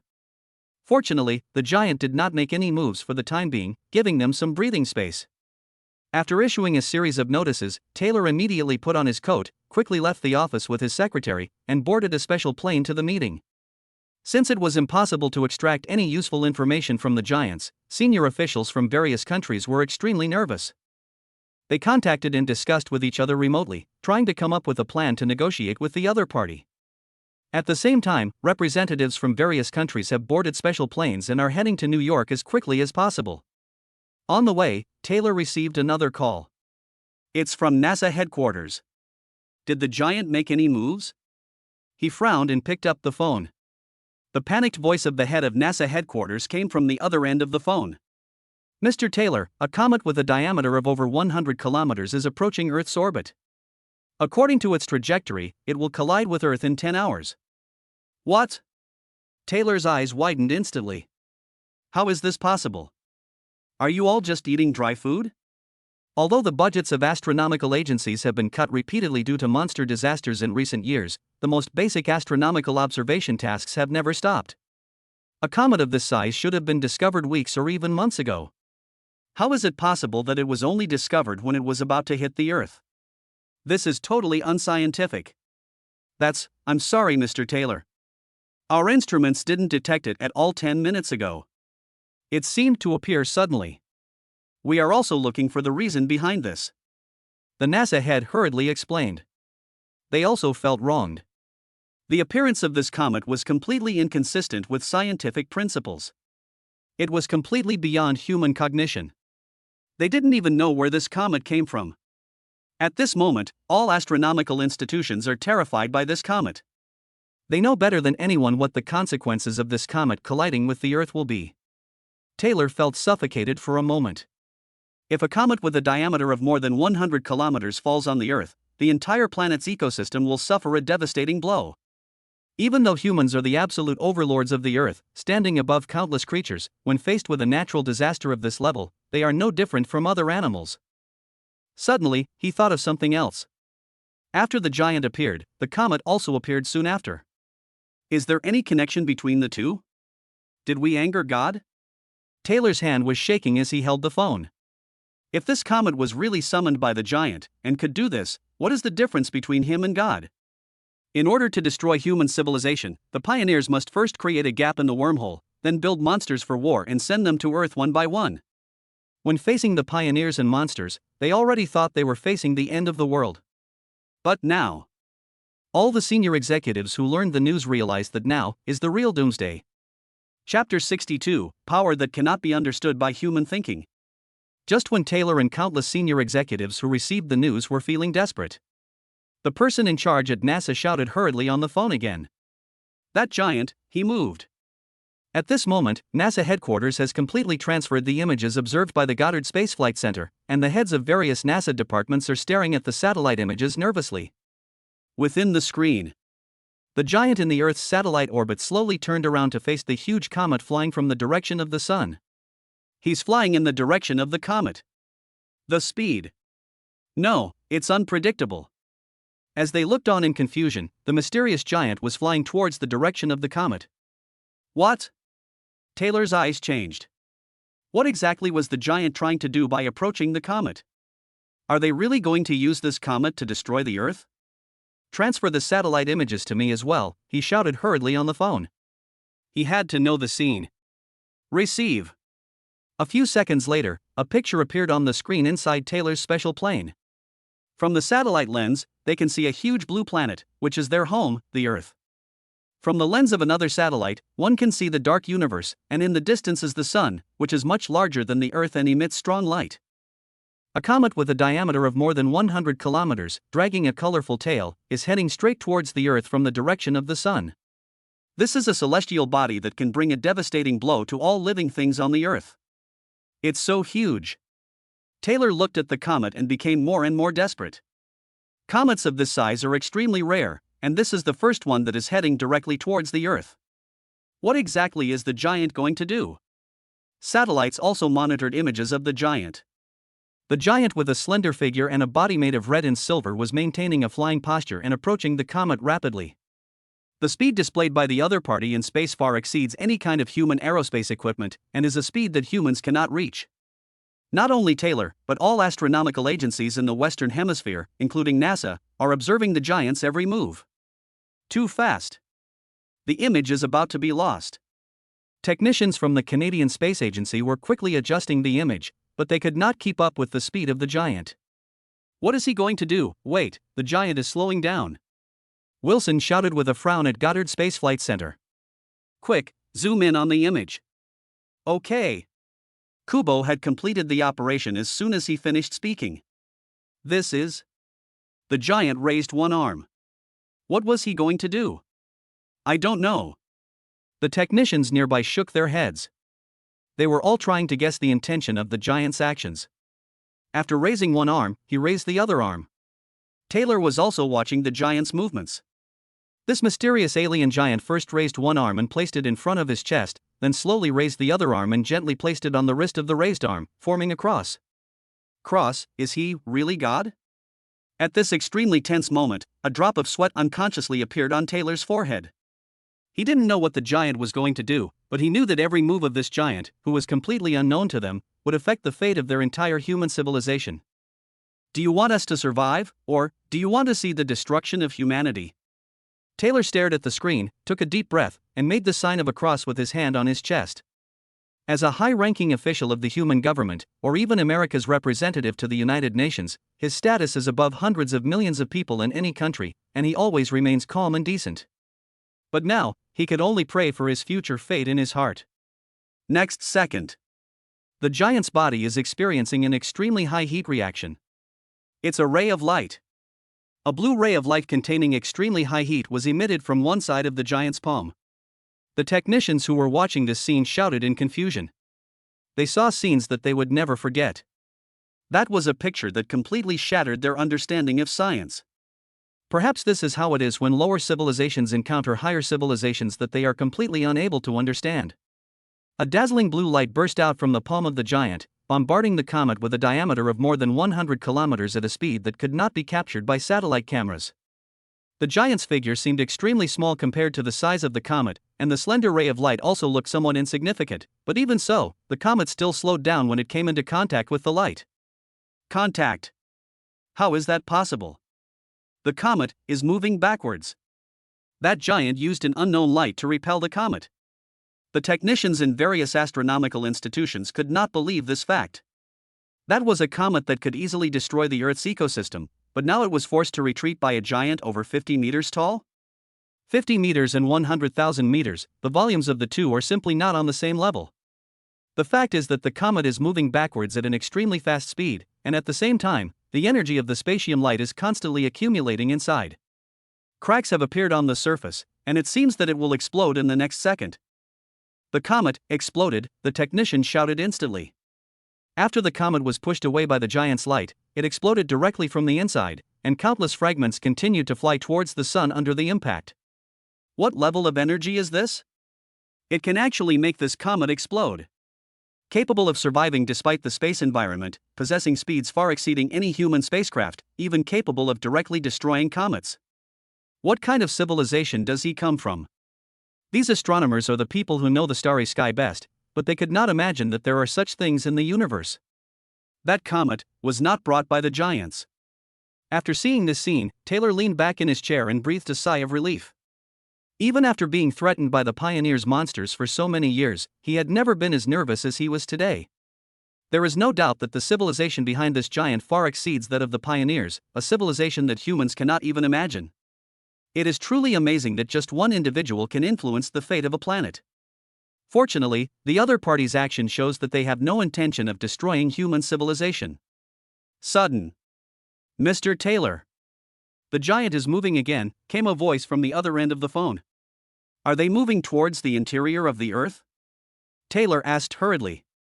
He really hoped that the other party was here to negotiate with humans in a friendly manner. Having helped humanity so much, the next step should be negotiations between civilizations. No. That giant is flying along the orbit of the Earth's satellite. We've lost our target. Chapter 63, Starting Plan B. Outside the atmosphere, in the Earth's satellite orbit, mysterious giants are flying around in orbit at speeds unimaginable to humans. At the beginning, their satellites could barely capture the figure of the giant, but when the giant was flying at full speed in space, none of their satellites could observe any image of the giant.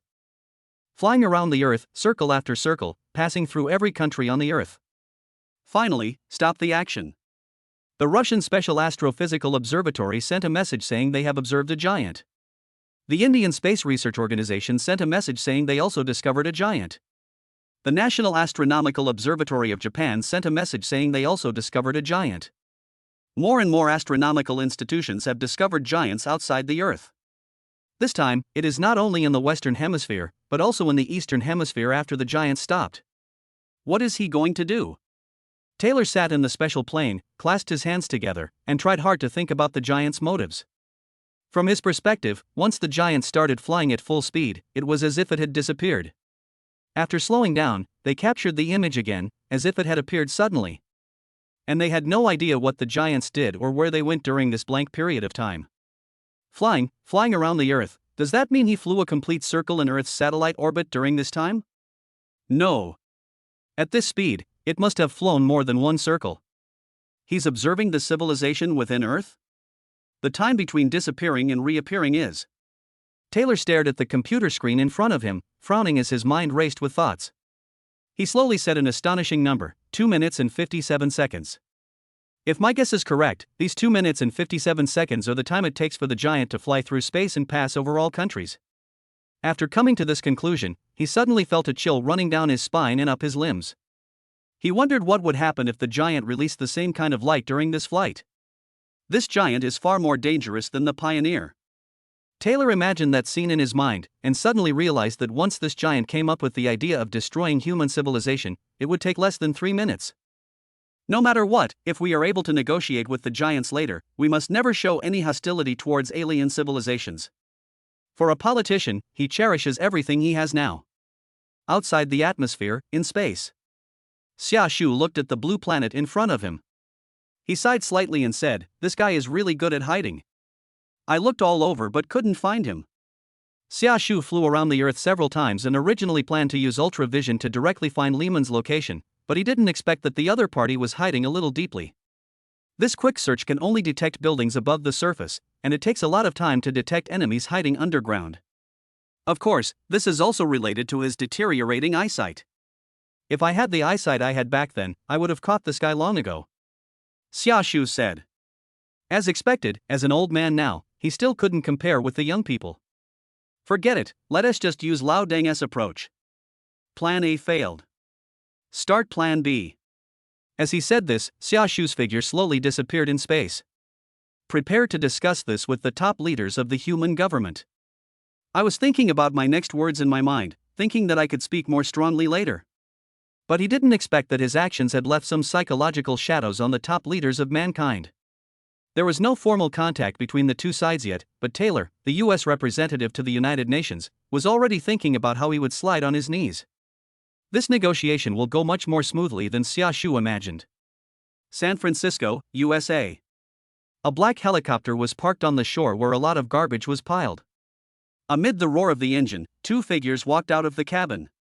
Why should I accompany you to this damned place?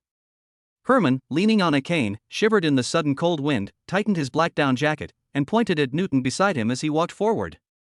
The sharp voice was filled with dissatisfaction. Why? You should ask yourself that. Newton, wearing a thick leather coat, also pointed at Herman with a smug look on his face. Admit it, you just can't bear to be left behind by me. My research progress is much faster than yours now. Previously, he had brought intelligence to Marshal Steck through communication with the monster's secondary brain. Although it did not play a big role, at least in terms of research progress and credit, he was far ahead of Herman. Your lead is only temporary. Herman seemed to be hurt, but now he really had no words to refute Newton. They, as scientists, were all practical. So after he finished replying this sentence, he turned his gaze to the street in the distance. They came here to look for a black market merchant. In order to communicate with monsters, one needs an intact secondary monster brain, and this black market merchant just happens to have such a thing. Now, their enemy includes not only Lehman, who was holding a drone mecha, but also a time traveler who was still hiding among the pioneers. They need to communicate with the monster to get further information about the other party. This city is really. Newton walked and came to the vicinity of the old street. He looked ahead and suddenly stopped and took a deep breath. This city, which was severely damaged by the monster, no longer had any trace of its former prosperity. Ruins were everywhere, and most of the newly built buildings were pieced together. It has a cyber wasteland style. As soon as he entered here, he would instantly remember that they were still in the apocalypse. Although they knew that they had a powerful giant of light, countless ordinary people and refugees still didn't know when dawn would come.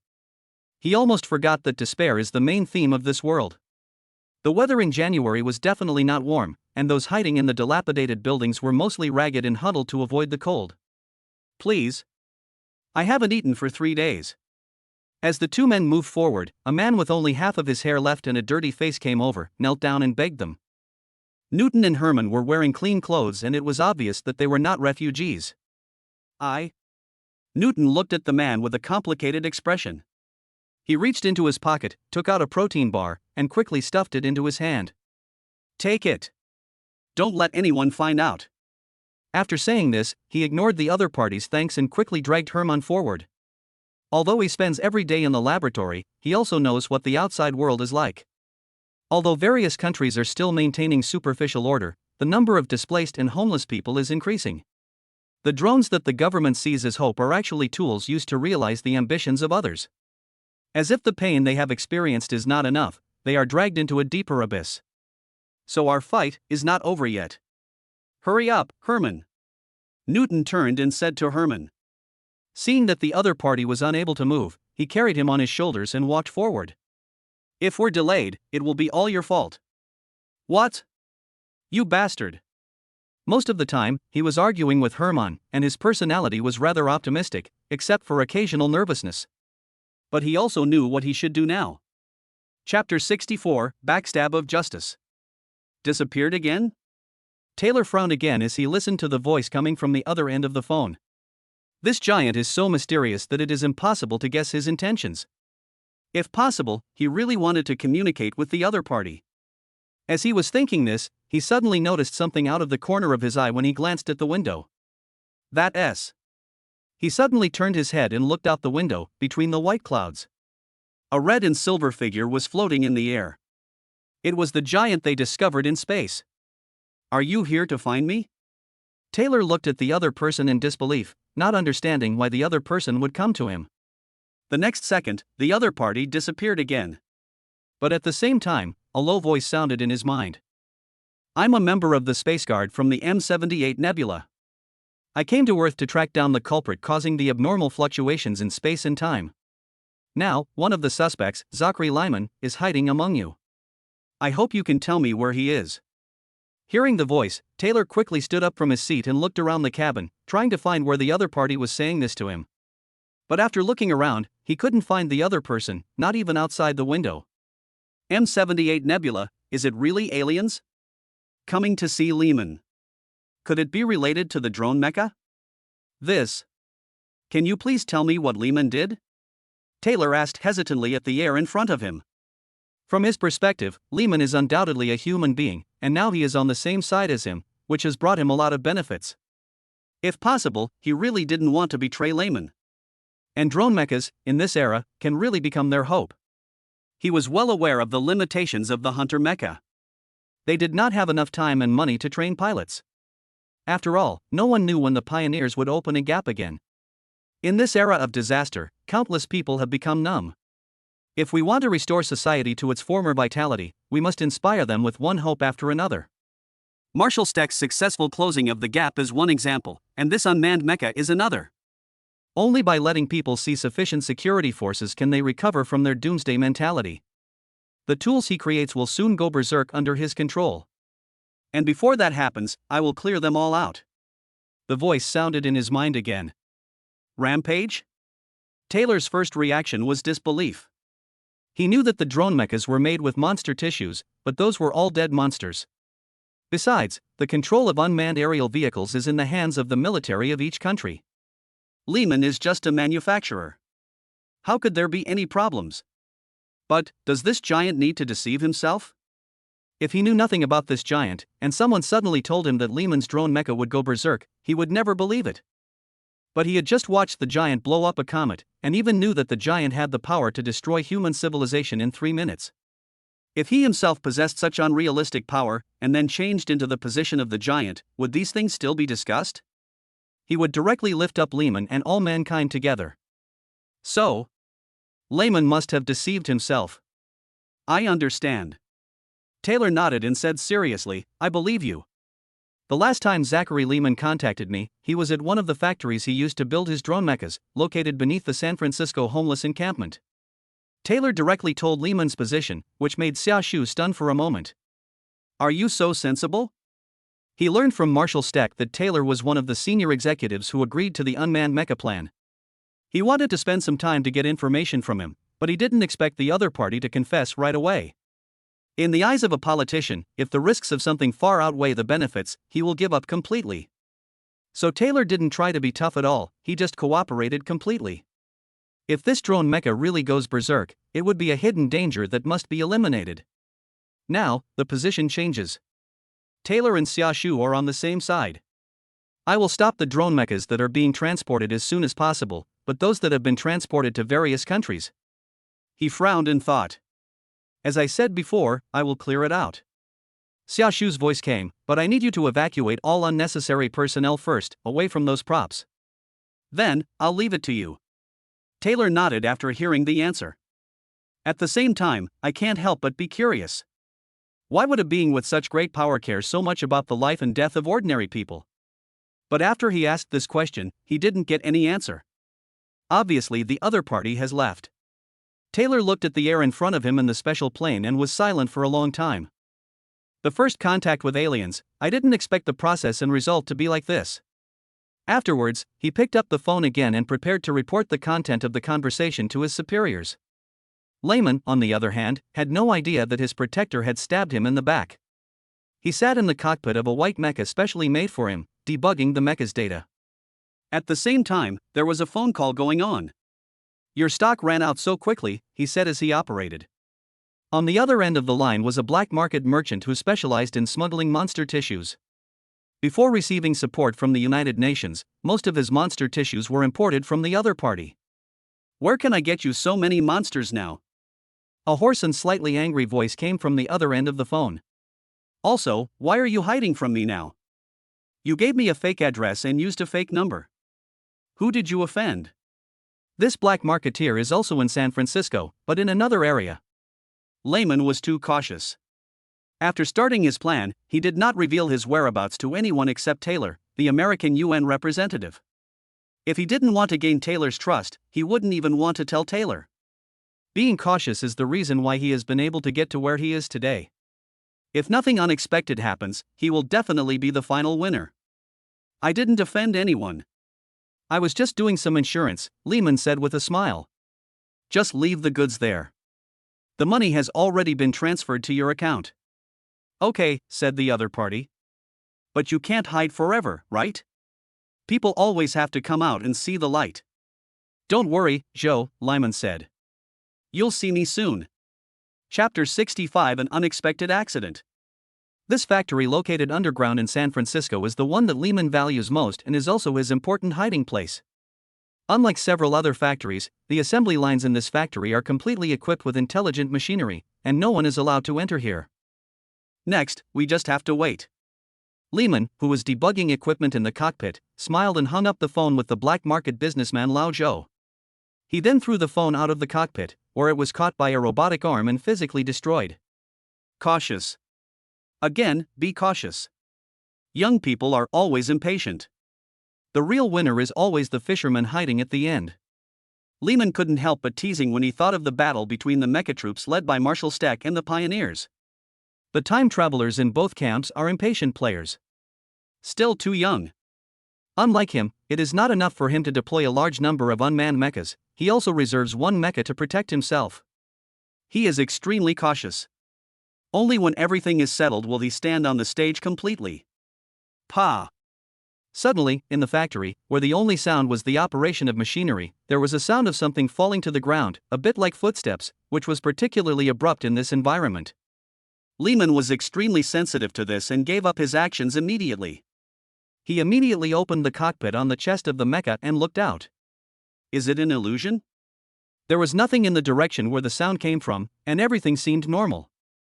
He frowned, wondering if there was any preparation he had not done well enough. After thinking for 2 full minutes, he nodded silently. It should just be an illusion. It seems that being too sensitive is not a good thing. Lehman returned to the cockpit and continued to debug the mecha. In his heart, he was also advising himself not to be too sensitive, otherwise he would quickly become mentally exhausted, which would have a counterproductive effect. The hardware part of this mecha has been completed, but the system still needs debugging. Just as he focused his eyes on the screen, he always felt something was wrong. It was as if there was a burning gaze coming from behind, making him feel uneasy. Who? Lehman suddenly turned his head and looked behind him. Behind him was the white cockpit wall with a sci-fi feel, and no human figure could be seen at all. Hiss. Weird, this feeling shouldn't be without reason. Have you ever heard of ghosts in this Pacific Rim world? Is this my hallucination again? Can hallucinations occur twice in a row? It seems that I have been too tense recently. Let me take a rest first. Lehman rubbed his temples, turned off the internal system of the mecha, walked out of the cockpit and stepped onto the corridor bridge. Walking towards the lounge on the dim factory bridge. The security of this factory is very good. If someone really breaks in, the alarm will be triggered immediately, so he must be the only one in the factory now. I can't keep scaring myself. Tat tat tat. Lehman's leather shoes made a clattering sound as they stepped on the steel-covered bridge, irritating his slightly swollen temples. I've been so focused on my plans lately that I barely have time to sleep. It seems the pressure is a bit too much. Tat, tat tat tat tat. The footsteps were still very clear. But before he knew it, his footsteps were mixed with the footsteps of others. He didn't notice it at first. After taking a few steps, he suddenly realized this. How could there be two footsteps in this factory? Who is it? Lehman pulled out the pistol from his waist, aimed behind him, and shouted loudly. No one. He quickly turned around, and suddenly, a strange face occupied his entire field of vision. Bang! Lehman's heart started beating wildly. He pulled the trigger and a bullet was fired after a loud bang, hitting the other party. But an even more shocking scene happened. The bullet did not penetrate the opponent's body directly, but turned and flew towards the wall of the factory. Lehman remembered that he had not mastered the skill of gunfighting. Bang bang bang. He didn't believe it and frantically pulled the trigger at the figure in front of him. But the result is the same. You, who are you? Lehman asked with trembling arms, looking at the man in front of him with black hair and golden eyes, dressed in a floral shirt and shorts as if on vacation. He had no idea what had gone wrong with his plan. How did the other party find this place? Why wasn't the alarm triggered? Let me see, Zachary Lehman, right? The man opposite took out a mobile phone, compared Lehman's appearance, and asked. Shit. Lehman realized that this man was likely here to cause trouble for him, so he quickly turned around and ran towards the mecha. I don't care about my image anymore. He ran at full speed, wanting to run into the mecha to seek safety. This man was like a ghost, appearing without anyone noticing and completely bypassing his security system. Now it looked like he was here to take his life. You want to run away right under my nose? Xiaoshu watched him turn around and run, and followed him slowly without any hurry. We've already found the door and locked the location, how could we let this guy get away so easily? Besides, where can you run to? Not to mention running out of this factory, even if he ran out of the earth, Xiaoshu could catch him back. Lehman ran all the way to the cockpit of the mecha, and without caring about the system debugging, he directly forced to start this white mecha that looked similar to the unmanned mecha. The sound of gears meshing and mechanical operation rang out in the factory, and lights shone on the road in front of the mecha as it started up. Xiaoshu stood on the corridor bridge, looking at the mecha ready to go, and raised his eyebrows. Isn't this just trapping yourself in a big can? Suddenly, some white energy appeared in the palm of the hand that hung naturally on the right side of the body. There is no way someone like you can appear in this world. Who are you? Lehman's voice spread from the audio system inside the mecha.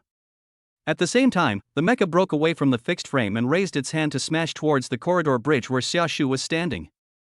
Lehman had planned everything, but he never expected such a ghost-like man to appear. The mecha's huge fist blocked out part of the light and fell down with heavy momentum. At the same time, the energy in Xiaoshu's right palm had gathered into a white halo. Before the mecha's fist fell, he raised his hand and swung it forward. Swish! The white light wheel was not large in size, but it flew at an extremely fast speed.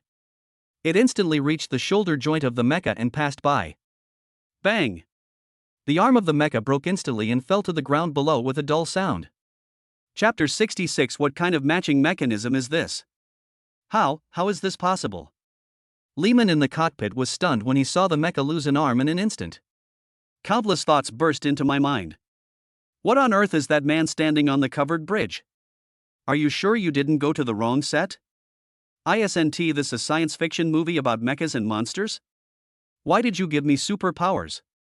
Is this correct? And why do those white wheels look familiar? Oh shit. 8-point light wheel. Isn't that Ultraman's move? Why was it that I, who was on a mission in the Pacific Rim, could be hit by an 8-point light wheel? What kind of incredible matching mechanism is this? And, whose Ultraman can rub the 8-point light wheel with his human body? Could this guy be the real one? Are you Ultraman? Cold sweat had already broken out on Lehman's forehead as he asked the man in the green floral shirt in the cockpit. At the same time, he was praying in his heart, please don't, please don't. Then, he saw the other party nod slowly. Lehman. He suddenly let go of the controller and slumped down on the cockpit floor. It's over. It's all over. This is bullshit. All his plans, all his efforts, were nothing in the face of absolute power. This guy can tear a mecha apart with his bare hands even before he transforms, so what will happen after he transforms? Lehman knew Ultraman, although he didn't know much about it, but he knew that it was not something he could touch. Put Ultraman in the Pacific world? Well, I don't know who did it though. But you are this thumbs up. Lehman's mentality collapsed. It completely collapsed, without a trace left. Lehman slumped down, laughing at his previous confidence and the stone matching mechanism that the system had set up for him. Is caution useful? Does careful planning work? It's useful, but in the face of absolute power, it's a joke. The opponent doesn't need to use a super brain, using super strength is enough to kill me 10 times in seconds. Bang! While he was doubting his life, Xiaoshu had already arrived in front of the cockpit, tore it open and walked inside. Since you know Ultraman, I won't waste any more words with you. Kill on the spot or imprison in space? Xiaoshu lowered his head and said to Lehman, whose brown hair was slightly messy. As Albert said, every time traveler is not clean. Lehman knew better than anyone how many innocent lives he had killed. Lehman raised his head and looked at Xiaoshu, whose eyes had no sympathy at all, and opened his mouth. I feel extremely conflicted. Before I make a choice, can I ask a question first? He asked stubbornly. There is a question that if he doesn't understand it clearly, he may not be at peace even after his death. Ask. How did you find me? Even if you are Ultraman, it will take you a lot of effort to find me. Lehman has seen special effects films related to Ultraman, but the Ultraman in the series is in compliance with the basic law even when looking for people. Usually Ultraman will only attack when the enemy shows up, and it is often the case that he cannot find the enemy. He felt that a situation like Xiaoshu's, where someone went straight to his own lair in one go, was seriously inconsistent with his basic understanding of special effects films. I talked to the senior executive on the human side, and he quickly and enthusiastically told me your location. Xiaoshu said.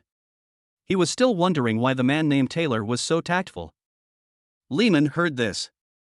He immediately guessed who leaked his information. There's only one person who knows his place, Taylor. He just gave you the information like that? Lehman still couldn't believe it. How could this friendship boat capsize so easily? The value he could provide to Taylor was already immense, so why would he so easily turn to Ultraman? Even if he refused to reveal his intelligence, Ultraman's personality wouldn't allow him to do anything. Lehman fell into deep self-doubt. But soon, he remembered that in his impression, it was impossible for Ultraman to attack humans at will. But the people in this world don't know what Ultraman is.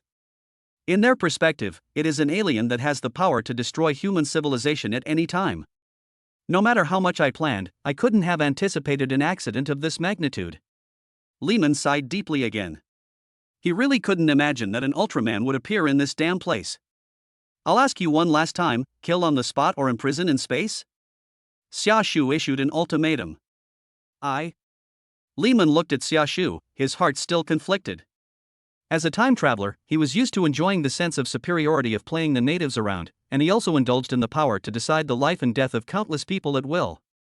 Send him to jail now? Restrict all his freedoms? I choose the space prison. He said firmly. San Francisco, another abandoned urban area. Are you sure that Black Marketeer is here? Herman, leaning on his crutches, looked at the increasingly dilapidated buildings around him and couldn't help asking Newton beside him. They were here to find black market traders who could sell monster brains, not to explore. How could a businessman with such great ability appear in a place like this? I'm not sure, but the marshal said that this guy's destination is here. Newton felt a little guilty at this moment, but thinking that the marshal had no need to lie to him, he chose to bite the bullet and move forward. "Damn it, if the two of us get robbed here, it will all be your fault," Herman said as soon as he saw Newton's expression. Don't worry, don't worry." Newton ignored him and continued to look at the map on his phone. "It shouldn't be far." "Oh, that's it." Seeing that he finally arrived near the target location, he finally laughed. Holding the phone, he ran a few steps towards a house that was only half left. Herman frowned and followed him. Soon, they saw three neatly dressed figures in this dilapidated house. It was obvious that they were not refugees from here. "Found it. You are Hannibal Chow, right?" Newton shouted at the white-haired old man in the house who was wearing a purple coat and had a flamboyant temperament. Newton's voice was heard. "Hannibal Chow." Hannibal Chow turned around, wearing round sunglasses and a mouthful of gold teeth, and looked at the two doctors with different expressions. He said disdainfully, "Who the hell are you?" The unfriendly tone of voice startled Herman. He then realized that this guy was indeed a black marketeer and seemed to be about to stab someone in the next second. Newton was relatively calm. It was not because he had a strong mental state, but because he saw the sealed jar guarded by the other two younger brothers, which contained the secondary monster brain he wanted. "I'm here to make a deal with you." Newton glanced at the secondary brain, then looked at Hannibal Joe and said with a smile, "Trade? Then you are too late. I have already sold this batch of goods." Hannibal Joe immediately refused. He had just spoken to Lehman on the phone. As a black market businessman, he knew the importance of credibility. Chapter 67: The Buyer You Can't Afford to Provoke. "It's been sold?" Newton was stunned when he heard this, and the smile on his face froze. In this dilapidated ruin, apart from the two groups of people, there was no third party to be seen. The other party's buyer is not here. Your buyer isn't even here. He might have a stomachache or something else that delayed him. But that's not important. What's important is that I got here before him. Now I'm standing here in front of you, and I've brought in funds to trade with you. I think you should choose better clients." Newton spoke incessantly, his eyes moving back and forth between the jar containing the monster's secondary brain and Hannibal Chow. He must make this deal this time. He no longer cared about the risks of dealing with gangsters. He just wanted to communicate with that secondary brain. "Fuck, she's so attractive." "You. Boy, before you say this, tell me how you found me?" Old Joe put his hands in his trouser pockets, slowly walked in front of Newton, looked the young man up and down again, and asked condescendingly. He is a black market businessman and has many connections, but not everyone can know his whereabouts. Someone had leaked his whereabouts to this young man, and he had to know who did it and permanently block that person from doing so. This is one of the means of survival for black market traders. It doesn't matter. Now we just need to pay and receive the goods, right? Newton said to Lao Zhou with his hands open and a frown. His courage as a scientist surged in his heart at this moment. The information was given to him by Marshal Steck, but he knew he couldn't tell it at this time.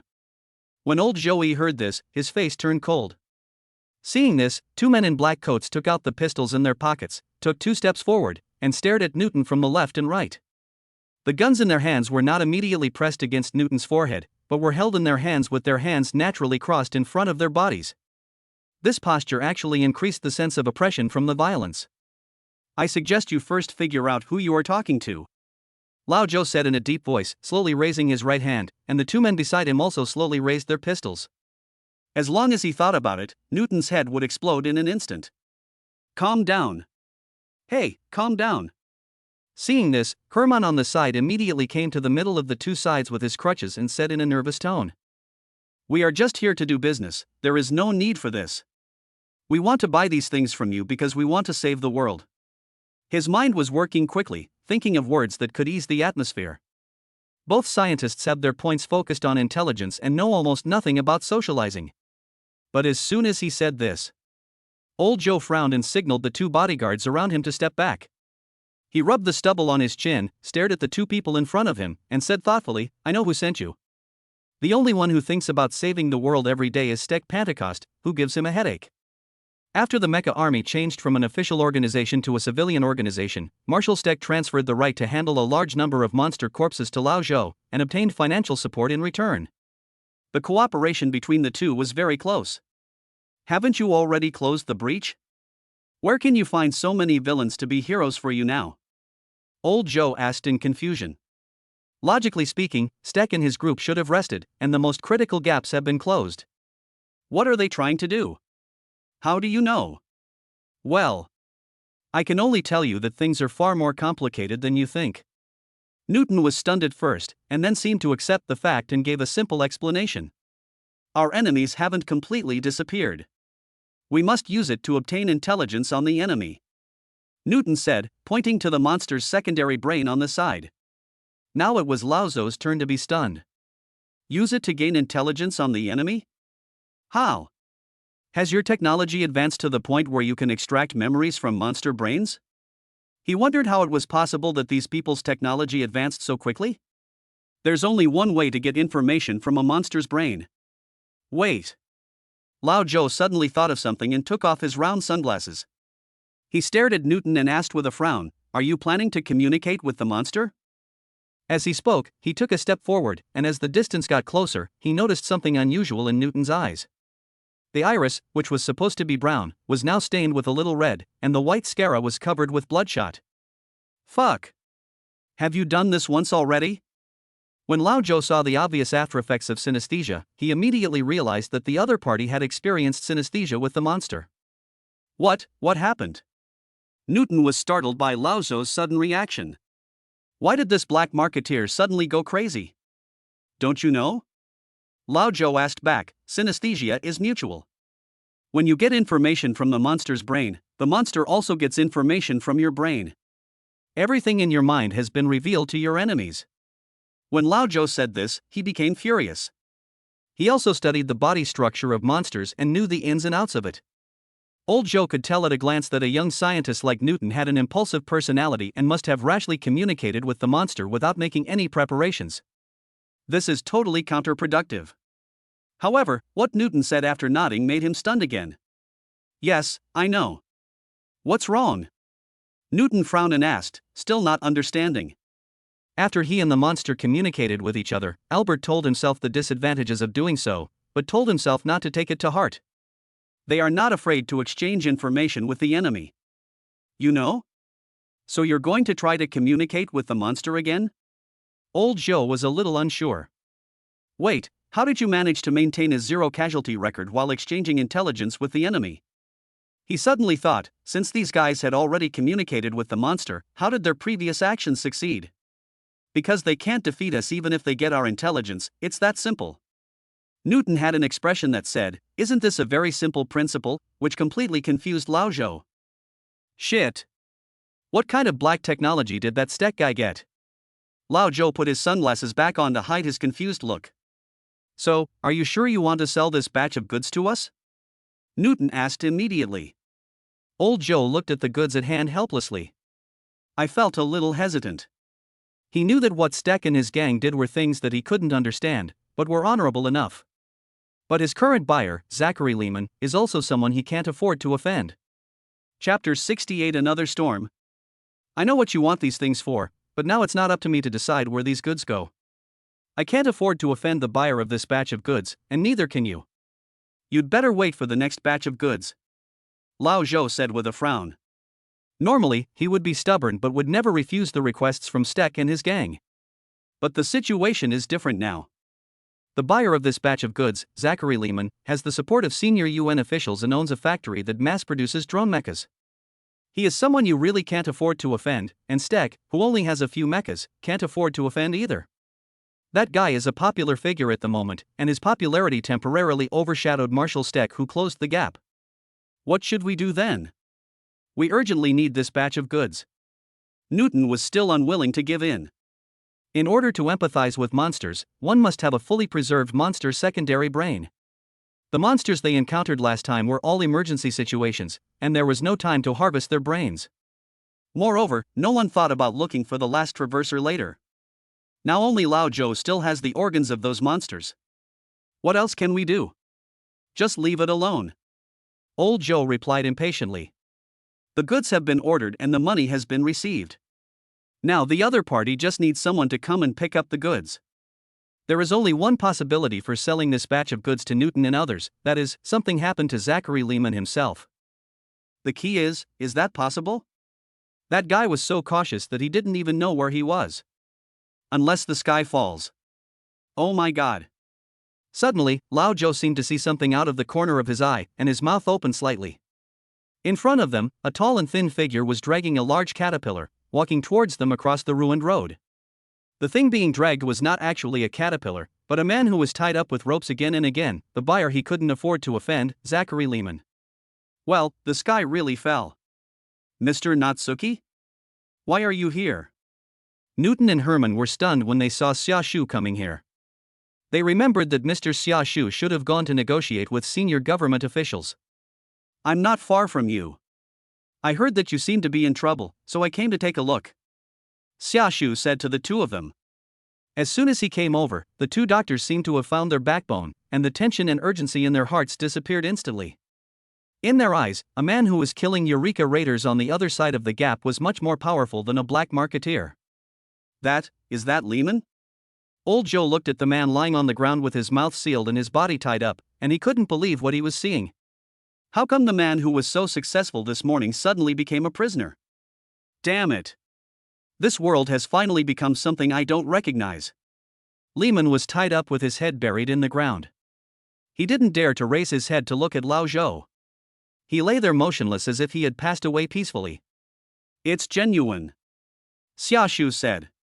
Old Zhou was immediately filled with awe. It's a pleasure to work with you, Mr. Newton.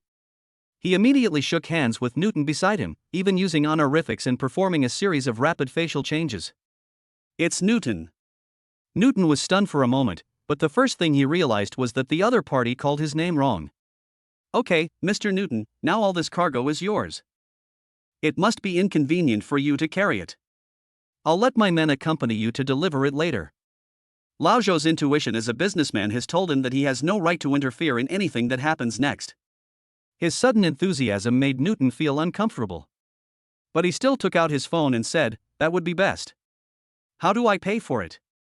No. Mr. Lehman has already paid for you. Lao Zhou waved his hand and said. Lehman, the current popular figure with the support of the United Nations, was kidnapped just like that. He couldn't afford to offend Lehman, and now he can't afford to offend this group of people. He could already smell the storm. If you are caught in that whirlpool, you will be torn to pieces if you are not careful. Xia Shu was also a little surprised by Lao Zhou's reaction. Another sensible one. But he had to admit that he liked sensible guys, which could save him a lot of trouble. You two, follow Mr. Newton and transport the cargo to their plane, Lao Zhou said to the bodyguards around him. They gained a lot from this trip. He dealt with Lehman behind the drone mecha and brought back the secondary monster brain used to obtain information about Quick. When their transport plane landed at the Broken Dome base, Albert, who came out to greet them, was also surprised to see Lehman tied up. Isn't this a bit too efficient? Mr. Xia Shu, how did you catch this guy? Albert walked towards them, braving the strong wind, and asked Xia Shu. He originally thought that this matter would take at least a few days, but Mr. Xia Shu actually caught the man back that afternoon. I went to find the guy named Taylor, and he directly gave me Lehman's position, said Xia Shu. So simple? It's that simple. Albert didn't believe it. He knew too well how difficult those politicians were, but the facts were before him and he could only accept it. How are the drones arranged? He asked. The one called Taylor said that they will be gradually recalled. As for those who have been recruited by the army, the control will be strengthened, Xia Shu said. Without Lehman as the culprit, the drones would basically not get out of control, so it was a safe approach. Albert nodded after hearing this. There are 4 time travelers in this world, including myself. 2 of them have been dealt with, and the remaining one is only one. Lehman was directly placed in a cell in this base and was detained there first. After Natsuki finishes dealing with everything here, contact Hikari and throw this guy into the space prison. The next focus is the last time traveler named Quick. This guy might be the most difficult one. Are you sure you two want to go together? In the laboratory, Albert looked at Newton and Herman, who were eager to try, and asked again. I'm sure. Newton nodded expectantly. Me, too. Herman nodded. Well, letting you two practice synesthesia is indeed a good choice. Albert nodded. He originally planned to let himself, or Xia Shu, communicate with the monster. But there was too much information in his head, and he didn't know whether he would be punished after the information about the system was turned out through synesthesia. And Xiaoshu is no match for him either. His 19,000-year-old memories, if they appear in synesthesia, will directly explode the brain of this secondary monster. Okay, gentlemen. Remember, we must find information about a guy named Quick Dot. As he spoke, Albert put helmets on the two doctors and pressed the synesthesia button. Chapter 69, Living Up to the Name of Pioneer. Oh, shit. Now you're in my head. That's disgusting. After the synesthesia began, Hermann sensed Newton's presence in the ocean of memory. It was a very wonderful feeling. At this moment, he could read Newton's memories at will and fully understand Newton's thoughts. The two geniuses with conflicting personalities were squeezed together in their minds at this moment, which really made them feel sick. You think I'm not disgusting? Newton fired back. Oh, so you have two brothers and a sister. It was really interesting that Newton saw Hermann's relatives in his memory and understood how he felt at that time. Shit. Don't look at my memory casually. Hermann quickly scolded Newton. Oh ha, I thought you must have gotten beaten up a lot in school. Newton remembered Hermann being beaten by thugs during his school days and couldn't help but tease, that punch was really hard. You're not much better than me. You're a nerd. You don't even have any friends. Hermann also saw Newton's memory, and his attack power was full, and his sharp voice was particularly harsh. Do you have one? Newton continued to look at Hermann's memory and soon saw something that made his face turn green. Fuck, it really exists. I saw Vanessa. How can you have a wife who loves you so much? This is not fair. Newton knew that Hermann had a wife, but after seeing the intimate scene between the two with his own eyes, he gritted his teeth and said jealously, I am still single, and this guy's baby is about to be born. Shit. Stop looking at it. Hermann also saw this memory and shouted out loud. If he looked at it again, he would not pass the interrogation. Okay. Newman still showed some respect in this regard and did not completely pry into Hermann's private life. All this happened in just a few tenths of a second. It is the adaptation stage before they establish a connection with the monster's brain. Are you ready? The monster's memories will soon come flooding in like a flood. You have to stand firm, otherwise you will be swept away by them. Newton, who had had this experience once, reminded Hermann. I know. Hermann was a little nervous, but he quickly adjusted his mentality with the help of Newton. Unlike the first synesthesia experiment, this time they faced it together. They all knew that they were freaks in the eyes of ordinary people, and they couldn't blame others for not being able to make friends.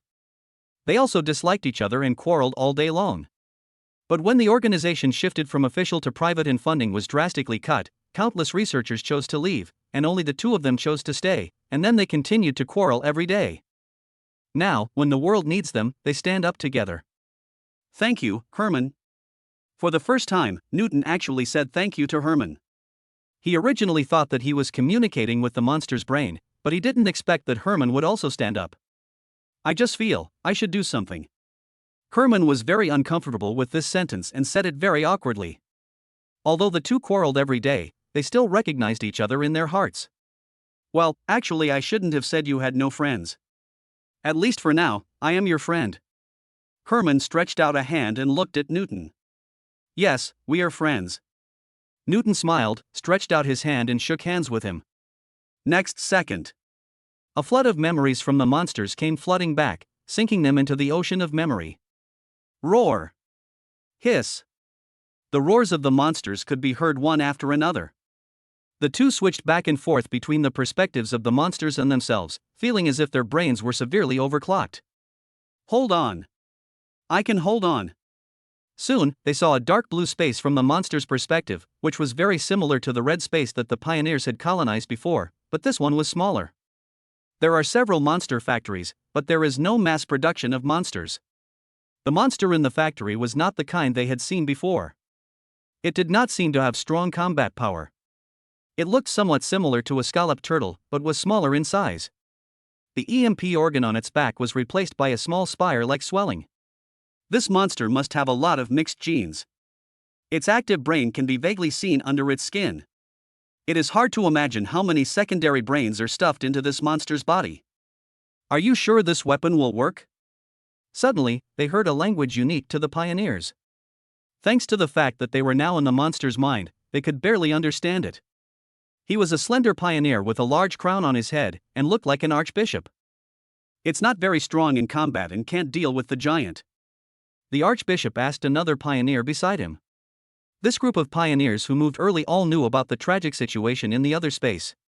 In a contest of strength, we will never be able to defeat that giant. Another pioneer replied. With the fighting power displayed by the giant, no matter how many monsters there are, they are not enough to defeat it. Only special methods can be taken. The humans have developed something called a drone mecha, utilizing much of our technology, the pioneer said slowly. But they couldn't imagine that we, with our mastery of biotechnology, could reactivate their brains. The synesthesia is mutual, and when Newton first connected with the monsters, the information that the drone mecha had been developed was revealed to them. For them, this is the last chance. And I have to thank you for all this. The pioneer suddenly smiled and said to the monster in front of him. It was as if he was not talking to the monster, but to the two doctors in the monster's mind. Shit! How did he find us? Newton and Herman were both shocked at the same time and quickly exited the synesthesia state. And before the synesthesia completely ended, they heard the final conversation. Then it all falls to you. This will be our last chance, quick, said the archbishop. If this plan fails again, their race, which relies on aggression to survive, will completely become the dust of history. You are worthy of the name of a pioneer. Quick said with a slight smile and lowered his head. In their pioneer territory, Ultraman does not need to consider anything other than fighting, but if the battlefield is placed in a human city, he does not believe that Ultraman dares to release light at will. This is their last chance and their biggest chance. On Earth, Ultraman's activity time limit is undoubtedly 3 minutes. Coupled with the limitations of the venue, this time they really found the possibility of winning. Chapter 70 Conspiracy and Power. Shit. Shit. Back to reality, Newton and Herman took off the devices on their heads at the same time and exclaimed at the same time, their eyes full of disbelief. We saw this guy named Quick.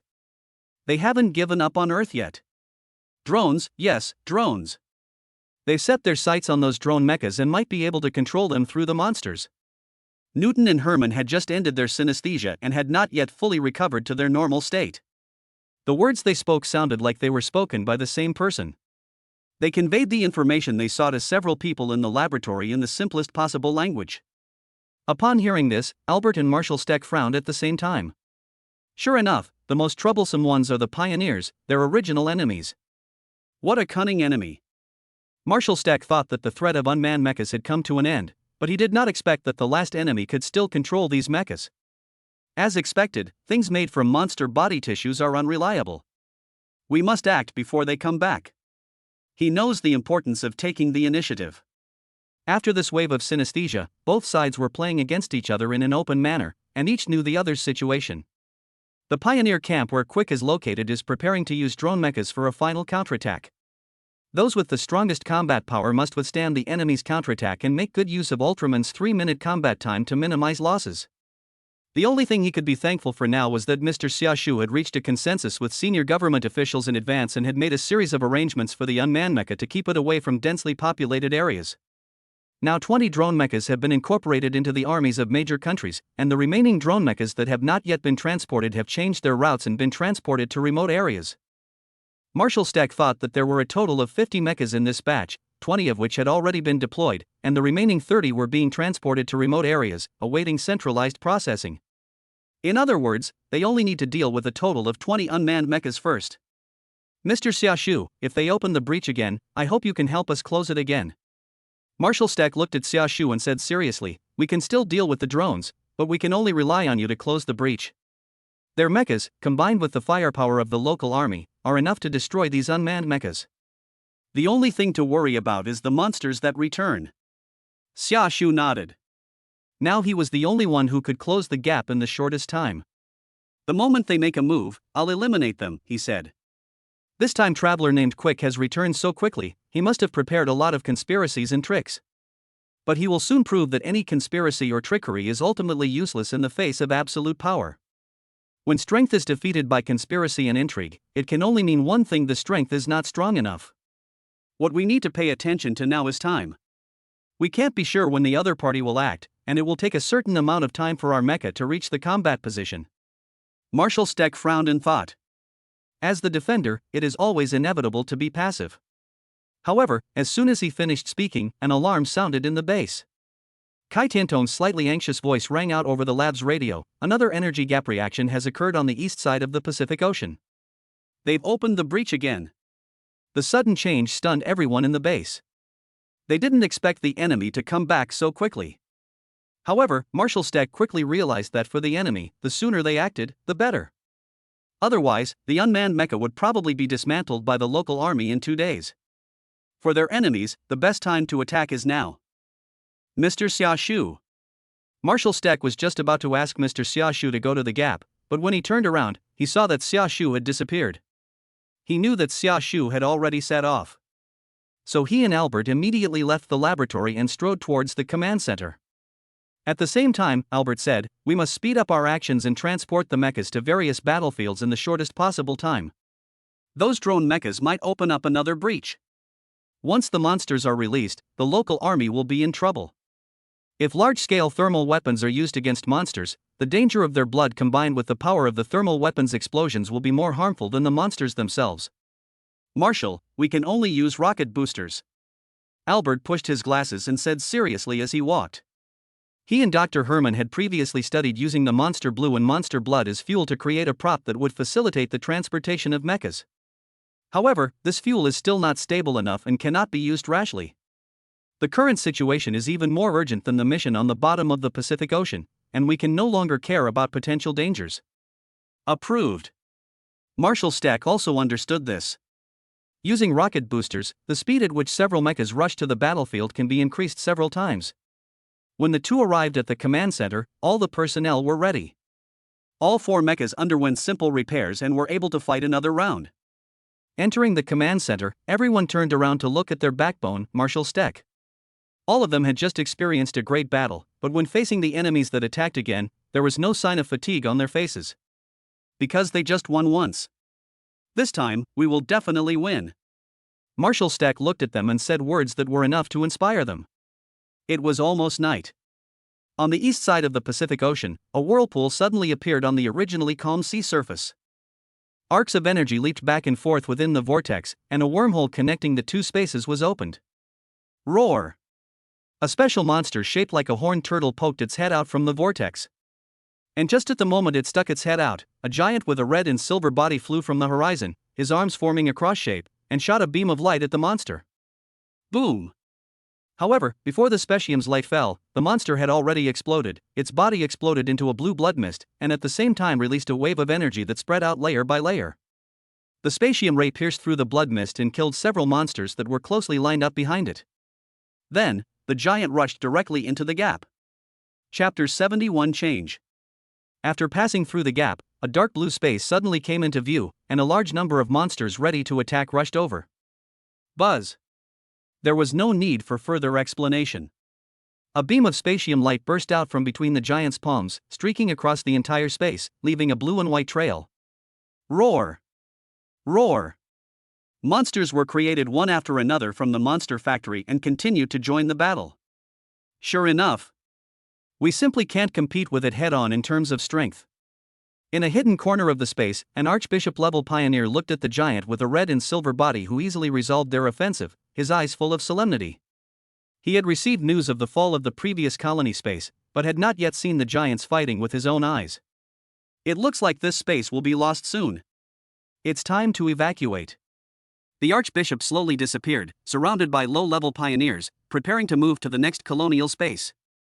But at this moment, the giant in the battle looked over here, and his bright eyes seemed to have caught traces of their actions. How many planets have these guys invaded? Xiaoshu could see that this space was still the interior of a dead planet, and the civilization on this planet had long been buried in the dust with the arrival of the pioneers. The pioneers' buildings could not cover up the traces of that civilization, or perhaps they were simply too lazy to cover it up. It is hard to imagine how many civilizations the pioneers have invaded over these billions of years. 200 million years ago, they set their sights on the Earth, but did not attack it immediately. Instead, they waited for the Earth's environment to be gradually transformed. This shows that they have many planets to colonize and are not in a hurry to colonize the Earth. We need to speed up. Those pioneers were going to move to another colonial space, and Xiaoshu was also going to see how many colonies they had. Light gathered between the palms, and 2 light wheels took shape. Swish! Swish! When another group of monsters suddenly attacked in front of him, 2 8-point light wheels were swung out, cutting their bodies into pieces, and then flew towards the monster factories to destroy the source of monster production. The entire space was suddenly covered by a large area of fire. Hurry! Speed up!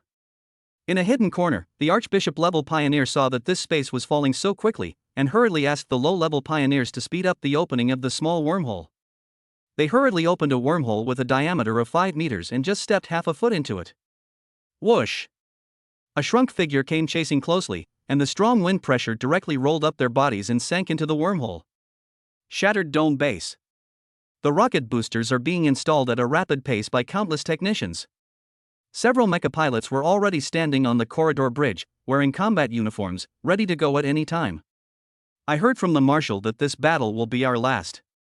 Tang Weihu, who was wearing a red combat uniform, looked at Baofeng Qihong, who was about to install the rocket booster in the mecha hangar, and said with a serious expression, "Yes, if everything goes well, there will be no more monsters in this world." Raleigh, wearing a black combat uniform, stood beside him and looked at the dangerous wanderer. They all knew some inside information and understood that this would be their last time flying mechas into battle. The noisy sounds in the mecha hangar could not hide the turmoil in their hearts at the moment.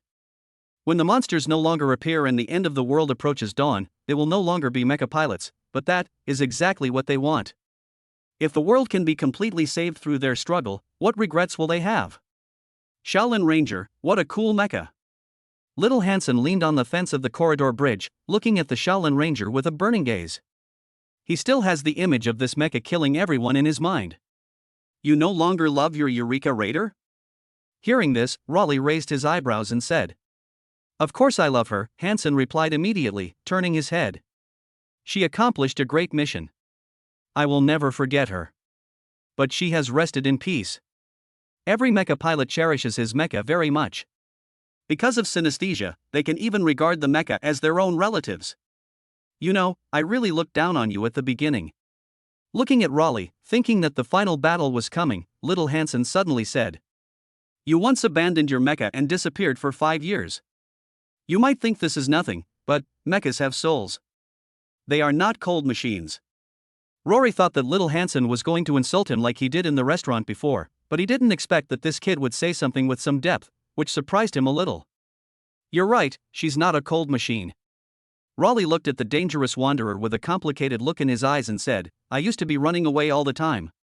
Escape from the mecha, escape from the monster, escape from my brother's death. Those were unhappy days. Running away from them would only make me more miserable.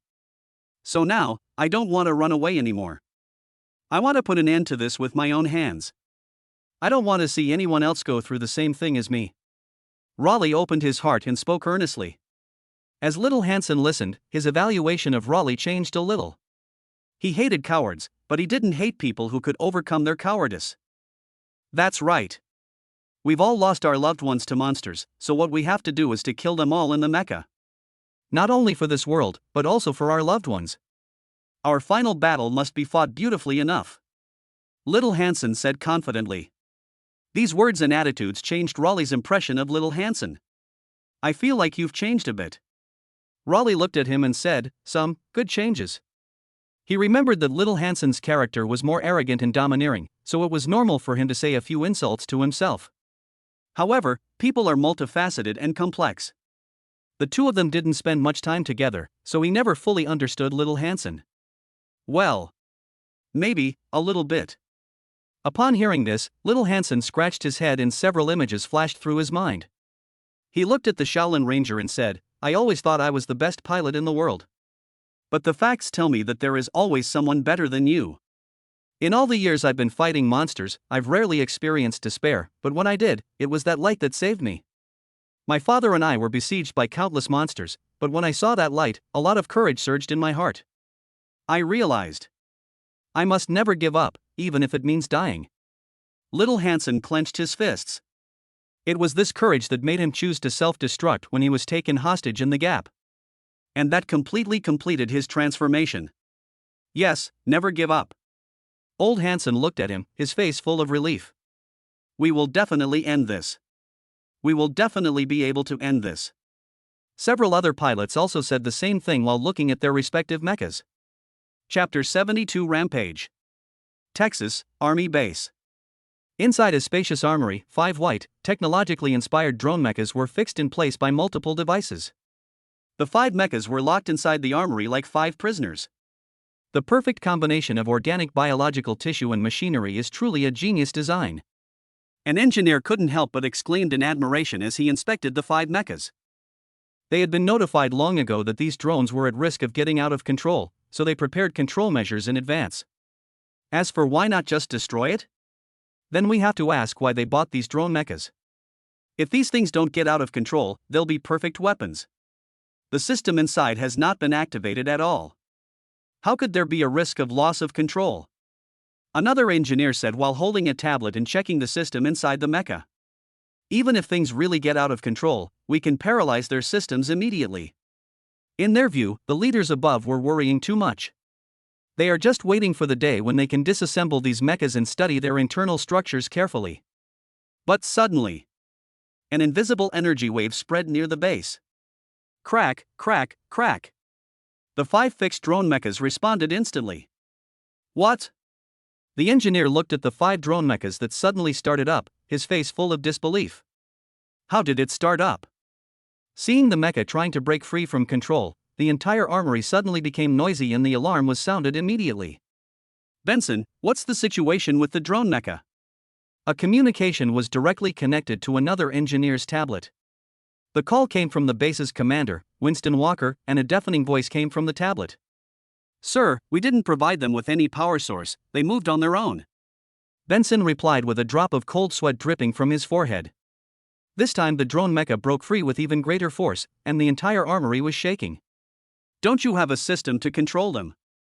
Whatever means you use, keep them quiet, the commander shouted over the comms. Benson's face was covered in more sweat.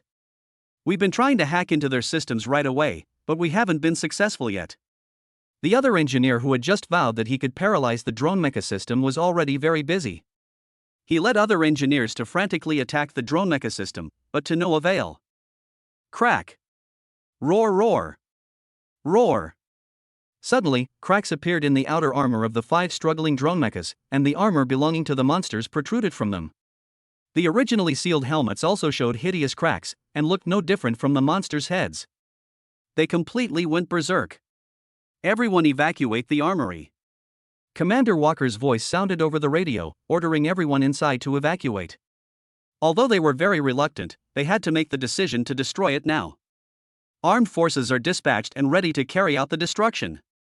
He quickly gave the order while sitting in the base command room. Received. There was an immediate response from the communication line. During this period, similar riots occurred not only in this military base, but also in bases of several other countries that had incorporated drone mechas. Retreat, retreat. Everyone evacuate immediately.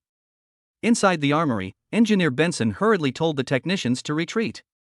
Those monster-like drone mechas were about to break free from their restraints, and that was no joke.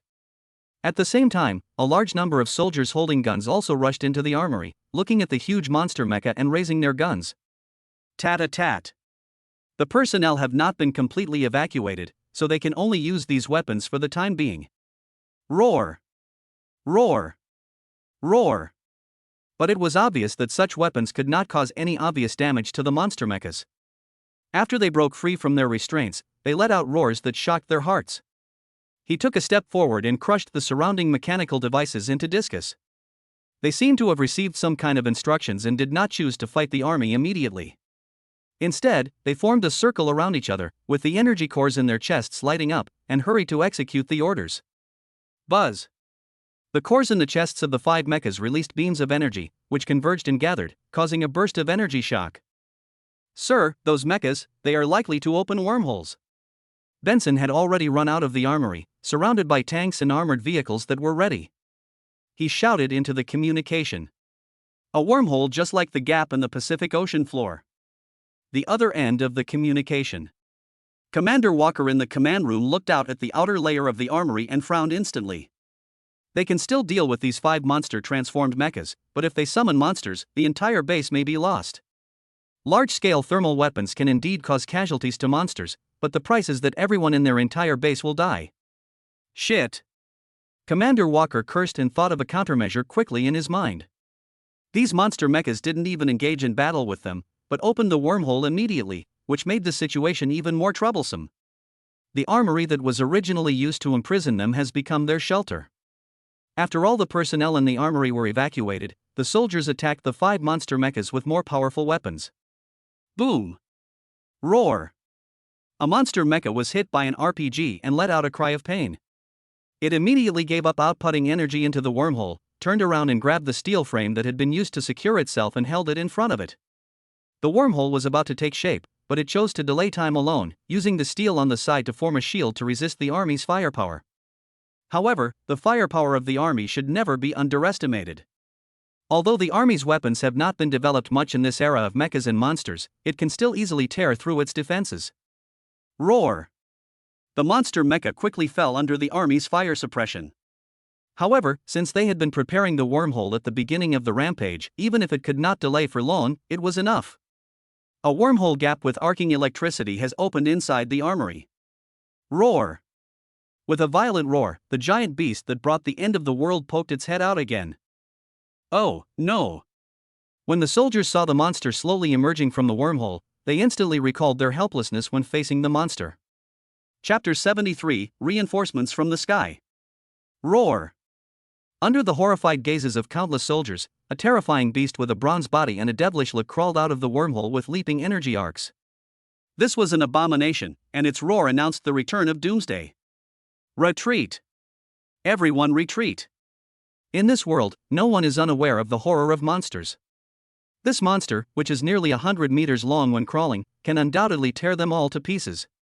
Before mechas were developed, the only means the military had to deal with monsters was nuclear bombs, and it took more than one nuclear bomb to destroy a monster. There is no way they can use nuclear bombs here. The weapons in the soldiers' hands hit the abomination's skin, but they could do nothing to this huge monster specialized in defense. As the abomination leaped upwards with all its might, the ceiling of the armory was directly lifted open.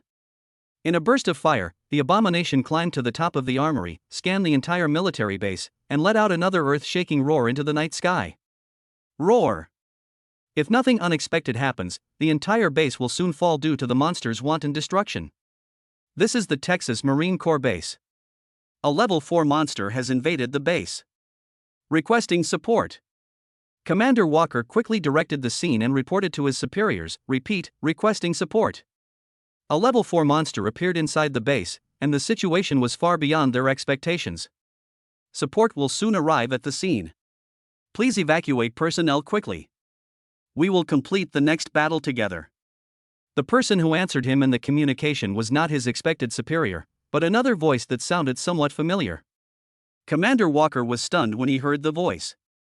Mr. Steck? Why? He recognized that the voice belonged to Steck Pentecost, but the other party should be the former Marshal of the Pacific Rim Joint Defense Force. Why could he now directly access the military communications? Well, it's a long story. But now, I need your cooperation, and at the same time, I also need the cooperation of the commanders of several other bases. Marshal Steck's voice continued to ring in the military channel. Taylor was not idle during this period. He proposed and passed the reconstruction of the Pacific Rim Joint Defense Force within the United Nations, and also handed over the overall command of the subsequent battles against monsters to Marshal Steck. Given Marshal Steck's past experience, connections, and recent achievements, no one had any objection to him returning to office. How to match it? Commander Walker was about to ask for specific details when he saw through the window a beam of fire in the night sky rapidly approaching the base. Mako, slow down. Prepare for impact. Good. Commander Walker saw a huge mecha with a booster rocket on its back, streaking across the night sky and heading straight for the abomination that had just roared above the armory. Bang! The next second, the two sides collided, and the huge monster was taken away by this mecha that looked familiar to all of them. Even though they had slowed down, the impact was still huge. Bang! The mecha rolled in the air with the giant beast until the rocket completely shut down. They landed on the land behind the military base and rolled on the ground several times before they finally stopped. the abomination was thrown farther away. That's dangerous wanderer. It's the hunter mechs. They're coming for support. Many soldiers recognized the huge dark blue mecha. The dangerous wanderer slowly stood up from the ground. The blazing power reactor and searchlight on its chest fought against the surrounding darkness. The deafening sirens dispelled the fear in their hearts. Such scenes occurred simultaneously in military bases of various countries.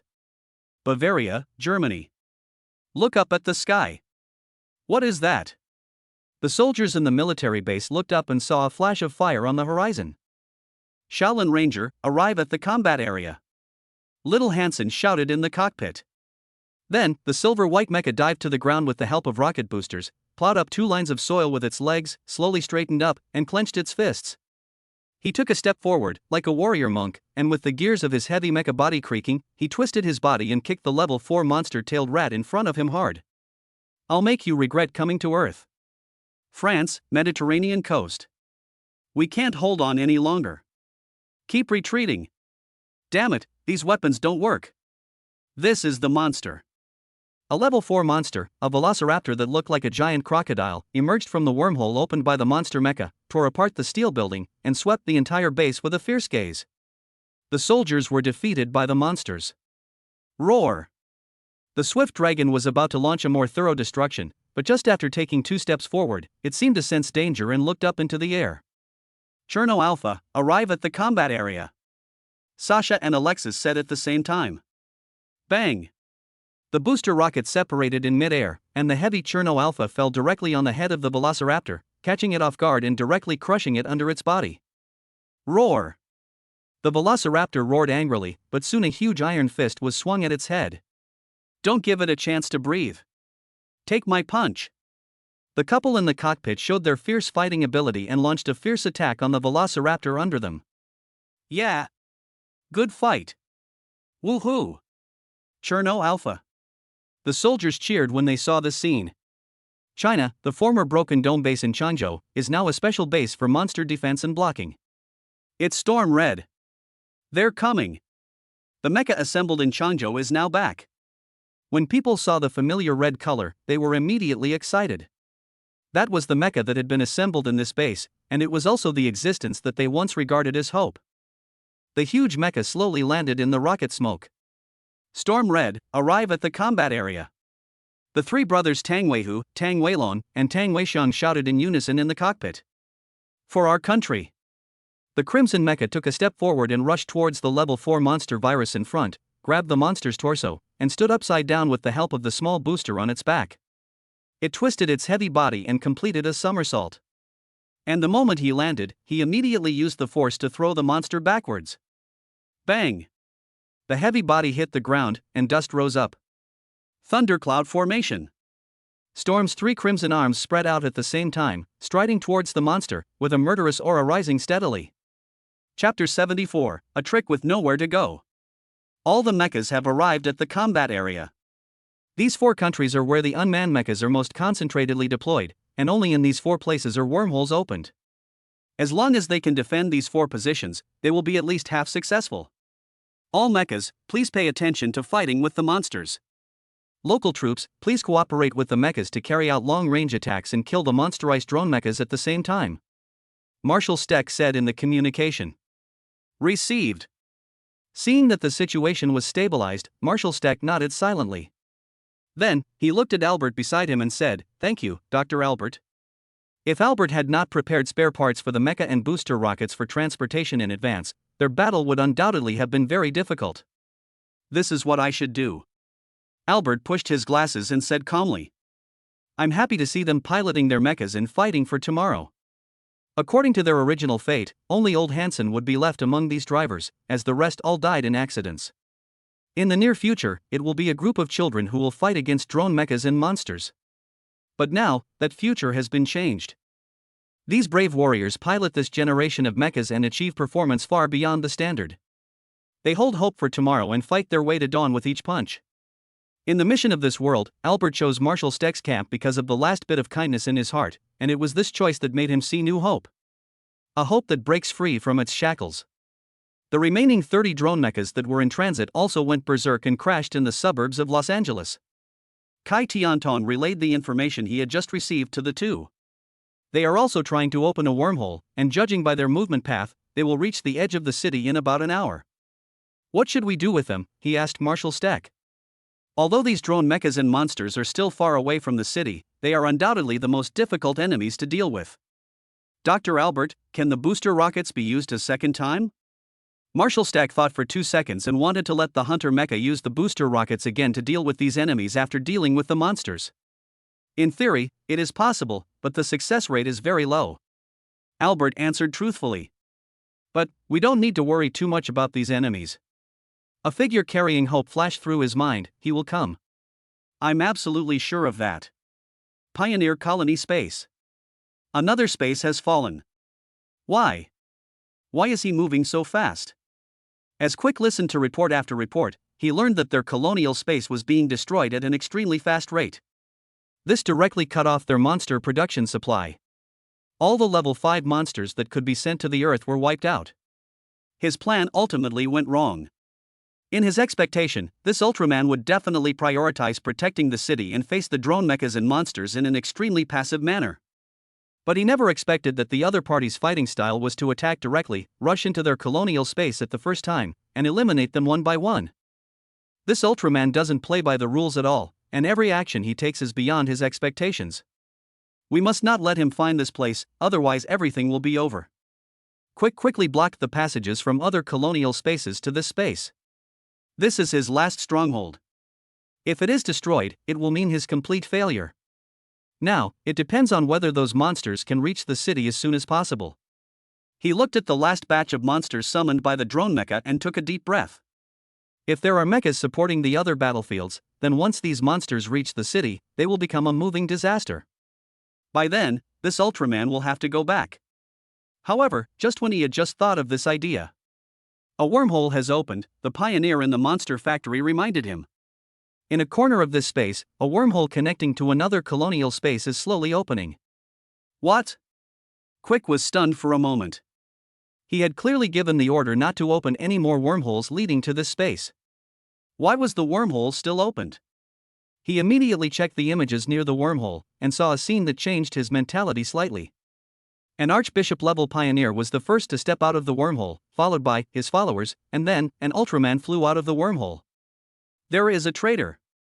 He left this Archbishop-level pioneer in another colonial space, thinking that this guy would be destroyed in Ultraman's attack, but he never expected that this guy would become a guide. What about the dignity of being an Archbishop-level pioneer? Shit. The Archbishop-level pioneers are at the top of the hierarchy and are beings that Quick cannot move under his command. He knew the difference in power between the two sides, so he kept adjusting his plan in a short period of time, trying to overthrow the powerful force with conspiracy and trickery. But the facts have proved that in the face of absolute power, conspiracies and tricks are really useless. Because you can't be sure whether the people around you are on your side. Not everyone has the determination to try to shake a tree with the strength of an ant. No. I have to retreat. Quick looked at the Ultraman who had recovered to a size of more than 50 meters and was flying straight towards him, and he was shocked on the spot. He doesn't want to end up like Yoshi. But. Swish. Boom. A halo of white light had split the monster factory where he was in two. The monsters that had not yet formed died collectively. As the other half of the building slowly collapsed, he saw the giant's bright eyes with his own eyes, as if he was examining a prisoner. Kill on the spot, or imprison in space? A cold voice came into Quick's mind. The other light well held in the giant's hand was constantly spinning, and powerful energy and oppression came in waves. No matter how many tricks he had, they were powerless at this moment. Chapter 75 Doomsday. Los Angeles, in a school located in the heart of the city. Attention all teachers and students. This is an emergency broadcast. According to the alert sent by the Pacific Rim Joint Defense Force, multiple monsters are heading towards the city and are expected to arrive at this school district in 50 minutes. All personnel within each school are requested to follow the plan from the monster attack rehearsal and evacuate in an orderly manner following the commanding personnel. The announcer's voice, trying to remain calm, came from the school's radio, reminding everyone that a monster was coming and they had to evacuate. In this world plagued by countless monster infestations, every school conducts additional monster disaster drills like fire drills. A monster is coming? How come? I saw on the news that the breach has been closed and that there are drones protecting us. Why is this happening? In the classroom, the students who were originally in class looked up at the same time and were suddenly terrified when they heard the news that the monster was attacking. Students, line up quickly. The teacher on the podium was calmer than them and quickly directed the students to prepare for evacuation. Jack, do you think those mechas will come to protect us? While queuing, a girl of about 12 or 13 turned her head and asked the black boy next to her. I don't know. Jack Pentecost shook his head blankly when he heard this question. How could you not know? Your father is a big shot who commands mechas, said another boy nearby. He knew Jack was the son of the famous Marshal Steck. He would definitely send mechas to protect his son. They only know the surface of this world and have no idea how intense the war is right now. I said, I don't know. Jack's expression gradually turned cold. After saying this, he ignored everyone and followed the team to evacuate. He was indeed Marshal Steck's son, but he had not been in contact with his father for some time. To be honest, after knowing that his father was commanding on the front line and his sister had become a mecha pilot, he also wanted to rush to the front line to fight monsters.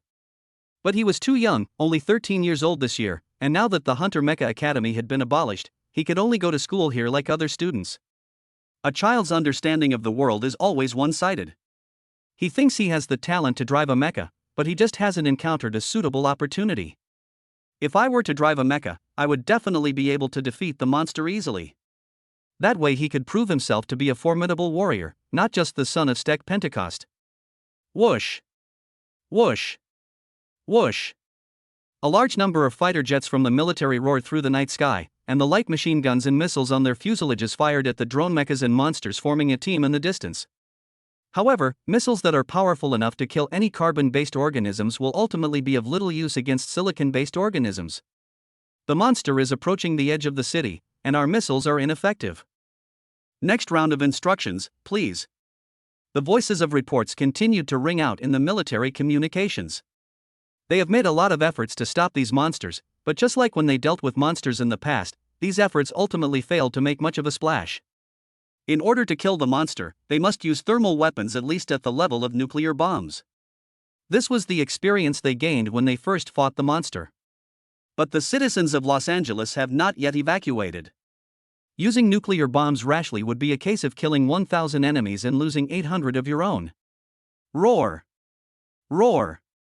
8 monsters of different shapes took heavy steps, staring at the city ahead with fierce eyes, roaring, and followed by 30 monster-like drone mechas. Monsters of this scale have never appeared on Earth. In the past, a single monster could bring an entire city to its knees, but now they face far more monsters than ever before. Help! Please take me too. And me. Jack Pentecost was sitting in the school bus, quickly crossing the street in the direction of evacuation. During the journey, a large number of poor people who had run out of the slums ran to the street and shouted at the bus. They were dressed in rags, unkempt, and even the shoes they wore were torn, with half of their black soles exposed. No. Jack Pentecost looked at them, clenched his fists subconsciously, and then turned his head to the other side so that he would no longer look at them. Under the influence of his father, he also has a kind heart. He also wants to help these people, and even wants to help more people. But now he is just a student. He looked around at his classmates in the school bus who were curled up subconsciously with tears in their eyes, and felt complicated. Listening to the cries, he looked back and looked through the car window in the direction where the monster was attacking. Roar! The terrifying roar could be heard clearly even from a distance. The giant beasts, which were nearly 100 meters in size, were taller than most houses. There was not just one, but a group of them. The landmark skyscrapers were knocked down by the monster's advance, and rubble flew everywhere. The buildings that humans were proud of could not stop these monsters at all. Missiles landed on the monster and the surrounding buildings, causing raging fires that turned the outermost part of the city into a scorching inferno and illuminated the night sky. That's a monster. Jack Pentecost watched the monster step into the city step by step, and his heart began to rise. Although his mental strength is much stronger than other students, he still feels deeply frightened when he sees monsters trampling on their homes. The feeling brought by seeing it with your own eyes is more profound than the images seen on TV. Previously, he was thinking that if he were to drive the mecha, he would definitely be able to defeat the monsters, but now, he knew that he couldn't do it. No pilot could fight so many monsters. They were like messengers from hell, out to set their world on fire. Are we going to die? No. I don't want to die. I'm so scared. The classmates around me all made frightened sounds, and an atmosphere of despair continued to spread in the school bus. Can you ask your father to come and save us? Jack's deskmate, a girl, asked him with tears in her eyes. She was really scared. Jack Pentecost had a complicated expression, took a deep breath, and couldn't say anything. He couldn't make any promises, and he didn't know what his father was doing now. But, etc. What is that? Jack Pentecost, who was originally staring at the back, suddenly noticed something. A huge figure seemed to appear in the night sky illuminated by the fire. Chapter 76 Ultraman. The front line continues to move back. They've entered the city limits. How is the evacuation of citizens going? Citizens are still evacuating. Only the area within 7 kilometers has been evacuated. This is the final combat zone. Shit. Their weapons killed several monster-like drone mechas, but had little effect on those level 4 monsters, and larger-scale weapons could not be used at this time. The army's front was constantly retreating, the front was already in chaos, and in the rear there were citizens who were evacuating slowly. The situation was getting worse with every passing second. Wait, sir. Look up at the sky. Suddenly, a soldier pointed to the sky and shouted. The commander on the front line subconsciously raised his head and saw a huge figure flying towards them. What is that? The commander frowned when he saw the giant with a red and silver body. This is the Los Angeles Defense Front. A humanoid giant has appeared in the sky in front of the front line and is moving towards us. He hurriedly asked his superiors in the communication. The other party's appearance made him subconsciously feel that it was not a monster. Don't worry, they're not enemies. Their superiors had already received the relevant information. Pull back the line. Your next mission is to assist this giant in destroying the monster. Assist. Receive. The commander guessed that the other party might be some kind of mecha or something like that. It seemed that their top leaders were secretly developing black technology behind their backs again. He quickly passed the order down, and then in an armored vehicle, holding a telescope, wanted to take a closer look at the giant. Bang! The giant with long limbs arrived at the battlefield in the blink of an eye, dropped from the sky, and landed among a group of monsters on the edge of the city. The giant, who weighed nearly 20 times that of the monsters, caused a violent tremor on the ground as soon as he landed. The impact directly swept a shallow pit into the ruins at the landing point, and the nearest monster was even knocked over and fell backwards. The surrounding flames were blown to the side by the wind pressure and were almost extinguished. Gift crab. The commander who saw the scene instantly realized that this giant was definitely not a mechanical product and was completely different from a mecha. A giant? I remember my sister said before. Jack Pentecost in the school bus in the distance suddenly remembered the content of the conversation with his sister Morimako before. It seemed that she said at that time that she and her father received great help from the giant. Thinking of this, he left his seat and ran to the back of the school bus, gazing at the bright-eyed giant from afar through the window. What is that? He looks very powerful. Several classmates around him noticed his movements and looked back, and found a giant standing among the monsters. For some reason, they were filled with fear just now, but the moment they saw the giant, they felt a sense of peace. The haze in my heart quickly dissipated the moment the giant appeared. The citizens who were evacuating the city also discovered the giant. Some of them stopped and looked into the distance. I saw a monster leap up and pounce on the giant. Roar! The monster's body was even larger than the giant's, and the oppressive feeling of its pounce was extremely strong. A large amount of saliva splashed out of its bloody mouth as it moved, and it was about to tear the giant's body into pieces. But in response, the giant simply stretched out one arm, put his left hand into the monster's bloody mouth, grabbed its jaw, and let it close its mouth and bite hard without any intention of letting go. The 53-meter-tall giant grabbed the 90-meter-tall monster with one hand and made it gradually fall to the ground from the flying posture. Then, the giant clenched his right fist, grabbed the monster and turned towards the empty direction. Roar! The monster looked at the giant's bright eyes and smelled danger. The other's hand was still grabbing its chin. It tried to struggle free, but found that the other's strength was far beyond its imagination. Next second. Bang! With a loud bang, a powerful impact force spread out, and the monster's huge body instantly flew into the distance like a cannonball and broke into pieces. The aftermath of the impact directly blew away the building debris and abandoned vehicles on the surrounding ground. Pa! The giant threw the monster's head to the side, and it rolled several times on the ground. One punch. The monster was destroyed with just fists. The commander who was watching this scene through a telescope opened his mouth slightly, feeling a little dry in his throat, and could not believe what he saw. As a soldier who had fought against monsters before, he knew how terrifying monsters were. They were definitely not creatures that ordinary weapons could fight against. But now, he actually saw a giant blow up a monster with just one punch. WTF. Instant kill. Holy shit. So cool. When the children in the school bus saw the giant smash the monster that frightened them with one punch, they all shouted excitedly and gathered at the back of the school bus, staring intently at the giant's every move. As soon as one monster was destroyed, another one pounced on it, followed closely by the monster-like drone mecha behind it. Roar! Bang! With another punch, the monster that had just pounced flew high into the sky and drew a parabola towards the mountain in the opposite direction of the city. Then, the giant continued to move without any pause. He grabbed a monster-like unmanned mecha, turned his palm into a knife, and instantly stabbed it into its body, tearing the monster's brain inside and the entire body into pieces. He threw the two torn halves of the machine aside and kicked them straight at him. Bang! Another monster's body shattered and flew away into the distance, with no sign of stopping. Roar! Two monsters attacked from both sides at the same time. And the giant simultaneously stretched out his hands, pierced their skin, and seized their bones, holding them tightly. Then, taking advantage of their flying momentum, he twisted his body and threw them hard to the ground. Bang! An unreasonable force was applied to the monster's body, and then transmitted to the ground. After a loud bang, there was a strong tremor. The armored vehicles of the distant army were shaken by this, and the building debris around the giant flew straight into the sky. All the organs in the monster's body were shattered, and only its tough skin prevented the blood from spilling out. The ground beneath his feet also developed spiderweb-like cracks due to this blow. Any monster that tries to get close will die instantly without exception. Looking at this scene, the army commander swallowed his saliva subconsciously. Oh my god. The commander also asked them to cooperate with the giants to eliminate the monsters. But now he just wants to say, how can we get involved? He even suspected that it was some mythical god who had come to his senses.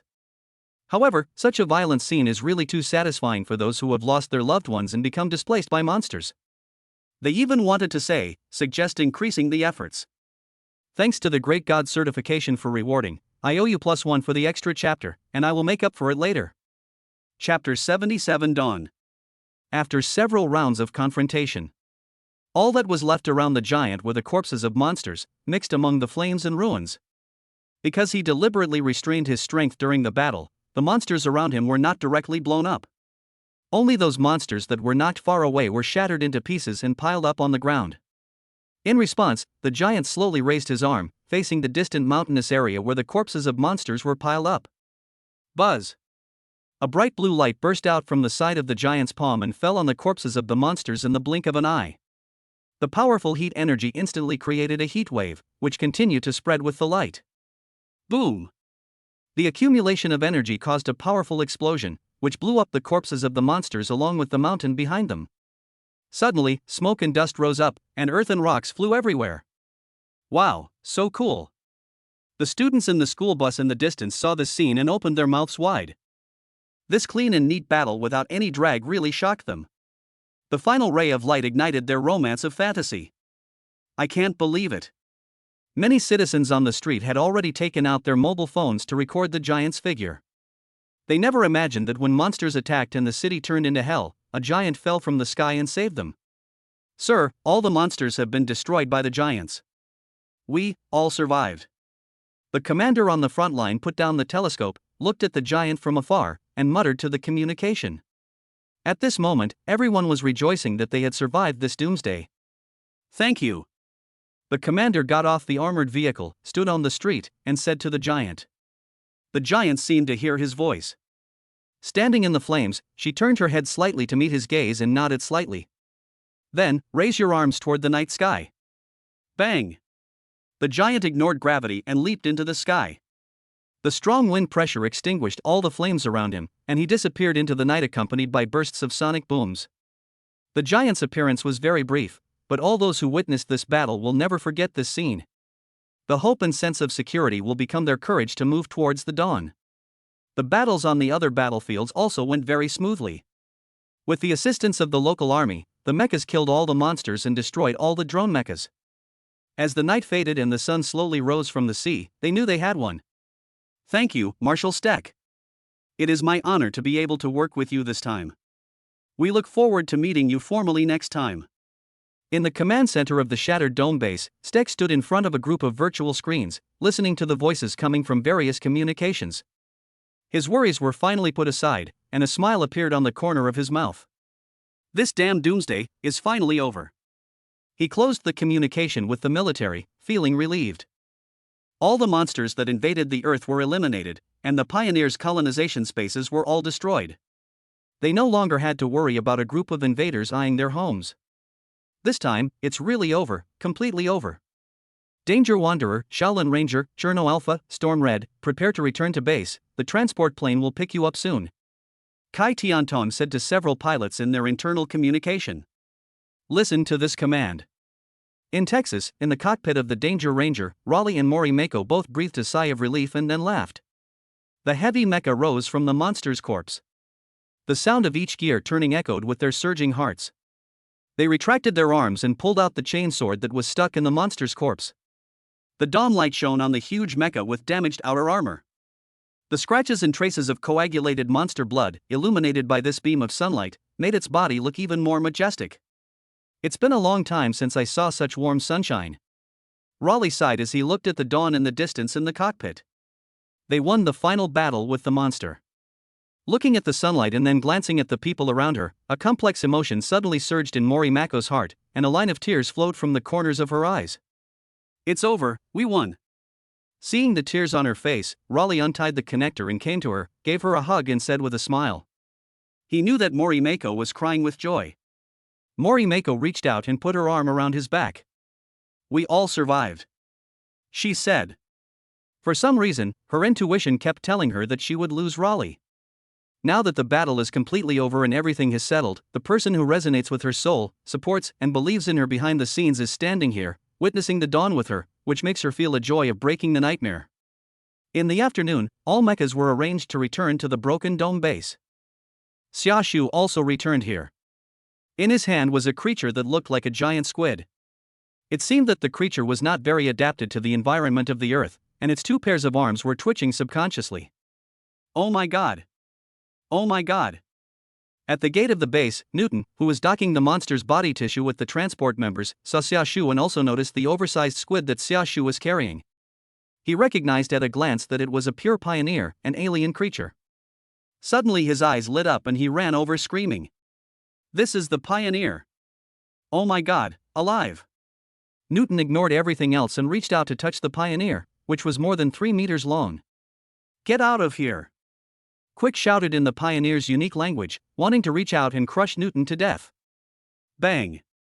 But just as he moved, Xiaoshu tapped him lightly on the head, and his whole body instantly went limp and he temporarily lost consciousness. Be gentle. Mr. Xiaoshu, look, there are cracks on his skull. Newton said with heartache when he saw the tiny cracks on Quick's crown. He wanted to kill you just now. Xiaoshu reminded. I know. Newton didn't care at all, still scanning Quick's body with curious eyes. I'm really curious about his internal structure. Mr. Xiaoshu, can you leave some of your body tissue for me? Newton asked expectantly. He really wanted to study the pioneers. But he also knew that Xiaoshu would be useful to this guy, so he only wanted a little body tissue. Okay. Xiaoshu had a good understanding of scientists and knew that once their curiosity was aroused, it was impossible to suppress it. So he threw the piece of body tissue that he accidentally dropped when he knocked Quick unconscious to Newton. Wow! Thank you! Newton took the piece of body tissue connected to the crown, put it away with excitement, and then ran to the base, preparing to return to the laboratory to study it carefully. Chapter 78. Who is targeting me? Inside the base, there is a temporarily converted closed cell. Click. There was the sound of a key being inserted into the steel door. Zachary Lehman, who had been hungry for a day and a night, woke up in a hurry when he heard the sound. He was tied up tightly and could only move forward tucked away, hoping that the person coming was bringing him food. Food, water. He shouted with a dry throat. Now he is completely different from the glamorous image that appeared in the news. His brown hair is tangled, his face is haggard, and his suit is tattered. He looks no different from a homeless person. Of course, this doesn't mean that he was abused in this base. All the personnel were busy saving the world and had no time to care about him. Lehman stared at the door with hope, hoping to see the delicious meal he had imagined. When the door is fully opened, the first thing he saw was the familiar flip-flops and green floral shirt. This was the man he regarded as his nightmare. "Hey, you look quite energetic." Xiaoshu looked down at Lehman pupating on the ground and raised an eyebrow. "You're still interested in exercising?" Lehman met his gaze and was speechless for a moment. Just as I was about to say something, Xiaoshu threw in an oversized squid. "Your roommate is here. But don't worry, neither of you will stay here for too long. You will be immediately sent to our prison." Xiaoshu clapped his hands and said. At the same time, Albert and Marshall Steck also arrived here. Quick, who was thrown to the ground, also woke up groaning. Fortunately, this cell is big enough, otherwise it wouldn't be able to accommodate 5 people. 3 time travelers, 1 Ultraman, and a local marshal. This lineup is quite strange. Have you completed your mission now? Xiaoshu turned and asked Albert. He remembered that the purpose of these travelers was to change the fate of the world and then steal the source of time and space. Now, except for 1 traveler who had been killed, the rest were here. No, usually our tasks will be settled after the time limit is up or when there is only 1 person left. Albert answered truthfully. Their mission had been completely messed up by Xiaoshu, and he was now glad that he had chosen to be on the same side with Xiaoshu. His only hope now to get rid of his identity as a time traveler is Xiaoshu, so naturally he will not hide anything. How long until settlement? Xiaoshu asked. 76 hours, Albert replied. A little over 3 days. Xiaoshu held his chin with one hand, thinking that this time was still a bit long. He didn't want to watch these 2 guys for 3 days. Let me contact the Kingdom of Light and have them locked up in the space prison, Xiaoshu said. Okay. Albert nodded. After they leave this world, the mission will be automatically settled. My influence on this world is not that great, and the space-time energy I ultimately gain will not be much either. After the settlement, I will be forcibly teleported out of this world and into the next mission world. Only after a few organized time travelers have an impact on the world can they harvest the source energy of time and space. The changes caused by Xiaoshu will not affect his settlement. Xiaoshu listened and nodded. After this period of contact, Albert is still a person who can be trusted to some extent. At least their interests are the same. Xiaoshu wants to investigate the organization behind these time travelers, while Albert wants to get rid of his identity as a time traveler. They are currently in the same camp. Speaking of which, the organization behind you is quite relaxed, allowing you to reveal so much information. Xiaoshu said. After checking with several other time travelers, he realized that the information Albert provided was true and that this guy really wanted to return to freedom. However, this also made him more curious about the organization behind them. Isn't there a word detection system?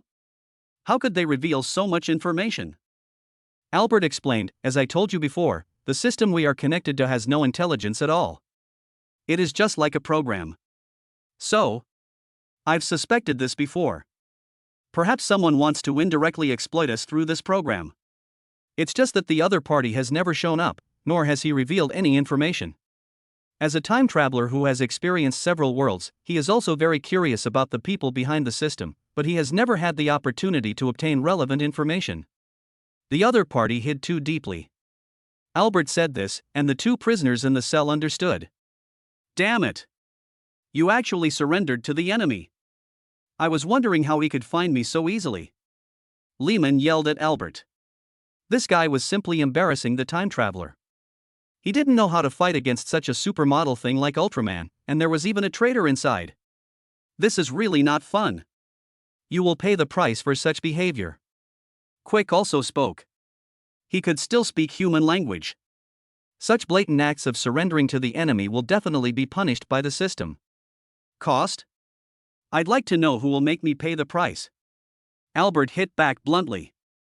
The system connected to them is just an emotionless program. As long as he can bring back the source of spacetime energy, the system will not target him, and no one will know what happened here. If someone wanted to punish him, it must be the person behind the system.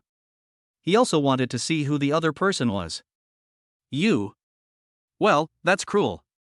Quick stared at Albert and said helplessly. He could see that this guy had bet everything on Ultraman. All in is a kind of wisdom. To be honest, there was no chance, otherwise he would have surrendered to the enemy.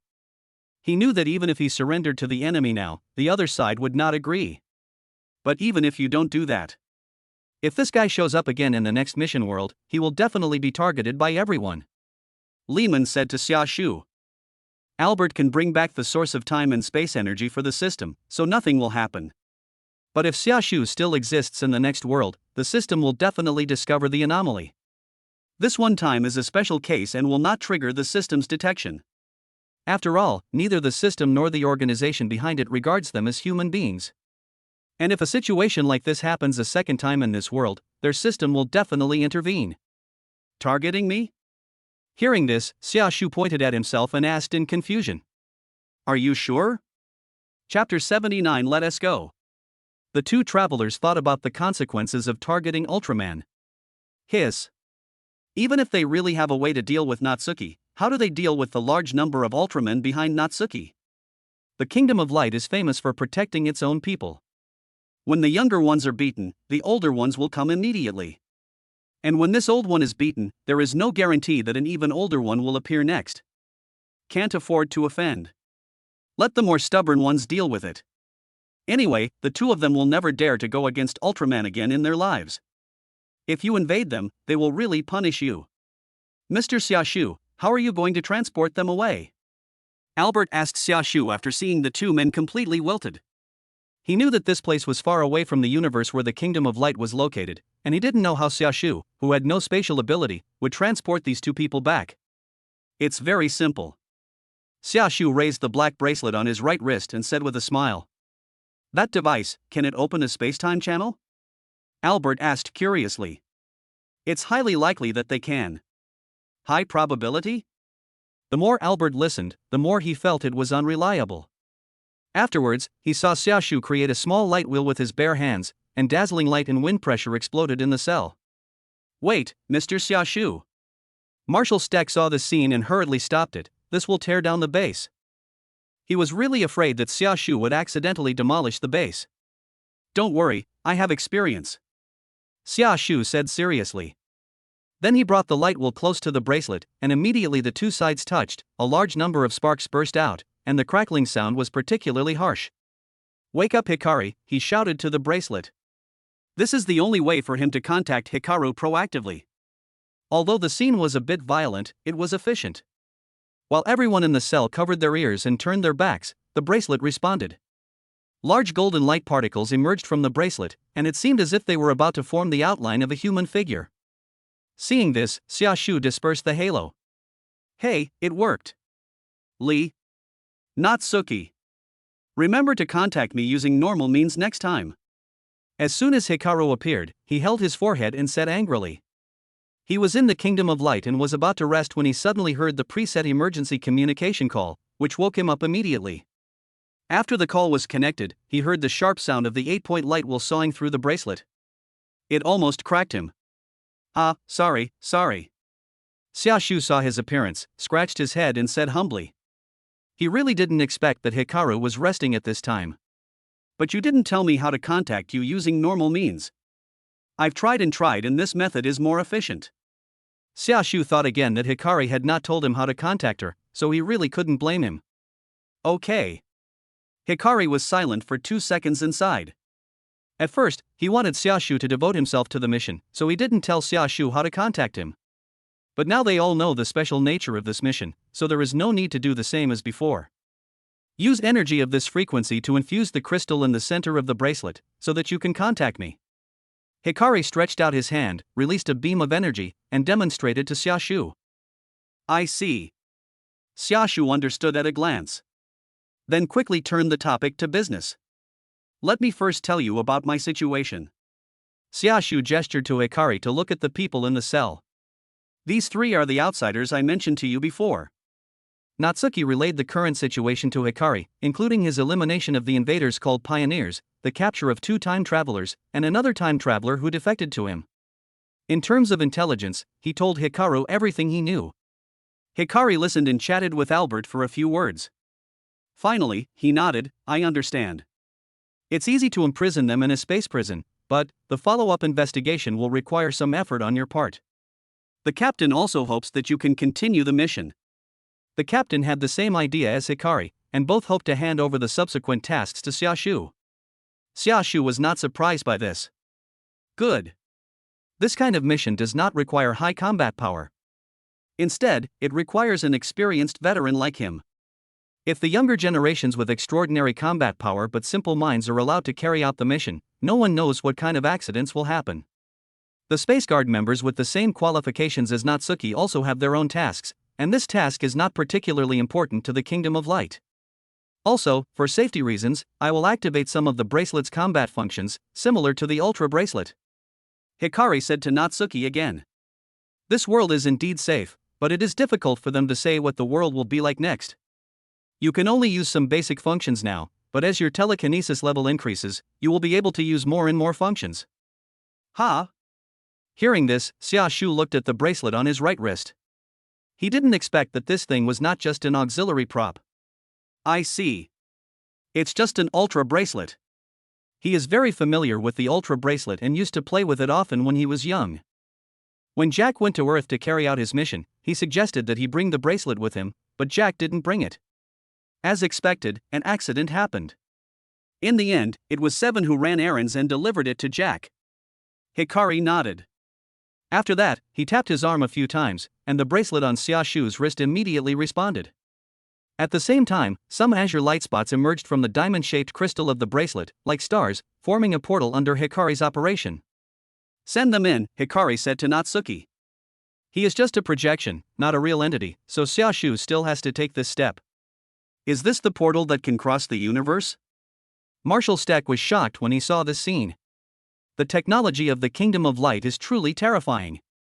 Bang bang. After the portal opened, Lehman and Quick wanted to say a few words, but suddenly they felt a pain in their buttocks and were kicked in by Xiaoshu. Okay, I'll leave these 2 guys to you. Ask the space prison to check them as soon as possible. Xiaoshu clapped his hands and said. As soon as he sent the person in, there was a response from Albert. Mr. Xiaoshu, I have to leave too. Albert said after he found that the system had started to settle. His body had disappeared out of thin air from the hair on top of his head. I'll be waiting for you in the next world. Of course, if I'm lucky, maybe we'll meet again in the next world. Then he looked at Marshal Stack and handed him a small box. We all know that cancer is irreversible, but these drugs can help you survive for a while longer. At least, you can be with your children and grow up healthy. Chapter 80, Fantasy and Romance. This, thank you. Marshal Stack took the box without refusing. This was what he needed most now, as he didn't have much time left due to cancer.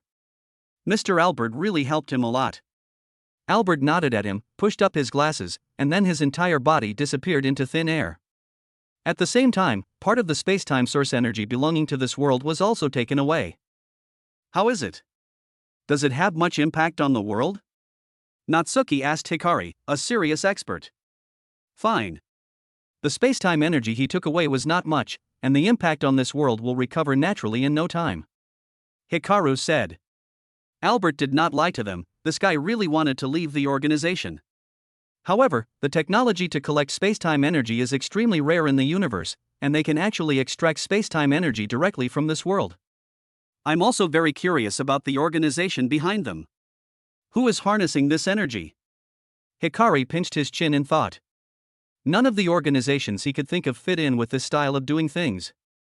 If he wanted to find out the other party's true identity, he still had to rely on Xiaoshu. Be careful with your next mission. If you encounter a situation that you cannot resolve, remember to contact me immediately. The energy for teleportation is already prepared within the bracelet and will be activated once you leave Earth. After Hikaru finished explaining the final matters, his entire projected body turned back into a point of light and returned to the inside of the bracelet. Xiaoshu watched the crystal of the bracelet turn blue, and realized that it was time for him to go to the next world where abnormal spacetime fluctuations existed. Although the stay here is relatively short, it is also an interesting journey for me. Xiaoshu put down his wrist and said with a smile while looking at Marshal Steck. Marshal Steck looked at him, thinking back on his experiences of the past few days, and felt quite emotional. When I first met you, I was still wondering whether meeting you was a good thing or a bad thing for us. But now, I know very well that it is our good fortune to meet you. We will never forget the giant who emerged from the light and saved us, and saved the world. He still clearly remembers the scene when he first met Ultraman in Sitka. I hope Mr. Xiaoshu's journey will be smoother from now on. Marshal Steck originally wanted to keep Xiaoshu to attend the celebration banquet, but he also knew that the other party had a mission to fulfill, so it was not easy to force him to stay, so he could only say a few words of blessing here. Thank you for your good wishes. Xiaoshu smiled at him, then walked to the end of the corridor with a graceful back. Walk all the way out of the broken dome base. Standing near the helipad at the entrance of the base, it was evening, the setting sun cast its afterglow from the sea, and the salty and humid sea breeze kept blowing open Xiaoshu's shirt. Etc. Just as Xiaoshu was about to leave, a familiar voice suddenly came from behind him. Xiaoshu turned around and saw it was Raleigh. You left so quickly. I haven't even thanked you properly yet. Raleigh, wearing a dark blue sweater, came from behind with a smile on his face. This was the first person Xiaoshu met when he came to this world, and the first person who expressed kindness to him. No need to thank me, I'm just trying to complete the task. Xiaoshu looked at him and said. Come on. A person's words can deceive, but his actions cannot. Luoli had long seen the kindness in Xiaoshu's heart. Without you, who knows what the world would become? He came to Xiaoshu and looked at the ocean in the distance. When a person suffers a serious setback, he or she often chooses to escape, just like I did before. Making choices that are completely different from who you were before, trying to hide your inner self with a completely opposite personality, but we all know that those are all fake. I don't know what you've been through in the past, but I know you must have been a very good person in the past, and of course, you still are now.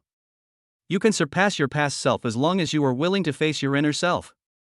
Raleigh said to Xiaoshu earnestly. He is also a person with a shadow in his heart, but he knows that if he wants to eliminate this shadow, he cannot rely on escape, but should take the initiative to face it. I understand. Xiaoshu listened, was silent for a few seconds, and finally sighed. I'll try my best. The bracelet rekindled his body's potential and gave him a glimmer of hope. At the same time, he also understood what the captain had said before, that every encounter between Ultra Warriors and humans is a miraculous encounter, and every warrior will grow from it. This also applies to Xiaoshu. Maybe in the next world, he can really untie the knot in his heart. Then, Natsuki took a few steps forward and raised his arms high. Boom! With a thunderous roar, a giant with a red and silver body flew towards the sky. After a while, Marshal Steck also walked out of the base. I saw Raleigh still looking up at the sky. He's gone? Marshal Steck came to him and asked. Yes. Fly away. Luoli said, from now on, we have to protect this world by ourselves. Ultraman helped them solve the problems that they could not solve no matter how hard they tried, but they still had to walk the rest of the way on their own. This romantic encounter is destined to be recorded in history by them. In the vast universe, there are not only invaders, but also kind civilizations willing to lend them a helping hand. Pioneers? Marshal Steck looked at the sea and thought of their enemies in his mind. They have been eyeing Earth for 200 million years. But they didn't take any action for the past 200 million years. It wasn't until humans appeared and polluted the Earth's environment that they took the initiative to invade. Next, we must not only strengthen ourselves, but also treat this planet that carries us with care. Raleigh listened and nodded silently. Perhaps in other universes, there are humans just like them and an Earth just like them. If they continue to destroy the planet on which they depend for survival without regard for the consequences, perhaps one day, they will also encounter enemies like the pioneers? Of course, that's all just wishful thinking. Another world. A 14-year-old boy with a tragic fate came to the third New Tokyo city driven by a phone call. And his tragic fate will also usher in a turning point full of passion and romance. Chapter 81 Youth. Japan, New Tokyo 3. A young man wearing a white shirt and carrying a black backpack stood on the slightly shabby street, raised his left hand and glanced at his watch. Not here yet. After checking the time, the boy muttered to himself in a voice that was still childish, with some confusion between his brows. Coming here, is this really the right decision? The boy began to question his own behavior. His name is Shinji Ikari, he is 14 years old and an ordinary junior high school student. Shinji Ikari. When he was young, his mother died in an accident and his father abandoned him to live with relatives. Since he could remember, he has never experienced what family love is. He has a thin body, average academic performance, and the only thing worth mentioning is his handsome appearance. This is an inferiority complexion teenager with an unfortunate childhood.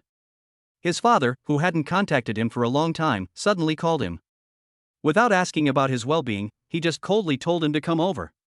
So, he foolishly brought his luggage from his relative's home in the second New Tokyo City to the third New Tokyo City. He longed to see his biological father. But after coming here, he didn't see his father at all. According to the postcard his father had mailed him in advance, the person who came to pick him up was a woman named Misato Katsuragi, but he had been waiting here for more than an hour and there was no sign of her. There was no one on the dilapidated street, and this unfamiliar environment made him feel a little uneasy. All residents of the central Kanto region, please evacuate immediately to a nearby evacuation shelter upon hearing this announcement. I repeat. The Japanese government has issued an emergency warning at noon today. All residents of the central Kanto region, please. On the quiet streets, the only sound that could be heard was the evacuation order coming from the radio. It seems that we have no choice but to seek shelter first. Shinji Ikari glanced at the postcard in his hand and wanted to call the other party, but the signal in this area was cut off and even the telephone booth could not be used. Although I don't know why the evacuation order was issued, it is definitely not safe to continue standing here. Just as he was about to leave. Bang! Bang! A strong tremor was heard, and the surrounding buildings shook. Amidst the loud noises, Shinji Ikari turned his head to the right and saw a scene that he would never forget. A monster several dozen meters tall walked out of the mountains and arrived in the city. It had a slender humanoid body with dark green skin, partially covered with white armor, a red core embedded in its chest, and its shoulders were level with its head. It looked different from any other creature on Earth. Water Apostle. What is that? When Shinji Ikari saw the huge monster, he felt an instinctive fear in his heart. Whoosh whoosh.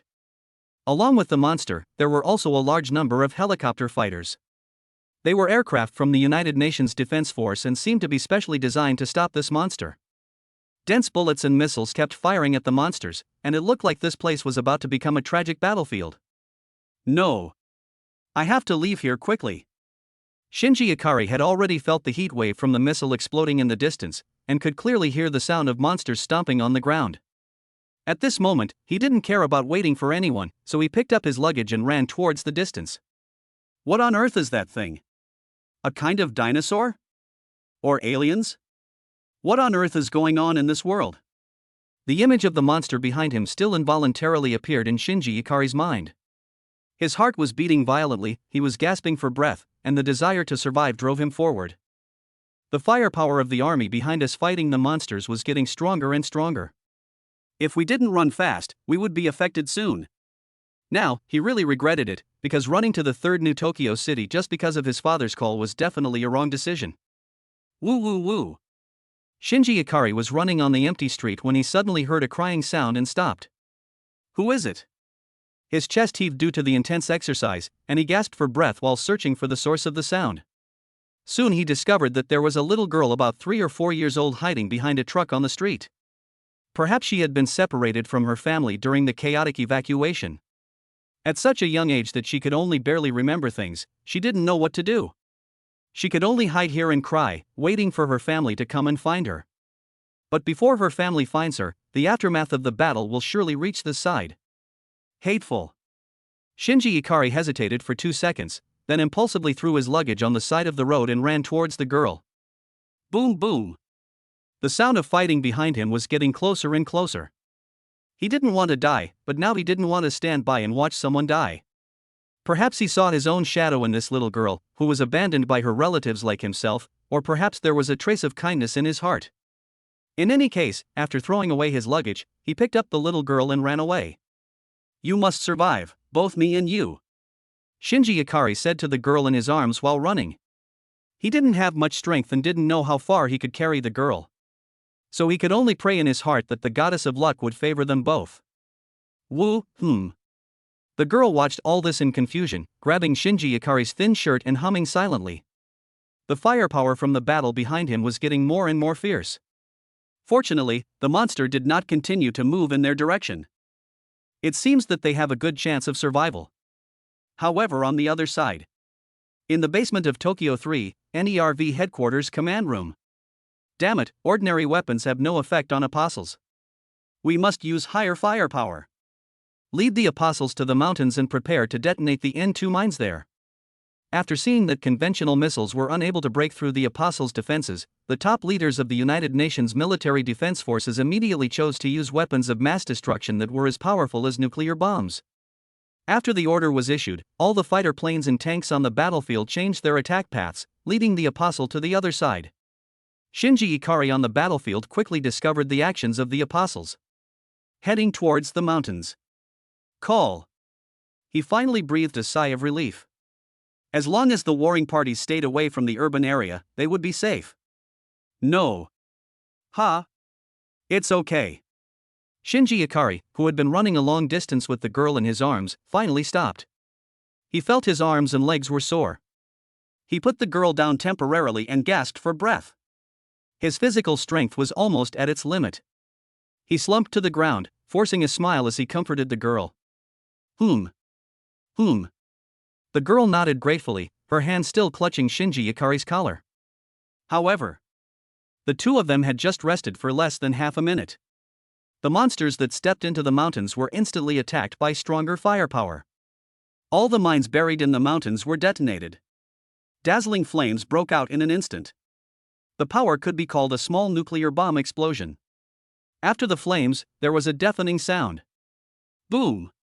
The mountain was razed to the ground in an instant, flames continued to shoot straight into the sky, and the strong impact also spread rapidly into the distance. Not good. When Shinji Ikari saw this scene, his pupils suddenly shrank and he realized that death was coming. He only had time to hug the girl beside him in his arms and curled up subconsciously. Chapter 82 Giant. Did it work? In the command room of NERV headquarters, 3 high-ranking UN military defense forces saw the apostles covered in flames and smoke from the explosion, and immediately clenched their fists and shouted. No living creature on Earth can stop a mine of this power. Even the mountain was flattened, it must have been a success. What? However, after the smoke and dust cleared, the apostle was found to have only suffered minor injuries and was recovering at a speed visible to the naked eye. This was an enemy completely beyond their understanding. There is an invisible force field around the opponent's body that can render all their missiles ineffective. Even the N2 mines that explode close to the body can only slightly slow down the opponent's movement speed and cannot cause any substantial damage. Even if nuclear bombs are used, it is unlikely that an enemy of this level will be completely killed, not to mention that nuclear bombs cannot carry out concentrated strikes like N2 mines. Their trump cards were ineffective, which undoubtedly dealt a heavy blow to their hearts. It seems. I can only leave it to you. One of the senior executives sighed after realizing the reality, stood up and looked at the middle-aged man who was on standby nearby. Ikari Yuan-tang. This Japanese man was wearing a black jacket, brown sunglasses, and white gloves. He had a thick beard and exuded a unique sense of oppression. The other party was the real commander of this base, and according to the information they knew, this base was specially built to fight against the apostles. They originally wanted to prove that these people were not needed to fight against the apostles, but the fact was that ordinary armies could not do anything to the apostles. For now, they could only trust NERV. Ikari Gendo, I now declare that the command of this operation will be completely handed over to you. The senior official said to the man, let me see your strength. After saying that, he gave up the command position. After hearing this, Ikari Gendo raised a smile and said, don't worry. They have a huge general-purpose humanoid decisive battle weapon, Evangelion, abbreviated as EVA, which is used to fight against the apostles. He has already asked Misato Katsuragi, the operations chief of the first section of the Tactical Operations Bureau of NERV headquarters, to pick up their pilot. Once the pilot is picked up, they can activate the EVA to fight the angels. And that pilot was his own son, Shinji Ikari. Before that, he had to check the situation of EVA Unit 01 again. There must be no mistakes in this operation. But just as he took half a step, he heard the technician's panicked voice, the apostle is recovering very quickly and is expected to continue moving towards our base after recovery. In addition, a UFO has broken through the atmosphere and is falling at several times the speed of sound. At the same time, an extremely strong energy value was detected. The expected landing point is exactly where the Apostle is. What?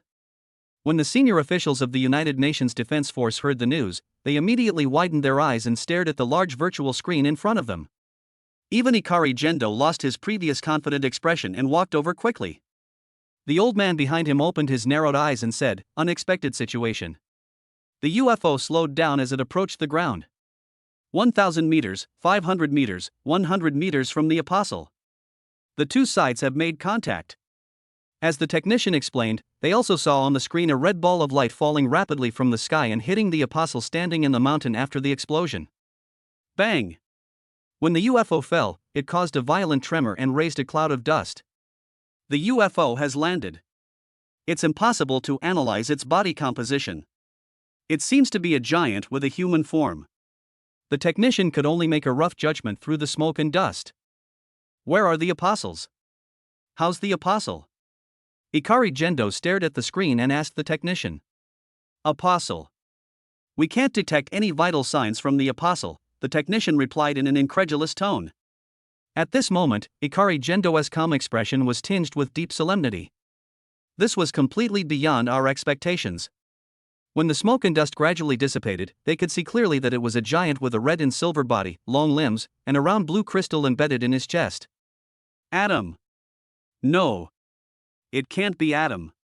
That's a special life form we haven't yet understood. At first glance, Ikari Gendo thought it was Adam, the god who created life, but the other party was obviously different from Adam. He frowned. Everything so far has been within his plan, including the appearance of the apostles, the ineffectiveness of human weapons, and even everything that will happen later is within his plan. But after the mysterious giant appeared, he realized that his future plans might undergo major changes. What is he going to do? Ikari Gendo looked at the giant, guessing his intentions. But after the smoke and dust completely dissipated, the giant's figure disappeared out of thin air. Only the apostle's body was left in pieces. Disappeared? Hurry up and find him. We must find the location of this giant, and contact the people on site to search. Ikari Gendo ordered several technicians. Yes, the technicians answered in unison. Ikari Gendo's intuition told him that the appearance of this giant was definitely not a good thing for him. On site. The edge of the city affected by the N2 mine explosion. A blue car was speeding through the ruined streets. Where on earth did you go? Damn it. I haven't found it after searching for a long time. Inside the car, a young woman in a fashionable black tight skirt muttered to herself, her eyes constantly scanning the ruined buildings, as if she was looking for something. Misato Katsuragi. Please don't let anything happen to you, Shinji-kun. She clearly remembered her superior's order, but she never expected that the angel would attack at this time, which happened to be the same day that Shinji Ikari arrived in Tokyo 3. What should I do now? Shinji Ikari was the pilot they had scheduled for EVA Unit 01.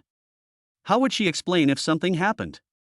Just as her heart was beginning to sink, she suddenly discovered a familiar figure curled up on the ground in the ruins flattened by the explosion. Found it.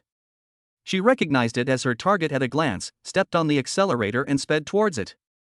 After approaching, she drifted to a stop, leaving marks from the tires, and then pushed the car door open. Shinji-kun. You are Shinji-kun, right?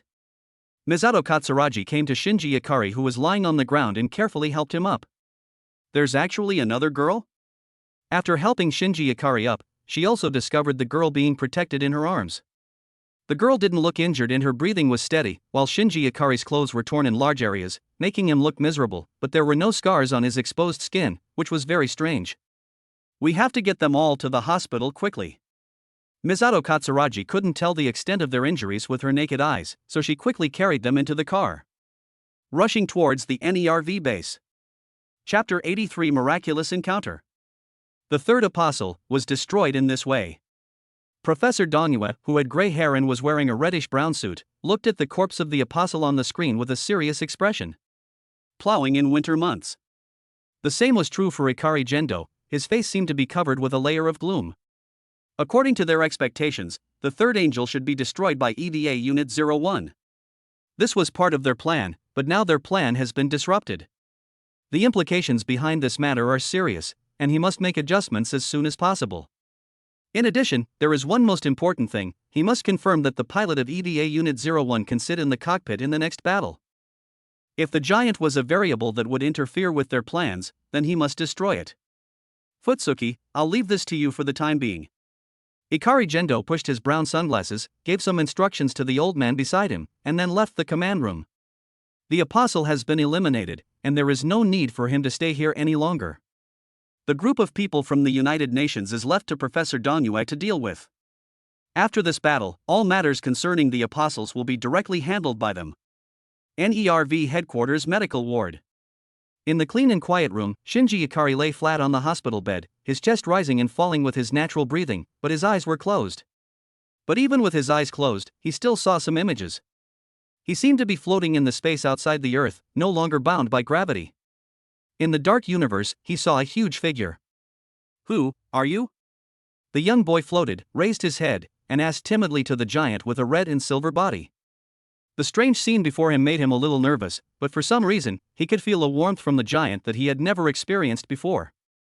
I am a member of the Space Guard from the M78 Nebula. I came to this planet to investigate the mastermind behind the spacetime anomalies.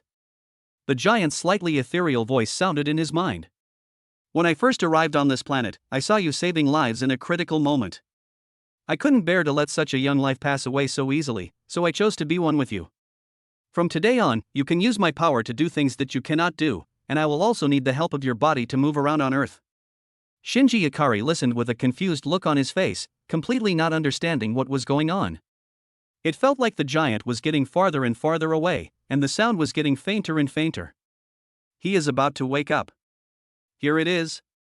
A strange ceiling.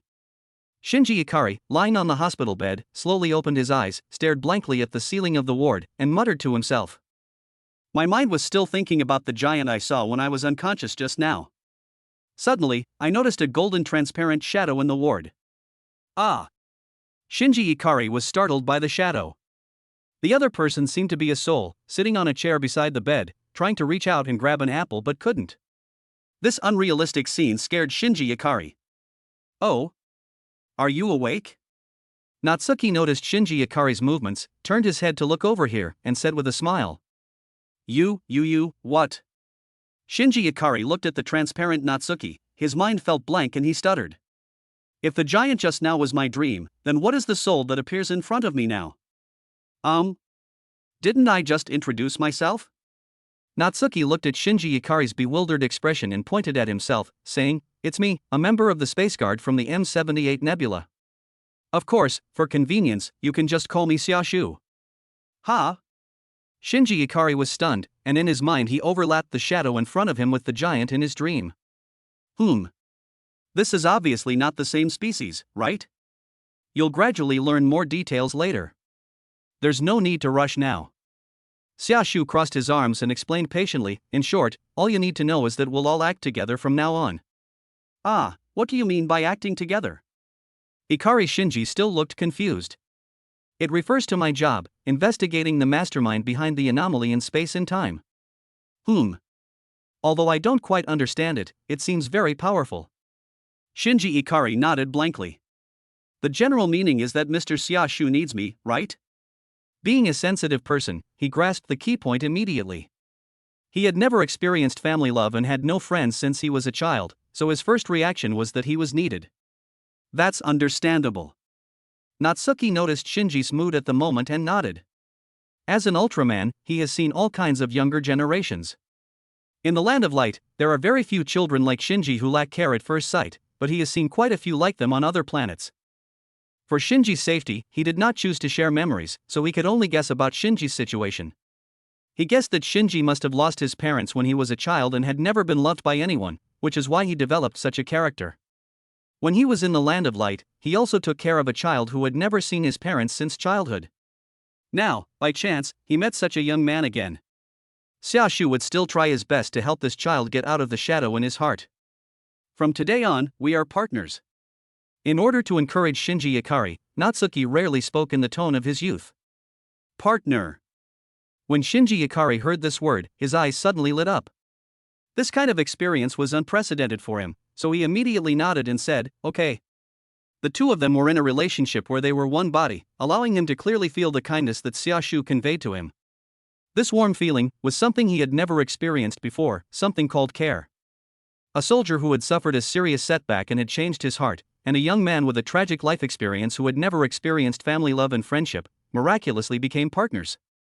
At the door of the medical room, Misato Katsuragi was sitting there anxiously, imagining what kind of punishment she would receive next. Commander Ikari asked him to pick up the important Unit 01 pilot, but he failed to find him in the first place and put him in danger. This was a serious mistake. What's more, Ikari Shinji is Commander Ikari's son. This is the worst possible scenario. Misato Katsuragi didn't know Gendo Ikari that well yet, and she thought that as a father he would still care about his son to some extent. Alas, it's all my fault in the end. The more Misato Katsuragi thought about it, the more confused she became. She simply raised her head and put on an expression that showed she was willing to accept punishment. Tada! Suddenly, footsteps were heard, and Misato Katsuragi instantly returned to her normal sitting position and turned her head to look to the side. It's Commander Ikari. Chapter 84, Cold. How is the driver? Ikari Gendo came to the door of the ward and asked in a low and slightly hoarse voice. He didn't call Shinji Ikari-san as a nickname, and he didn't even call him by his name. He just treated him as the pilot of EVA Unit 01. It was as if the flesh and blood of many years were just a prop to him. Katsuragi Misato also heard the alienation in these words and was taken aback, but she quickly reacted and replied, "Shinji's health is fine, or rather, he's in better shape than he should be. Once he wakes up he'll be able to move around normally." Being so close to the battlefield, she should have suffered some minor injuries after being affected by the fighting.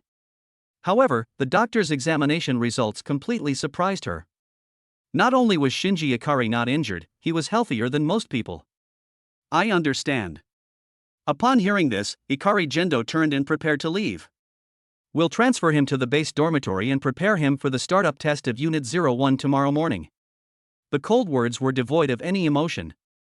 Aren't you going to go in and see Shinji? Misato Katsuragi asked after hesitating for a moment. No need. Ikari Gendo left without stopping. Misato Katsuragi was left silent. To be honest, Commander Ikari's attitude made her a little angry, but due to the relationship between superiors and subordinates, she could not express her dissatisfaction. She sympathizes with Shinji Ikari because her father had also ignored her in the past. In the ward, Shinji Ikari, who was sitting on the hospital bed, also fell silent. After becoming one with Xiaoshu, his hearing was greatly improved, and he could clearly hear the conversation outside the ward. Father. He grabbed the bedsheet with his hands, looking sad. Any child would be heartbroken to hear their biological father say such words. The father and son had not seen each other for many years. Ikari Gendo's casual words made him run over foolishly, but his father didn't want to see him at all. Why, then why did you call me here? Shinji Ikari fell into self-doubt again. Since his father hated him so much, why did he call him here? He still had a glimmer of hope in his heart, hoping that his father needed him and that he could help his father. I guess it's related to that, Unit 01.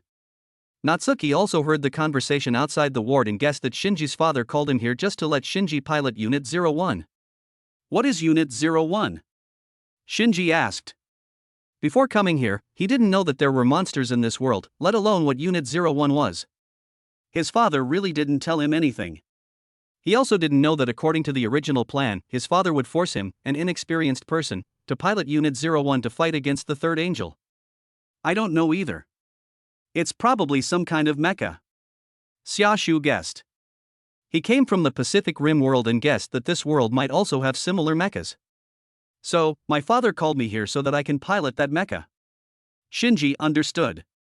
Knowing that his presence here was not useless and that his father needed him, he felt better. This child longs for his father's approval from the bottom of his heart.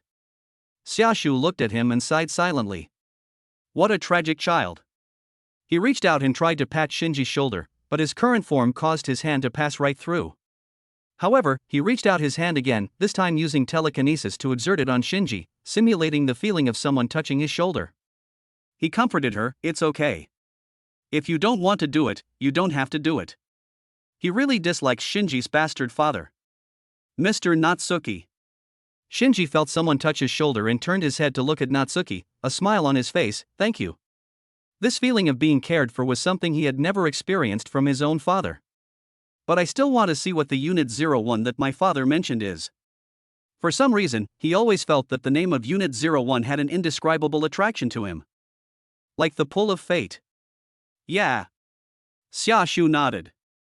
He was actually a little curious about this thing.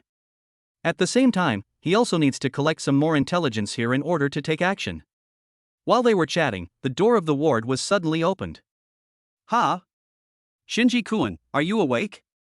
Misato Katsuragi walked in and said in surprise when she saw that Shinji Ikari had woken up. Shinji looked at the beautiful woman and a postcard suddenly flashed through his mind. Are you Miss Katsuragi Misato? He asked.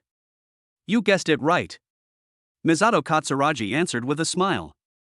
I'm Misato Katsuragi, the Operations Director of Section 1, Tactical Operations Bureau, NERV Headquarters. And this is the NERV Headquarters located underground in Tokyo 3, Japan. We are an organization dedicated to fighting against the angels. By the way, the Apostle is the huge monster you saw before.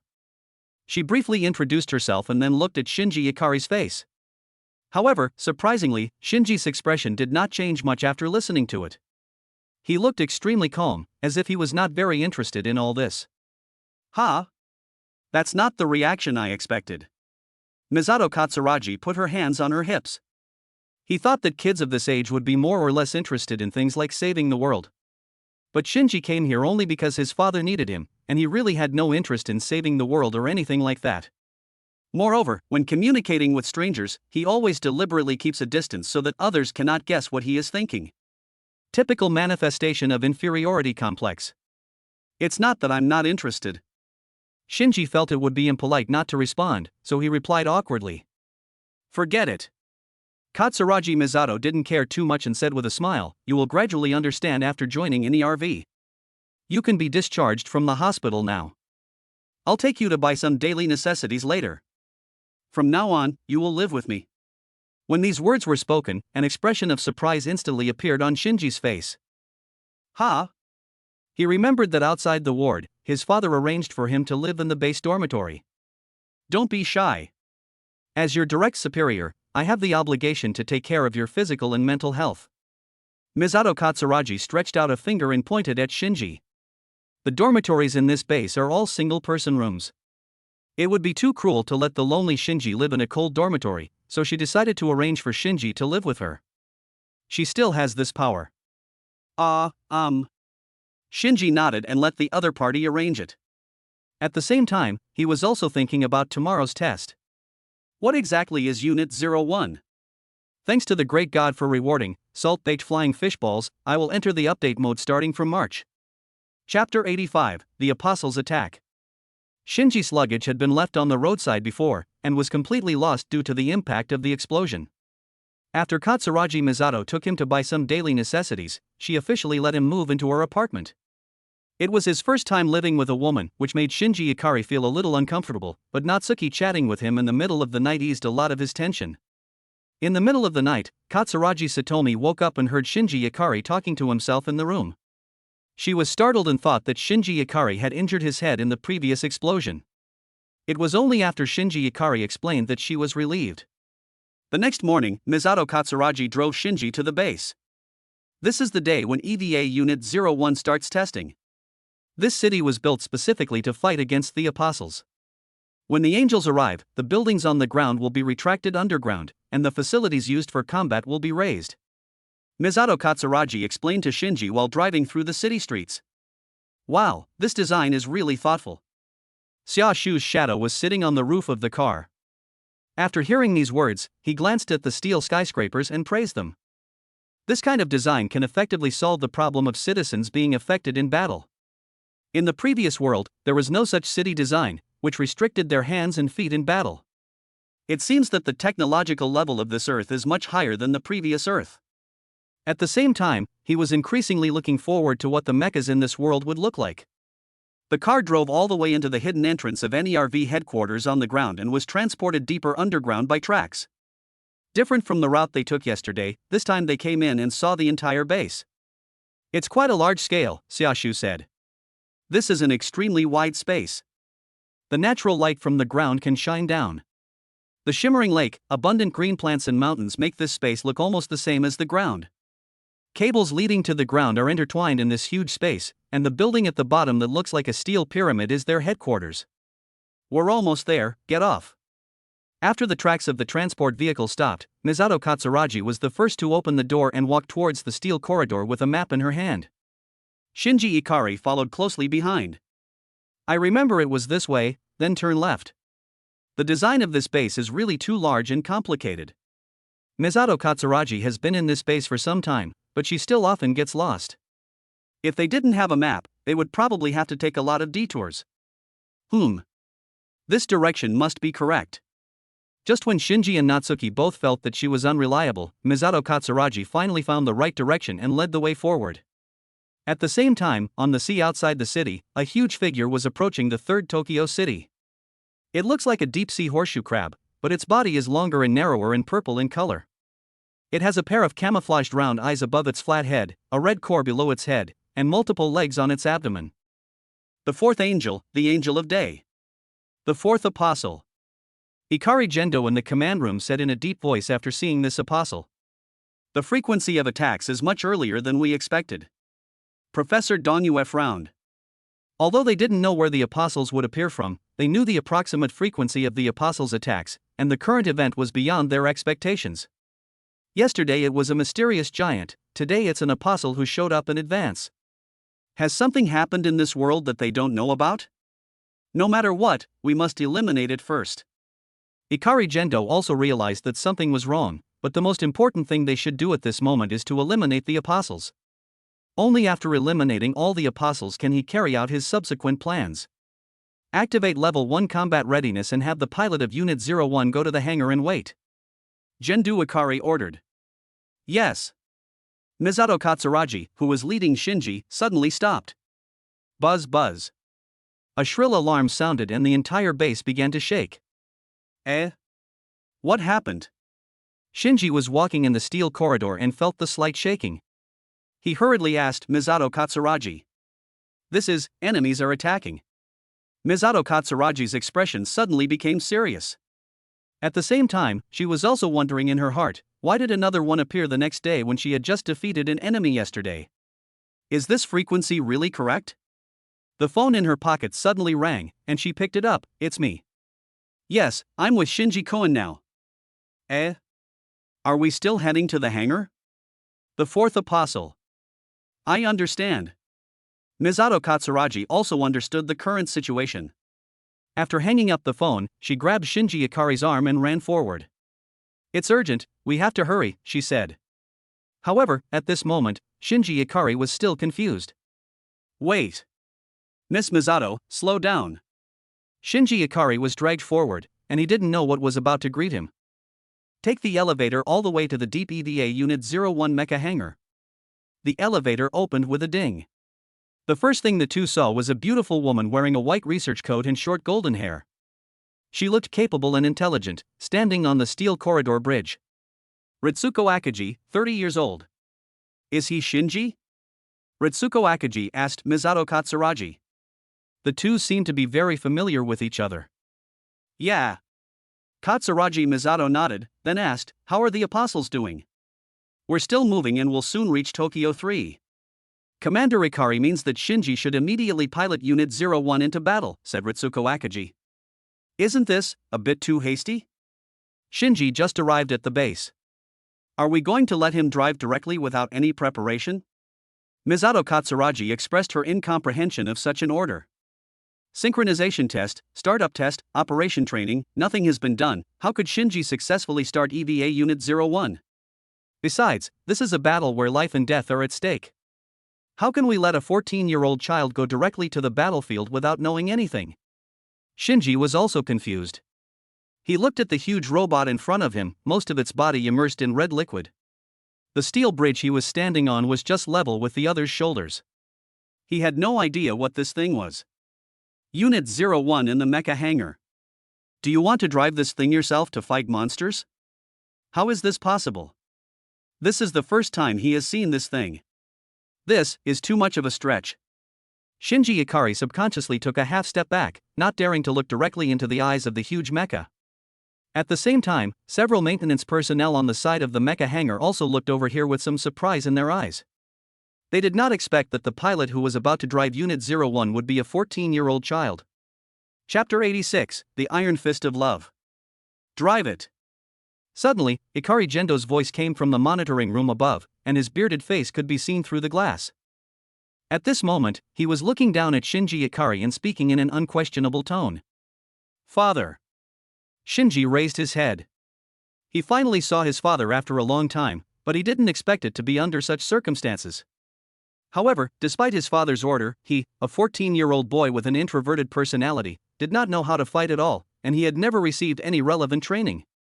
How could I possibly do that? How can I possibly fight such a terrifying monster with just my strength? I'm going to die. Father. Unlike his previous escape, this time he took the initiative to attack and face the monster that even the army could not kill. Is this a joke? He still longed in his heart, longing for his father to understand him a little more. Even though he had anticipated his father's character, he still hoped that his father would not be so cruel. As a son, he instinctively wanted to rely on his closest relatives at times like this. It doesn't matter. We will guide you remotely while you fight. Ikari Gendo listened to his son's request without changing his attitude, and his eyes remained cold. These words completely extinguished Shinji's hope. He didn't understand why his father could be so cruel.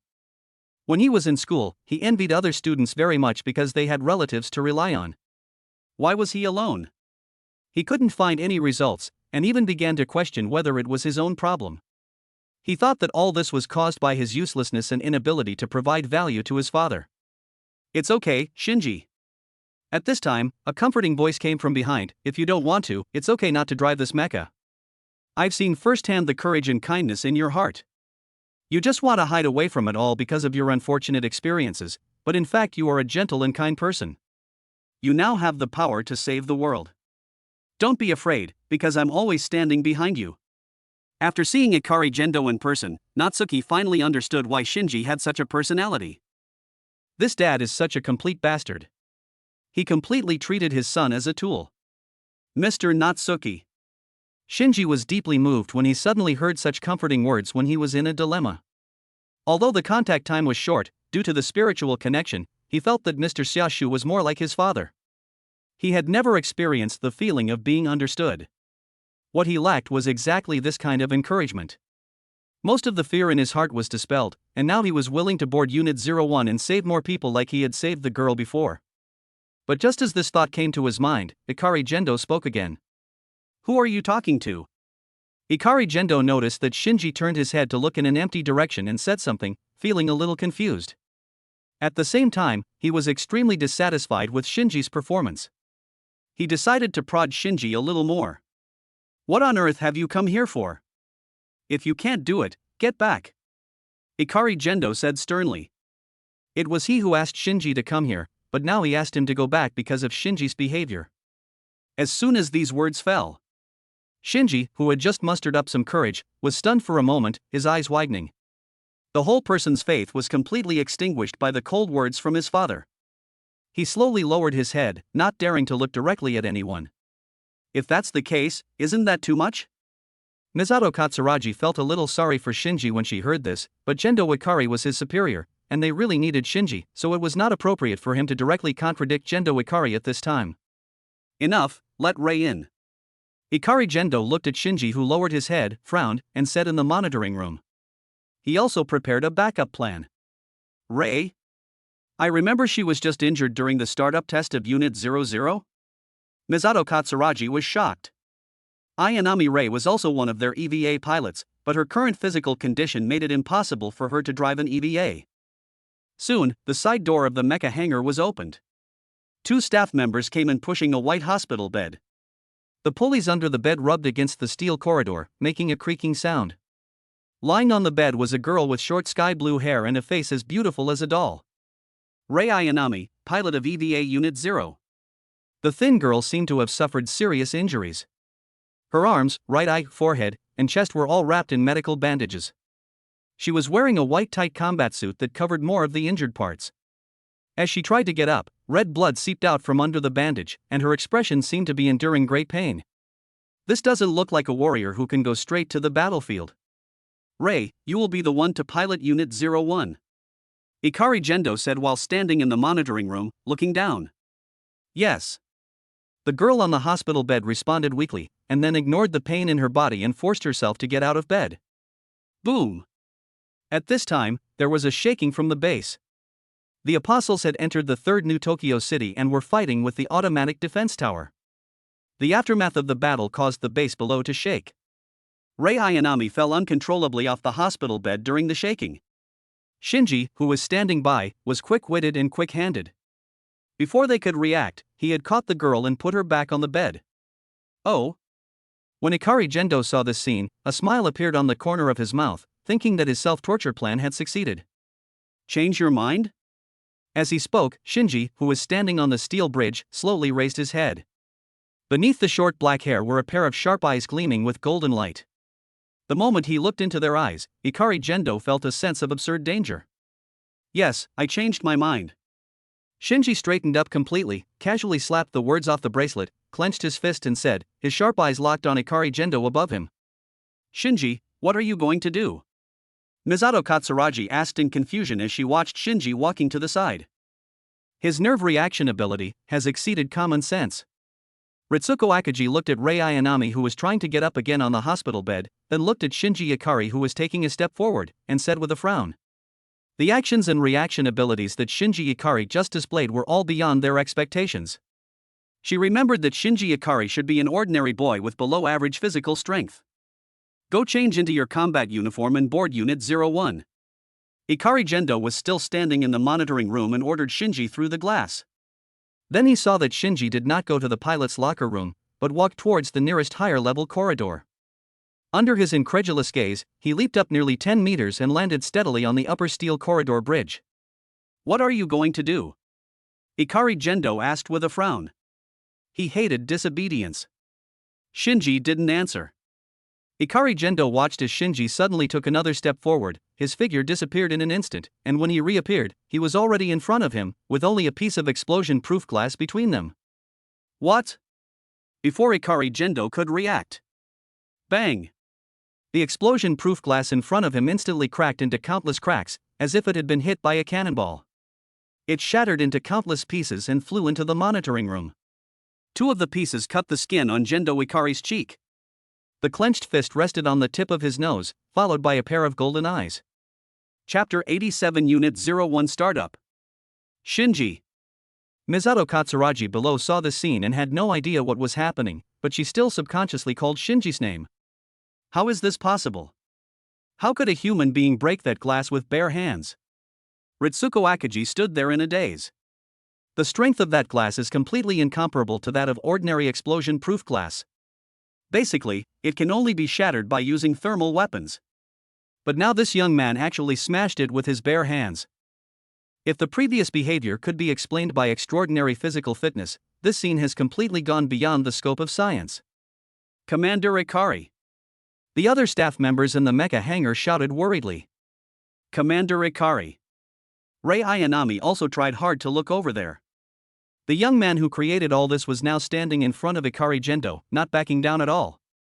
Are you Shinji? Ikari Gendo stood in place, touched the slight bloodstain on his cheek caused by glass fragments with a white glove, and asked in a deep voice. He has always been paying attention to Shinji, not from the perspective of family affection, but as a tool. Shinji Ikari is an indispensable chess piece in his plan. He knows Shinji's physical condition very well.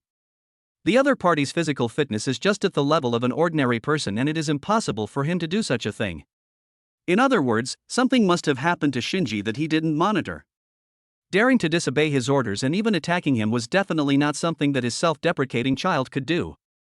Are you qualified to be a father? The young man retracted his fist, stood in front of Ikari Gendo and questioned. Mr. Natsuki. The real Ikari Shinji was stunned as he watched this scene. Now Natsuki is in control of this body, and Shinji is just a bystander. As Ultraman, although his combat power is no longer as strong as before, he is still very good at exerting some of his strength in human form. Shinji was also angry about his father's orders, but the character he developed since childhood made him dare not vent these emotions to his father. He was extremely surprised that Mr. Xiaoshu had now rebelled on his behalf. Although he couldn't do such a thing given his personality, for some reason he felt great when he saw this scene. What do you mean? Ikari Gendo asked coldly, looking at the young man in front of him whose temperament had changed drastically. Since yesterday, things beyond his expectations have happened one after another, making him very upset. Go back and learn what a father's duties are. I am not your tool. Next time, this fist will break more than just a piece of glass. The young man looked directly into Ikari Gendo's eyes and said sharply. Seeing this, Ikari Gendo was silent for a while, as if he had heard it, while at the same time thinking about deeper things in his mind. I understand. After thinking for a while, Ikari Gendo made a decision and nodded. The world needs you, Shinji. Let's get on the EVA. After hearing this, the golden light in the boy's eyes gradually faded. Yeah. Shinji said. He didn't know how Mr. Xiaoshu did it, but his father's attitude towards him had indeed changed at this moment. Thank you, Mr. Xiaoshu, he said in his heart. Xiaoshu nodded silently. No one knows what this old fox is thinking, but at least on the surface, he is back down. He really couldn't tolerate this kind of behavior of treating children as tools. Soon, under the arrangement of Ritsuko Akagi, Shinji entered the cockpit of Unit 01 where the bolt was inserted. He is going to pilot Unit 01 to fight monsters, and Natsuki is also curious about the extent of power that the machines in this world can exert. Insert the plug and enter Unit 01. EVA Unit 01, prepare to start. Outside, Ritsuko Kuriko, who is actually in charge of the EVA Red development plan, is directing the startup of Unit 01. As the white plug was inserted into the spinal cord behind Unit 01's head, the coolant around Unit 01 began to be discharged, revealing its slender purple-green giant body. Boom! On the ground, the fourth apostle was still fighting with the automatic defense tower, and began to attack the ground, preparing to forcibly break through to this underground space. We have to hurry up. Feeling the base shaking, Ritsuko Akagi sped up the attack sequence of Unit 01. Misato Katsuragi also headed for the command room to prepare to command the battle. Ikari Gendo also left the monitoring room. After the power was turned on, the silent EVA Unit 01 slowly lit up its eyes. Isn't this thing a mecha, but a living creature? Inside the cockpit, Xiaoshu looked at the structure of Unit 01 and could tell at a glance that the steel shell of this thing was wrapped in flesh and blood. Unlike the mechas in Pacific Rim, the mechas here are not purely mechanical creations, and they cannot even be called mechas at all. Unit 01 is alive. Huh? Shinji, who was still looking at the cockpit curiously, was stunned when he heard this. What you are driving is not a mecha, but a living creature? Anyone else might feel a chill at this moment. But when Shinji sat in the cockpit of Unit 01, he inexplicably felt a different kind of warmth and did not dislike Unit 01. Then, LCL liquid was poured in, replacing the air inside, allowing Shinji to synchronize more closely with Unit 01. An unknown liquid poured into Shinji's nasal cavity and he subconsciously covered his mouth. It's okay, this thing can help you breathe. Xiaoshu reminded from the side. The mechas in Pacific Rim have similar technology. Really? Shinji released his hand that was covering his mouth and found that he could really breathe. These liquids could directly deliver oxygen to his blood. The walls around the cockpit also began to become transparent, and he could see the outside world directly. This meant that he had begun to synchronize his nerves with Unit 01. The mental pollution measurement value is within the standard range, the connection is normal, the communication is connected, and all lines are open. Ritsuko Akagi also left the hangar and came to the command room to look at the data displayed on the screen. It's amazing that we can achieve a synchronization rate of nearly 35% without any training, she said in surprise. Not everyone can pilot Unit 01. Another pilot, Rei Ayanami, once participated in the startup test of Unit 01, but her synchronization rate was still much lower than Shinji's. The most important thing is that this is Shinji's first time driving an EVA, and he is not even wearing a special combat suit, but he can still achieve such a high synchronization rate. It seems, Unit 01 can unleash its full power in the hands of this young man.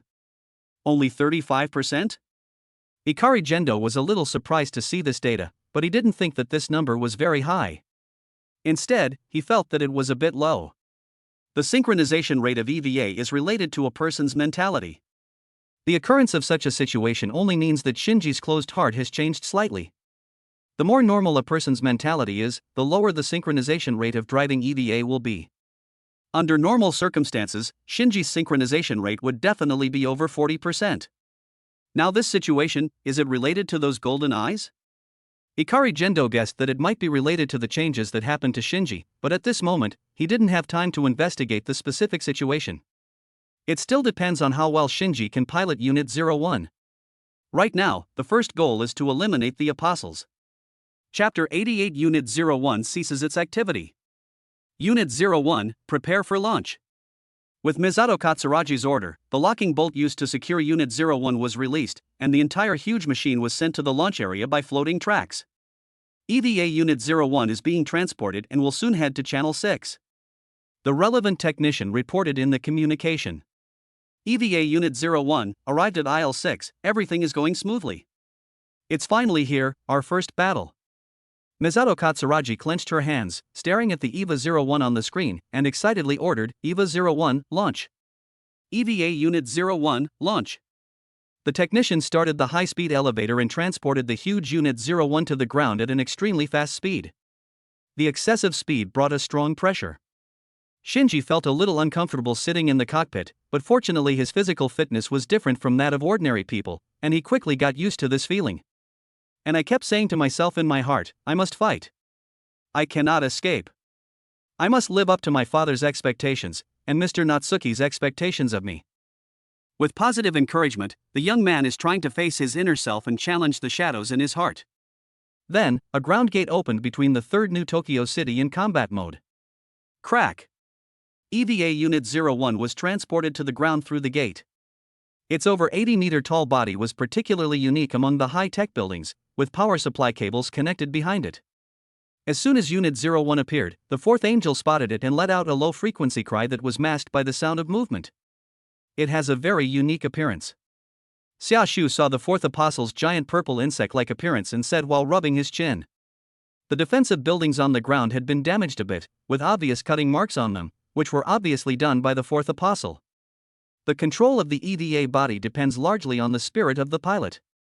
Shinji, you just need to imagine yourself walking. Ritsuko Akagi's voice sounded in the communication. They were all paying attention to this battle. As the person in charge of the EVA development program, she knew how to control the EVA better than anyone else. Boom boom. The fourth angel waved its tentacles like whips of light to destroy a number of buildings, and then hovered towards Unit 01, ready to destroy it. Imagine walking. Shinji thought of Ritsuko Akagi's words in his mind, tightly gripping the joysticks on both sides, and trying hard to imagine himself walking. Walk.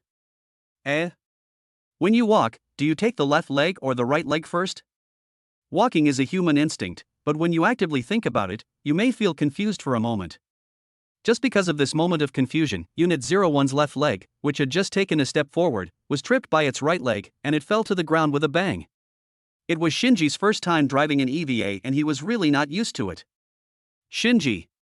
Stand up quickly! Misato Katsuragi in the command room saw this scene and quickly reminded. The apostle had already reached Unit 01, the tips of its abdomen kept wriggling, its upright body was extremely oppressive, and its two light whips emitted high-temperature energy. Bang! The fourth angel swung the whip of light and lashed at Unit 01. When Shinji in the cockpit saw this scene, his pupils suddenly shrank and he subconsciously wanted to roll over to avoid it. At the same time, Unit 01 also did the same thing, rolling on the ground and avoiding the attack. However, the cables trailing behind the Unit 01 were not so flexible. Unit 01's cable has been cut. Unit 01 has lost power. It is expected to remain operational for another 5 minutes relying on the built-in power supply, the technician who was checking the condition of Unit 01 in the command room shouted hurriedly. To drive such a large body, there must be sufficient energy. EVA Unit 01 is powered directly by cables from the base. Now that the cable is broken, Unit 01 can only use the built-in power supply and can only operate for a maximum of 5 minutes. After 5 minutes, Unit 01 will stop operating. Stand up, Shinji. You only have 5 minutes left. Misato Katsuragi reminded through the communication with a drop of sweat on her forehead. There is a close spiritual connection between Unit 01 and its pilot, which means that the pilot will feel any injuries Unit 01 suffers. She still doesn't want a 14-year-old boy to suffer too much pain. But this is Shinji's first battle, so he is destined not to perform very well. These 5 minutes are definitely not enough. It is even possible that Unit 01 will have been completely dismantled by the angels after 5 minutes. Shinji, we have delivered the weapon to you. Now you need to pick it up and fire at the angel. Misato Katsuragi continued. The ground gate near Unit 01 opened, and a steel structure quickly rose up. When it was opened, a huge gun specially prepared for Unit 01 was revealed inside. Conventional weapons are ineffective against apostles because there is something called a field around their bodies.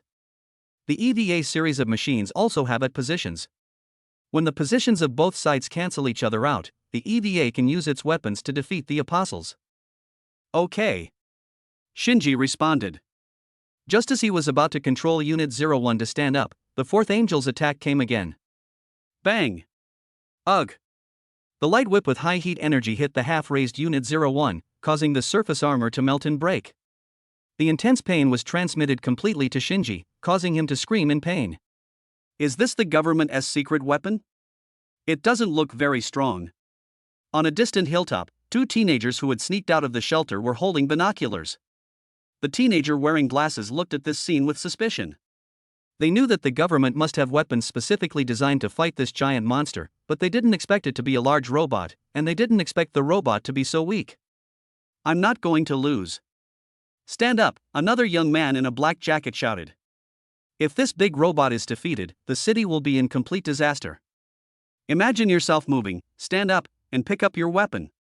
Inside the cockpit, Shinji endured the pain and maneuvered Unit 01 to roll to the side. Then he slowly got up from the ground, looked at the weapons in the building around him, and kept reminding himself what to do. If he were left alone on the battlefield, he would surely be frightened and want to retreat. But he knew that he was not alone at the moment, and there was a voice encouraging him. At least, he's going to try his best. Boom boom boom. Driven by Shinji's strong will, Unit 01 ran, came to the building equipped with weapons, and stretched out his hand to pick up the gun. However, the apostle was quicker than him. Snap! Snap! The fourth angel swung his 2 light whips quickly, causing extensive damage to the area around his body, including the weapon Shinji was about to pick up, and Unit 01. Ugh! Shinji was blown away again, the damage to his body became more serious, and at the same time, unimaginable pain rushed into his mind. Fighting isn't for me. Shinji realized in the severe pain that he was too inexperienced and could not adapt to this kind of life-threatening battle. This is your first battle, and your performance is already better than many soldiers. When he was feeling desperate, a comforting voice came. Leave the rest to me. Okay. As the 2 souls were communicating, a noise was heard again in the command room. Less than 2 minutes left. Shinji! Don't just stand there! Misato Katsuragi shouted when she saw Unit 01 parked motionless on the ground. At the same time, the technicians who were checking the status of Unit 01 made sounds of astonishment. Oh no! The synchronization rate between the pilot and Unit 01 is rapidly decreasing. 30%, 20%, 5%, 0.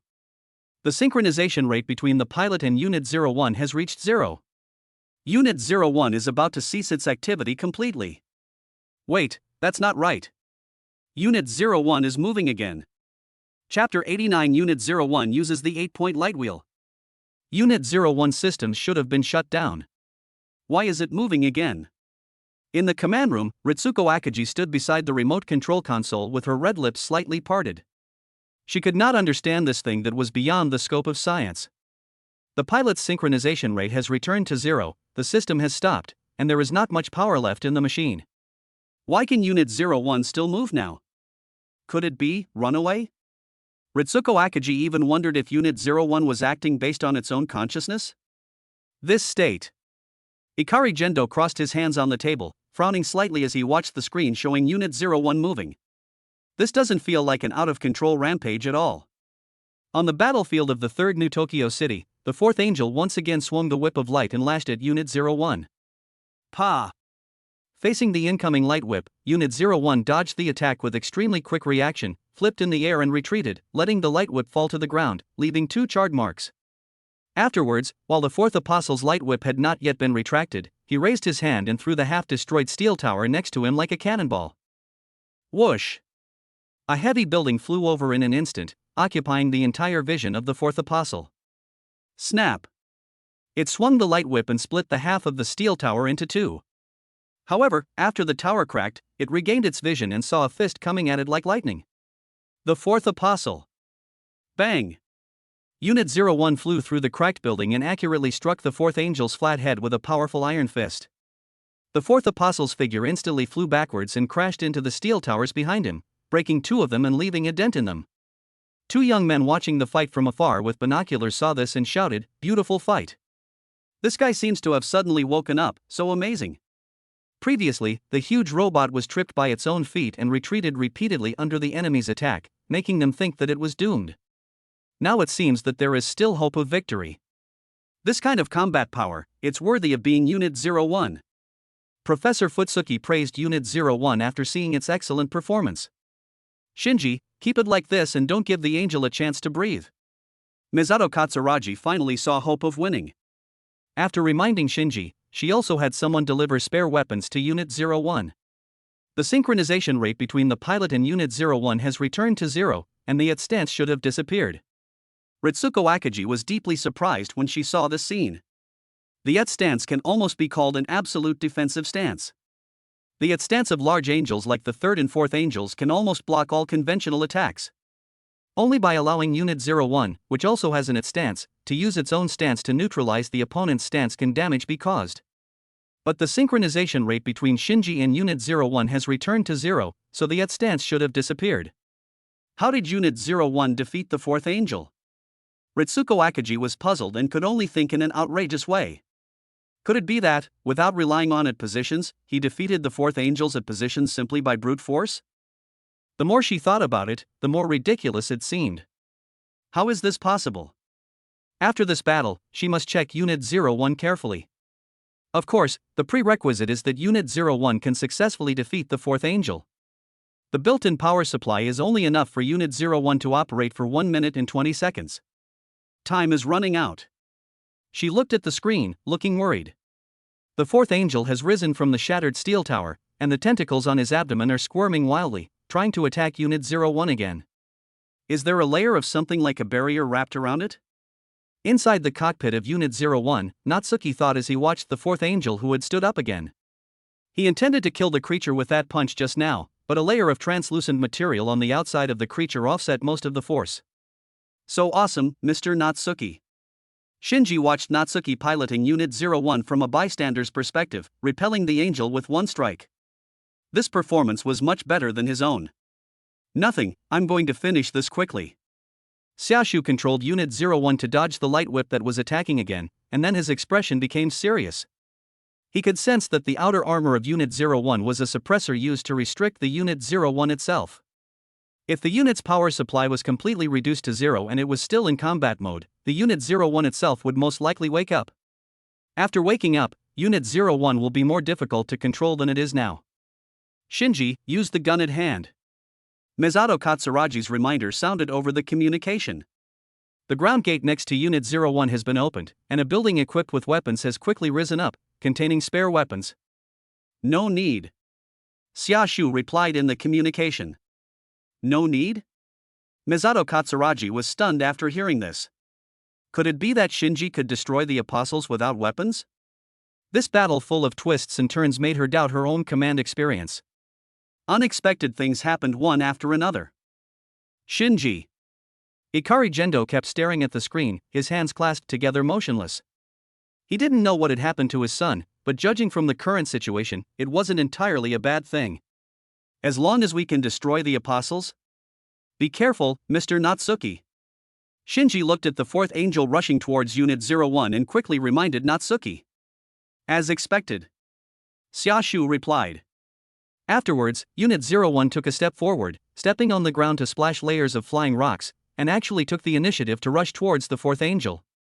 Not using weapons, it's too dangerous. Misato Katsuragi frowned as she saw the actions of Unit 01. Shinji simply didn't listen to her commands. She guessed that this might be the rebelliousness of young people. After all, they put too much pressure on Shinji. However, actions taken in a fit of anger often do not have good results. Even if this battle can be won, Unit 01 will suffer considerable damage. As the pilot, Shinji will completely synchronize with the pain suffered by Unit 01. Shinji, calm down. She still chose to let Shinji calm down and fight. However, she said this too late, as the distance between the two sides on the battlefield was less than 100 meters. The fourth angel extended his light whip tentacles, this time preparing to tie up Unit 01. And Unit 01 did something that none of them could have imagined. White energy was seen rapidly condensing in the palm of Unit 01's right hand, rotating to form a jagged light wheel. Chapter 90, even scarier than Rampage. The 8-point light wheel emitted a dazzling light and rotated between the palms of Unit 01. The powerful energy broke through the armor on Unit 01's palm, revealing a biological-like palm. In a flash, Unit 01 swung its light wheel at the rapidly approaching light whip tentacles. Swish! When the two sides came into contact, the tentacles of the fourth apostle's light whip broke and fell on the city streets beneath their feet. Afterwards, amidst the incomprehensible gazes of everyone in the command room, he slashed the halo at the fourth apostle's head. Crack, crack, crack. The fourth angel's stance unfolded into a colorful polygon, like a translucent barrier, but it could not block this halo at all. Even without the transformation, the power of this 8-point light wheel cannot be underestimated.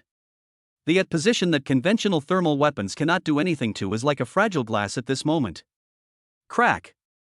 The stance of the fourth angel was forcibly torn apart, and the dazzling halo took away all its sight. It only felt a flash of white light, and then swish! The Unit 01 holding the Nimbus split the fourth angel in half along with the core underneath its head. Unit 01's internal power supply is exhausted. Unit 01, stop moving. The fourth apostle has lost all signs of life. The technicians in the command room hurriedly reported. On the battlefield, the light wheel in Unit 01's hand had dissipated, and its huge, slender body stood hunched in place, with the fourth angel split in two at its feet. 1. Misato Katsuragi looked at the body of the fourth angel on the screen and had not yet come to her senses. She was just worried that Shinji and Chance 01 might get hurt, so how come the fourth angel was destroyed in an instant? Is that the power of Unit 01? How is this possible? A move like that. Ritsuko Akagi, the developer, was completely stunned after seeing Unit 01 using the 8-point light wheel. She knew better than anyone that this was definitely not the power of Unit 01. The boy named Shinji must have secrets beyond their imagination. Knocked down. Mr. Natsuki, the monster, was defeated. After the battle, Shinji regained control of his body and thought to himself. He sat in the cockpit, looking at the city full of traces of battle and the corpses of apostles. He could not imagine that they had just defeated such a terrifying monster together. Well done, Shinji. We will transport Unit 00 back to the base later. Misato Katsuragi's voice sounded over the communication. Ah, okay. Shinji responded. It was not difficult for Xiaoshu to eliminate the fourth angel. But after this battle, his intuition told him that this world is definitely not as simple as it seems. Apostle, EVA, Ikari Gendo. Each of these characters seems to have a secret behind it. The vortex of this world may have already started to turn.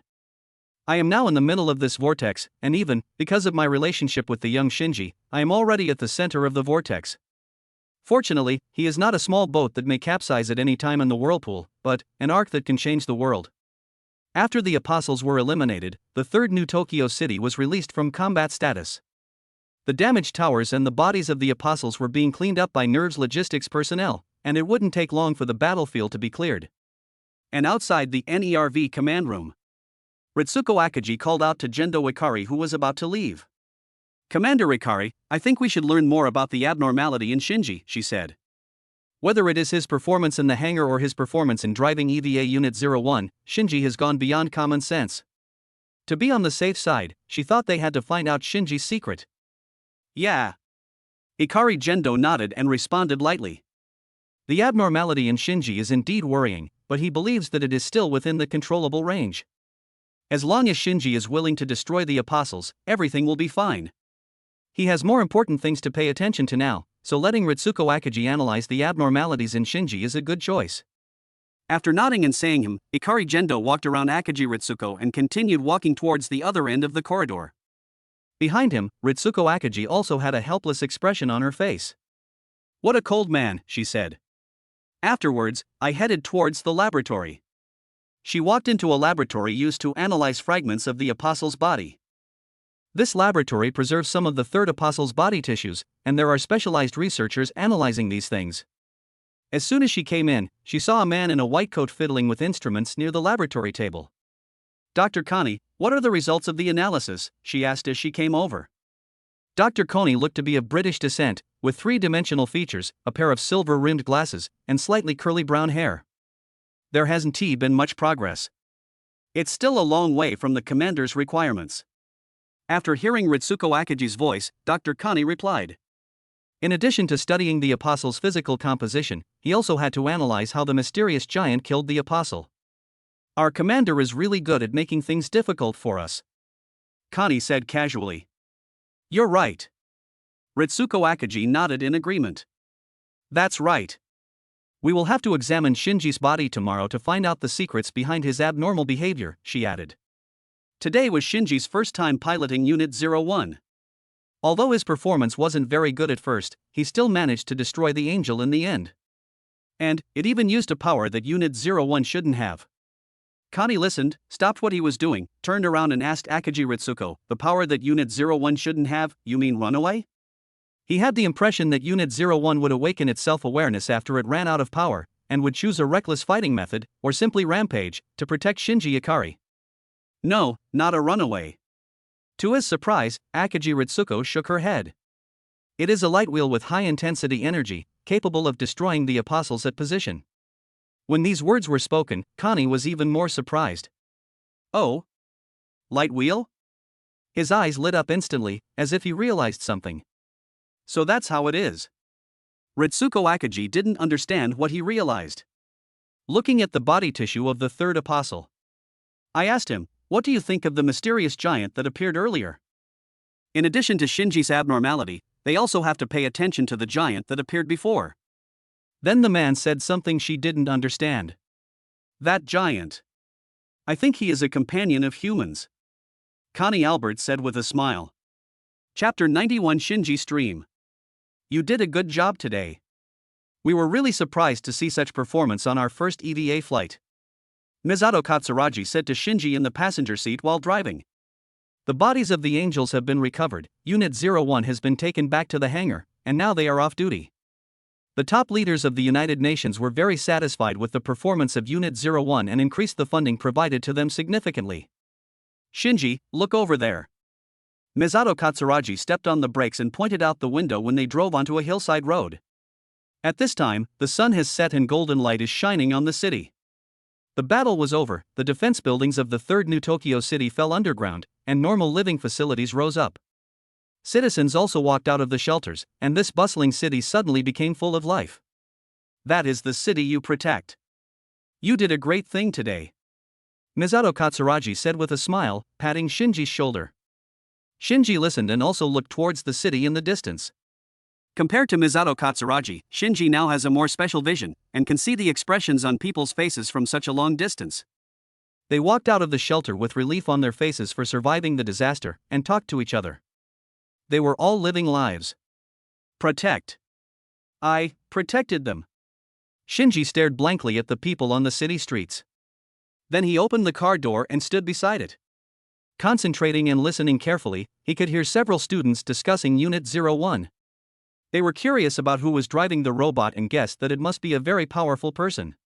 Staring blankly at the city in the distance, Shinji felt an inexplicable warmth surge in his heart, flowing through every part of his body. He felt this and thought, maybe this is pride? This feeling is really good. The feeling of protecting others, isn't it good? Xia Shu's voice sounded in his mind. The experienced Natsuki can see at a glance that Shinji has the potential to become a hero. Although this boy is inferior and cowardly, with a little guidance, he can inspire the courage in his heart. Yes, Mr. Natsuki. Shinji smiled and nodded, saying in his heart. He likes this feeling. Shinji, what is your dream? Natsuki asked as they looked at the city under the sunset. He is guiding the young man, and now he needs to set a goal for him, a goal that can really change him. My dream? Shinji was stunned for a moment when he heard this question. In his 14 years of life, he had never thought about dreams. Dream is a word full of romance. It has nothing to do with someone like me who is cowardly and despised by others. If you have to say, Shinji's dream is actually very simple. That is to get the approval of my father, just one word of approval will do. But after arriving in the third New Tokyo city, his perception of his father changed.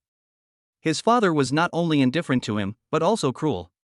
Completely treat yourself as a tool.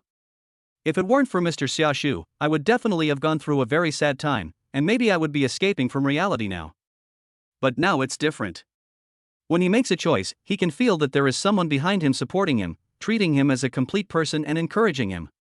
At this critical juncture in his life, Shinji received active and positive guidance, and his personality was quietly changing. My dream, I don't quite understand it either, Shinji said in his heart. Then he looked at everything in the city, his eyes flickering, but now I feel very happy. Hearing this answer, Xiaoshu nodded silently. Although this young man has made changes, he is still some distance away from maturity.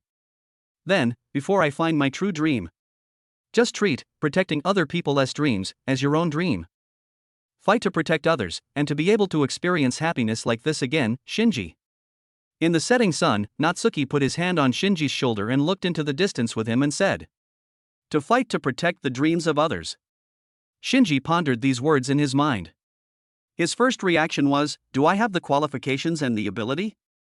Am I worthy of saving others' dreams? Afterwards, he turned his head to look at Xiaoshu's shadow, thinking about the words that encouraged him.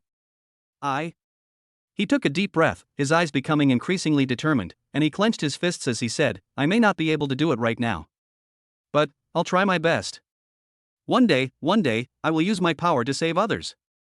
Shinji Ikari spoke excitedly, and at this moment, a crack finally opened up in his inferior and cowardly heart.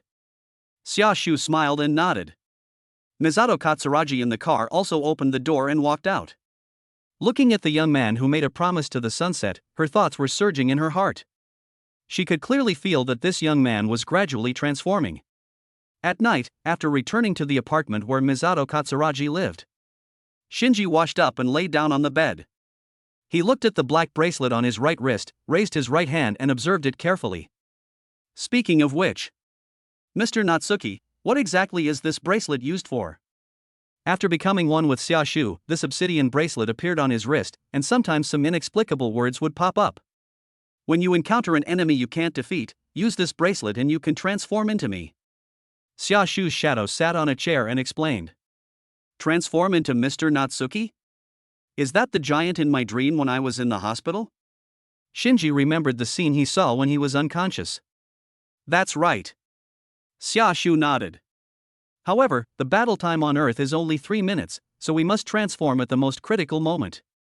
The environment on Earth is special, and 3 minutes of activity time is the limit.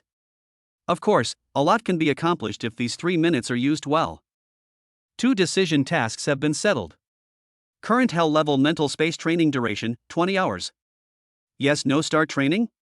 Suddenly, the bracelet popped up a training reminder again. The first 2 decision-making missions were to choose to fly to the Earth's satellite orbit in the Pacific Rim world and to teach Ikari Gendo a lesson in the hangar. The combination of the 2 tasks has increased the time of hell training to 20 hours. Mr. Natsuki, what is this? Shinji asked in confusion as he looked at the text that popped up on the translucent screen of the bracelet. Chapter 92 Ultra Guillotine. Yesterday was the day Xiaoshu first came into this world. The bracelet, which was a bit kind but not much, gave him a day of buffer time, so there was no training reminder last night. But today is different. Xiaoshu looked at the hint on the bracelet and her eyes twitched. But he still sighed and said, the waters of this world are deeper than I thought. I still need to practice. Compared to the previous world, the things hidden in this world may be more dangerous. He didn't know what he would face next, but in order to successfully complete the task, he had to increase his strength first. Ultraman doesn't pursue passion in his battles, and he will never overexert himself if he can win the game. Okay. But as a junior, Shinji Ikari became excited when he heard it. He was quite curious about this training. So I became quicker with my eyes and hands. Yes. Wait. Xiaoshu was just about to ask him to wait when he felt his consciousness go dark. The same thing happened to Shinji Ikari. His eyes went dark and he fell backwards on the bed. When Xiaoshu regained consciousness, he found himself in a white space. Please select the main training direction, Light Physical Telekinesis. Currently mastered combat skills, Spatium Ray Intermediate, 8-point Light Will Intermediate, Ultra Telekinesis Intermediate, Cosmic Fist Low, Ultra Barrier Low, Crescent Moonlight Bullet Low, Instant Teleport Low, Spatium Ray Incomplete Sealed. Shinji didn't come, am I the only one here? Natsuki didn't choose the training direction immediately, but looked around him and found that there was no trace of Shinji Ikari. He thought they were training together. In the end, I had to go through the intensity alone. Light, physical skills, telekinesis. Xiaoshu looked at the direction of training and thought, my current means of output are still too limited. I need to master a few more light skills. Now, besides the Spatium Ray, the one he uses most is the octagonal light wheel. Those non-intelligent lifeforms called apostles all have a defensive at stance, and enemies with stronger at stances will inevitably appear later. Therefore, you must have skills that specialize in cutting. Then let's have the light. It would be best if I could pick up the Ultra Guillotine again. Now I remember that Ace is the best at practicing Ultra Guillotine in the Land of Light. Xiaoshu thought and made a choice. If I could randomly train with Ace, then the training would undoubtedly be much easier. After all, he is a warrior with a passionate heart, and I am more familiar with him. Current main training direction, Light. Assigning a tutor to you. Tutor assignment successful. The training venue will switch in 30 seconds, please be prepared. Note, unless there are special circumstances, you cannot exit the training session before the end of the training period. Looking at these hints, Xiaoshu took precautions in advance this time. He had been tricked by Tiga once before, and he would not be tricked a second time. After 30 seconds, the scene changes. Xiaoshu felt as if he had come to a city in a trance. In the empty city, there were only bustling buildings, but no people. Urban battlefield? Could it be that you want me to know the importance of protecting buildings? Xiaoshu looked at the extremely realistic buildings around him and asked in confusion. Suddenly, the glass of a building reflected his current appearance. He holds a sickle in his left hand and a meteor hammer in his right hand.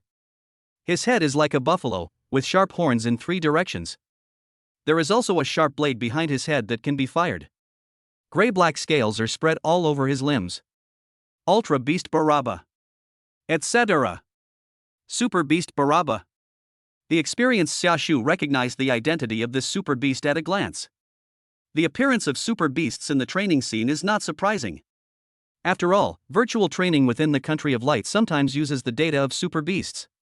But why the hell am I a super beast? Isn't that right? Just when Xiaoshu was confused. Knock, knock.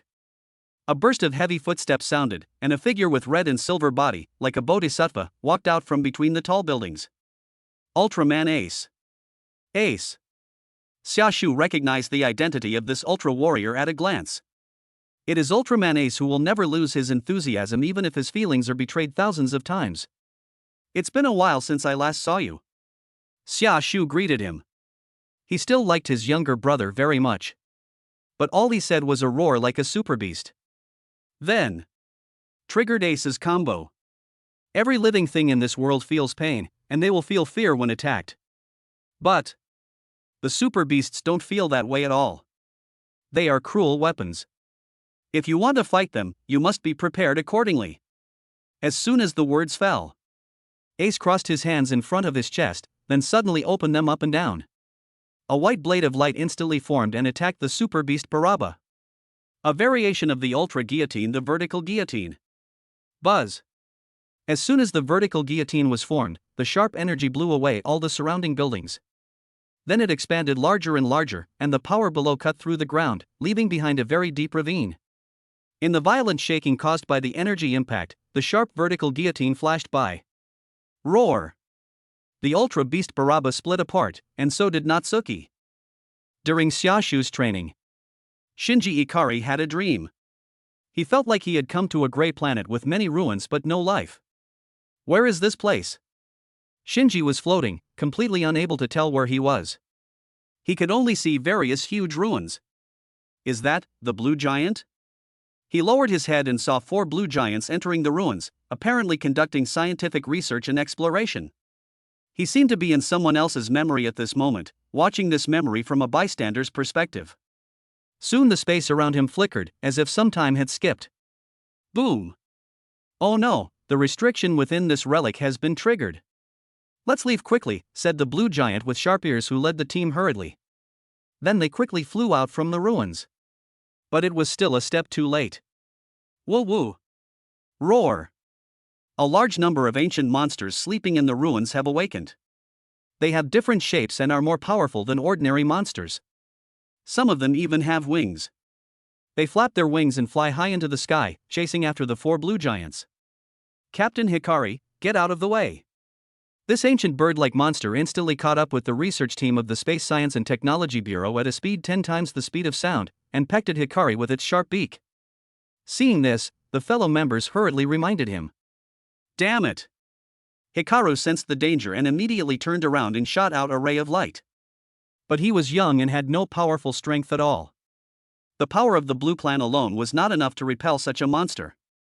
The light falling on the surface of the monster's body was directly blocked by the steel-like feathers. At the critical moment, swish! A huge crescent-shaped white light blade came from the sky and landed accurately on the bird monster. The steel feathers that were helpless against Hikari's light were as fragile as paper at this moment, and the entire huge body was instantly split into 2.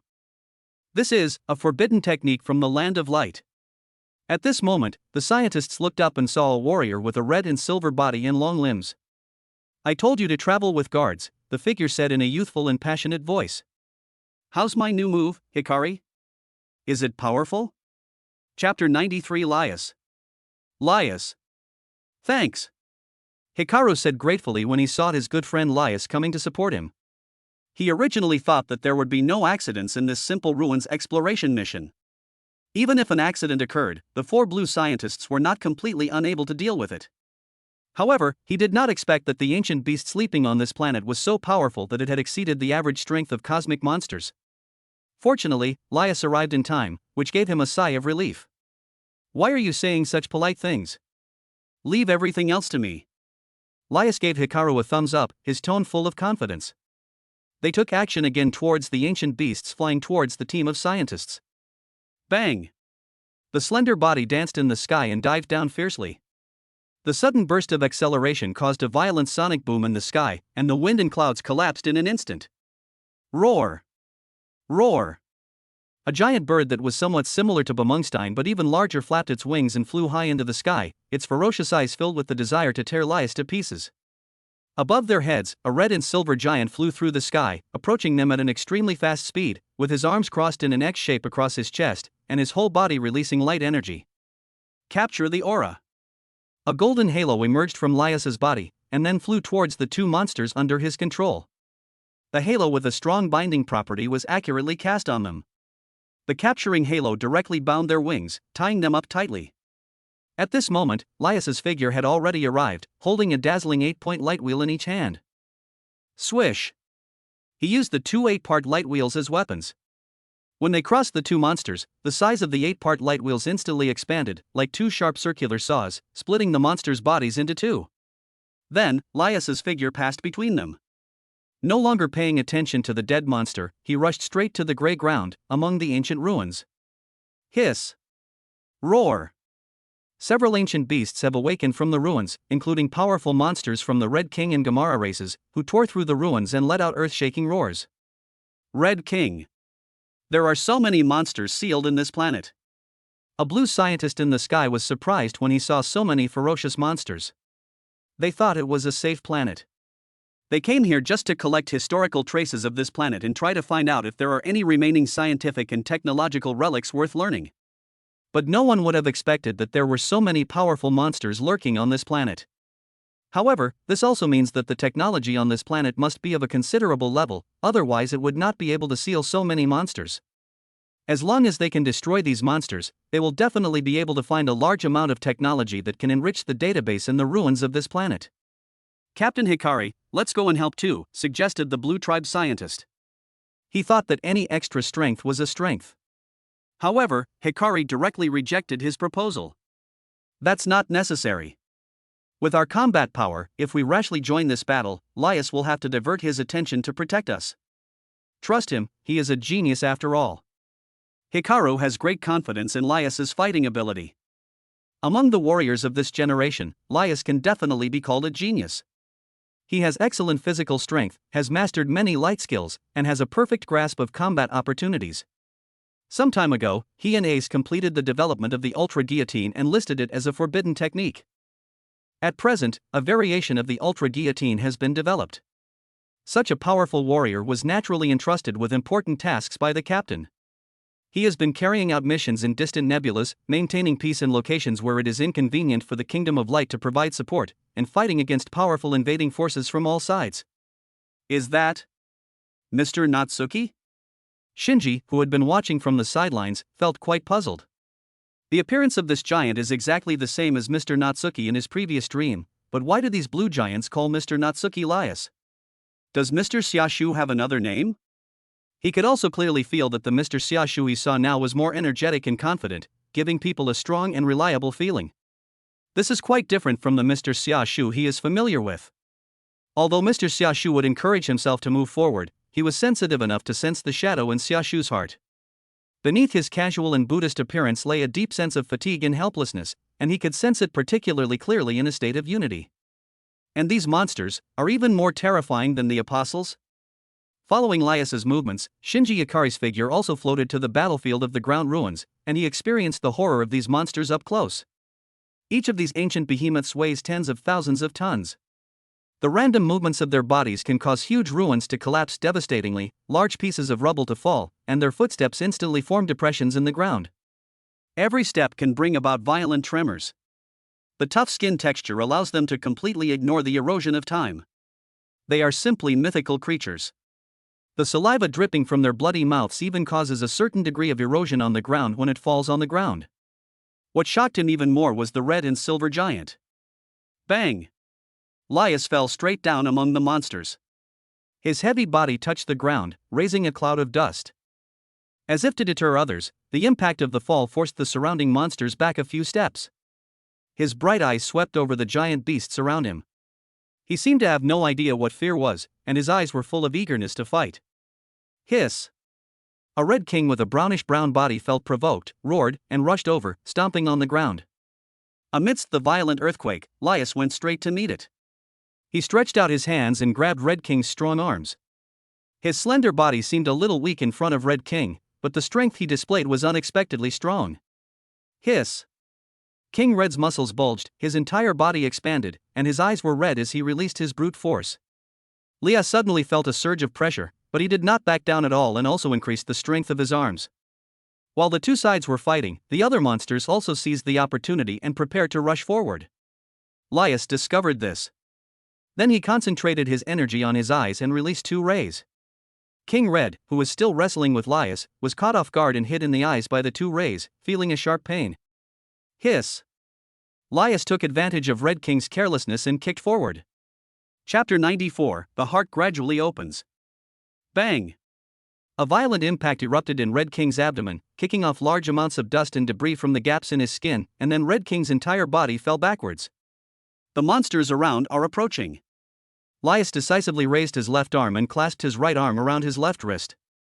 Buzz! A beam of spatium light burst out instantly and hit the face of the monster in front. Then Lias immediately turned the angle and swept the spatium light around at an extremely fast speed. Roar! Roar! These newly awakened monsters were stunned and had black charred marks on their heads. Boom! Lias also jumped into the air in an instant, and the impact of the sonic boom spread. Taking advantage of the high altitude, he crossed his arms in front of his chest, gathered huge amounts of energy, then aimed at the monsters below and suddenly stretched his arms horizontally. Multiple guillotines. Whoosh whoosh. White cross-shaped light blades were released from all parts of Lias's body, striking the ground intensively.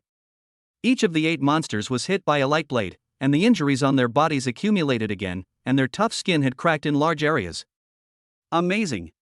With such strength, they are worthy of being the elite of the Space Guard. The Blue Clan scientist in the sky said in disbelief when he saw this scene. The monster that they were helpless against was dealt with by Lias alone. They were really envious of such fighting power.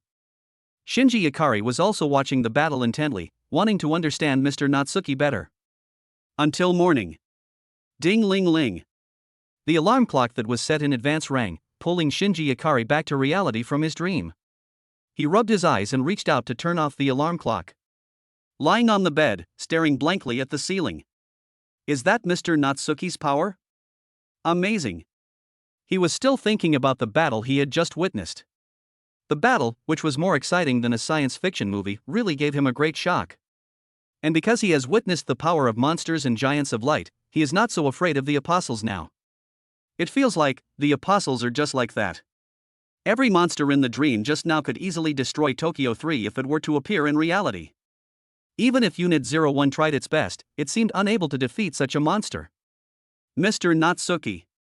Is the name Lias your past name? Shinji sat up from the bed and asked the doubts in his heart to the air in front of him. He remembered that Mr. Xiaoshu did not mention this name when he introduced himself. After he asked the question, the air remained silent. Mr. Xiaoshu's shadow did not appear. Huh? Shinji was stunned for a moment. Only then did he remember that Mr. Xiaoshu was still training in the spiritual space. He remembered that it was 20 hours, and only 9 hours had passed. I hope Mr. Xiaoshu's training goes smoothly. He prayed silently for Xiaoshu in his heart. Then get out of bed, get dressed and wash up. Today is the day he transferred to another school, and his student status has been transferred to the 3rd New Tokyo Municipal First Middle School. Ms. Misato, do you need me to prepare breakfast for you? Shinji opened the door of the room and came to the living room. He just shouted and wanted to ask if she needed him to prepare an extra breakfast, but Misato Katsuragi seemed to have gone out early in the morning for something. The shoes at the entrance were also taken away, and he was the only one left in the apartment. In the past, he might have felt a little lonely, but now his heart is no longer so empty and he feels more energetic. Looks like I just need to prepare my own breakfast. After Shinji confirmed that Katsuragi Misato was not at home, he didn't think any more about it. He turned around and took out the ingredients from the refrigerator and prepared to cook. I also need to prepare lunchboxes. Shinji didn't receive much love since he was a child, but because of this he developed the ability to live independently. After a while, he had cleaned up everything and sorted out the garbage in the house. He walked out of the apartment door carrying the garbage bag and said to the empty apartment, "I'm going out." This is an indispensable ritual in life, and it also represents that Shinji is trying to embrace his own life.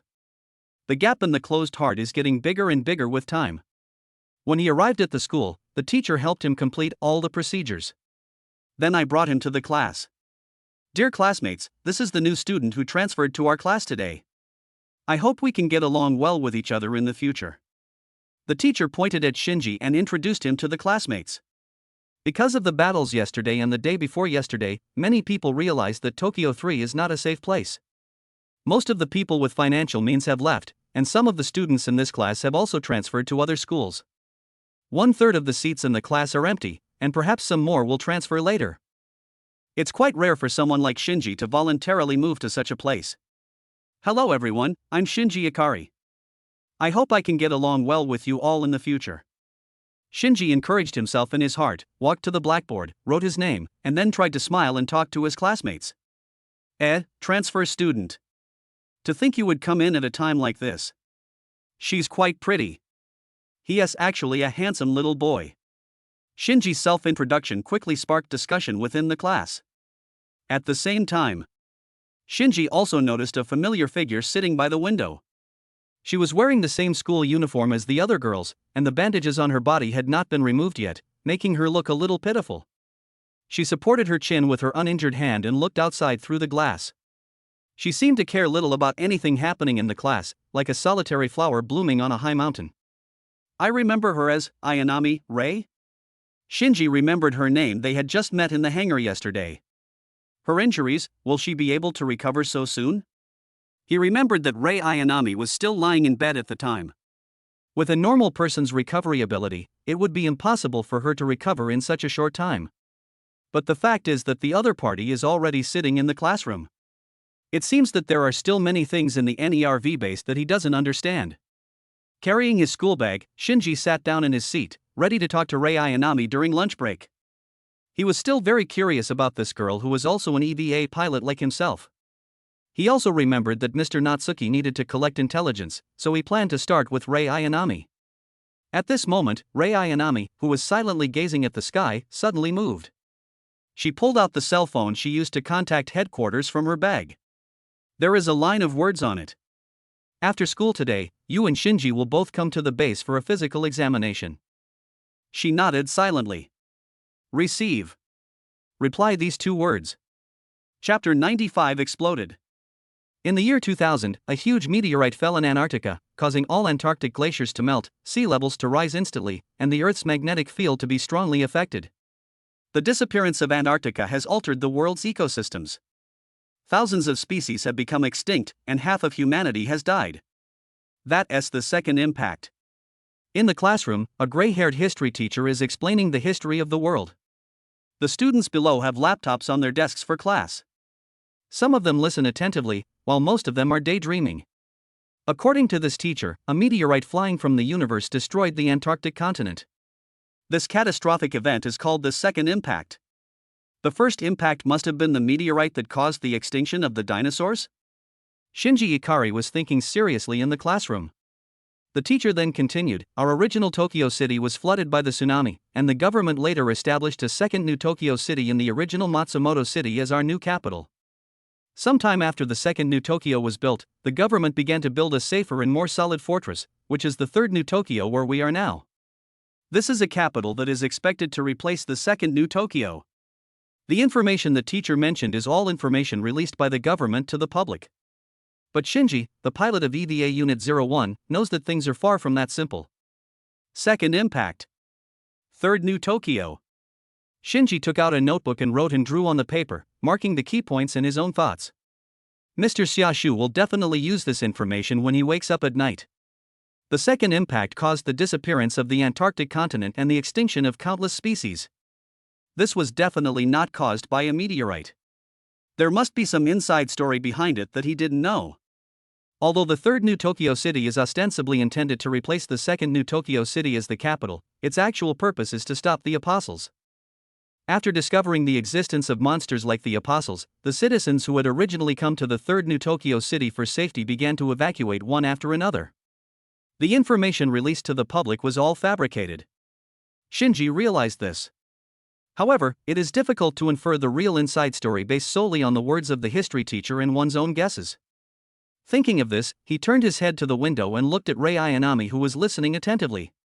Will she know more? He wondered. Last night he tried to ask Miss Misato about EVA and NERV, but he didn't get much useful information.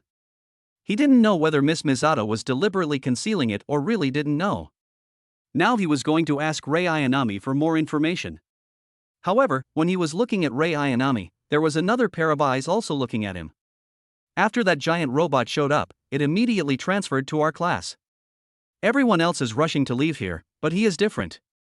Kensuke Ida, with chestnut hair and round frame glasses, looked at Shinji Ikari thoughtfully. Hey, Kensuke, who do you think is the driver of that robot?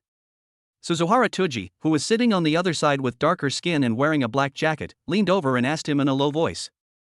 It was these two who sneaked out of the shelter and watched the entire battle yesterday.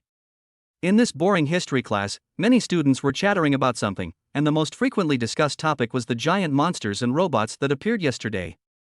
Pilot? Who knows?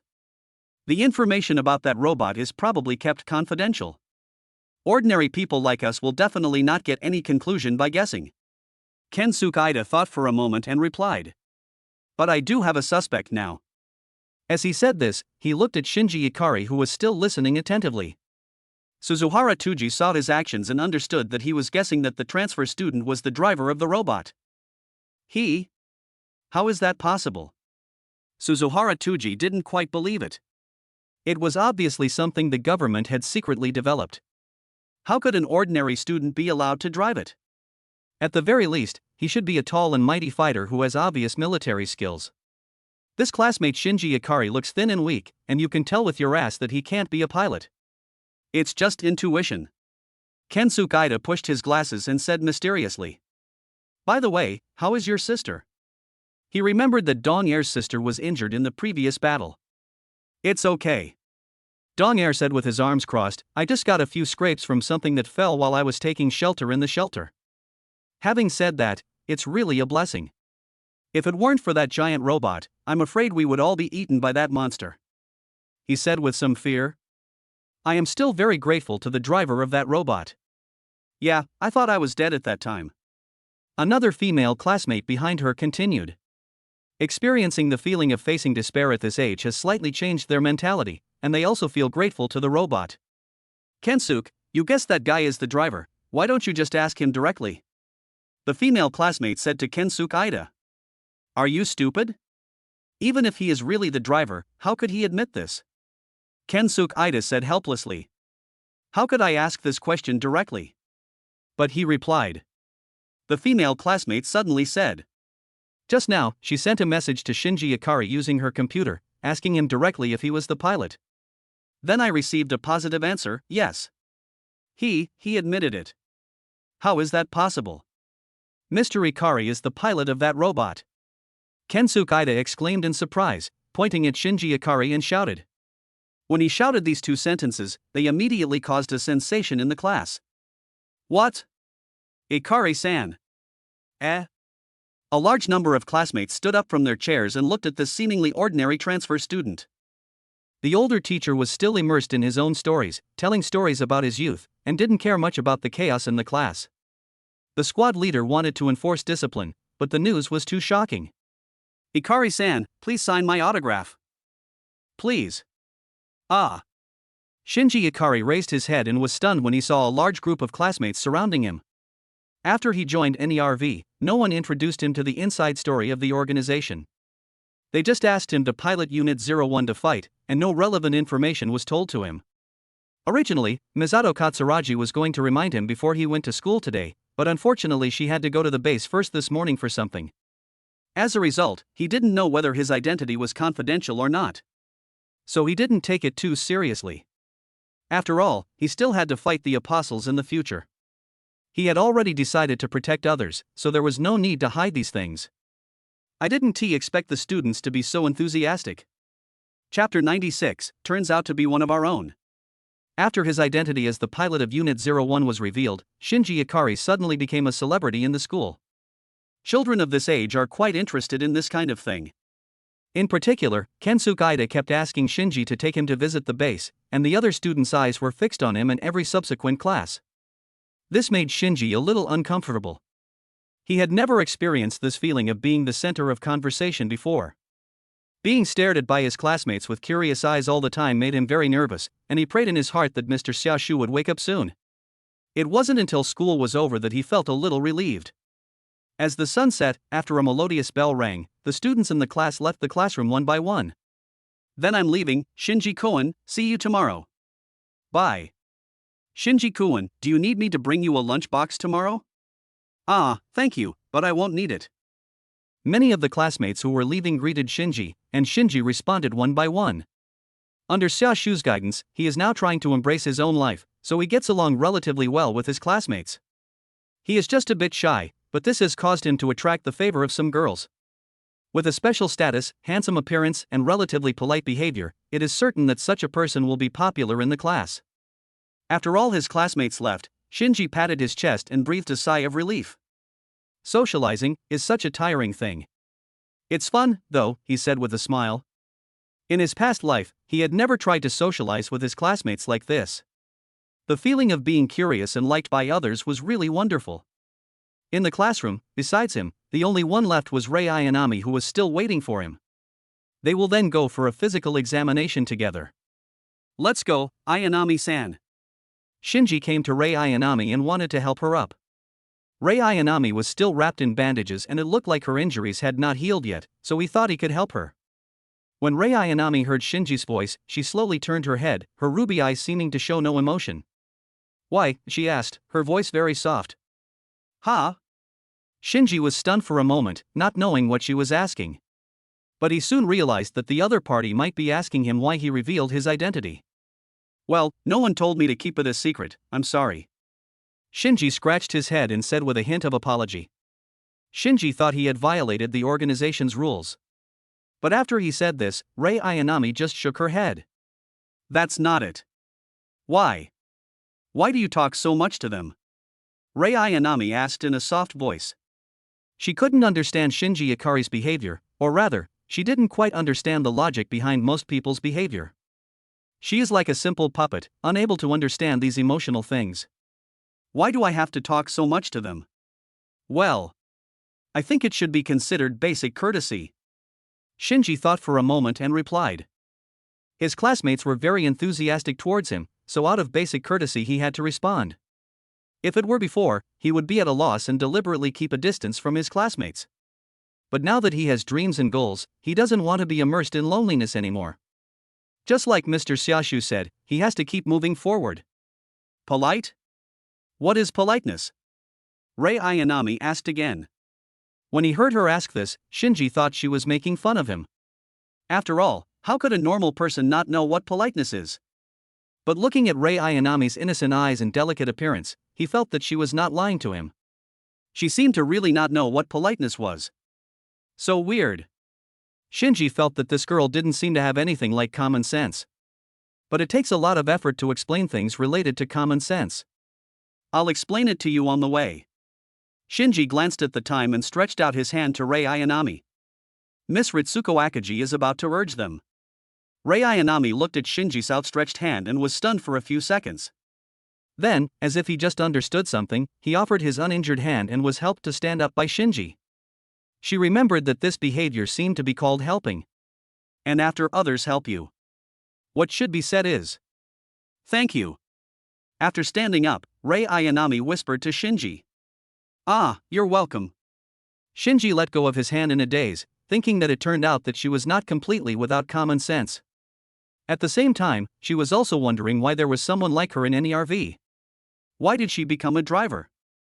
Why does she have so many injuries on her body? There are too many suspicious points about this girl named Ayanami Rei, and Shinji's intuition tells him that if he can figure out this girl's life experience, he will be able to find out the inside story of any RV. Since Mr. Natsuki has helped me like this, I must also help Mr. Natsuki. Shinji said to himself.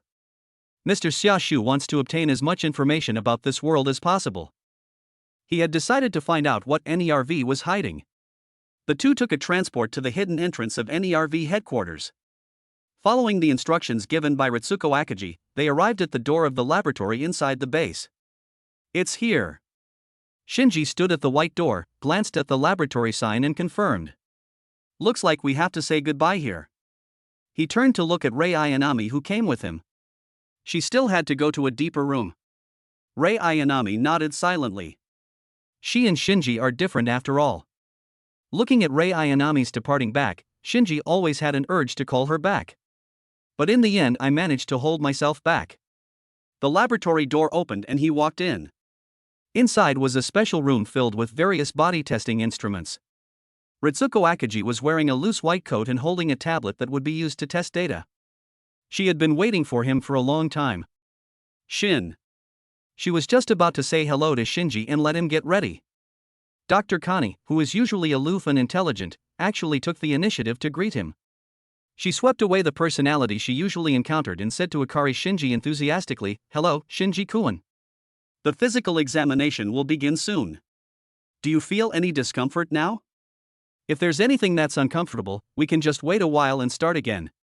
There's no rush." As he said this, he took Shinji Akari to the rest area prepared in advance. The series of operations stunned Ritsuko Akagi. She remembered that this was probably the first time they met. Where's your aloofness? Where's your reserve? Where's your wisdom?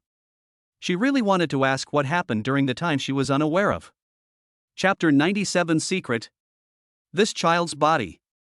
After the examination began, Ritsuko Akagi kept staring at the tablet terminal in her hand, observing Shinji's vital signs in real time. There's nothing unusual in the data. She had witnessed Shinji Ikari use strength beyond the limits of the human body, but now the instruments showed that Shinji's physical data was just that of an ordinary, relatively healthy teenager. This is totally unreasonable. It's impossible to exert that kind of power with a body like that. Is it deliberately hidden, or is it that the special power can only be exerted under certain conditions? Ritsuko Akagi frowned slightly, thinking about the reason behind this. A physical examination did not yield the results she wanted. Shinji-kun, how do you use such power? Since the instrument didn't work, she chose a more direct method and asked directly in person. Shinji Ikari, who had just gotten up from the recliner, was stunned when he heard this question. Ms. Ritsuko, are you referring to, he asked. Have you forgotten? The time in the hangar and the time inside the EVA. Ritsuko Akagi reminded. Ah. Sorry, I'm not sure myself. Shinji understood that the other party wanted to ask about Mr. Natsuki, but this matter meant too much to him, and he didn't want to share this secret with others for the time being. His identity as the pilot of EVA Unit 01 was not very important, so he felt it was okay to tell his classmates.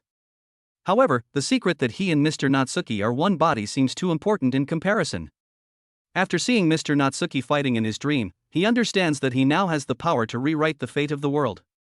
He didn't dare to tell the secret until Mr. Xiaoshu woke up. Akaji Ritsuko was silent for a while.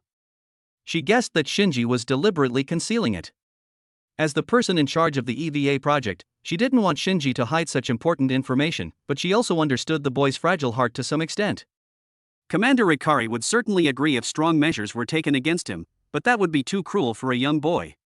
In addition, Shinji's previous performance in the hangar also showed that this young man is not without temper. If he is really pushed into a corner, the situation will probably become even more uncontrollable. What a headache! Ritsuko Akaji sighed slightly. She originally thought that there was something wrong with Shinji's body and that it could be detected directly through instrument testing, so even if Shinji tried to conceal it, there would be nothing she could do. However, the situation was beyond her expectations. This young man is no longer someone who allows himself to be bullied. His personality is gradually becoming independent. A rash and forceful approach will only make their already disrupted plans even more chaotic. Children of this age all have their own secrets. At this time, Albert stepped forward to smooth things over. Isn't it the same when we were young? Besides, Commander Ikari doesn't seem particularly concerned about this matter. As soon as he spoke, Ritsuko Akaji also turned her gaze towards him. Dr. Connie Albert's behavior today was really abnormal. However, the other party agreed to join NERV and his resume was very clean, otherwise she would really suspect whether this guy had any other purpose. It can be seen that you really admire this young man, Ritsuko Akaji said helplessly. In her eyes, Albert is a calm and wise genius scientist who can keep up with his own ideas, but he is a rather cold person and a little bit of a misophobia. It completely fits her stereotype of a genius scientist. But today she was really enlightened. It turns out this guy has this side to him. A young hero, who wouldn't admire him? Albert smiled at him. We all know what Commander Ikari means. So don't put too much thought into this kind of thing. Rather than that, how about going for a drink together tonight? I see you've been under a lot of pressure lately. In order to help Xiaoshu solve this problem, Albert also took the risk. His handsome mixed-race face can really come in handy at times like this. Oh? I didn't expect you to invite me. Akaji Ritsuko was a little surprised, but soon smiled and nodded, okay. She did have an indescribable feeling for Commander Ikari, but since a man of the right age, talent, and appearance came to her on his own initiative, she would not refuse. Shinji, who was standing next to them, listened to the conversation between the two and scratched his head. The other side. In a dark room, Ikari Gendo sat at his desk with his hands together on the table, covering his mouth, a classic pose. Opposite him, there were several projected figures, sitting in a circle around the center like him. Unit 01's first battle seems to be going very smoothly, said one of the figures. Yes. Ikari Gendo nodded and spoke in a low voice. Unit 01 is fully capable of destroying the angels. The timing of the appearance of the third and fourth apostles exceeded our expectations, but everything is proceeding according to the script, and our plan is still being implemented effectively. After he finished speaking, another figure asked a question. How's your investigation going on with the mysterious giant who killed the third apostle? Now, the most mysterious thing for them, and the one that has the greatest impact on their plan, is the giant that fell from the sky and killed the third apostle. We are still investigating that giant. Ikari Gendo replied. After eliminating the third apostle, the other party completely disappeared. At least in such a short time, we are unable to accurately determine their whereabouts. The other people in the meeting seem to want to use the giant incident to suppress his aura. He realized this, so when he replied, he emphasized the short time. It was only 3 days since the giant appeared. At the same time, he also said that he was unable to accurately determine the other party's whereabouts, but did not directly say that he was temporarily helpless. Can't you tell me anything about the giant from the third apostle's body? The next figure continued to ask. There is very little useful information. It can only be determined to be a purely physical collision. Ikari Gendo replied while remaining motionless. A physical collision? Can a physical collision alone break through the third angels at position? That's something that even N2 minds can't kill. Upon hearing that the giant had destroyed the apostle with just physical impact, these figures were a little surprised. It seems that the giant is more dangerous than they thought. Chapter 98 Rewriting Tragedy. But since the giant has eliminated the apostles, at least at this stage we don't need to fight against them. Another figure spoke, seeming to have some understanding of the giant. If things go well, we can use the giant to help us eliminate the apostles. Use, I understand. Ikari Gendo nodded. These are all members of the Human Instrumentality Project Committee, and their common goal is to complete the Human Instrumentality Project, and thus realize the evolution of all mankind. To this end, they can use any means necessary. By the way, how is the pilot of Unit 01? I heard that your relationship with your son is not very good. A figure asked. All of them were monitoring Gendo Ikari's actions and urging an ERV, led by Gendo Ikari, to eliminate the apostles. No problem. Everything is under my control. Ikari Gendo pushed his sunglasses and said confidently. Soon, the meeting ended. Ikari Gendo's empty office, which occupied a first floor, lit up, and through the surrounding windows one could see the vast space outside the base. Shinji's situation isn't important. Being able to pilot Unit 01 and kill the angel has already achieved my goal. Ikari Gendo remained in his original position, thinking, as for that giant, I won't be able to obtain any more information before he appears again. Their plans are being implemented continuously and all accidents are still under control at this stage. Besides, Ikari Gendo's own plan is also gradually being implemented. He pulled out a specially made encrypted phone from under his desk drawer and dialed a number. It's me. Soon, the phone was connected and he spoke. What's the situation with Unit 2? Is it almost finished? We can prepare to ship it from Germany to Japan. Now we need to replenish our combat power to deal with unexpected situations. There are now 2 EVA machines in their base, one is Unit 00 and the other is Unit 01. The startup test of Unit 00 has not passed yet and cannot be used in combat. Now the only one they can use is Unit 01. If the giant appears again, they must have the power to ensure control of the other party. To do this, they must transfer Unit 02 to Japan in advance. The competitor's machine? No problem. Just follow the original plan. They are just our stepping stones. More importantly, what about that thing? Is that so? Please. After exchanging information with the person on the other end of the line, he hung up. The vortex beneath the surface of this world is quietly gathering. Perhaps in the eyes of ordinary people, what we are doing is driving the righteous EVA body to destroy the evil monster apostles. But in fact, the truth is far from that simple. In the corridor of the NERV base, Albert walked in front of Shinji, talking as he walked. When all the apostles are eliminated, the true face of the group at the top will be revealed. Their goal is the evolution of all mankind, and the first step in their plan is to eliminate all the apostles. Shinji followed behind and listened carefully. He originally wanted to find out the information bit by bit, but he didn't expect Mr. Albert to tell him the information directly. What will happen if we don't destroy the angels? Shinji asked. He now had no idea what the apostles were and why they attacked the third New Tokyo city. Humanity will be destroyed, Albert replied. Apostles are not intelligent creatures, they act entirely on instinct. Their instinct is to return to their creator, thereby cleansing and destroying all living things, including us humans, and returning the earth to its original state. Huh? Shinji was confused. Why is it the instinct of the apostles to destroy all living things on earth? Albert saw his confusion and continued to explain, this goes back to an extremely ancient event, but you can simply understand that we and the apostles are completely different species, created by different creators. Originally, a planet could only have one life system created by one creator, but Earth has two, which led to conflict. The more detailed reasons are quite complicated. If I really explain them in detail, Shinji will probably be even more confused. It is better to use simple words to explain. While explaining, Albert also wanted to complain about EVA. How could the TV version and the theatrical version create two worldviews with different logics? The complicated settings make people dizzy. It feels like the creator's left brain and right brain are fighting each other, and he likes to stab himself in the back. The characters in the play also don't speak human language. I guess even the creator himself doesn't understand his own settings, and the rest depends on the audience's imagination. In short, the conflict between humans and apostles is irreconcilable. It's like putting wolves and rabbits in the same cage. Conflict is bound to arise. Those at the top want to use the apostles, they want to use everything, to achieve their own plan, which is to make all of humanity evolve. Albert said as he led Shinji to another hangar. This hangar houses a huge orange machine, EVA Unit 00. What is this? Shinji stood in the monitoring room and looked inside through the glass. Inside the clean white hangar, the orange fuselage was fixed in place by a special red phenolic resin, still maintaining its punching motion. It seemed as if an accident had occurred here before. That's Unit 00.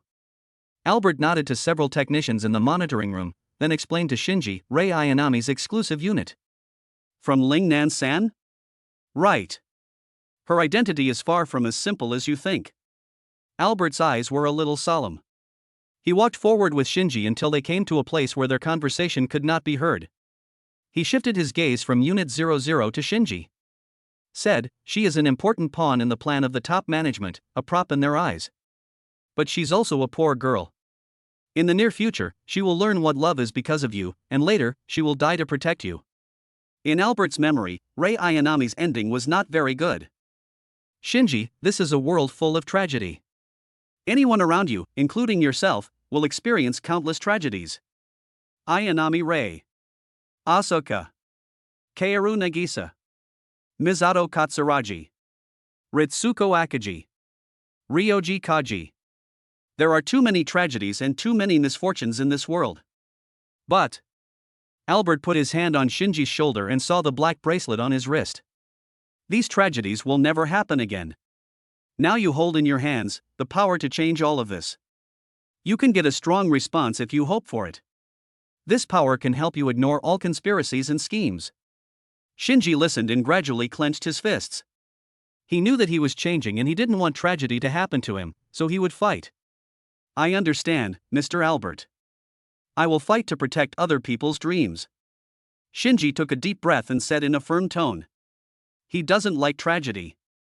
After saying this, after a while, Shinji's eyes were stained with gold. Ha? Why are you here? Xiaoshu, who had just finished training, asked in confusion when he saw Albert in front of him. Chapter 99, The Fifth Apostle. Maybe this is fate, Mr. Xiaoshu.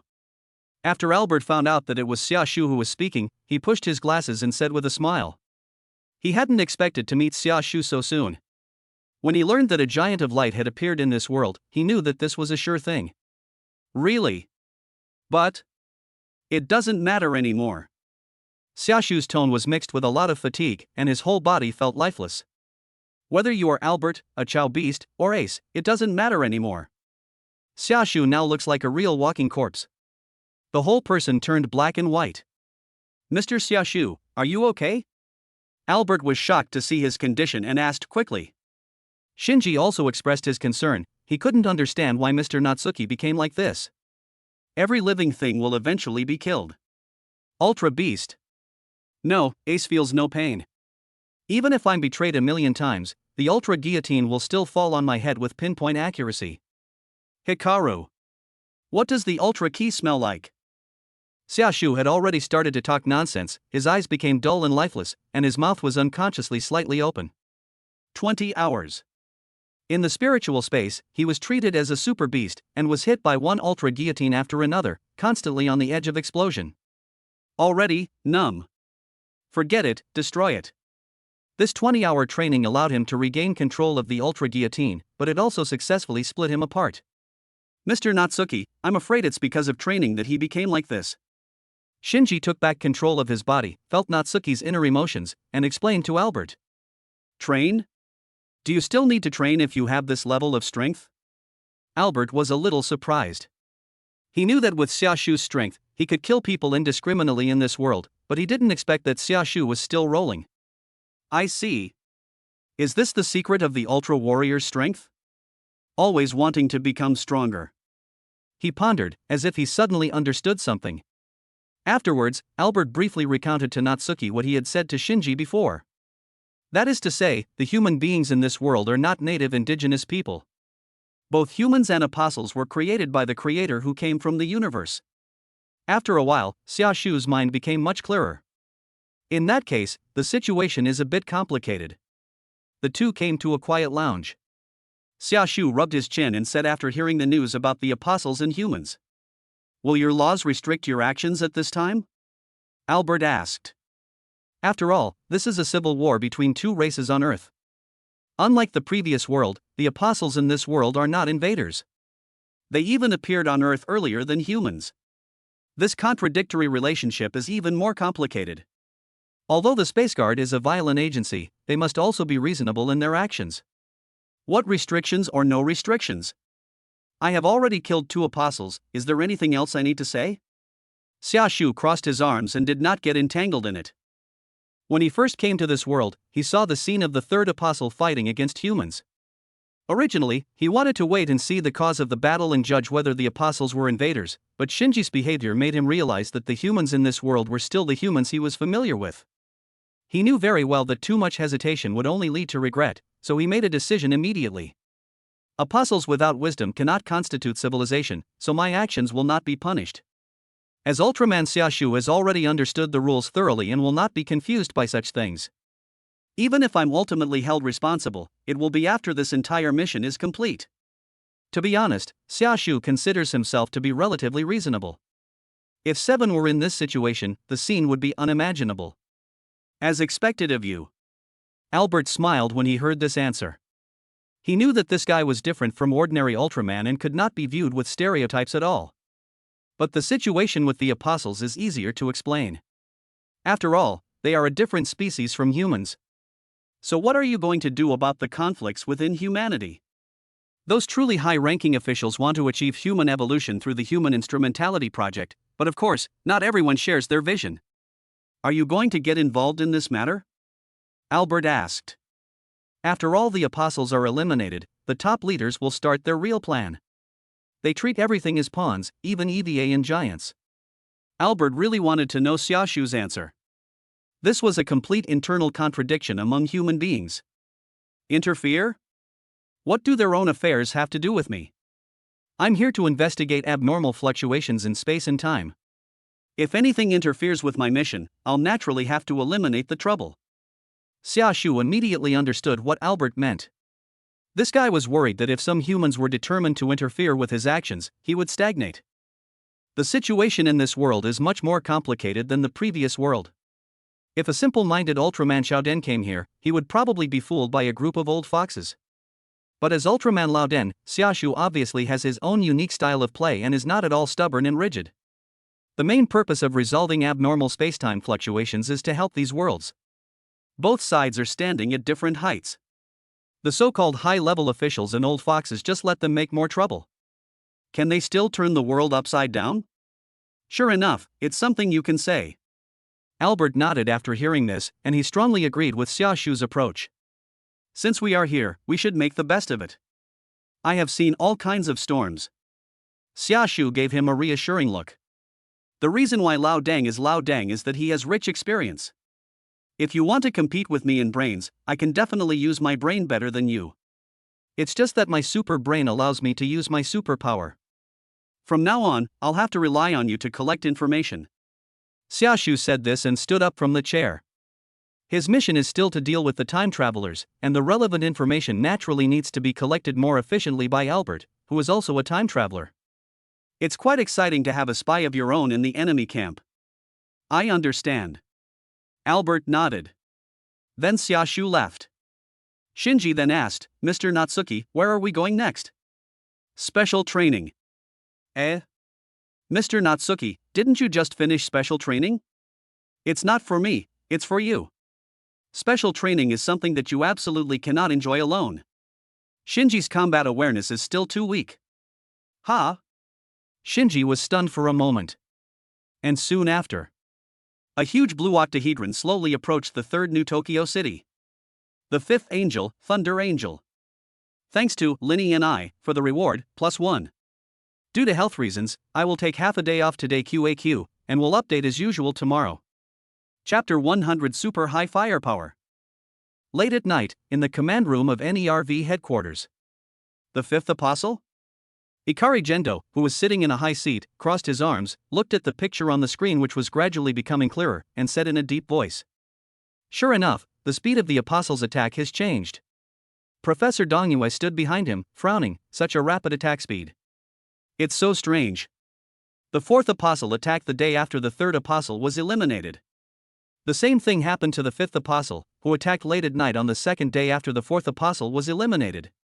Is anyone actively awakening the apostles? Ikari Gendo pondered in a deep voice. No. The timing and location of the apostles' attacks are completely uncontrollable, Professor Futsuki replied. Before they awaken, it will be almost impossible to locate them using existing means. This can't be done by humans. Professor Futsuki was sure that none of them could do this. So, it's an apostle? Ikari Gendo frowned. But as soon as he said it, he rejected it in his heart. The apostles created by Adam did not possess wisdom and could not perform any planned actions. They could only guess that some special circumstances had occurred somewhere they didn't know about. But right now, the most important thing is to eliminate the fifth angel. Ikari Gendo said as he looked at the picture on the screen. Apostle is a general term used by humans to refer to those special beings. Before the third apostle, the water angel, they had already met two apostles. They are Adam, the first apostle of the Creator, and Lilith, the second apostle. According to the ancient documents and prophetic book Dead Sea Scrolls they obtained, Adam was the original creator who came to the earth from the universe and created dozens of powerful independent life forms with huge bodies on the earth, which are called the 3rd to 16th apostles by humans. The second apostle Lilith is another creator who came to the earth after Adam. The impact of her coming caused Adam and all his creations to fall into a deep sleep. After creating humans and the ocean, she also fell into a deep sleep. The human race is rather special. They cannot possess a powerful whole body like Adam's creations, but can only exist in the world as countless scattered individuals. Humans and apostles are lives created by different creators. However, if judged by the name apostle, humans can also be called the 18th apostle. It's just that people are accustomed to calling their enemies apostles directly, so confusion is easy to arise. After Adam and all creation fell into a deep sleep, Lilith also fell into a deep sleep, but humans and the countless kinds of life born from the ocean have been thriving on this planet until now. The key difference between Adam's creation and humans is strength and wisdom. Humans do not have a strong position, but they possess wisdom that other apostles do not possess. However, the upper echelons of humanity, the organization, SEAL, that truly controls this world, has been plotting to turn all of humanity into a whole, into higher level beings like the other apostles. To this end, they have laid out a lot of plans. The Human Instrumentality Project Committee was established to supervise Ikari Gendo's NERV, and they can also control the direction of various countries. Shinji Ikari, who was about to go to the suburbs for training with Natsuki, stopped when he heard the alarm. Is this the apostle coming again? Shinji Ikari stood in the steel corridor of the headquarters, raised his head, and said with a frown.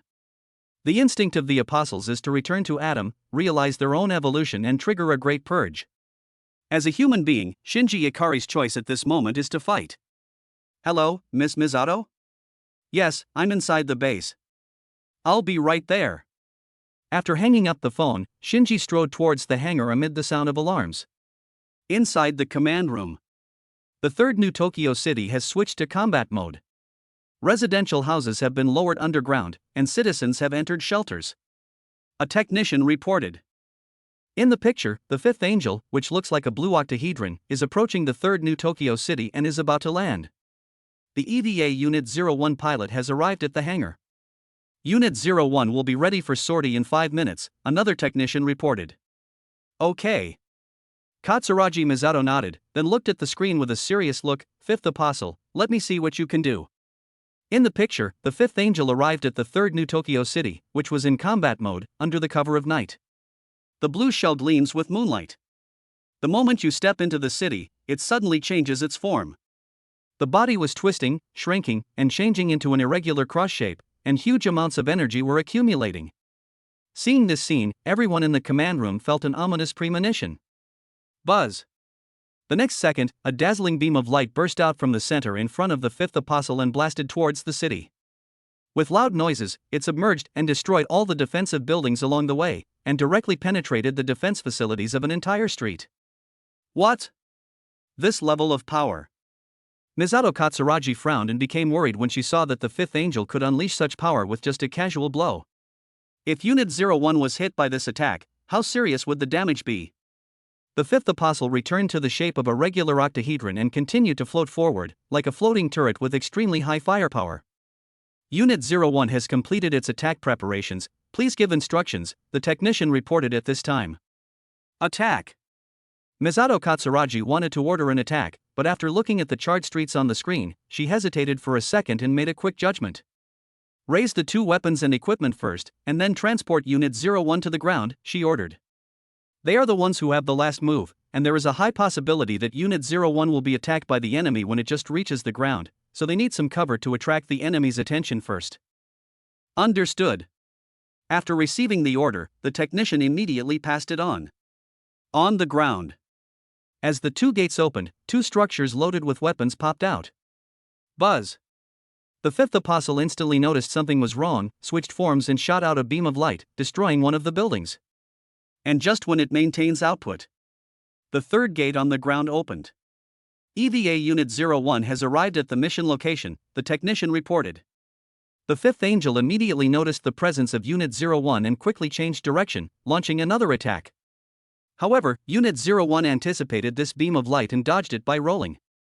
It's up to you, Shinji-kun, Misato Katsuragi said with clenched fists as she looked at Unit 01 standing up again on the screen. Chapter 101 Powerful Apostle. That was a close call. Shinji piloted Unit 01 and quickly dodged the fifth angel's beam, saying something with some fear. Focus, Shinji. The enemy this time is much stronger than yesterday's one, Natsuki reminded Shinji in the cockpit. After yesterday's battle, Shinji has accepted the feeling of fighting in his heart, especially after seeing Natsuki's battle in his dream. He is not so afraid of fighting with the apostles. Okay, Mr. Natsuki. Shinji gripped the joystick tightly, took a deep breath, and reminded himself to concentrate. In the dim city battlefield, the lights of the defense tower illuminated the irregular blue figure of the fifth apostle. Facing an enemy with heavy firepower, he must act with caution.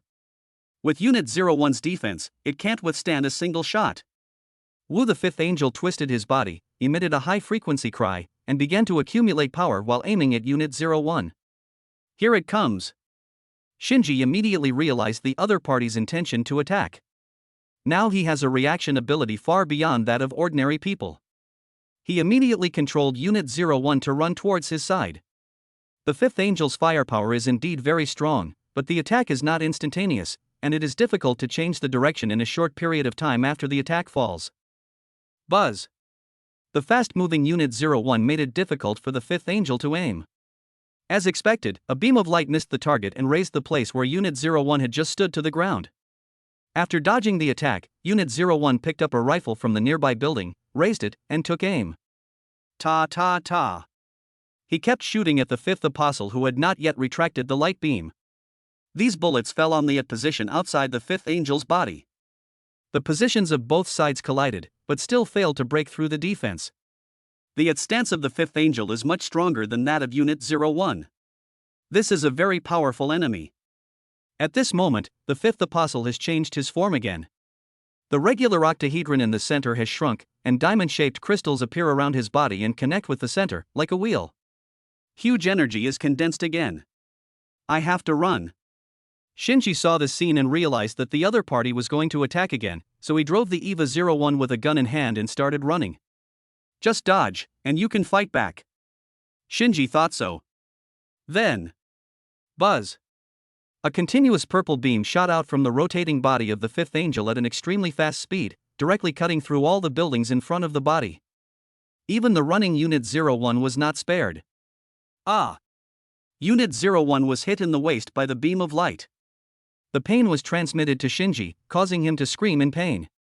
The outer armor on Unit 01's belly was also cut open, allowing blood to seep out. The entire machine fell over onto the rubble on the ground. The damage level of Unit 01 is 37%, and the power supply cable has been cut off. The technician who was monitoring Unit 01 in the command room shouted hurriedly. Shinji, be careful. Misato Katsuragi saw the fifth angel change his form again and quickly reminded him through the communication. This thing obviously wants to press on to win. The charging was completed before Unit 01 even stood up, and the irregular cross shape was about to burst out with a deadly beam of light. Shinji. Okay, Mr. Natsuki. At this moment, Shinji and Natsuki were both ready to transform, bringing the battle into its second phase. However, just a second before the beam exploded, Wu the fifth apostle suddenly let out a high-frequency cry, and his body changed irregularly. He directly retracted his original attack and flew towards the sky. It seemed to have sensed something. It's not that I sensed the danger in advance. Instead, I noticed something that attracted me. It came to the third New Tokyo City because there was something hidden underground in the NERV headquarters that attracted it. The fluctuations emitted made it think it was Atom, but at that moment, it felt Atom's fluctuations again in another location. It was confused because it had no wisdom. Which side was true? Wu, driven by instinct, the fifth apostle flew into the night sky. Inside the command room, the fifth angel has stopped attacking and changed its direction of movement. The fifth angel is moving towards the Pacific Ocean. It stopped again. It's returning to the third New Tokyo City. No. It's disappeared. The technicians reported one after another through the surveillance screen. They were also puzzled by the fifth apostle's sudden behavior. Most of them don't know the inside story about the apostles, nor do they know what is hidden under their base. Disappeared? After hearing this news, Misato Katsuragi frowned and wondered why the apostle behaved like this. Now all that remains on the battlefield are a large number of destroyed defensive buildings and Unit 01 slowly rising from the ruins. Now that the enemy has disappeared, the battle naturally cannot continue. Shinji, are you okay? She asked with concern over the communication. Ah, I'm fine. Shinji replied, holding his abdomen. That's good. Katsuragi Misato breathed a sigh of relief. Let's prepare to return to base. We'll make a new plan later.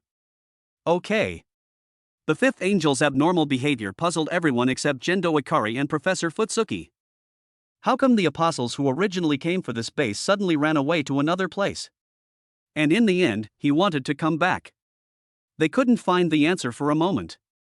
But they knew that the apostles would eventually return, so they had to prepare in advance. Concentrate all the electricity in Japan to one point, and then use the positron cannon to directly attack the core of the fifth angel. In the early morning, in Gendo Ikari's office, Gendo Ikari listened to the plan provided by Misato Katsuragi and thought for a few seconds. What do you think the success rate is? He asked. The prediction given by the supercomputer Magi is that the success rate will not exceed 10%, Misato Katsuragi answered truthfully. Victory in battle never depends on probability, so she thought it was worth a try. Ikari Gendo was silent for a while, and finally nodded. Can. Just follow your plan. As long as the apostles can be eliminated, he will agree to any plan. But, who are you going to let carry out this mission? He continued to ask. I plan to have Shinji Koen use the positron cannon for sniping, Katsuragi Misato replied. I believe the qualities he has demonstrated in combat are more than adequate for this mission. Okay. Regarding this point, Ikari Gendo had to admit that Shinji was the most suitable person to pilot Unit 01. While carrying out the mission, let Unit 00 stand aside and provide defense. Ha! Misato Katsuragi was stunned for a moment when she heard that Unit 00 was asked to assist in the operation. Has Unit 00 completed its final adjustments? And, I remember Lee's injuries haven't fully healed yet. Ikari Gendo cares more about Ayanami Rei than Shinji, but his ruthlessness can still be seen. It doesn't matter, as long as it can be started. Lei can do it, he said. After hearing this, Katsuragi Misato hesitated for 2 seconds, then finally bowed and said, I understand. On the other side, Shinji, who was originally resting, also quietly left the apartment and went to the suburbs to prepare for special training with Natsuki. Natsuki's voice came to my ears, Shinji, we must not let that guy get away in the next battle. Thanks to Jiaowen who likes Wangguolu, for the reward, +1. Chapter 102, Hot-Blooded Boy Ikari Shinji. Don't stop. One more round. The last 10 kilometers. In the suburbs under the cover of night, Shinji, wearing a white school uniform, was running along the side of the road. The flickering street lights due to aging equipment revealed the dense sweat on his face, and his expression was one of open mouth and closed eyes. Xiaoshu's urging voice came to my ears. Shinji was already somewhat delirious. Okay, run. Shinji squeezed out these 2 words with his remaining consciousness. He is currently exercising, as his original physical fitness is still too poor. Compared with Natsuki's training, Shinji's training can only be said to be at the child's level. The focus is still on tempering Shinji's will. Near the dawn, Misato Katsuragi finished the operations meeting at NERV headquarters. I drove back to the apartment and prepared to explain the specific matters to Shinji. Where's he? She returned home and found that Shinji's shoes were not at the entrance and there was no one in the room. She was stunned for a moment. Where did the child go?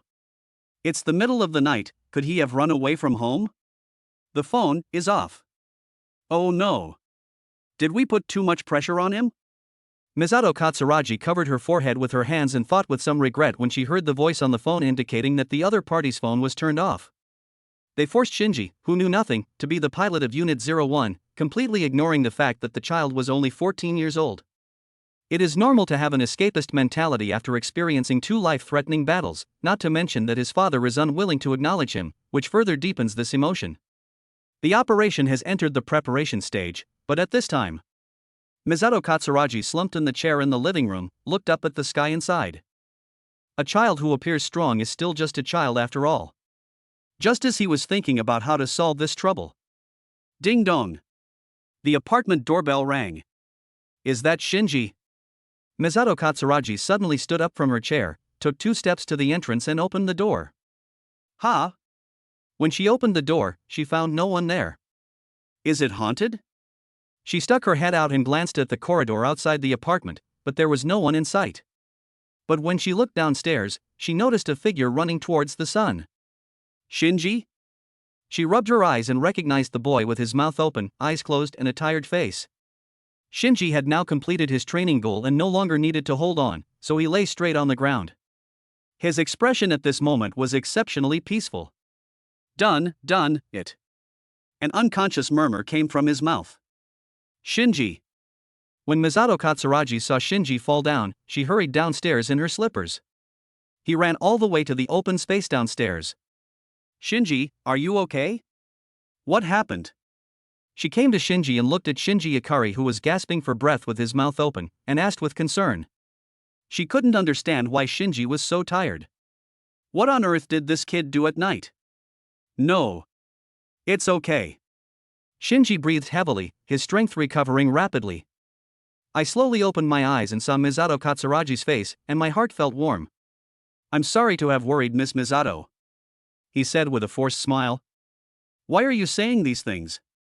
Tell me what happened. Misato Katsuragi knew that this child was the type who didn't like to trouble others, so she asked. Training.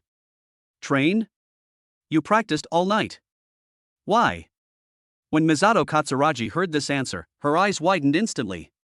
She didn't expect that Shinji didn't choose to escape at all, but started training immediately after being defeated. This was completely beyond her expectations. Now you can still see a little inferiority in Shinji, but cowardice has almost disappeared. To defeat the angels and save everyone's lives. Shinji answered seriously.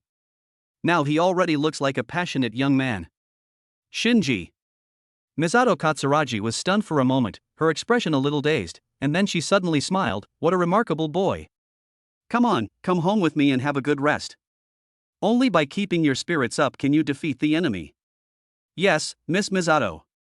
The other side of the Pacific. A man with his long hair tied back and wearing a blue-gray shirt walked in a hidden alley. He was holding a briefcase in his hand, and a smile appeared on his slightly stubbled face. The package swap was successful. But it was really dangerous, it almost attracted the apostles. The man looked up at the moonlit sky and disappeared into the darkness again. Let me guess, what is Commander Rikari's purpose in wanting this thing, he said silently in his heart. 3rd New Tokyo City, 9 o'clock in the morning. Let Ayanami-san also participate in the mission. Her injuries haven't healed yet, how could she make such a decision? In the living room of the apartment, Misato Katsuragi was explaining the battle plan in detail to Shinji, but when Shinji heard that Rei Ayanami was going to directly participate in the operation and act as his bodyguard, he suddenly began to question it. How can we let the wounded go to the battlefield? I also think that this decision is not reasonable, but it is Commander Rikari's decision. Misato Katsuragi said helplessly, holding a can of beer in her hand. Even if it's my father's decision, I won't accept it. Shinji hesitated for a second, but still insisted on his attitude. In the past, he might have accepted it silently. But now, there was another voice in his ears. That's it, Shinji. Express your inner desires instead of keeping them bottled up inside, Natsuki said to Shinji. If young warriors want to protect what they want to protect, they cannot choose to compromise. So what are you going to do? Misato Katsuragi put down her beer and asked. I'm going to fight alone in Unit 01. This time, I won't let the angel escape, Shinji said firmly. Hearing this answer, Misato Katsuragi sighed silently. It's really an answer full of youthful spirit. Shinji, reality is completely different from boys' comics. You can't defeat the angels just by relying on passion. Misato Katsuragi said earnestly. If Unit 00 hadn't defended you, you would have been burned to ashes by the angel's attack before the positron cannon had finished charging. This is a life or death battle. We must not let our emotions take over our rationality. What Misato Katsuragi said makes sense, and that is exactly the case. They must take all practical factors into consideration to deal with this mission. But Shinji obviously didn't listen. I have my own way of fighting. I will definitely defeat the angel, this time. Shinji said with clenched fists. Chapter 103, The Old General on the Stage. At noon, the fifth angel, codenamed Thunder Angel, appeared again above the Pacific Ocean. It moved towards the third New Tokyo city and stopped above the city. This time, it did not choose to vent its firepower. Instead, it extended a continuously extending drill from under its octahedron body, broke through the ground, and prepared to drill all the way to the NERV headquarters below. The whole city was shaking because of this. At the same time, the Yashima operation plan to stop the fifth angel is also in full swing. Misato Katsuragi first borrowed an experimental positron cannon capable of carrying all of Japan's electricity from the Strategic Self-Defense Forces Tsukuba Technical Research Headquarters, and then asked the NERV Headquarters Technical Bureau to temporarily build a shield specifically for resisting beam attacks, which was an EVA-specific heat-resistant light-wave defense weapon. After setting the sniping location at the top of Urtsi Mountain, she began to organize the work of concentrating electricity. And in the hangar monitoring room of EVA Unit 0. The pulsation and resonance are normal, the synchronization rate is stable, the error has been repaired, the lines are all connected, there are no abnormalities. Listening to the report from the technician beside her, Ritsuko Akagi nodded. The startup experiment of Unit 0 was successful. Inside the hangar, the huge orange machine was already able to move according to Rei Ayanami's control. Thank you for your hard work, Dr. Kani. Ritsuko Akagi turned her head to look at Dr. Kani Albert, who was wearing a white coat like her, and said with a smile. If he hadn't stayed up late to work overtime, the launch experiment of Unit 00 would probably have been postponed for a few more days. As she expected, this man's scientific talent was no less than her own. It's just my job. Albert pushed his glasses and turned to look at her. If you don't mind, just call me Albert. We'll have a long time to fight together. Ritsuko Akagi is the head of the EVA project. She is also a strong woman with extraordinary talents. She can also control the supercomputer Magi in the headquarters. If Mr. Natsuki chooses to intervene in the human completion plan in the future, he hopes that Ritsuko Akagi can stand on his side. So take advantage of now to gain the other person's favor and find an opportunity to let her know the truth. Okay, Mr. Albert. Ritsuko Akagi smiled thoughtfully. At night. All of Japan received notice that there would be a power outage at night, and near Futagoyama, where the mission was about to be carried out, transport trucks loaded with large relays filled the roads, and a large number of cables were densely arranged and connected towards the top of the mountain. The 14th armor plate has been breached. It is estimated that the 5th apostle will pass through all 22 armor plates and arrive above the headquarters early this morning. Misato Katsuragi listened to the technician's report in the dedicated communication and nodded. There's still time, she said. Everyone, speed up, we will start the battle at 10 o'clock tonight. Understood. There is less than an hour left before the battle begins. The pilots of EVA Unit 01 and Unit 00 had already arrived at the top of the mountain and were on standby. Ayanami-san, what are you fighting for? Shinji Ikari, wearing a white combat uniform, sat on a high platform on the top of the mountain, looking at the fifth angel in the city from afar, and asked Rei Ayanami beside him. Fight for what? Rei Ayanami, who was sitting with her legs crossed, was silent for a while when she heard this question, thinking about the answer in her mind. I don't know, but... She finally shook her head and said softly, maybe, it's because of the bond. Bond? Shinji didn't expect to hear such a word from this girl's mouth. Xiaoshu was also stunned when he heard this word. This girl seems to be indifferent to everything, but is she actually a passionate girl? But Rei Ayanami's explanation afterwards made him stunned again. Bonds are the relationships with everyone. Right now, this is all I have. I will do whatever everyone wants me to do. Rei Ayanami hugged her legs, rested her head on her knees, and spoke in a weak voice.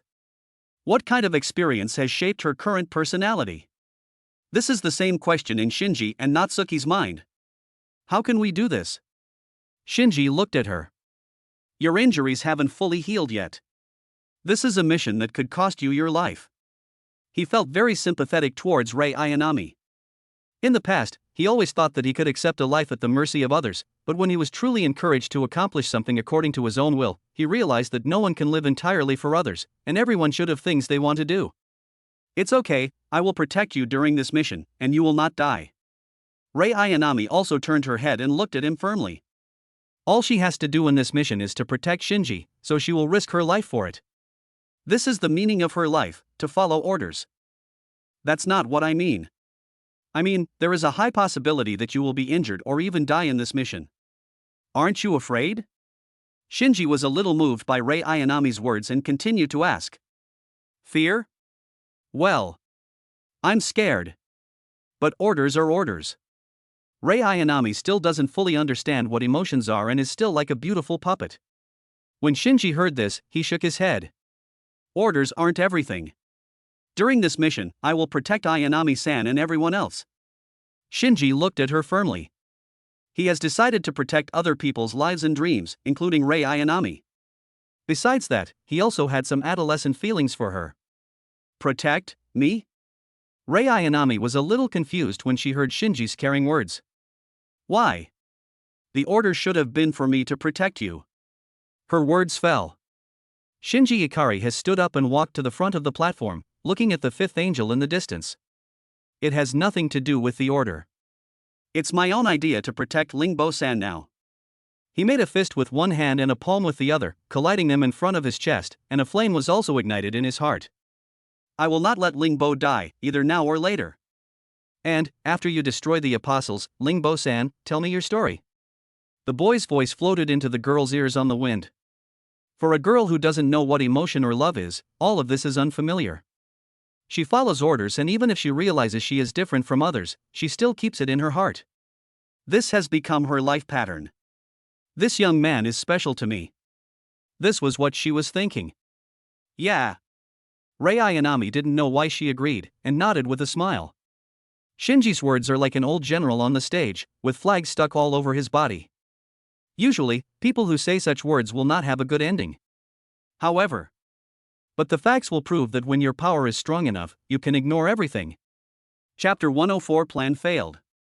The apostle has broken through the 15th armor plate. Misato Katsuragi heard the technician's hurried report through her headset. I understand. She nodded, glancing at the already prepared scene and the apostles in the distant city. Her eyes flashed. Everyone, the battle plan for the 5th Apostles Island begins. Understood. After the order was issued, all power supplies in Japan were cut off except for necessary facilities such as medical care, and all power supply stations concentrated their power supply to Futagoyama on the outskirts of Tokyo 3. This ridiculous plan, can it really succeed? In the NERV headquarters room, Professor Futsuki stood behind Ikari Gendo and said as he looked at the data and images on the screen in front of him. Concentrating the country's electricity at one point is not as easy as imagined, as accidents can easily occur during the transmission of electricity. No matter what the result is, it's at least worth a try. Ikari Gendo still had his hands together, staring at the screen motionless like a sculpture. One of his secret plans had succeeded. Now, destroying all the apostles is the first priority. Shinji, Rei, are you ready? Misato Katsuragi looked towards the top of the mountain and asked in the communication. Under the cover of night, on the top of a mountain that has been transformed into a steel platform, the purple-green Unit 01 is lying at the designated sniper spot, holding a positron cannon that looks like a giant sniper rifle, while the orange Unit 00 is standing by with a shield in hand. Ready. They answered in unison. Power transmission progress is 60%. Front line, use missiles to attract the apostles' attention. Misato Katsuragi took a look at the power transmission that was about to be completed, and immediately ordered the troops on the front line to open fire. Not far from the Thunder Angel, there are a large number of tanks and armored vehicles parked, and there are also fighter jets on standby in the sky. Received. After receiving the order to open fire, these frontline troops immediately launched the attack. Boom, boom, boom. Intensive artillery fire hit Thunder Angel from all directions, illuminating the night sky that was dark due to the power outage. The firepower sufficient for war fell on the Thunder Angel, but it had no effect at all. The translucent hit field opened up, blocking all the artillery fire. Captain Katsuragi, our attack is ineffective. The reporting voice sounded in the communication. This is expected. It doesn't matter, the goal has been achieved. Misato Katsuragi said as she saw the Thunder Angel begin to change its form through the telescope. After being attacked, the Thunder Angel in the distance stopped its action of drilling through the armor plate above the NERV headquarters and changed its form, apparently intending to wipe out the nearby army in one fell swoop. Shinji, now's the time. Misato Katsuragi shouted. When the Thunder Angel changes its form, its core will be briefly exposed, and they want to take advantage of this opportunity to kill it in one fell swoop. Shinji, who was at the top of the mountain, was already prepared. Use the auxiliary aiming system to keep a close eye on Thunder Angel's every move. The positron cannon has completed charging. The moment he saw the Thunder Angel change its form, his mind was concentrated to the extreme. He felt that the world was still, and he pulled the trigger. Buzz. Unit 01 took action under Shinji's control, and the positron cannon instantly poured out the concentrated energy. The beam of light with extremely strong penetrating power crossed the distance between the two sides and arrived in front of the Thunder Angel in the blink of an eye. A blow that concentrated the entire country's electricity directly penetrated the Thunder Angel's stance and hit the Thunder Angel before it was about to release a beam to destroy the army. Ouch! After being attacked, the Thunder Angel let out a sharp cry, its own shape changed wildly, and bright red blood flowed out. It seemed that this blow caused it considerable injuries. What? I couldn't kill him with one strike. Misato Katsuragi saw the scene through the telescope and her eyes widened instantly. According to their expectations, this attack should have killed the apostle directly. But Thunder Angel's reaction now doesn't seem like he's on the verge of death. He's just suffered some injuries, and he looks angry because of it. Shinji has chosen the most appropriate time to open fire, but for his will to be transmitted to Unit 01, it must go through the program's reaction. His synchronization rate with Unit 01 is now even lower than when he first piloted it, and is only 27% even when he is wearing his combat suit. This shot did not directly hit the core of the Thunder Angel. Shinji, be careful. Misato Katsuragi saw the Thunder Angel change its form again, becoming a five-pointed star. Its entire blue body was turning red due to the accumulation of energy. This attack was definitely more powerful than all the previous attacks. Buzz. Thunder Angel instinctively sensed the danger, so he used his strongest attack to directly bombard the direction of Unit 01. As the dazzling beam of light was shot out, it blew away all the surrounding buildings and headed straight for Unit 01 with extremely high heat. The Urtsi mountain where they were located was composed of two connected peaks. The first peak, which was used to conceal their position, now became their shelter. However, even this peak was directly penetrated by a huge gap when it was attacked by the Thunder Angel's beam, and soil and rocks flew everywhere. The remaining energy was about to reach Unit 01. Boom! The attack landed on the top of the mountain, and the flames instantly filled everyone's vision. Shinji! Ray! Misato Katsuragi shouted subconsciously after seeing this scene.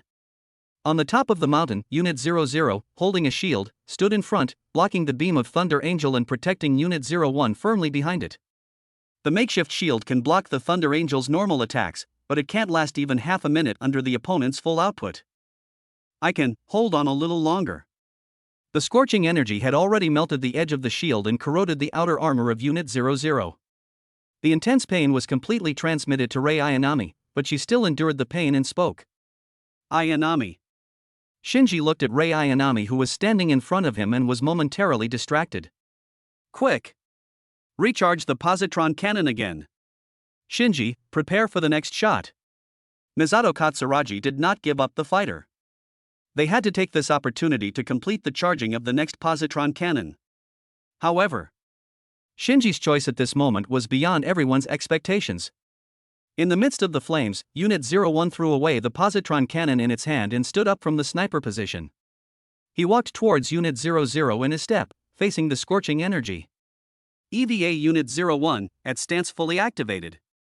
Shinji gripped the joystick tightly, putting all his will into defense. He gritted his teeth and maintained the at stance to keep moving forward, protecting Unit 00 behind him. Why? Rei Ayanami said in a daze as she looked at Unit 01 standing in front of her and blocking the attack of the Thunder Angel for her. I said, I won't let you die here. Shinji endured the extremely high heat, used his at stance to resist the continuous output of the light beams from the Thunder Angel, and said through gritted teeth. Chapter 105, Become Ultraman, Ikari Shinji. Unit 01's damage level is 40%. The synchronization rate has dropped by another 2%. It's too dangerous to go on like this. The technician's anxious report was heard over the communication line. Katsuragi Satomi looked at the scene through a telescope and frowned immediately. Shinji, what on earth are you going to do? There's no time left, protecting the driver is our priority. Emergency eject the plug. Misato Katsuragi ordered unwillingly. If the situation continues to escalate, the last two machines will be overwhelmed by the attacks of the Thunder Angels, and the two young pilots will die in this mission. Mountain top. Shinji, are you ready? Natsuki's voice sounded in Shinji's mind. Yes. Mr. Natsuki, I want to use your power to protect Ayanami and everyone here. Ikari Shinji answered firmly. He will continue to fight, and this time he must destroy the apostles. Then, become Ultraman, Ikari Shinji. Okay. In the dazzling beam of light blasted by the Thunder Angel, in the scorching purgatory, Shinji Ikari released the joystick of EVA Unit 01 and reached for the bracelet on his other hand. His sight seemed to see the Thunder Angel in the distance through the dazzling beam of light. With a firm gaze, he suddenly raised his right hand high. The insertion plugs of EVA Unit 01 and EVA Unit 00 have popped out. The technicians at the headquarters were still reporting. Two long, round, white plugs popped out from the back of the two machines and landed on the edge of the mountain after being cushioned. Without their pilots, both machines also lost their at positions, and the Thunder Angel's attack would destroy them instantly without any surprises. However, at this moment, the beam of Thunder Angel still stopped in front of Unit 01, unable to advance at all. In that dazzling beam of light, one seems to be able to see another even more dazzling light, like a cross, and like a circle, converging into the shape of a giant. Woo! Thunder Angel realized that his attack was ineffective and stopped the output of the light beam.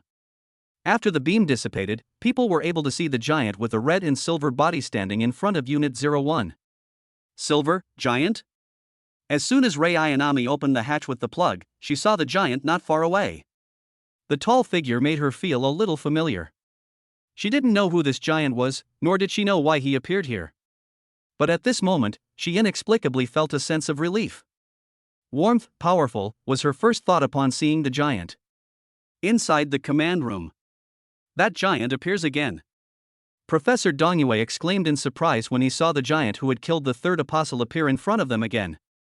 They never gave up looking for traces of giants, but no matter how hard they looked, they could not find any signs of giant activities anywhere on the earth. Did they appear because of the apostles? Ikari Gendo's gaze became more serious, and he quickly realized that the timing of the two giants' appearances was similar. Every time they were about to be helpless against the apostles, the giants appeared. The mysterious giant, what kind of power does he possess? Let me see it with my own eyes. He stared at the screen intently, wondering in his heart what kind of power this giant could exert. Being able to kill the third angel does not mean that the other party can surpass Unit 01. In his expectation, the runaway Unit 01 could easily kill the third angel. After witnessing the power of this mysterious giant with his own eyes, it was easier for him to formulate subsequent strategies. A giant appeared from the light. Misato Katsuragi, who was not far from the mountain, put down the telescope in her hand and looked at the giant that appeared from the light, stunned. Everything about the other party is unknown to them. Is he an enemy or a friend? Bring destruction or bring salvation? She subconsciously clutched the cross necklace on her chest and prayed in her heart that they would all be safe. Wu the Thunder Angel looked at the giant in the distance and made a high-frequency chirping sound. It instinctively sensed a hint of danger. The extreme output was still cooling down, so it changed its form and switched to a regular cross shape. Buzz! A beam of light, less powerful than before, blasted towards the giant. The giant did not take any unnecessary action in response. Just stretch out your hand and take a step forward. Knock, knock, knock, knock. Tens of thousands of tons of weight stepped on the ground, and every step brought violent tremors. However, the light beam that could easily destroy an entire street fell on the giant, but it did not affect his pace at all. The entire battlefield was illuminated by the dazzling beam of light, but the giant walked forward with one hand against the beam, showing no sign of embarrassment. Now we are one. My power is your power.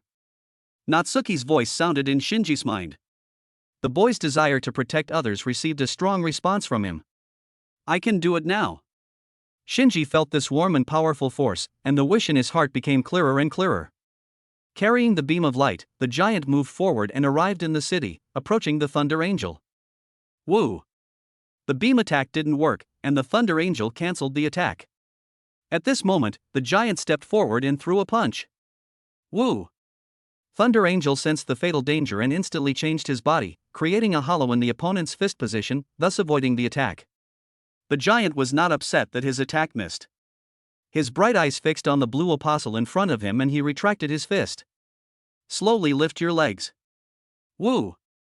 Thunder Angel realized that there was a great possibility that he could not avoid this attack, so he immediately changed his posture again, shrinking his body extremely into a trapezoidal shape. This concentrated defensive form makes it immune to all military firepower. The moment it switched forms, the giant's straight kick had already landed. Bang!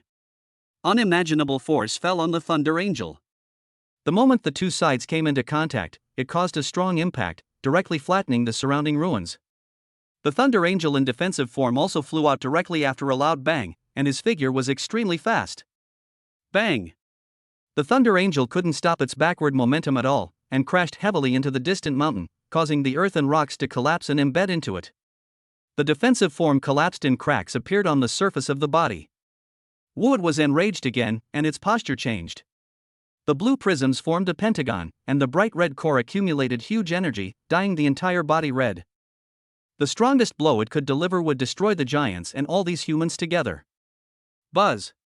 A dazzling beam of light illuminated the night sky, pouring out from the center of its body, about to penetrate the giant's body. And about this. The giant simply slowly raised one arm. What is he going to do? In the command room, Ikari Gendo frowned as he watched the giant's inexplicable movements. An ultra-high heat energy reaction has occurred within the giant's body. They are converging towards one point, reported the technician in the command room. Everyone was watching this tense scene. Facing the beam of light from the Thunder Angel, the giant neither dodged nor defended. What on earth was he going to do? The moment the beam of light reached him, the giant's other arm clasped over his raised arm, connecting their wrists to form a cross. Buzz! Blue light shot out from the giant's palm, making a high-pitched sound when it rubbed against the air.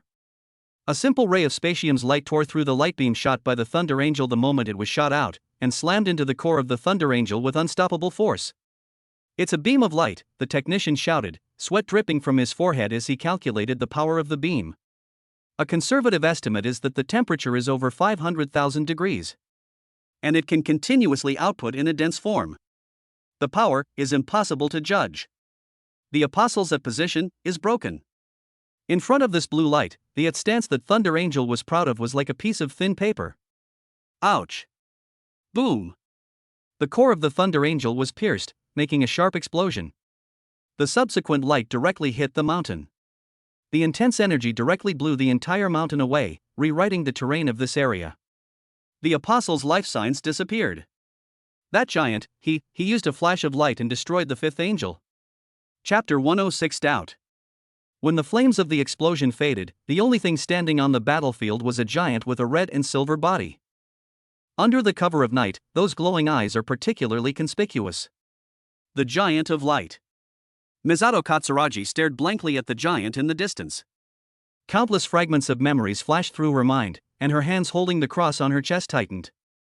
15 years ago, the destruction of the Antarctic continent was attributed by the government to a natural disaster caused by a meteorite. Misato Katsuragi was at the scene when the disaster occurred. She is the only survivor of the incident and one of the few people in the world who knows the inside story. What caused the second impact was not a meteorite at all, but a giant who awakened from the light, the god Adam who was about to cleanse and restart the entire world.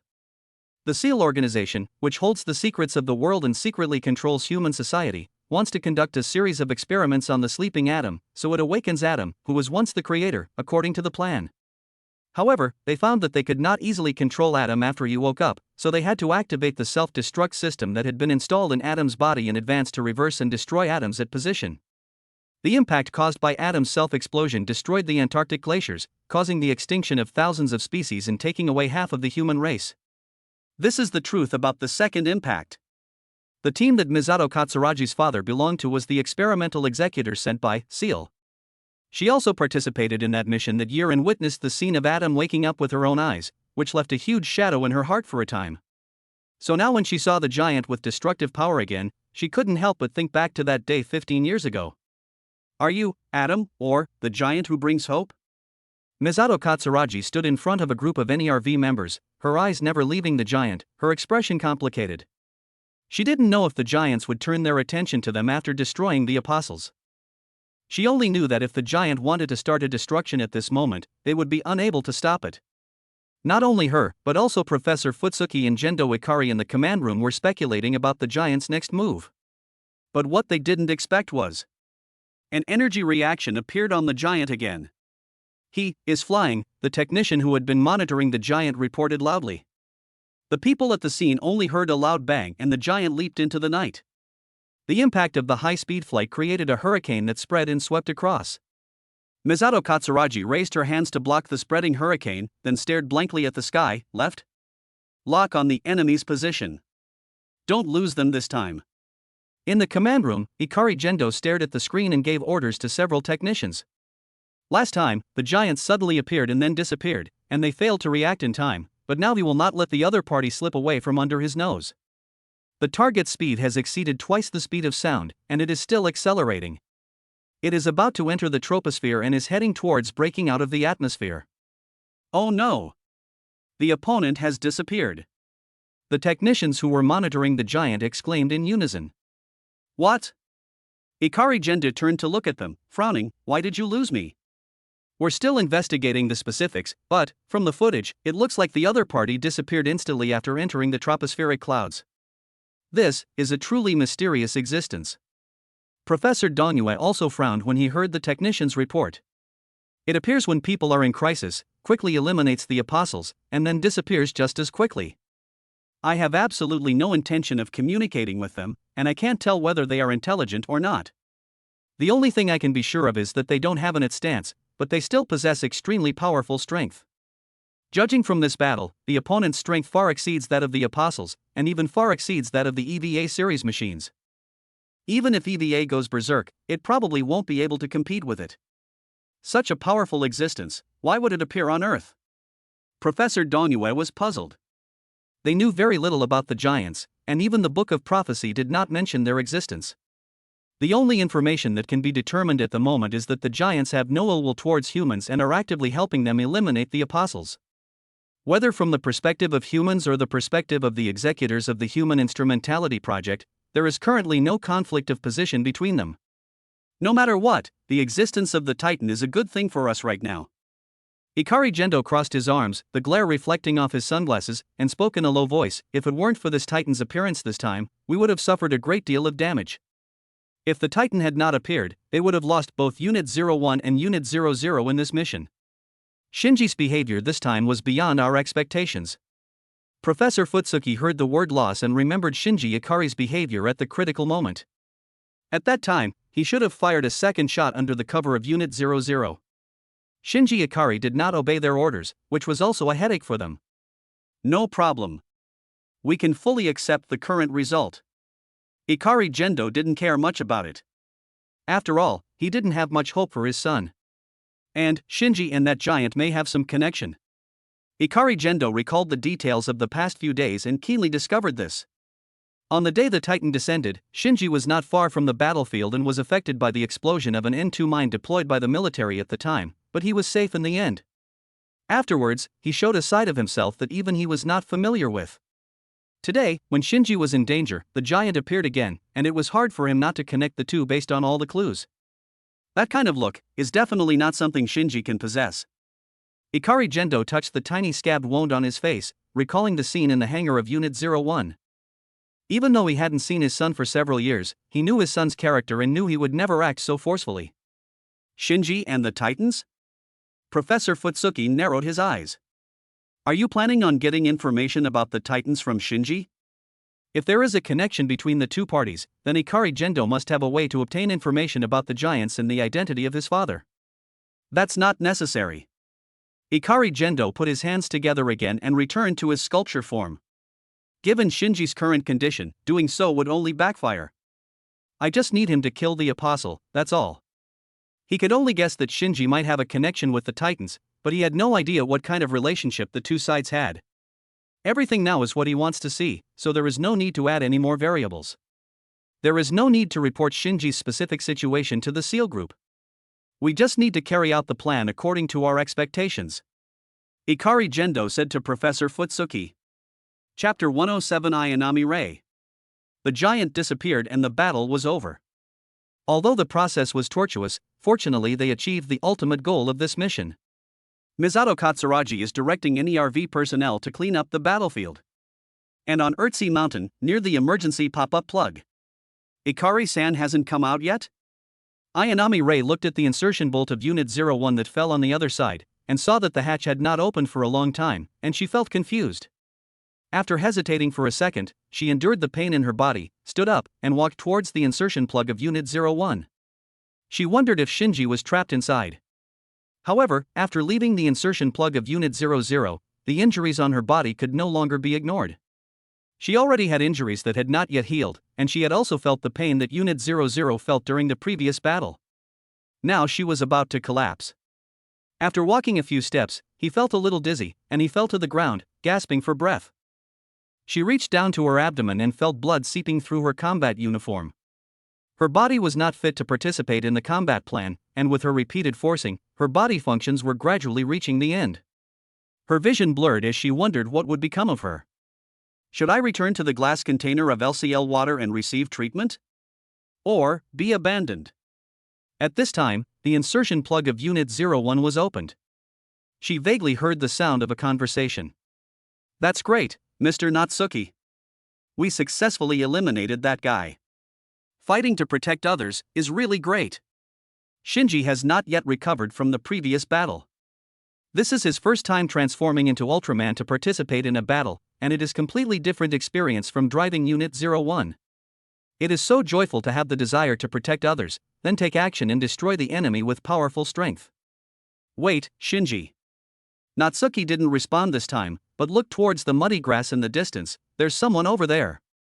Huh? After hearing this, Shinji looked in the direction Natsuki pointed and saw a familiar figure. Ayanami. He recognized it at a glance as Rei Ayanami, who was lying on the ground, her chest heaving with heavy breathing, and the blood seeping from her combat uniform dyed the grass beside her red. He immediately took a step and ran over there, feeling anxious. Ayanami, are you okay?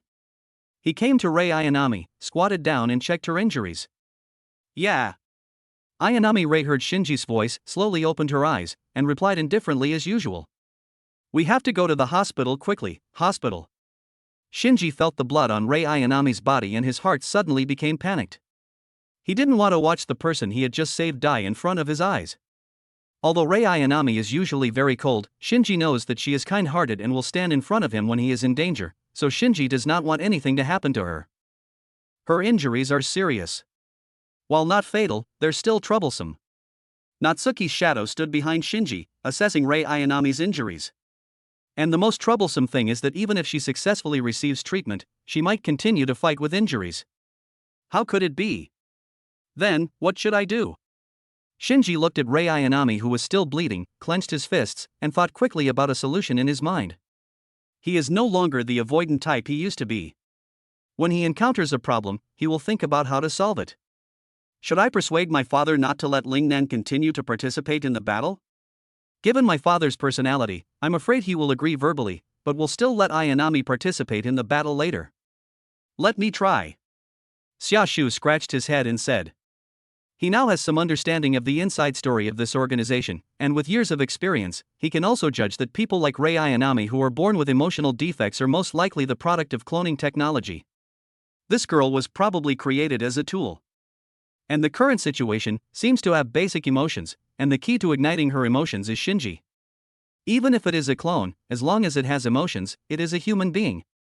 Mr. Natsuki, do you have any solution? Shinji raised his head and looked at Natsuki beside him, asking in a pleading tone, please help Ayanami-san. Stupid boy, I'm not the kind of person who would just watch someone die without helping. Natsuki listened to Shinji's request, rubbed his head with his hand and said with a smile. Even if Shinji hadn't asked him to, he would have saved her. If a girl like this suffers serious injuries and becomes a burden, she will probably be abandoned directly and other clones will be activated. Although my current treatment level is almost non-existent, if it's just to save a human being, I can still try my best.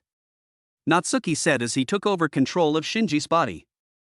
Shinji's eyes closed, and when he opened them again, they were stained with a hint of golden light. It's okay. Rei Ayanami spoke in a soft voice, as if she didn't want to cause Shinji too much trouble. What doesn't matter? Regrets in youth will trap a person for a lifetime. Natsuki, who has extensive experience in raising children, said as he placed his hand on Rei Ayanami's gaping wound. If the current Shinji were to experience the feeling of the person he loves dying in front of him, he would probably never be able to get over it.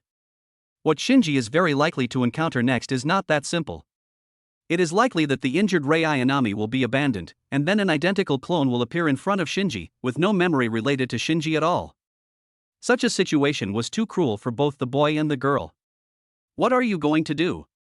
Rei Ayanami looked at Shinji putting his hand on his injured abdomen, and felt a touch of warmth through his combat suit. She asked in confusion. It provides energy for your cell metabolism, accelerates your organs' hematopoiesis, and speeds up cell division and repair. That's pretty much how it works. You can also directly understand it as giving you treatment. Xiaoshu said while concentrating on controlling his energy. If it were when she was young, treating someone's injuries wouldn't be such a hassle.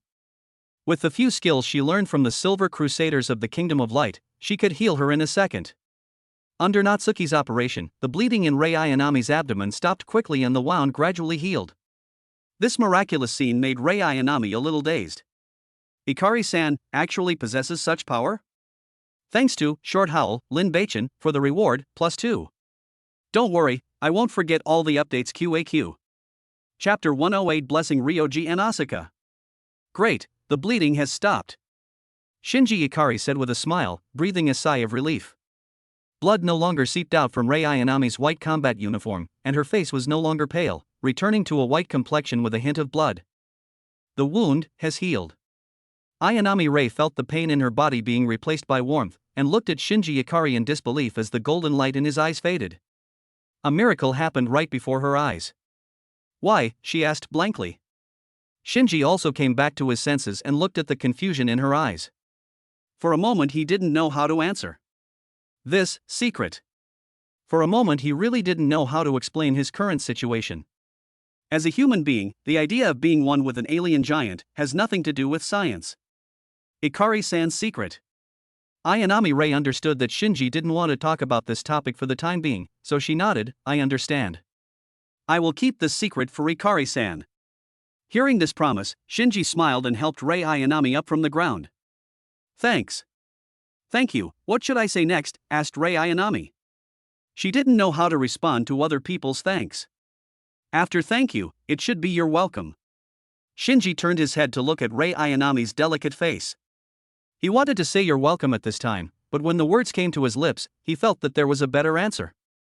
No, at times like this, just smile, he said.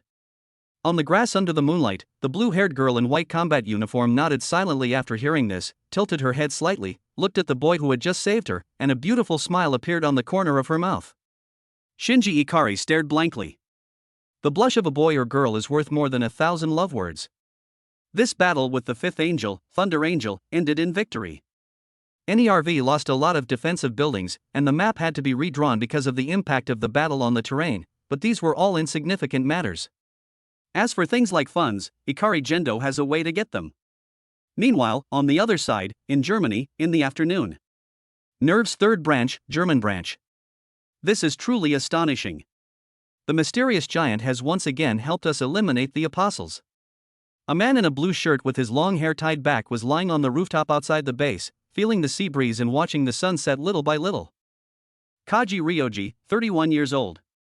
He had just received news from NERV's Japanese headquarters and didn't expect such a bizarre situation to happen there. Mr. Kaji. Suddenly, a girl's cry came with the wind, and Ryoji Kaji raised his eyebrows when he heard the voice. Can I be found even if I run here? Ah, I found it. Mr. Kaji. The girl saw Kaji Ryoji lying in a hidden corner and waved and shouted.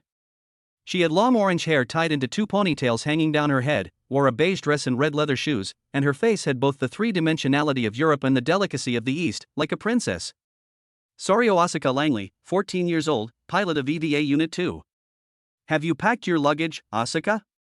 Ryoji Kaji rubbed his head and sat up from the ground. He turned around to look at Asuka, who was running towards him, and asked with a gentle smile. I've packed it up. Except for the carry-on luggage, everything else has been sent to NERV headquarters, Asuka replied, then asked, we will arrive in Japan with Unit 02 tomorrow, right? EVA Unit 2, a machine built purely for actual combat, was assembled at NERV's 3rd German branch. And Soryo Asuka Langley is the exclusive pilot of EVA Unit 02 and the second qualified person, a pilot who was selected early on. Rei Ayanami is the first qualified person, Asuka is the second qualified person, and Shinji Ikari is the third qualified person. Yes, from now on you will be piloting Unit 2 to fight the Angels in Tokyo 3. How about it, are you scared? Ryoji Kaji said with a smile. He is a member of the Special Inspection Department of NERV and also Asuka's guardian in Germany. He has a handsome temperament and masculine charm. Fear? How is that possible? Asuka raised her long orange hair and said confidently, Unit 2 is the strongest. It can defeat any kind of angel. The girl is very proud of her own strength. But then he suddenly changed the subject. Of course, even someone as powerful as me can get scared. Asuka gradually leaned towards Kaji Ryoji, saying playfully, at times like these, I need Mr. Kaji to turn into a Prince Charming and save me. Upon hearing this, Kaji Ryoji suddenly felt a pain in his head. During the time he served as a guardian, the child had become somewhat dependent on him, but he was already 31 years old and had no interest in children at all. Just think of it as coaxing a child. Really? It's good to be confident. Kaji Ryoji said with a smile. But the pilots at headquarters are also excellent. The Unit 01 piloted by a third qualified person single-handedly destroyed the fourth angel. Just now, they teamed up with Unit 00 to destroy the fifth angel. Although they were in Germany, the information within NERV was shared. After hearing a series of news related to Unit 01, Ryoji Kaji also became curious about Shinji Ikari. Of course, he didn't know about the abnormality of Shinji Ikari. Yeah. But the report from headquarters clearly said that the mysterious giant destroyed the fifth angel. Asuka felt a little emotional when she heard Ryoji Kaji praising other pilots. They only destroyed one apostle. Although we are leading by 1-0, I will be able to surpass them soon once I get there. Asuka said angrily with her hands on her hips. When Kaji Ryoji saw the expression on her face, he smiled helplessly. Okay. I'm sure Asuka will be able to shine, he said. This child is a qualified driver, but he lacks care. Although it sounds perfunctory, since it's Mr. Kaji's words, I forgive it. Asuka's expression changed faster than turning a page of a book, and she laughed again. Afterwards, she looked out to the sea and said confidently to the setting sun, wait for me, 3rd New Tokyo City. I will definitely destroy all the apostles. Chapter 109, The Past I Don't Want to Mention. It was evening in Germany, but still late at night in Japan. After the exciting battle in the evening, Shinji wanted to rest directly after returning to the apartment, but when he saw Misato Katsuragi preparing to eat instant noodles again, he sighed and walked towards the refrigerator. Ms. Misato, please don't eat these all the time. They can't replenish the nutrients your body needs. Shinji said as he rummaged through the refrigerator for ingredients. Hearing this, Katsuragi Misato, who was holding a cup of instant noodles while being a guardian, shrank back guiltily. Okay. I'm the guardian, but lately I feel like I'm the one being taken care of. Is this correct? Shinji had already found the ingredients, put on an apron, and skillfully prepared to stir-fry 2 dishes. Misato Katsuragi leaned back in the chair and gulped down beer, trying to ease the embarrassment with alcohol. His eyes wandered towards the refrigerator. I watched as the refrigerator door slowly opened on its own without anyone touching it. Misato Katsuragi. Shinji. Ice, refrigerator. The supernatural phenomenon happened in her own home. She couldn't believe what was happening before her eyes. Could it be that she drank too much from 2 cans of beer and was hallucinating? Shinji, who was cutting vegetables, heard the sound and turned around to see Natsuki's shadow rummaging through the refrigerator for ingredients. At the same time, he told him in his mind to cook 2 more dishes. Shinji Ikari, He bravely explained, "It's okay, Miss Misato, the refrigerator door is just not closed tightly. I'll cook 2 more dishes later." After finishing his meal and washing the dishes, Shinji Ikari simply washed up and returned to his room. Lying on the bed, staring at the familiar ceiling. Suddenly his eyes drifted to a familiar object placed on the bedside table, a black retro Walkman with earphones, which had been worn out by his use, entangled in the player. Come to think of it, I haven't used it for a few days. Shinji reached out, picked up the Walkman, and looked at it. In the past, whenever he encountered something he didn't want to face, he would always put on headphones, listen to music on his Walkman, and isolate himself from the world. This was something his father had given him before, and it had been his spiritual comfort over the years. But now I seem to have no use for it. I will no longer escape from this world, but open my arms and embrace it. And the cause of all this? Shinji turned sideways and looked at Natsuki, who was sitting in a chair flipping through a history book. After meeting Mr. Xiaoshu, his life was completely changed. "Mr. Natsuki, thank you," Shinji said, his tone mixed with gratitude. Hearing his words, Xiaoshu put down the book in his hand. "Why are you thanking me suddenly?" he asked. Well, because Mr. Natsuki helped me, I have the happy life I have now." Shinji responded honestly, "If I hadn't met Mr. Natsuki, I would be living a very painful life now." In the past, Shinji always thought that the world was cold and that it was impossible for people to understand each other. But now, after experiencing encouragement and support firsthand, his outlook on life has changed slightly. "Actually, I'm not the one you should thank the most. But it's you who made the decision to protect others when a disaster happened." Xiaoshu looked at him and said seriously. During his years in the Space Guard, whenever Xiaoshu saw outstanding juniors, he would find ways to take care of them. He was just that kind of person. This has not changed, whether when I was young or now. Mr. Natsuki is indeed a gentle person. After hearing this, Shinji said the same thing as his juniors in the Space Guard. Xiaoshu smiled and didn't answer. At this moment, Shinji remembered his previous dream again. "By the way, what I saw in my dream before, was it Mr. Natsuki's memory when he was young?" Shinji asked curiously. Last time, because Xiaoshu had to train, he couldn't ask right away. Because they were one body, Natsuki instantly realized which memory Shinji was talking about. "That's right. I had just finished a mission in a distant galaxy and was developing a forbidden technique with Ace after returning to the Land of Light. It just so happened that Hikari encountered an accident while investigating outside," Xiaoshu said as he recalled. Shinji listened. She continued, "In my dream, I saw Mr. Xiaoshu as someone who was full of confidence and motivation. But I can also sense that Natsuki-san feels sad when he talks about the past. Why is that?" After hearing this question, Xiaoshu knew that this topic could not be avoided. In a state of oneness, both parties can sense each other's emotions. The young man did not intend to pry into his past, but wanted to comfort himself, but his way of expression was somewhat different due to the limitations of his experience. "Because it has changed." Xiaoshu slowly raised his head, looked at the moon outside the window, sighed and said, "Even if I could regain my strength and get myself together again, it wouldn't be possible to go back to the way it was before." With the help of Hikari, Natsuki saw hope of regaining his strength and was willing to contribute to the subsequent war, so he will now focus all his attention on the mission. But the past is the past, and what has happened cannot be changed. "Mr. Natsuki, is it because you encountered an invincible enemy that you suffered a setback?" Shinji felt Natsuki's lost mood and asked, but as soon as he said it, he felt that it might be a bit inappropriate to say so. He added, "I don't mean to be sarcastic about Mr. Natsuki. I just want to get to know Mr. Natsuki a little better. I want to help you. Just like how Mr. Natsuki helped me," the boy said firmly. Upon hearing this, Xiaoshu realized that he had not misjudged the person. This is a kind boy. Being defeated by a powerful enemy isn't really a setback at all, Xiaoshu said with mixed emotions. For a qualified warrior, the only thing they need to think about after being defeated is standing up again.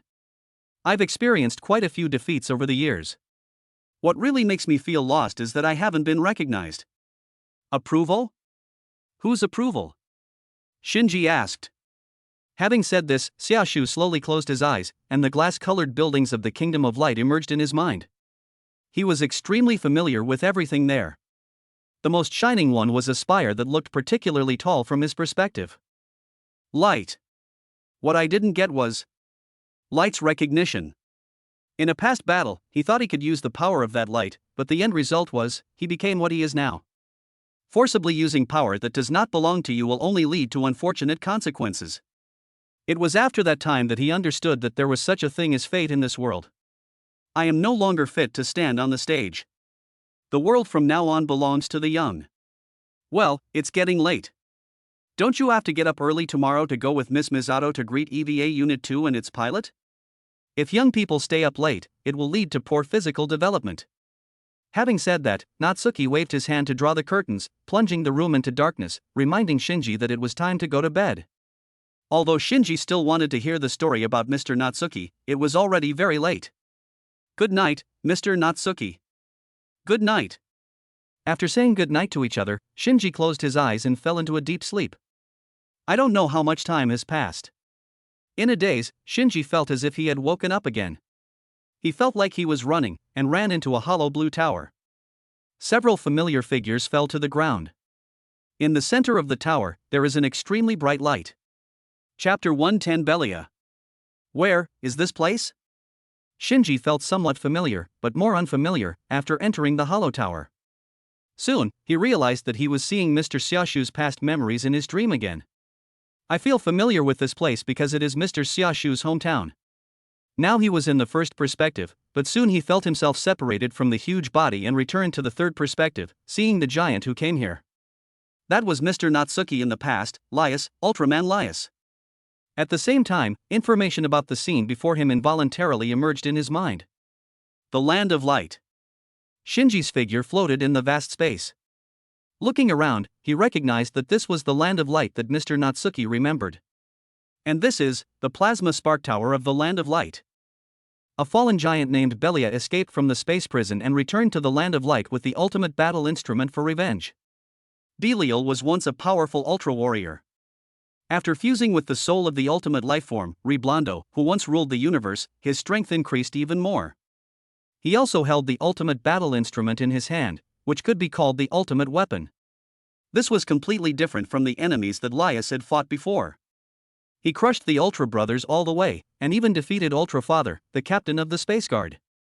If nothing unexpected happens, Belia will steal the plasma spark core that provides energy to the entire Kingdom of Light, plunging the entire planet into a cold and dead silence. Finally, it fell into my hands. A dark giant with a black and red body and ferocious eyes came to the plasma spark core with a long stick in his hand and said with a grin, Belia. Belia. Just as he was about to seize the plasma spark core, an angry roar came from behind him. Hearing this, Belia sneered and slowly turned around, another one seeking death. Behind him was a giant with slender limbs, wearing a red cloak, with his fists clenched and ready for battle. Lias. Taro struggled to get up from the ground and saw Lias rushing over. He quickly reminded him, Belia's power is very strong, be careful. Holding his side, Ultra Father, who was half kneeling on the ground, turned his head and said, enduring the pain, we must not let him take away the plasma spark core. Listen to their reminders. Lias nodded, grabbed the cloak on his shoulders, lifted it, and threw it to his side. Even if it costs my life, I will stop him here. Buzz. Immediately, a beam of spatium light shot towards Belia. You ungrateful brat. Facing the sudden attack of the spatium beam, Belia stretched out the black ultimate battle device in his hand and blocked it firmly. The spatium beam, which is extremely lethal to monsters, fell on the ultimate battle device and was unable to damage it at all. Whoosh! Belia blocked the spatium ray with ease, then swung the long stick in his hand, and a crescent-shaped light blade containing tearing energy was shot out, directly defeating the spatium ray and attacking Lias. He is indeed a powerful enemy. Lias noticed Belia's actions in advance and reacted in advance. He jumped to the other side before the light blade arrived.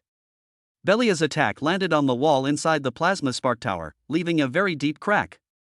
The buildings of the Kingdom of Light are extremely strong and can barely withstand their battle. If this battle took place on other planets, the aftermath alone would easily raze a city to the ground, and an all-out fight might even indirectly lead to the destruction of the planet. What other tricks do you have? Bring them out. Belia carried the ultimate battle device on his shoulder, looked at Laius, stretched out his hand provocatively, and his ferocious eyes were quite sarcastic. In response, Laius first raised his hand and shot out 2 light bullets, one from the left and one from the right, attacking Belia to attract the other party's attention. Bang bang! The light bullet was crushed by Belia's bare hands and failed to cause any substantial effect. At this time, Laius had crossed his arms, completed the accumulation of energy, and released a capture halo. The golden halo flew towards Belia layer by layer. At the same time, he also controlled the ultra bracelet on his wrist to complete the transformation of its shape. While capturing the halo and putting it towards Belial, the ultra bracelet formed a spiral halo in mid-air, aiming at Belial and shooting out a large number of energy needles from it, which sprinkled on Belial like a rainstorm. Interesting. Belia became interested when he saw Laius's continuous moves. First, he exploded the capture halo on his body, then raised the ultimate battle device, aimed at the ultra bracelet that turned into a halo above, and released a bolt of lightning. Bang! The ultra bracelet's attack was interrupted, and it returned from its light will form to a bracelet, returning to Laius's wrist. And in the few seconds that Belia counterattacked, Laius completed the charging of the move again. Laius condensed an 8-part light wheel in his right hand and raised it above his head. With the injection of energy, the 8-part light wheel grew further and reached a diameter of 100 meters. The huge rotating light wheel carries surging energy, causing the surrounding gas to vibrate wildly. Take it! Laius's telekinesis burst out, controlling the huge 8-part light wheel to fly towards Belia at a high speed. Belia grinned when he saw this rather oppressive move. It's not enough. He jumped up in one step, waving the ultimate battle instrument heavily, wanting to smash the huge 8-part light wheel with one stick. However, at the moment when the ultimate battle instrument was about to come into contact with the 8-point light wheel, this 8-part light wheel split again under the control of telekinesis, becoming 8 light wheels of equal size, which shot towards Belia from all directions. Boom boom boom. In order to further increase the power of this move, Laius deliberately detonated all the light wheels when they were close to Belia, causing a violent energy explosion. Did it work? Seeing this scene, Taro, who was already exhausted, hoped in his heart. In the Land of Light, countless warriors have regarded Laius as a member of the Ultra Brothers. The only difference between him and the Ultra Brothers is that he has never been to Earth to carry out missions. Most of his usual missions are in remote and dangerous galaxies. He has outstanding combat power. In Taro's heart, Laius's strength is not inferior to his own. The other fallen soldiers also stared intently at the fire. However, as Belia waved the ultimate battle instrument and the flames dissipated, they found that there were no obvious injuries on Belia's body. Is that all? Belia twisted his neck and mocked Laius. Chapter 111, Gigabit. Even this trick doesn't work. Laius felt a little pressured when he saw that his improved 8-point light wheel didn't work. This guy's physical strength and power are far superior to mine. But, if I retreat here, I won't be considered an ultra warrior. Come again. Laius stretched out his right hand, and the ultra bracelet changed into the shape of a javelin. He held it tightly in his hand, exerted force with his legs, and rushed out like a cannonball. Good. You have guts. Seeing that Laius still dared to fight him in close combat, Belia also rushed forward. The figures of both sides intertwined, the ultimate battle device collided with the ultra spear, and a strong impact erupted instantly. At the same time, a crisp voice was heard. Crack! The spear in Laius's hand shattered with a sound. The ordinary ultra bracelet could not compete with the ultimate battle device at all. The remaining force of the attack fell entirely on Laius, who was caught off guard. Bang! The powerful blow came with irresistible force, directly knocking Laius away, faster than the speed at which he rushed. Laius! Seeing that Belia was about to pursue the victory, the soldiers who had caught their breath during the battle between the two sides quickly provided light cover. Taro, who recovered first, fired a stream beam, and Ace next to him also fired a vertical guillotine. Don't get in the way. Belia, who was in mid-air, sensed the incoming attack and decisively turned around to sweep the ultimate battle device. A blade of light filled with destructive energy flew out instantly, destroying the 2 rays of light. Ugh! After clearing the obstacles, Belia carried the ultimate battle device to the fallen Laius. Looking down at him condescendingly, "Why, it's not working. There really isn't anyone who can fight." Hearing these sarcastic words, Laius got up from the ground and stared at Belia. He knew that he must not fall down at this time. "It's not over yet." As he spoke, he concentrated the energy towards his arms, raised his hands and formed his arms into an L shape, and golden light suddenly burst out from between his arms. Buzz! The Cinerama ray is twice as powerful as the Spatium ray. Useless struggle. Seeing that the other party was still trying to resist, Belia sneered, put the ultimate battle device aside, and made his hands into claws to form a cross. Buzz! A red light mixed with black lightning suddenly burst out, and the moment it took shape, it set off a strong energy impact. If Laius was hit by this attack, he would definitely be in great danger. Boom! The Deciron rays collided with the Cinerama rays, and in just a moment, the latter was defeated. The Deciron rays penetrated the wall of the plasma spark tower behind it like a hot knife through butter. What? After the light faded, Belia found that Laius's figure had disappeared. He realized that this was just a cover, and immediately a surge of anger surged in his heart. He turned around and looked in the direction of the plasma spark core. Laius's figure was standing in front of the plasma spark core. "What are you doing?" Belia was furious when he saw that this guy dared to covet his things, and he was ready to end the other person's life with the ultimate battle instrument in hand. There is no doubt that Laius is preparing to use the power of the plasma spark core against Belial. No! If you use the power of the core rashly, that power will backfire on you. Captain Ultra Father saw this scene and reminded him despite his waist injury. The plasma spark core is powered by 5,000 plasma spark devices underground, and has enough energy to sustain the lives of 18 billion residents on the planet and the operation of countless facilities. It can indeed provide ultra warriors with unimaginable power, but not everyone can bear that power. I can't care about so many things anymore. Laius sensed Belia's approach and made a decision in his heart in an instant. Of course, he knew how enormous the energy of the plasma spark core was, but he also knew that if he could gain the recognition of the plasma spark core, he would have powerful strength and could use it to defeat Belia.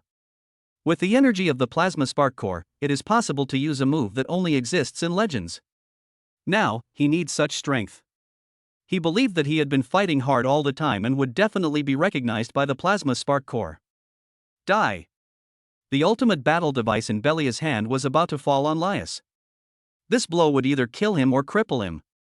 But at the same time, Laius's hand had reached into the light of the plasma spark core. Boom! Intense light and energy burst out instantly. An irresistible impact occurred in the center of this space, directly forcing the attacking Belia to retreat. At the same time, the impact also blew away a group of fallen soldiers and smashed them against the wall of the plasma spark tower.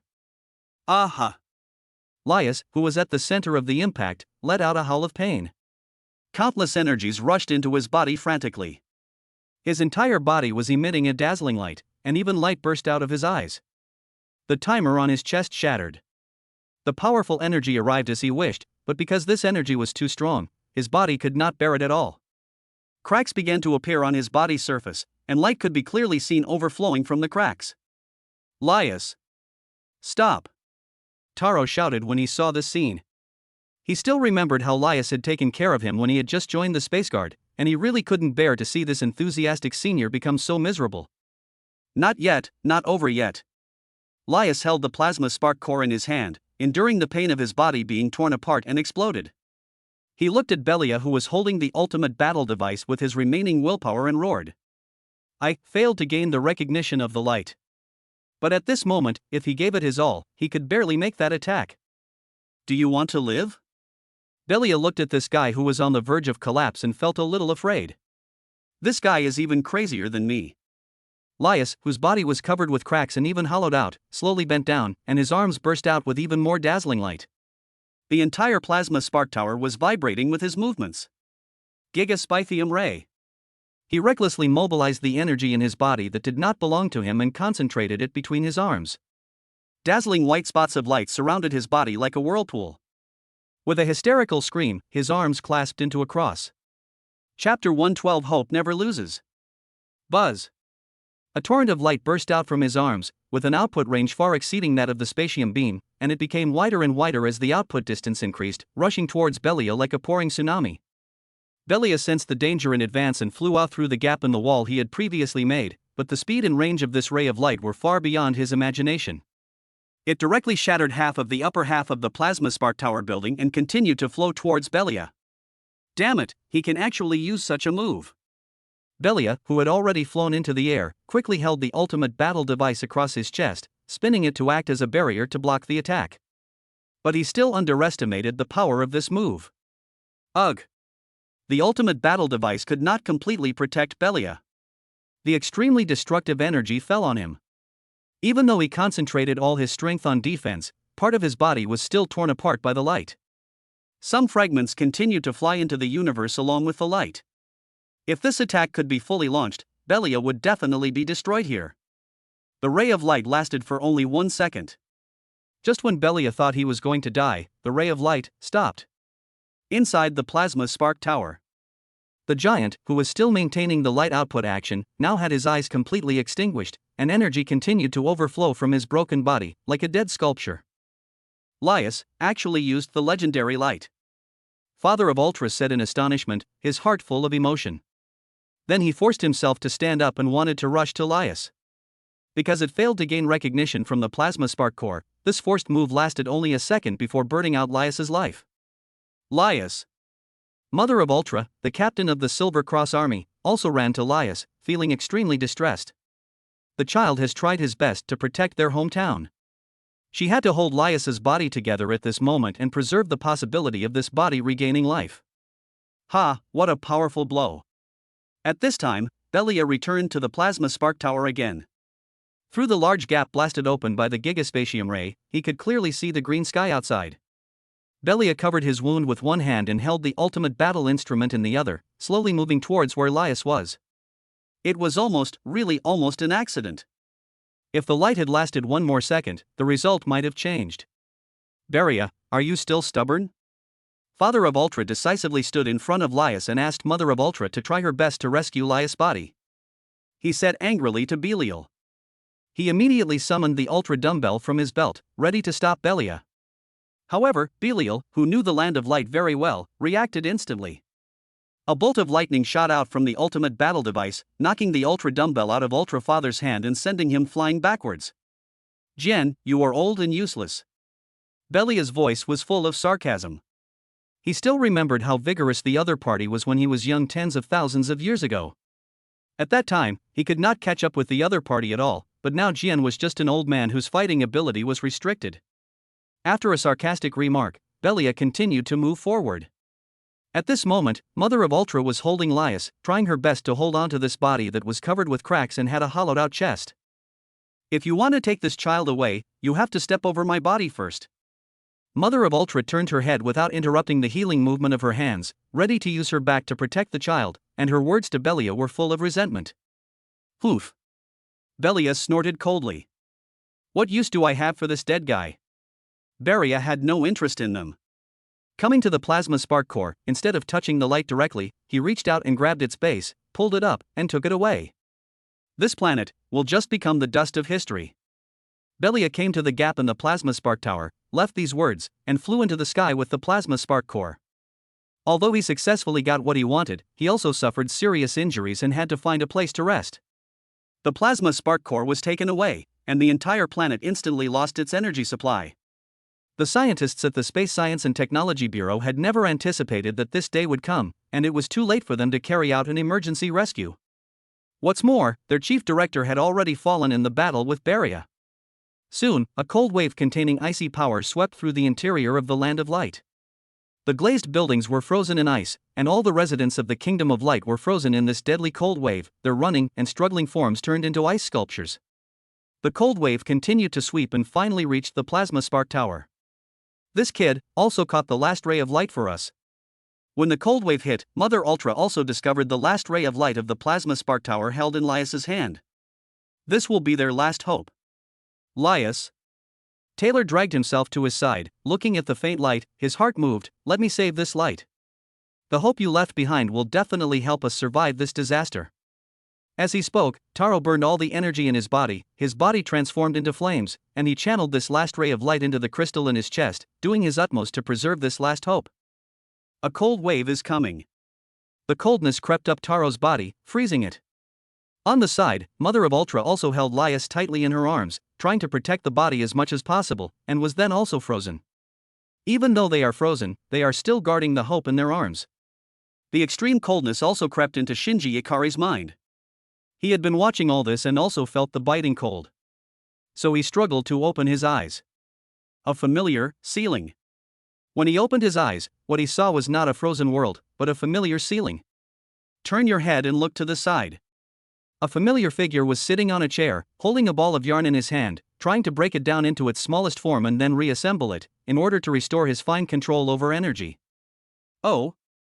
Are you awake? Seeing Shinji wake up, Natsuki greeted him. Get ready to get up. We have to go meet Unit 2 with Miss Misato soon. Everything seemed so natural, and the countless scenes just now seemed like just a dream. Shinji nodded sleepily, okay. Thanks to Dangerous and Dangerous Kudo Yuichi for the reward, +1. I calculated that I owe 10 chapters in total. In order to avoid getting stuck on the exciting part, I will finish 1 chapter today. There are still 9 chapters to be owed. I will start the additional chapter mode after the author recovers from pneumothorax. Omega. Chapter 113, each one is a heavyweight. At noon that day, over the Pacific Ocean, inside NERV's exclusive transport helicopter.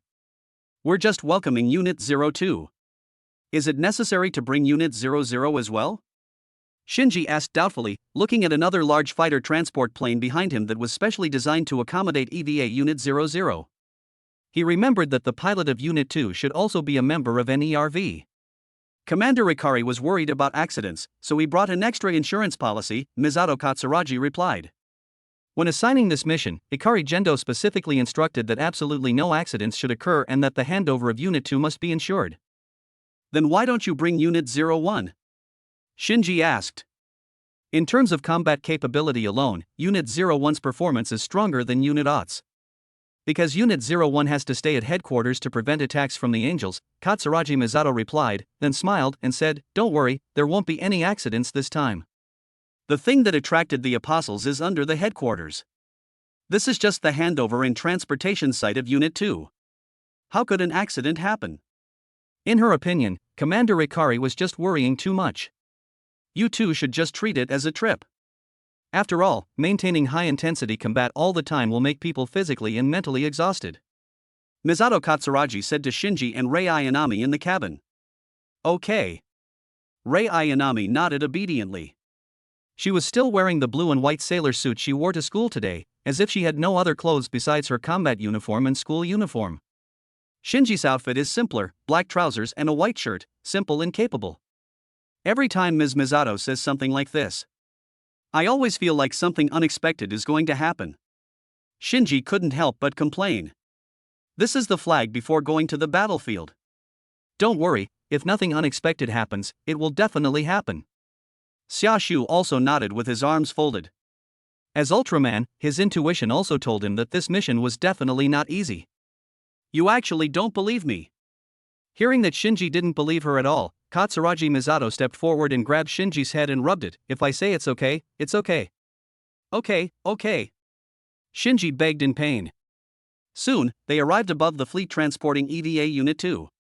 5 aircraft carriers and 4 battleships are a fleet under the United Nations military forces.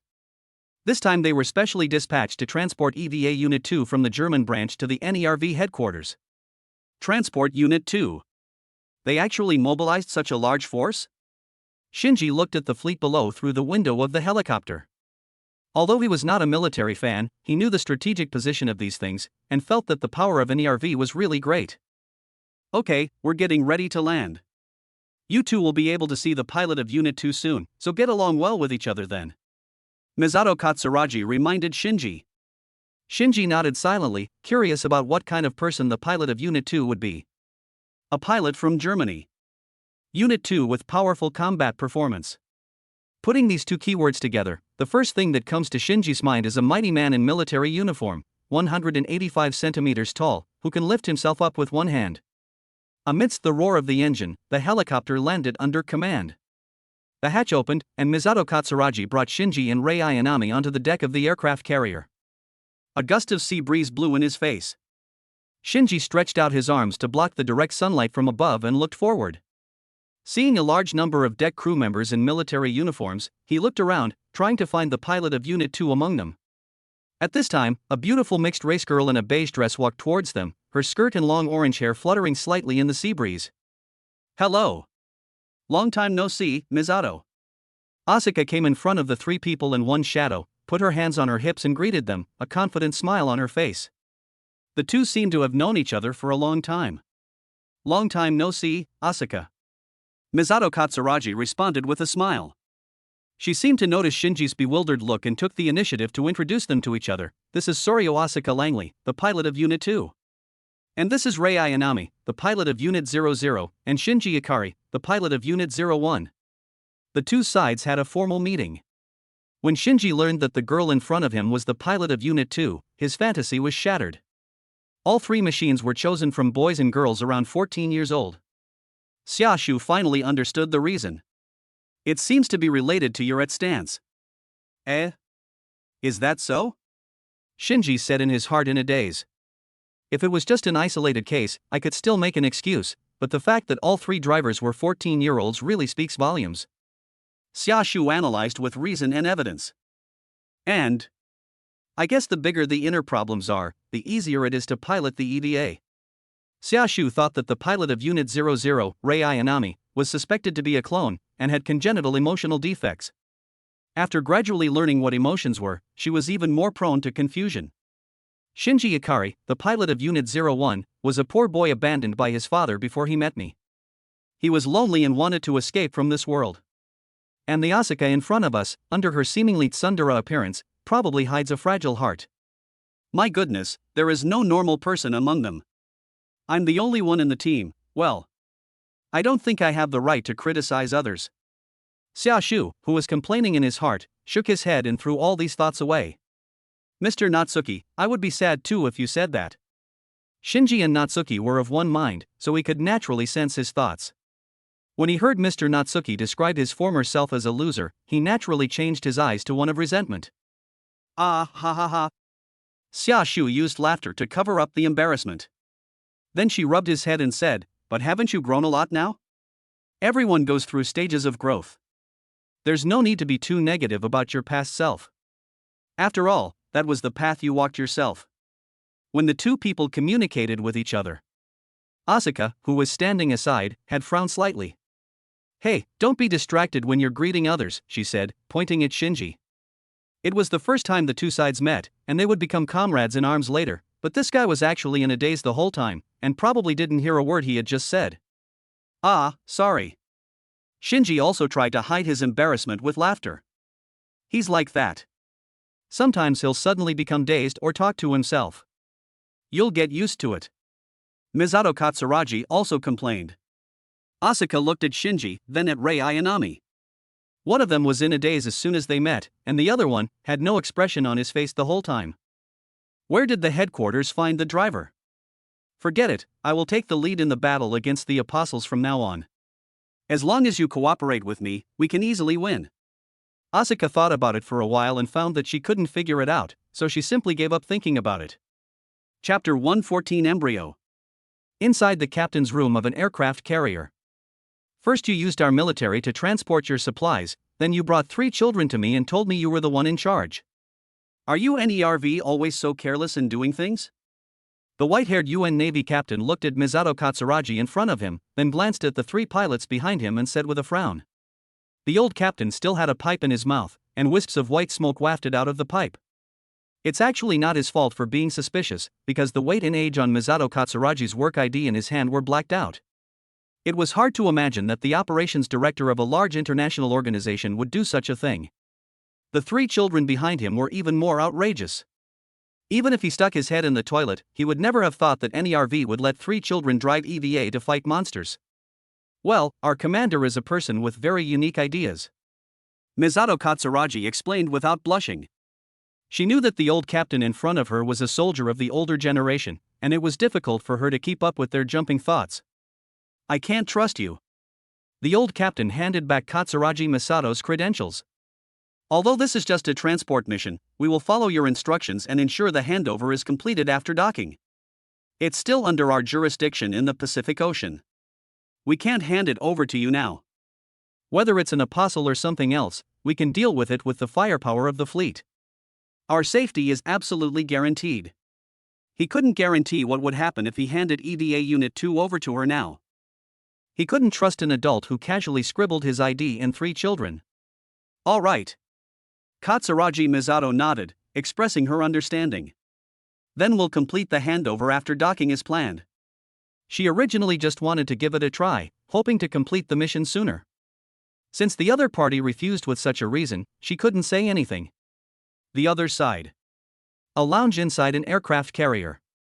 Has Misato arrived yet? She's really quick. Ryoji Kaji carefully placed a suitcase into the safe. When he heard the noise outside, he smiled and said, "This is the thing that's really important in this transportation mission." He closed the safe and confirmed that the goods were actually safe. Ryoji Kaji is a member of NERV's Special Inspection Department. But he is also a spy for Gendu Ikari. One of his purposes in Germany was to serve as Asuka's guardian and ensure her growth. Another, and most important, purpose was to steal Adam, who was restored to an embryo by Seal, and bring him to Ikari Gendo. Ikari Gendo is a member of the Human Instrumentality Project Committee and a subordinate of Seal, but they are not completely on the same page and they use each other for their own benefit. They are just a bunch of old guys, each with their own ulterior motives. And as Ryoji Kaji walked towards the door and was about to lock the door of this lounge, click! A crisp sound was heard in the room, which was empty except for Ryoji Kaji. It was the sound of the knob of the safe being turned. Kaji Ryoji's steps froze instantly. He reacted quickly and pulled out the pistol tucked behind his waist. Who? He pointed his gun at the empty room and asked, his usually carefree face full of solemnity. From his invisible perspective, a shadowy figure in a green floral shirt was sitting on the bed in the room, staring at the safe. He could clearly feel that what was contained inside was some special life. Is it a hallucination? Ryoji Kaji held the gun in a stalemate for nearly 2 minutes, but did not find anything unusual, so he breathed a sigh of relief. Just about to put the gun away. Suddenly, a strange voice sounded in my mind. What's in it? Hearing the voice, Kaji Ryoji immediately looked around vigilantly and checked the broadcasting equipment. He suspected that someone had placed a device capable of playing audio here in advance, and the person who did all this was probably someone sent by Seal. Damn, I've been discovered again? Ryoji Kaji thought that his stealing behavior was discovered by Seal, and a drop of cold sweat immediately broke out on his forehead. Those guys are not going to be soft on spies. But he searched for a long time and couldn't find where the sound came from. Seal's methods are indeed brilliant. Okay, you got me. But, can you tell me how you found out? Ryoji Kaji slowly moved to the wall of the room, leaned against the wall, and spoke to the air. Listening to what he said, Xiaoshu always felt that he seemed to have misunderstood something. He was just curious and wanted to ask. After all, this thing appeared right under his nose, and it was weird in every way. Years of experience told him that this matter was definitely of great importance. Don't ask first, let me ask first. Xiaoshu's voice sounded in Kaji Ryoji's mind again. Answer my previous question. Face this problem. Kaji Ryoji chose to bite the bullet and said, I don't know what's inside either. And, aren't you going to show up? He could clearly hear the other person's voice even from this position, which made Kaji Ryoji a little confused. The sound was not produced by any instrument, but rang directly in his mind. Damn, they even have this kind of technology. There is an embryo of some kind of life inside, and it's not human. Xiaoshu looked through the safe and saw what was inside. What are you going to do with it? He asked. When Kaji Ryoji heard the other party point out what was inside, he became more certain that the other party was sent by Seal. Who knows? Maybe it's used for cooking. Who doesn't want to try something that's not on the menu? Ryoji Kaji knew that he might disappear from the world this time, but he still chose to hide the truth. At the critical moment of life and death, this man showed a nonchalant and carefree attitude. It's so hard talking to you. I'll ask someone else later. Xiaoshu felt speechless listening to him going around in circles. You're pretending to be a riddle teller to me. He turned around and asked Albert what was going on. Ikari Gendo has an excellent spy in Kaji Ryoji, but Natsuki has an even greater spy in Albert. After saying that, Xiaoshu's shadow disappeared from here. After hearing the last 2 sentences, Ryoji Kaji, who was already prepared to die, was stunned. Is this the tone Seal members should use? Why does it feel like something is not right? However, out of caution, Ryoji Kaji still held the pistol and did not move his back away from the wall, to guard against enemies that might appear at any time. Until.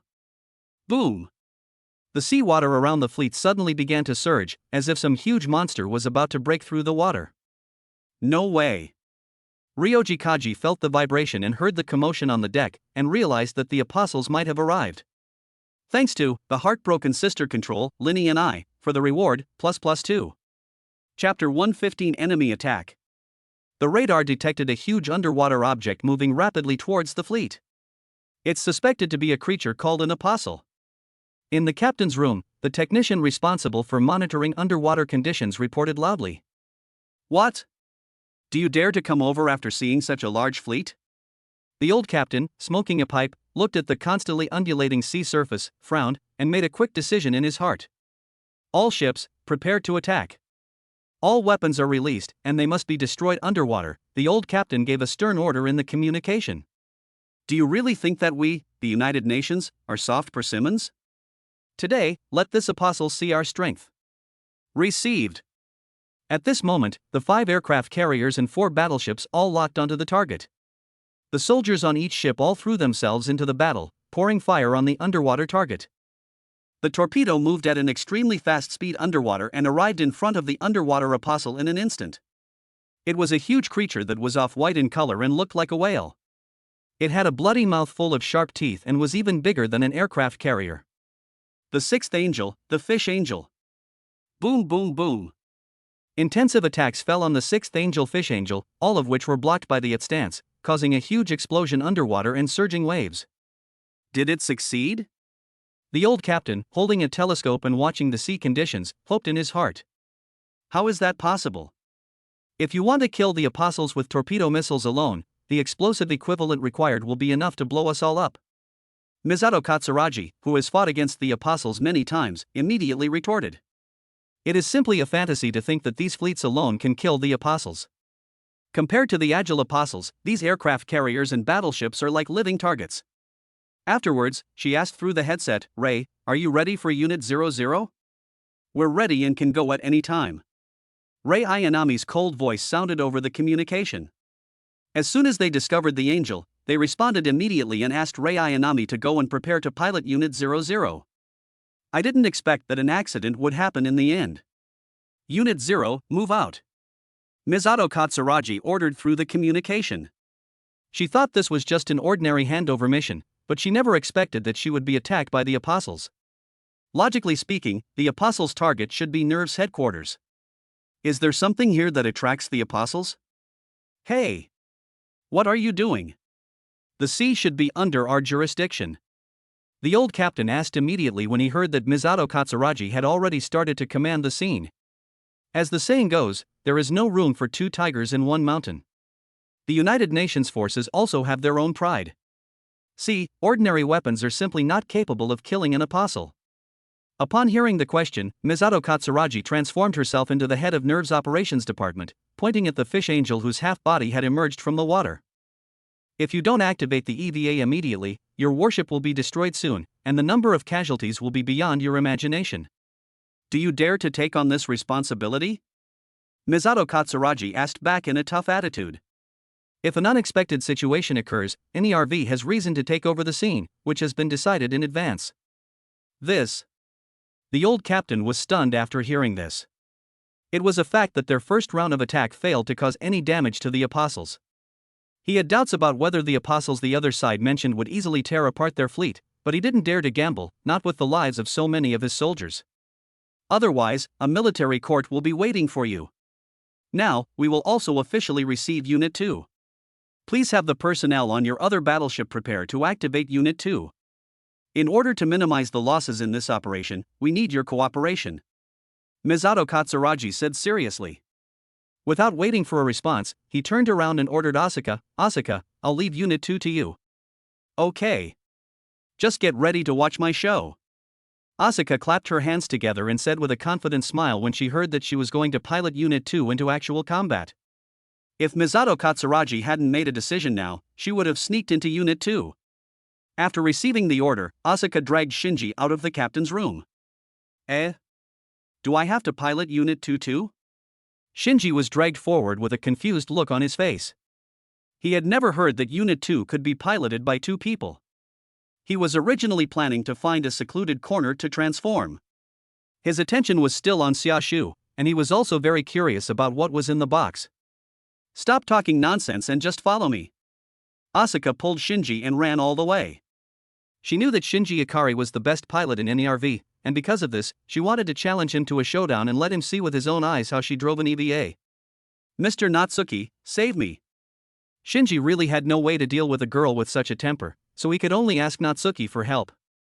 Natsuki's shadow had already emerged from the lounge below, floating beside Shinji as he moved, his arms folded in a thoughtful posture. You're really popular with the opposite sex. Xiaoshu said thoughtfully. The women who are closest to Shinji now, Misato Katsuragi, Rei Ayanami, and Asuka, are all quite capable, at least in terms of appearance. Apart from being a bit abnormal, they are all quite normal. I have to say that Shinji is really popular with the opposite sex.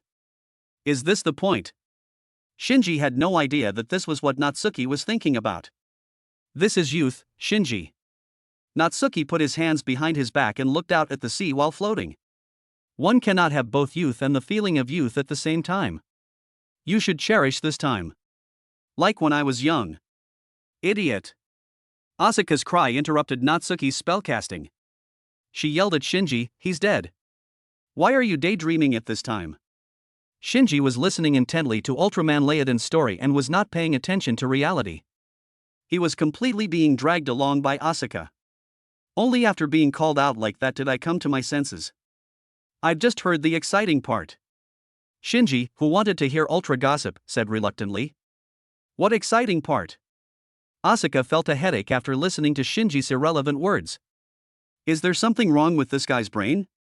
Come with me quickly, the really exciting part has just begun.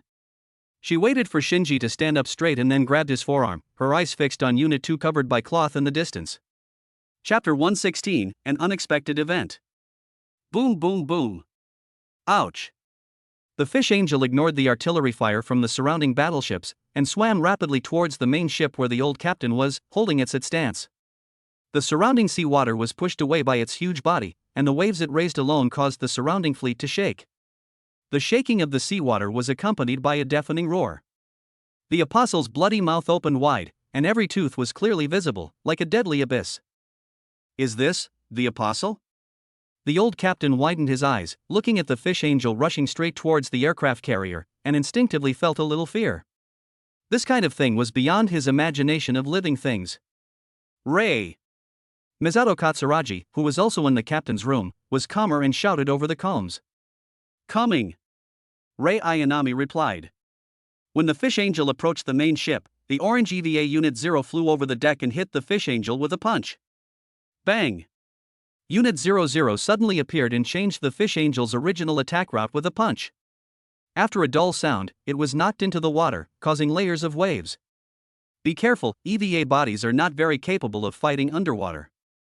Misato Katsuragi breathed a sigh of relief when she saw the fish angel fall back into the sea, and then reminded Rei Ayanami. Ground combat is what they are best at. Now facing the apostles with fish characteristics in the sea is undoubtedly disadvantageous for them. The power supply cables of the EVA body also mean that they cannot enter deep sea water. Okay. Rei Ayanami was piloting Unit 00 and was on standby on the deck of the aircraft carrier, always on guard against enemies launching surprise attacks from underwater. Hurry up! If we don't hurry up, that guy will snatch the apostle away. Asuka and Shinji both changed into their red combat uniforms and quickly got into the cockpit of Unit 2's insertion plug, waiting for the staff to insert the insertion plug into Unit 2. EVA Unit 2. Is this the cockpit of Unit 02? It's not much different from Unit 01. Shinji said, standing behind Asuka and looking around at the environment inside the cockpit. Of course, you can't tell the difference just from the cockpit, but you'll see it in actual combat. Asuka said with a confident smile, Unit 0 and Unit 01 are just experimental machines after all. Only Unit 02 was built purely for combat. As the plug was inserted into the back of Unit 2's neck. LCL liquid injection. Asuka used voice control to control the system inside Unit 2 from the cockpit. EVA Unit 2, start.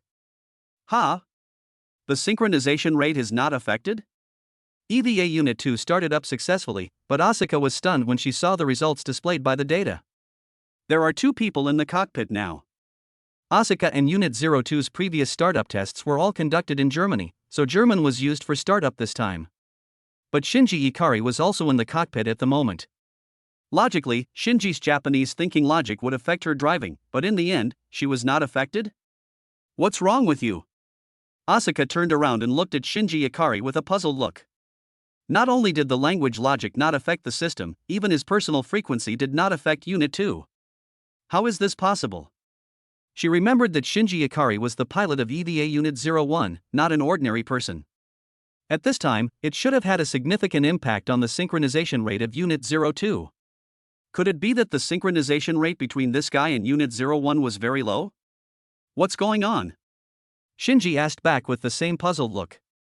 Asuka asked in German, and Shinji spoke in German at this moment. You can speak German? Asuka was a little surprised. This guy spoke German more fluently than herself. This was unscientific. To this, Natsuki glanced at the bracelet on Shinji's wrist, and just wanted to say that you deserve the technology of the Land of Light. This thing has an auxiliary function for barrier-free communication. Never mind. EVA Unit 2, attack. Since it does not affect the battle, that is the best result. Asuka shouted excitedly and controlled Unit 2 to lift off from the deck of the aircraft carrier. The scarlet body jumped up from the deck, its 4 eyes staring at the seawater under the main ship. Let me show you my skills, Asuka said to Shinji behind her. Bang! The Crimson Unit 2 used its legs to leap high from the deck of the aircraft carrier, and was about to dive into the water. Wait, Unit 2 doesn't have underwater combat equipment. Shinji suddenly thought of this fatal question as he saw it getting closer and closer to the water surface. No, Asuka answered decisively. But we can still deal with this guy underwater. Under Asuka's confident eyes and Shinji's disbelieving eyes, Unit 2 splashed into the water. Beneath the dark blue sea lies a long dead city. Modern commercial streets, residential houses, schools. This is the city that was submerged by seawater 15 years ago. Is that the old Japanese city? Shinji stared at the streets in a daze.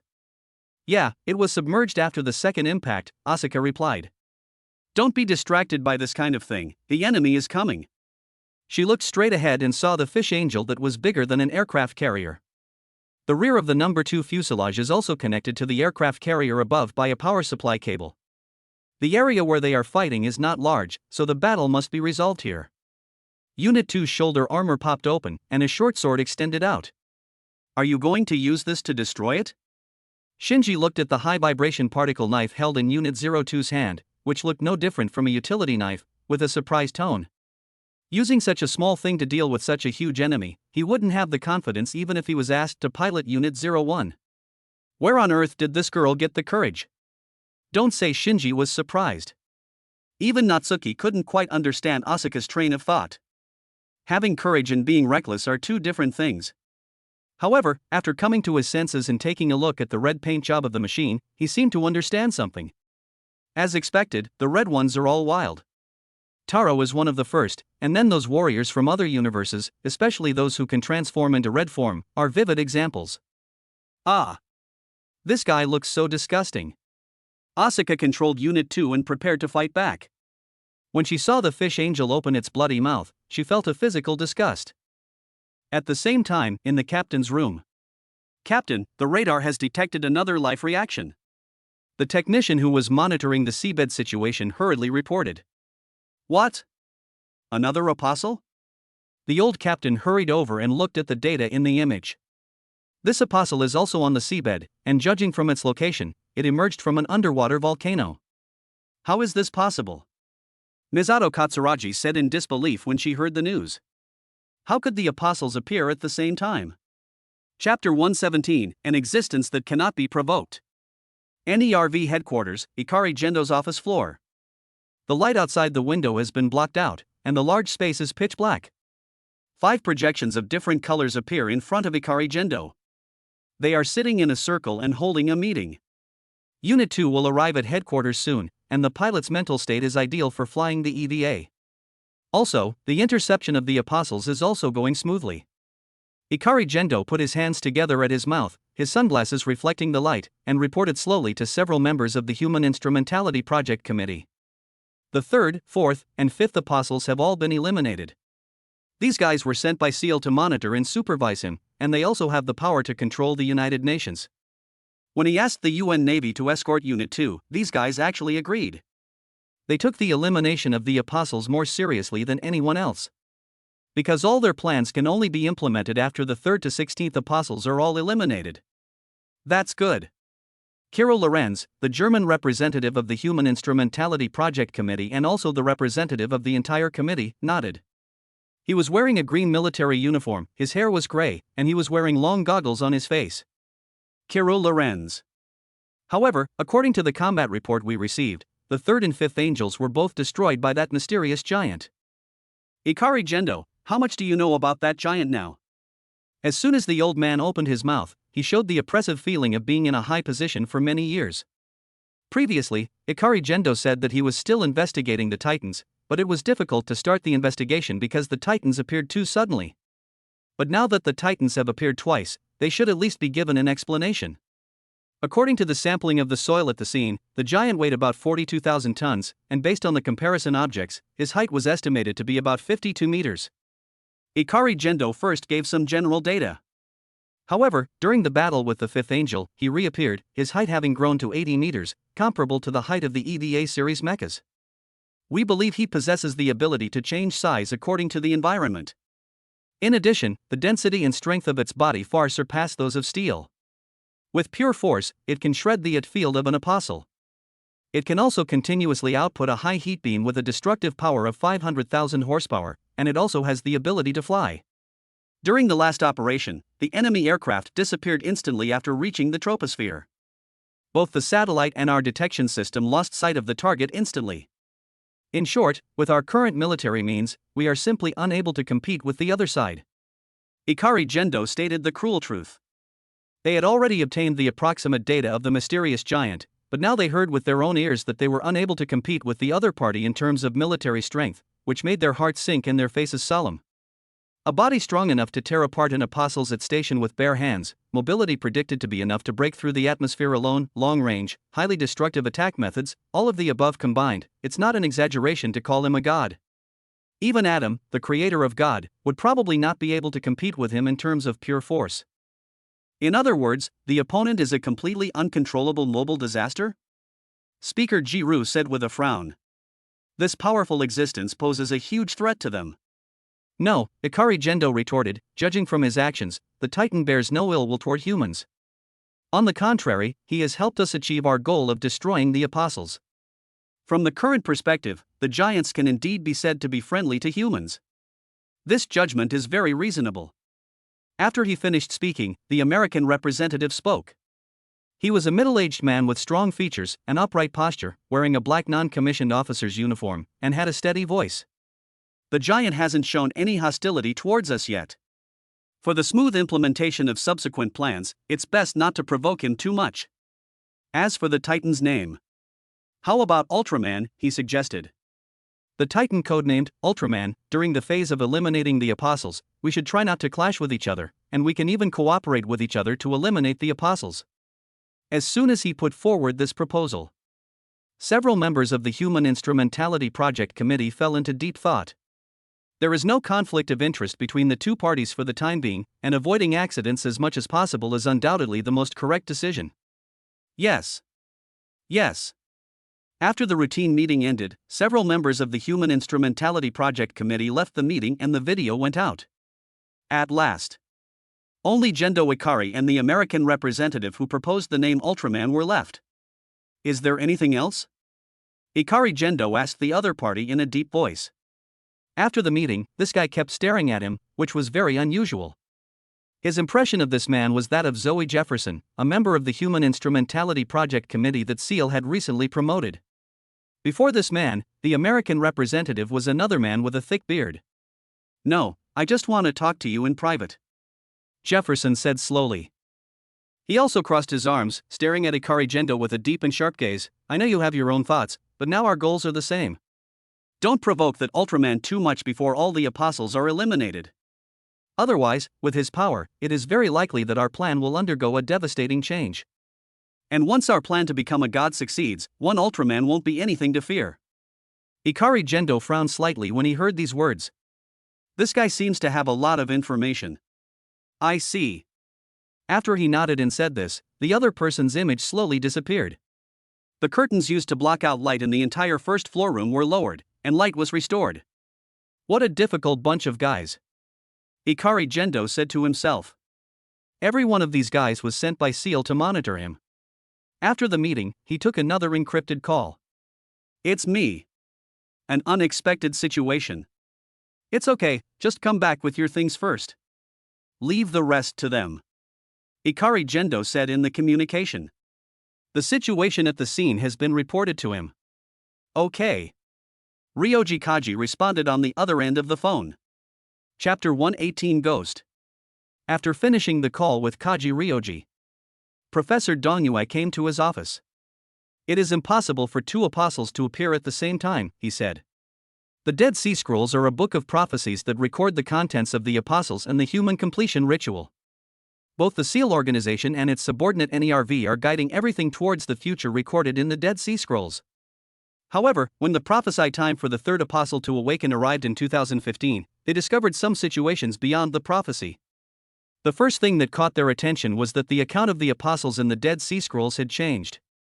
According to the report from the scene, the first one to appear was the sixth apostle, and the next one to appear in the underwater volcano was the eighth apostle. Professor Dongyue said with some fear. The eighth apostle appeared before the seventh apostle appeared. And it doesn't appear in fetal form at all, but has become a huge individual. The order in which the apostles appeared has been disrupted. I'm afraid it's related to that non-existent apostle. Professor Dongyue recalled the abnormality of the Dead Sea Scrolls they had discovered. About a month ago, some dark shadows appeared out of thin air in the content of the apostles recorded in the Dead Sea Scrolls. Including Adam and Lilith as the creators, there are a total of 18 apostles, including humans. However, on that day, they witnessed the 19th apostle transforming from non-existent nothingness into reality, and the 19th apostle's name appeared on the Dead Sea Scrolls before them. Ghost Angel. Like a ghost, breaking into the reality of their world from nothingness. They detected 2 apostle fluctuations from the 8th apostle, but only 1 sign of life. It must be that ghost. Ikari Gendo said solemnly. He guessed that the 19th apostle possessed the 8th apostle. The frequency of apostles appearing has been abnormal during this period, which may be related to this ghost. It's difficult to deal with 3 apostles at the same time with the combat power of Unit 0 and Unit 2. Should we send Unit 01 as well? Professor Futsuki asked worriedly. He knew that these apostles were targeting Adam's embryo, which was the key to their future plans and must not be lost. Unnecessary. Shinji is over there. Ikari Gendo didn't seem to be too worried. He deliberately separated Shinji from Unit 01 in order to confirm whether there was a direct relationship between Shinji and the Titan. If Shinji is in danger this time and the Titan appears, it will completely confirm his guess. As for Adam's embryo, with Unit 00 and Unit 2 involved, Ryoji Kaji will definitely find a time to send it back. Pacific Ocean. What? There's another angel? Shinji in the cockpit of Unit 2 was stunned when he heard the news. Isn't the frequency of this apostle's attacks a bit too high? It's okay, I will go to fight the other apostle. Rei Ayanami's voice sounded in the communication. I'm counting on you, Rei, Katsuragi Misato said. Be careful with Asuka and Shinji, too. This mission is particularly dangerous. She had never expected the appearance of 2 apostles, and couldn't help but worry whether these 2 EVAs could win despite the unfavorable battlefield situation. However, since the situation has developed to this point, she can only trust these strong children.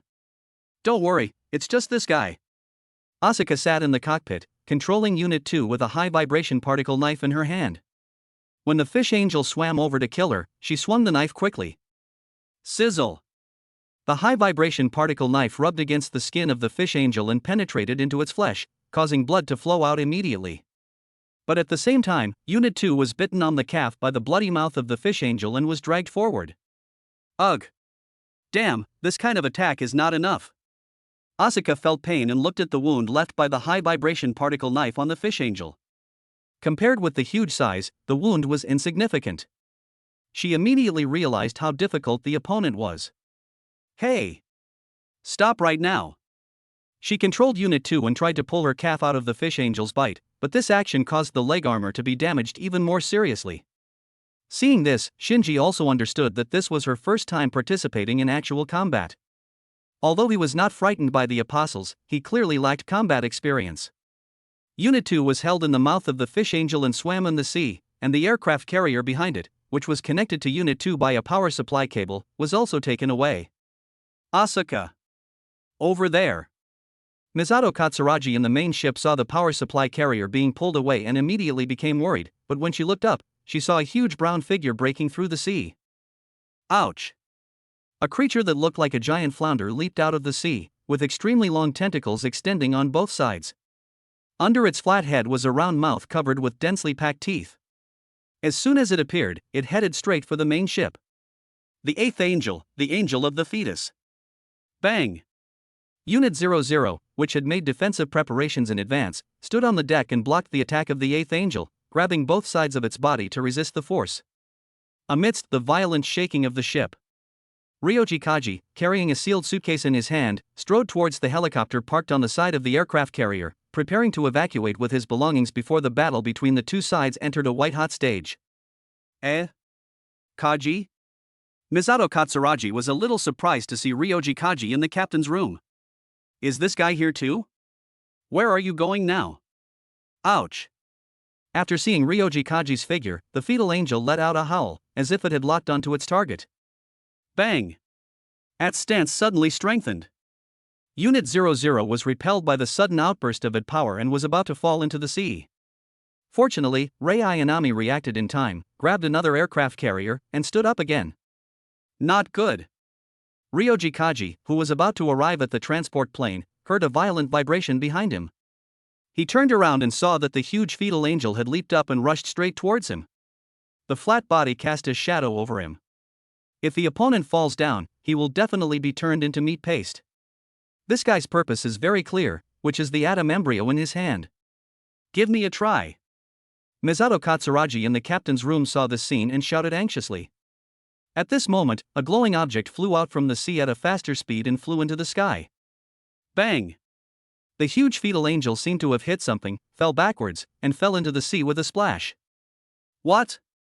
What is that? Ryoji Kaji, who thought he would definitely die here, raised his head belatedly and saw a huge silver shield with a red edge and a golden diamond-shaped protrusion in the middle. Under the sea. Inside the cockpit of Unit 2. What did you throw out just now? Asuka turned around and asked Shinji Ikari.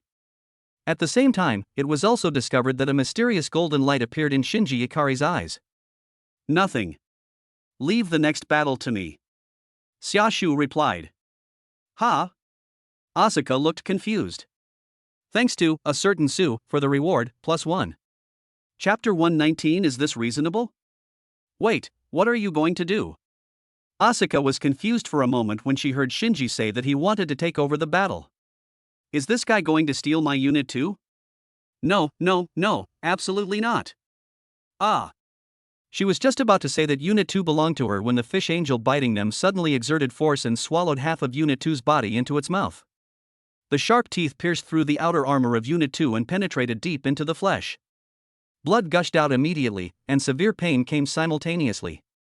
Asuka subconsciously covered her abdomen and screamed in pain.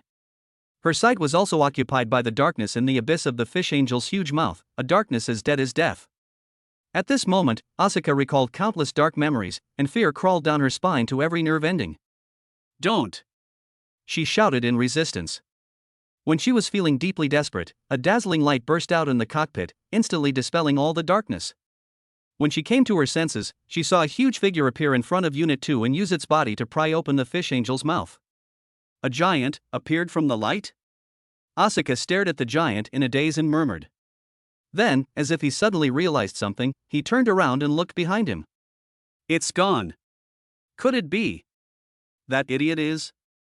Asuka felt that her worldview had been strongly impacted, her face full of disbelief. Is this reasonable? You must be kidding. Unit 2 had already escaped from the abyssal mouth of the fish angel, but she was unable to react for a moment and was completely shocked by the scene before her. She looked at the giant who was supporting the fish angel's mouth with his body, glanced sideways and nodded at her. Asuka, go back upstairs and reunite with Unit 00. Leave this to me. Shinji's voice sounded in her mind. It's really him. Ah, okay, yeah. Asuka replied blankly. The number 2 aircraft was being pulled farther and farther away by the aircraft carrier it was connected to. Next, let's show our skills, Mr. Natsuki. Shinji said enthusiastically. Okay. Xiaoshu responded. Afterwards, Asuka watched the giant use his arms to push the fish angel's mouth open completely, and then she retreated to escape the fish angel's biting range. The fish angel wanted to use his teeth to block it, but his steel-like teeth were no match for the opponent's body. The result of this action was that large pieces of his teeth broke and fell off. Ouch! In this dark water, the fish angel roared in pain, and the sea water shook. The giant has fallen into the underwater city below, maintaining a fighting posture. The fish angel's eyes were fierce, staring at the giant below. Want to launch an attack? Suddenly I sensed something. Ouch! Ouch! The fetal angel that fell into the sea also came here at this moment. As soon as the two apostles met, they instinctively fought each other. There can only be one apostle who can merge with Adam, and there is a competitive relationship between them. They are like natural enemies and will fight to the death when they meet. However, at this moment, another apostle on the fetal angel used his ability to suppress the fetal angel's instinct, swam to the other side, distanced himself from the fish angel, and sandwiched the giant in the middle. 2 apostles, and a giant. Misato Katsuragi frowned as she looked at the footage taken by Unit 2 in the captain's room. This incident is even more confusing. Everything did not develop as she expected. Asuka, what's the situation on your side? Are you still able to fight? Misato Katsuragi asked in the communication. I can, but, Asuka replied hesitantly, how should I tell you this? She was hesitating whether to report what had just happened. But suddenly he seemed to hear Shinji's voice again. Oh, nothing, she said again. Have the aircraft carrier moved towards my 6 o'clock position? The second aircraft can still continue to fight. She had heard about the giants and knew that they had destroyed 2 apostles, but now facing 2 apostles at the same time, she was afraid that some accidents would still occur. She was ready to rejoin the fight. The battlefield of the underwater city. Ultraman. The consciousness possessing the fetal angel looked at the giant with a red and silver body and thought. Can someone explain to me why this kind of thing appears in the world of EVA? The time traveler who was a ghost angel cannot understand why Ultraman does not go to fight the little monsters, but instead runs to the EVA world to fight the apostles. Damn, what a crappy matching mechanism. 2 of the previous 3-headed apostles were killed by Ultraman, and the remaining one was cut in half by the 8-point light chakra, which is also related to Ultraman. What's the meaning? Targeting me, right? Don't I have any dignity? If this is a battle of strength, I'm afraid it would be useless to let the Power Angel go. We must first collect intelligence, and then find other ways to obtain Adam's embryo.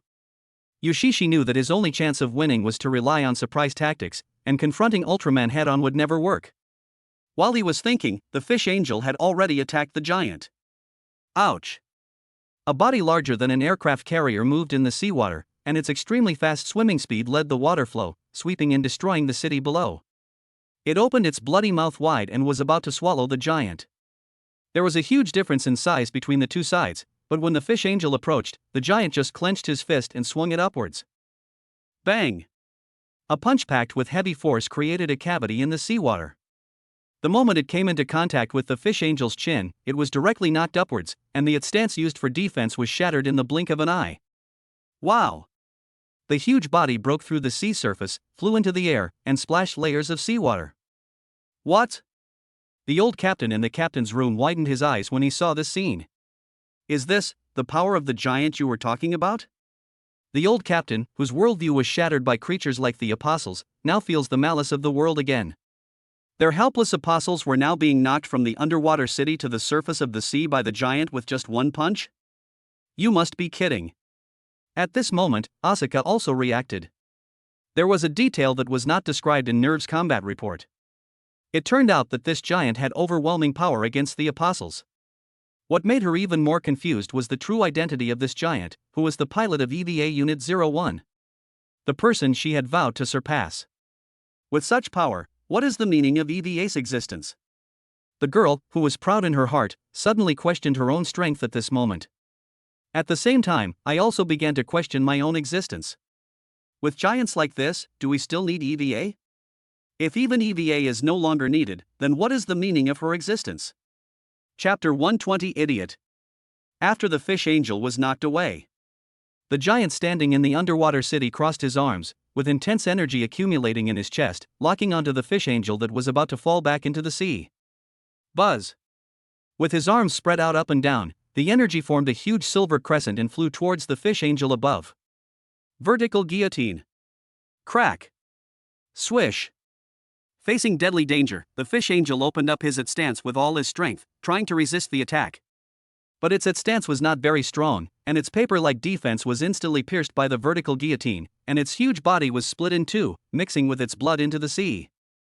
Ultra guillotine. Damn, what a tricky guy. The Dark Angel saw the giant destroy the fish angel and recognized this move. He knew a little about Ultraman and knew that the guy in front of him was very dangerous. After twisting its huge body, it burst out at astonishing speed in the sea, controlling the fetal angel to evacuate. Oh no! This guy's trying to escape. Asuka in Unit 2 saw this and shouted over the comms, "Hurry! The angel's trying to escape." He wanted the aircraft carrier above to speed up so that he could catch up with the fleeing guy. If I can't catch up with this fleeing guy, then I'll be useless in this battle, right? Asuka's pride made it impossible for her to accept such an outcome. When Misato Katsuragi heard this, she suddenly felt it was ridiculous. Will the apostles flee too? That kind of creature shouldn't have intelligence, only instinct. Faced with the fleeing apostles, the giant did not immediately chase them. Instead, he formed his arms into a cross shape and aimed at the departing fetal angel. Buzz! A ray of spatium light burst out from the side of the palm. The extremely high temperature evaporated the surrounding seawater. The strong impact also pushed away the seawater farther away, forming an extremely long cavity. The sea area in this area was shaking with the explosion of this attack. Ouch! Boom! The spatium ray instantly caught up with the retreating fetal angel and destroyed its body. Then the ray rushed out of the sea and headed straight into the sky.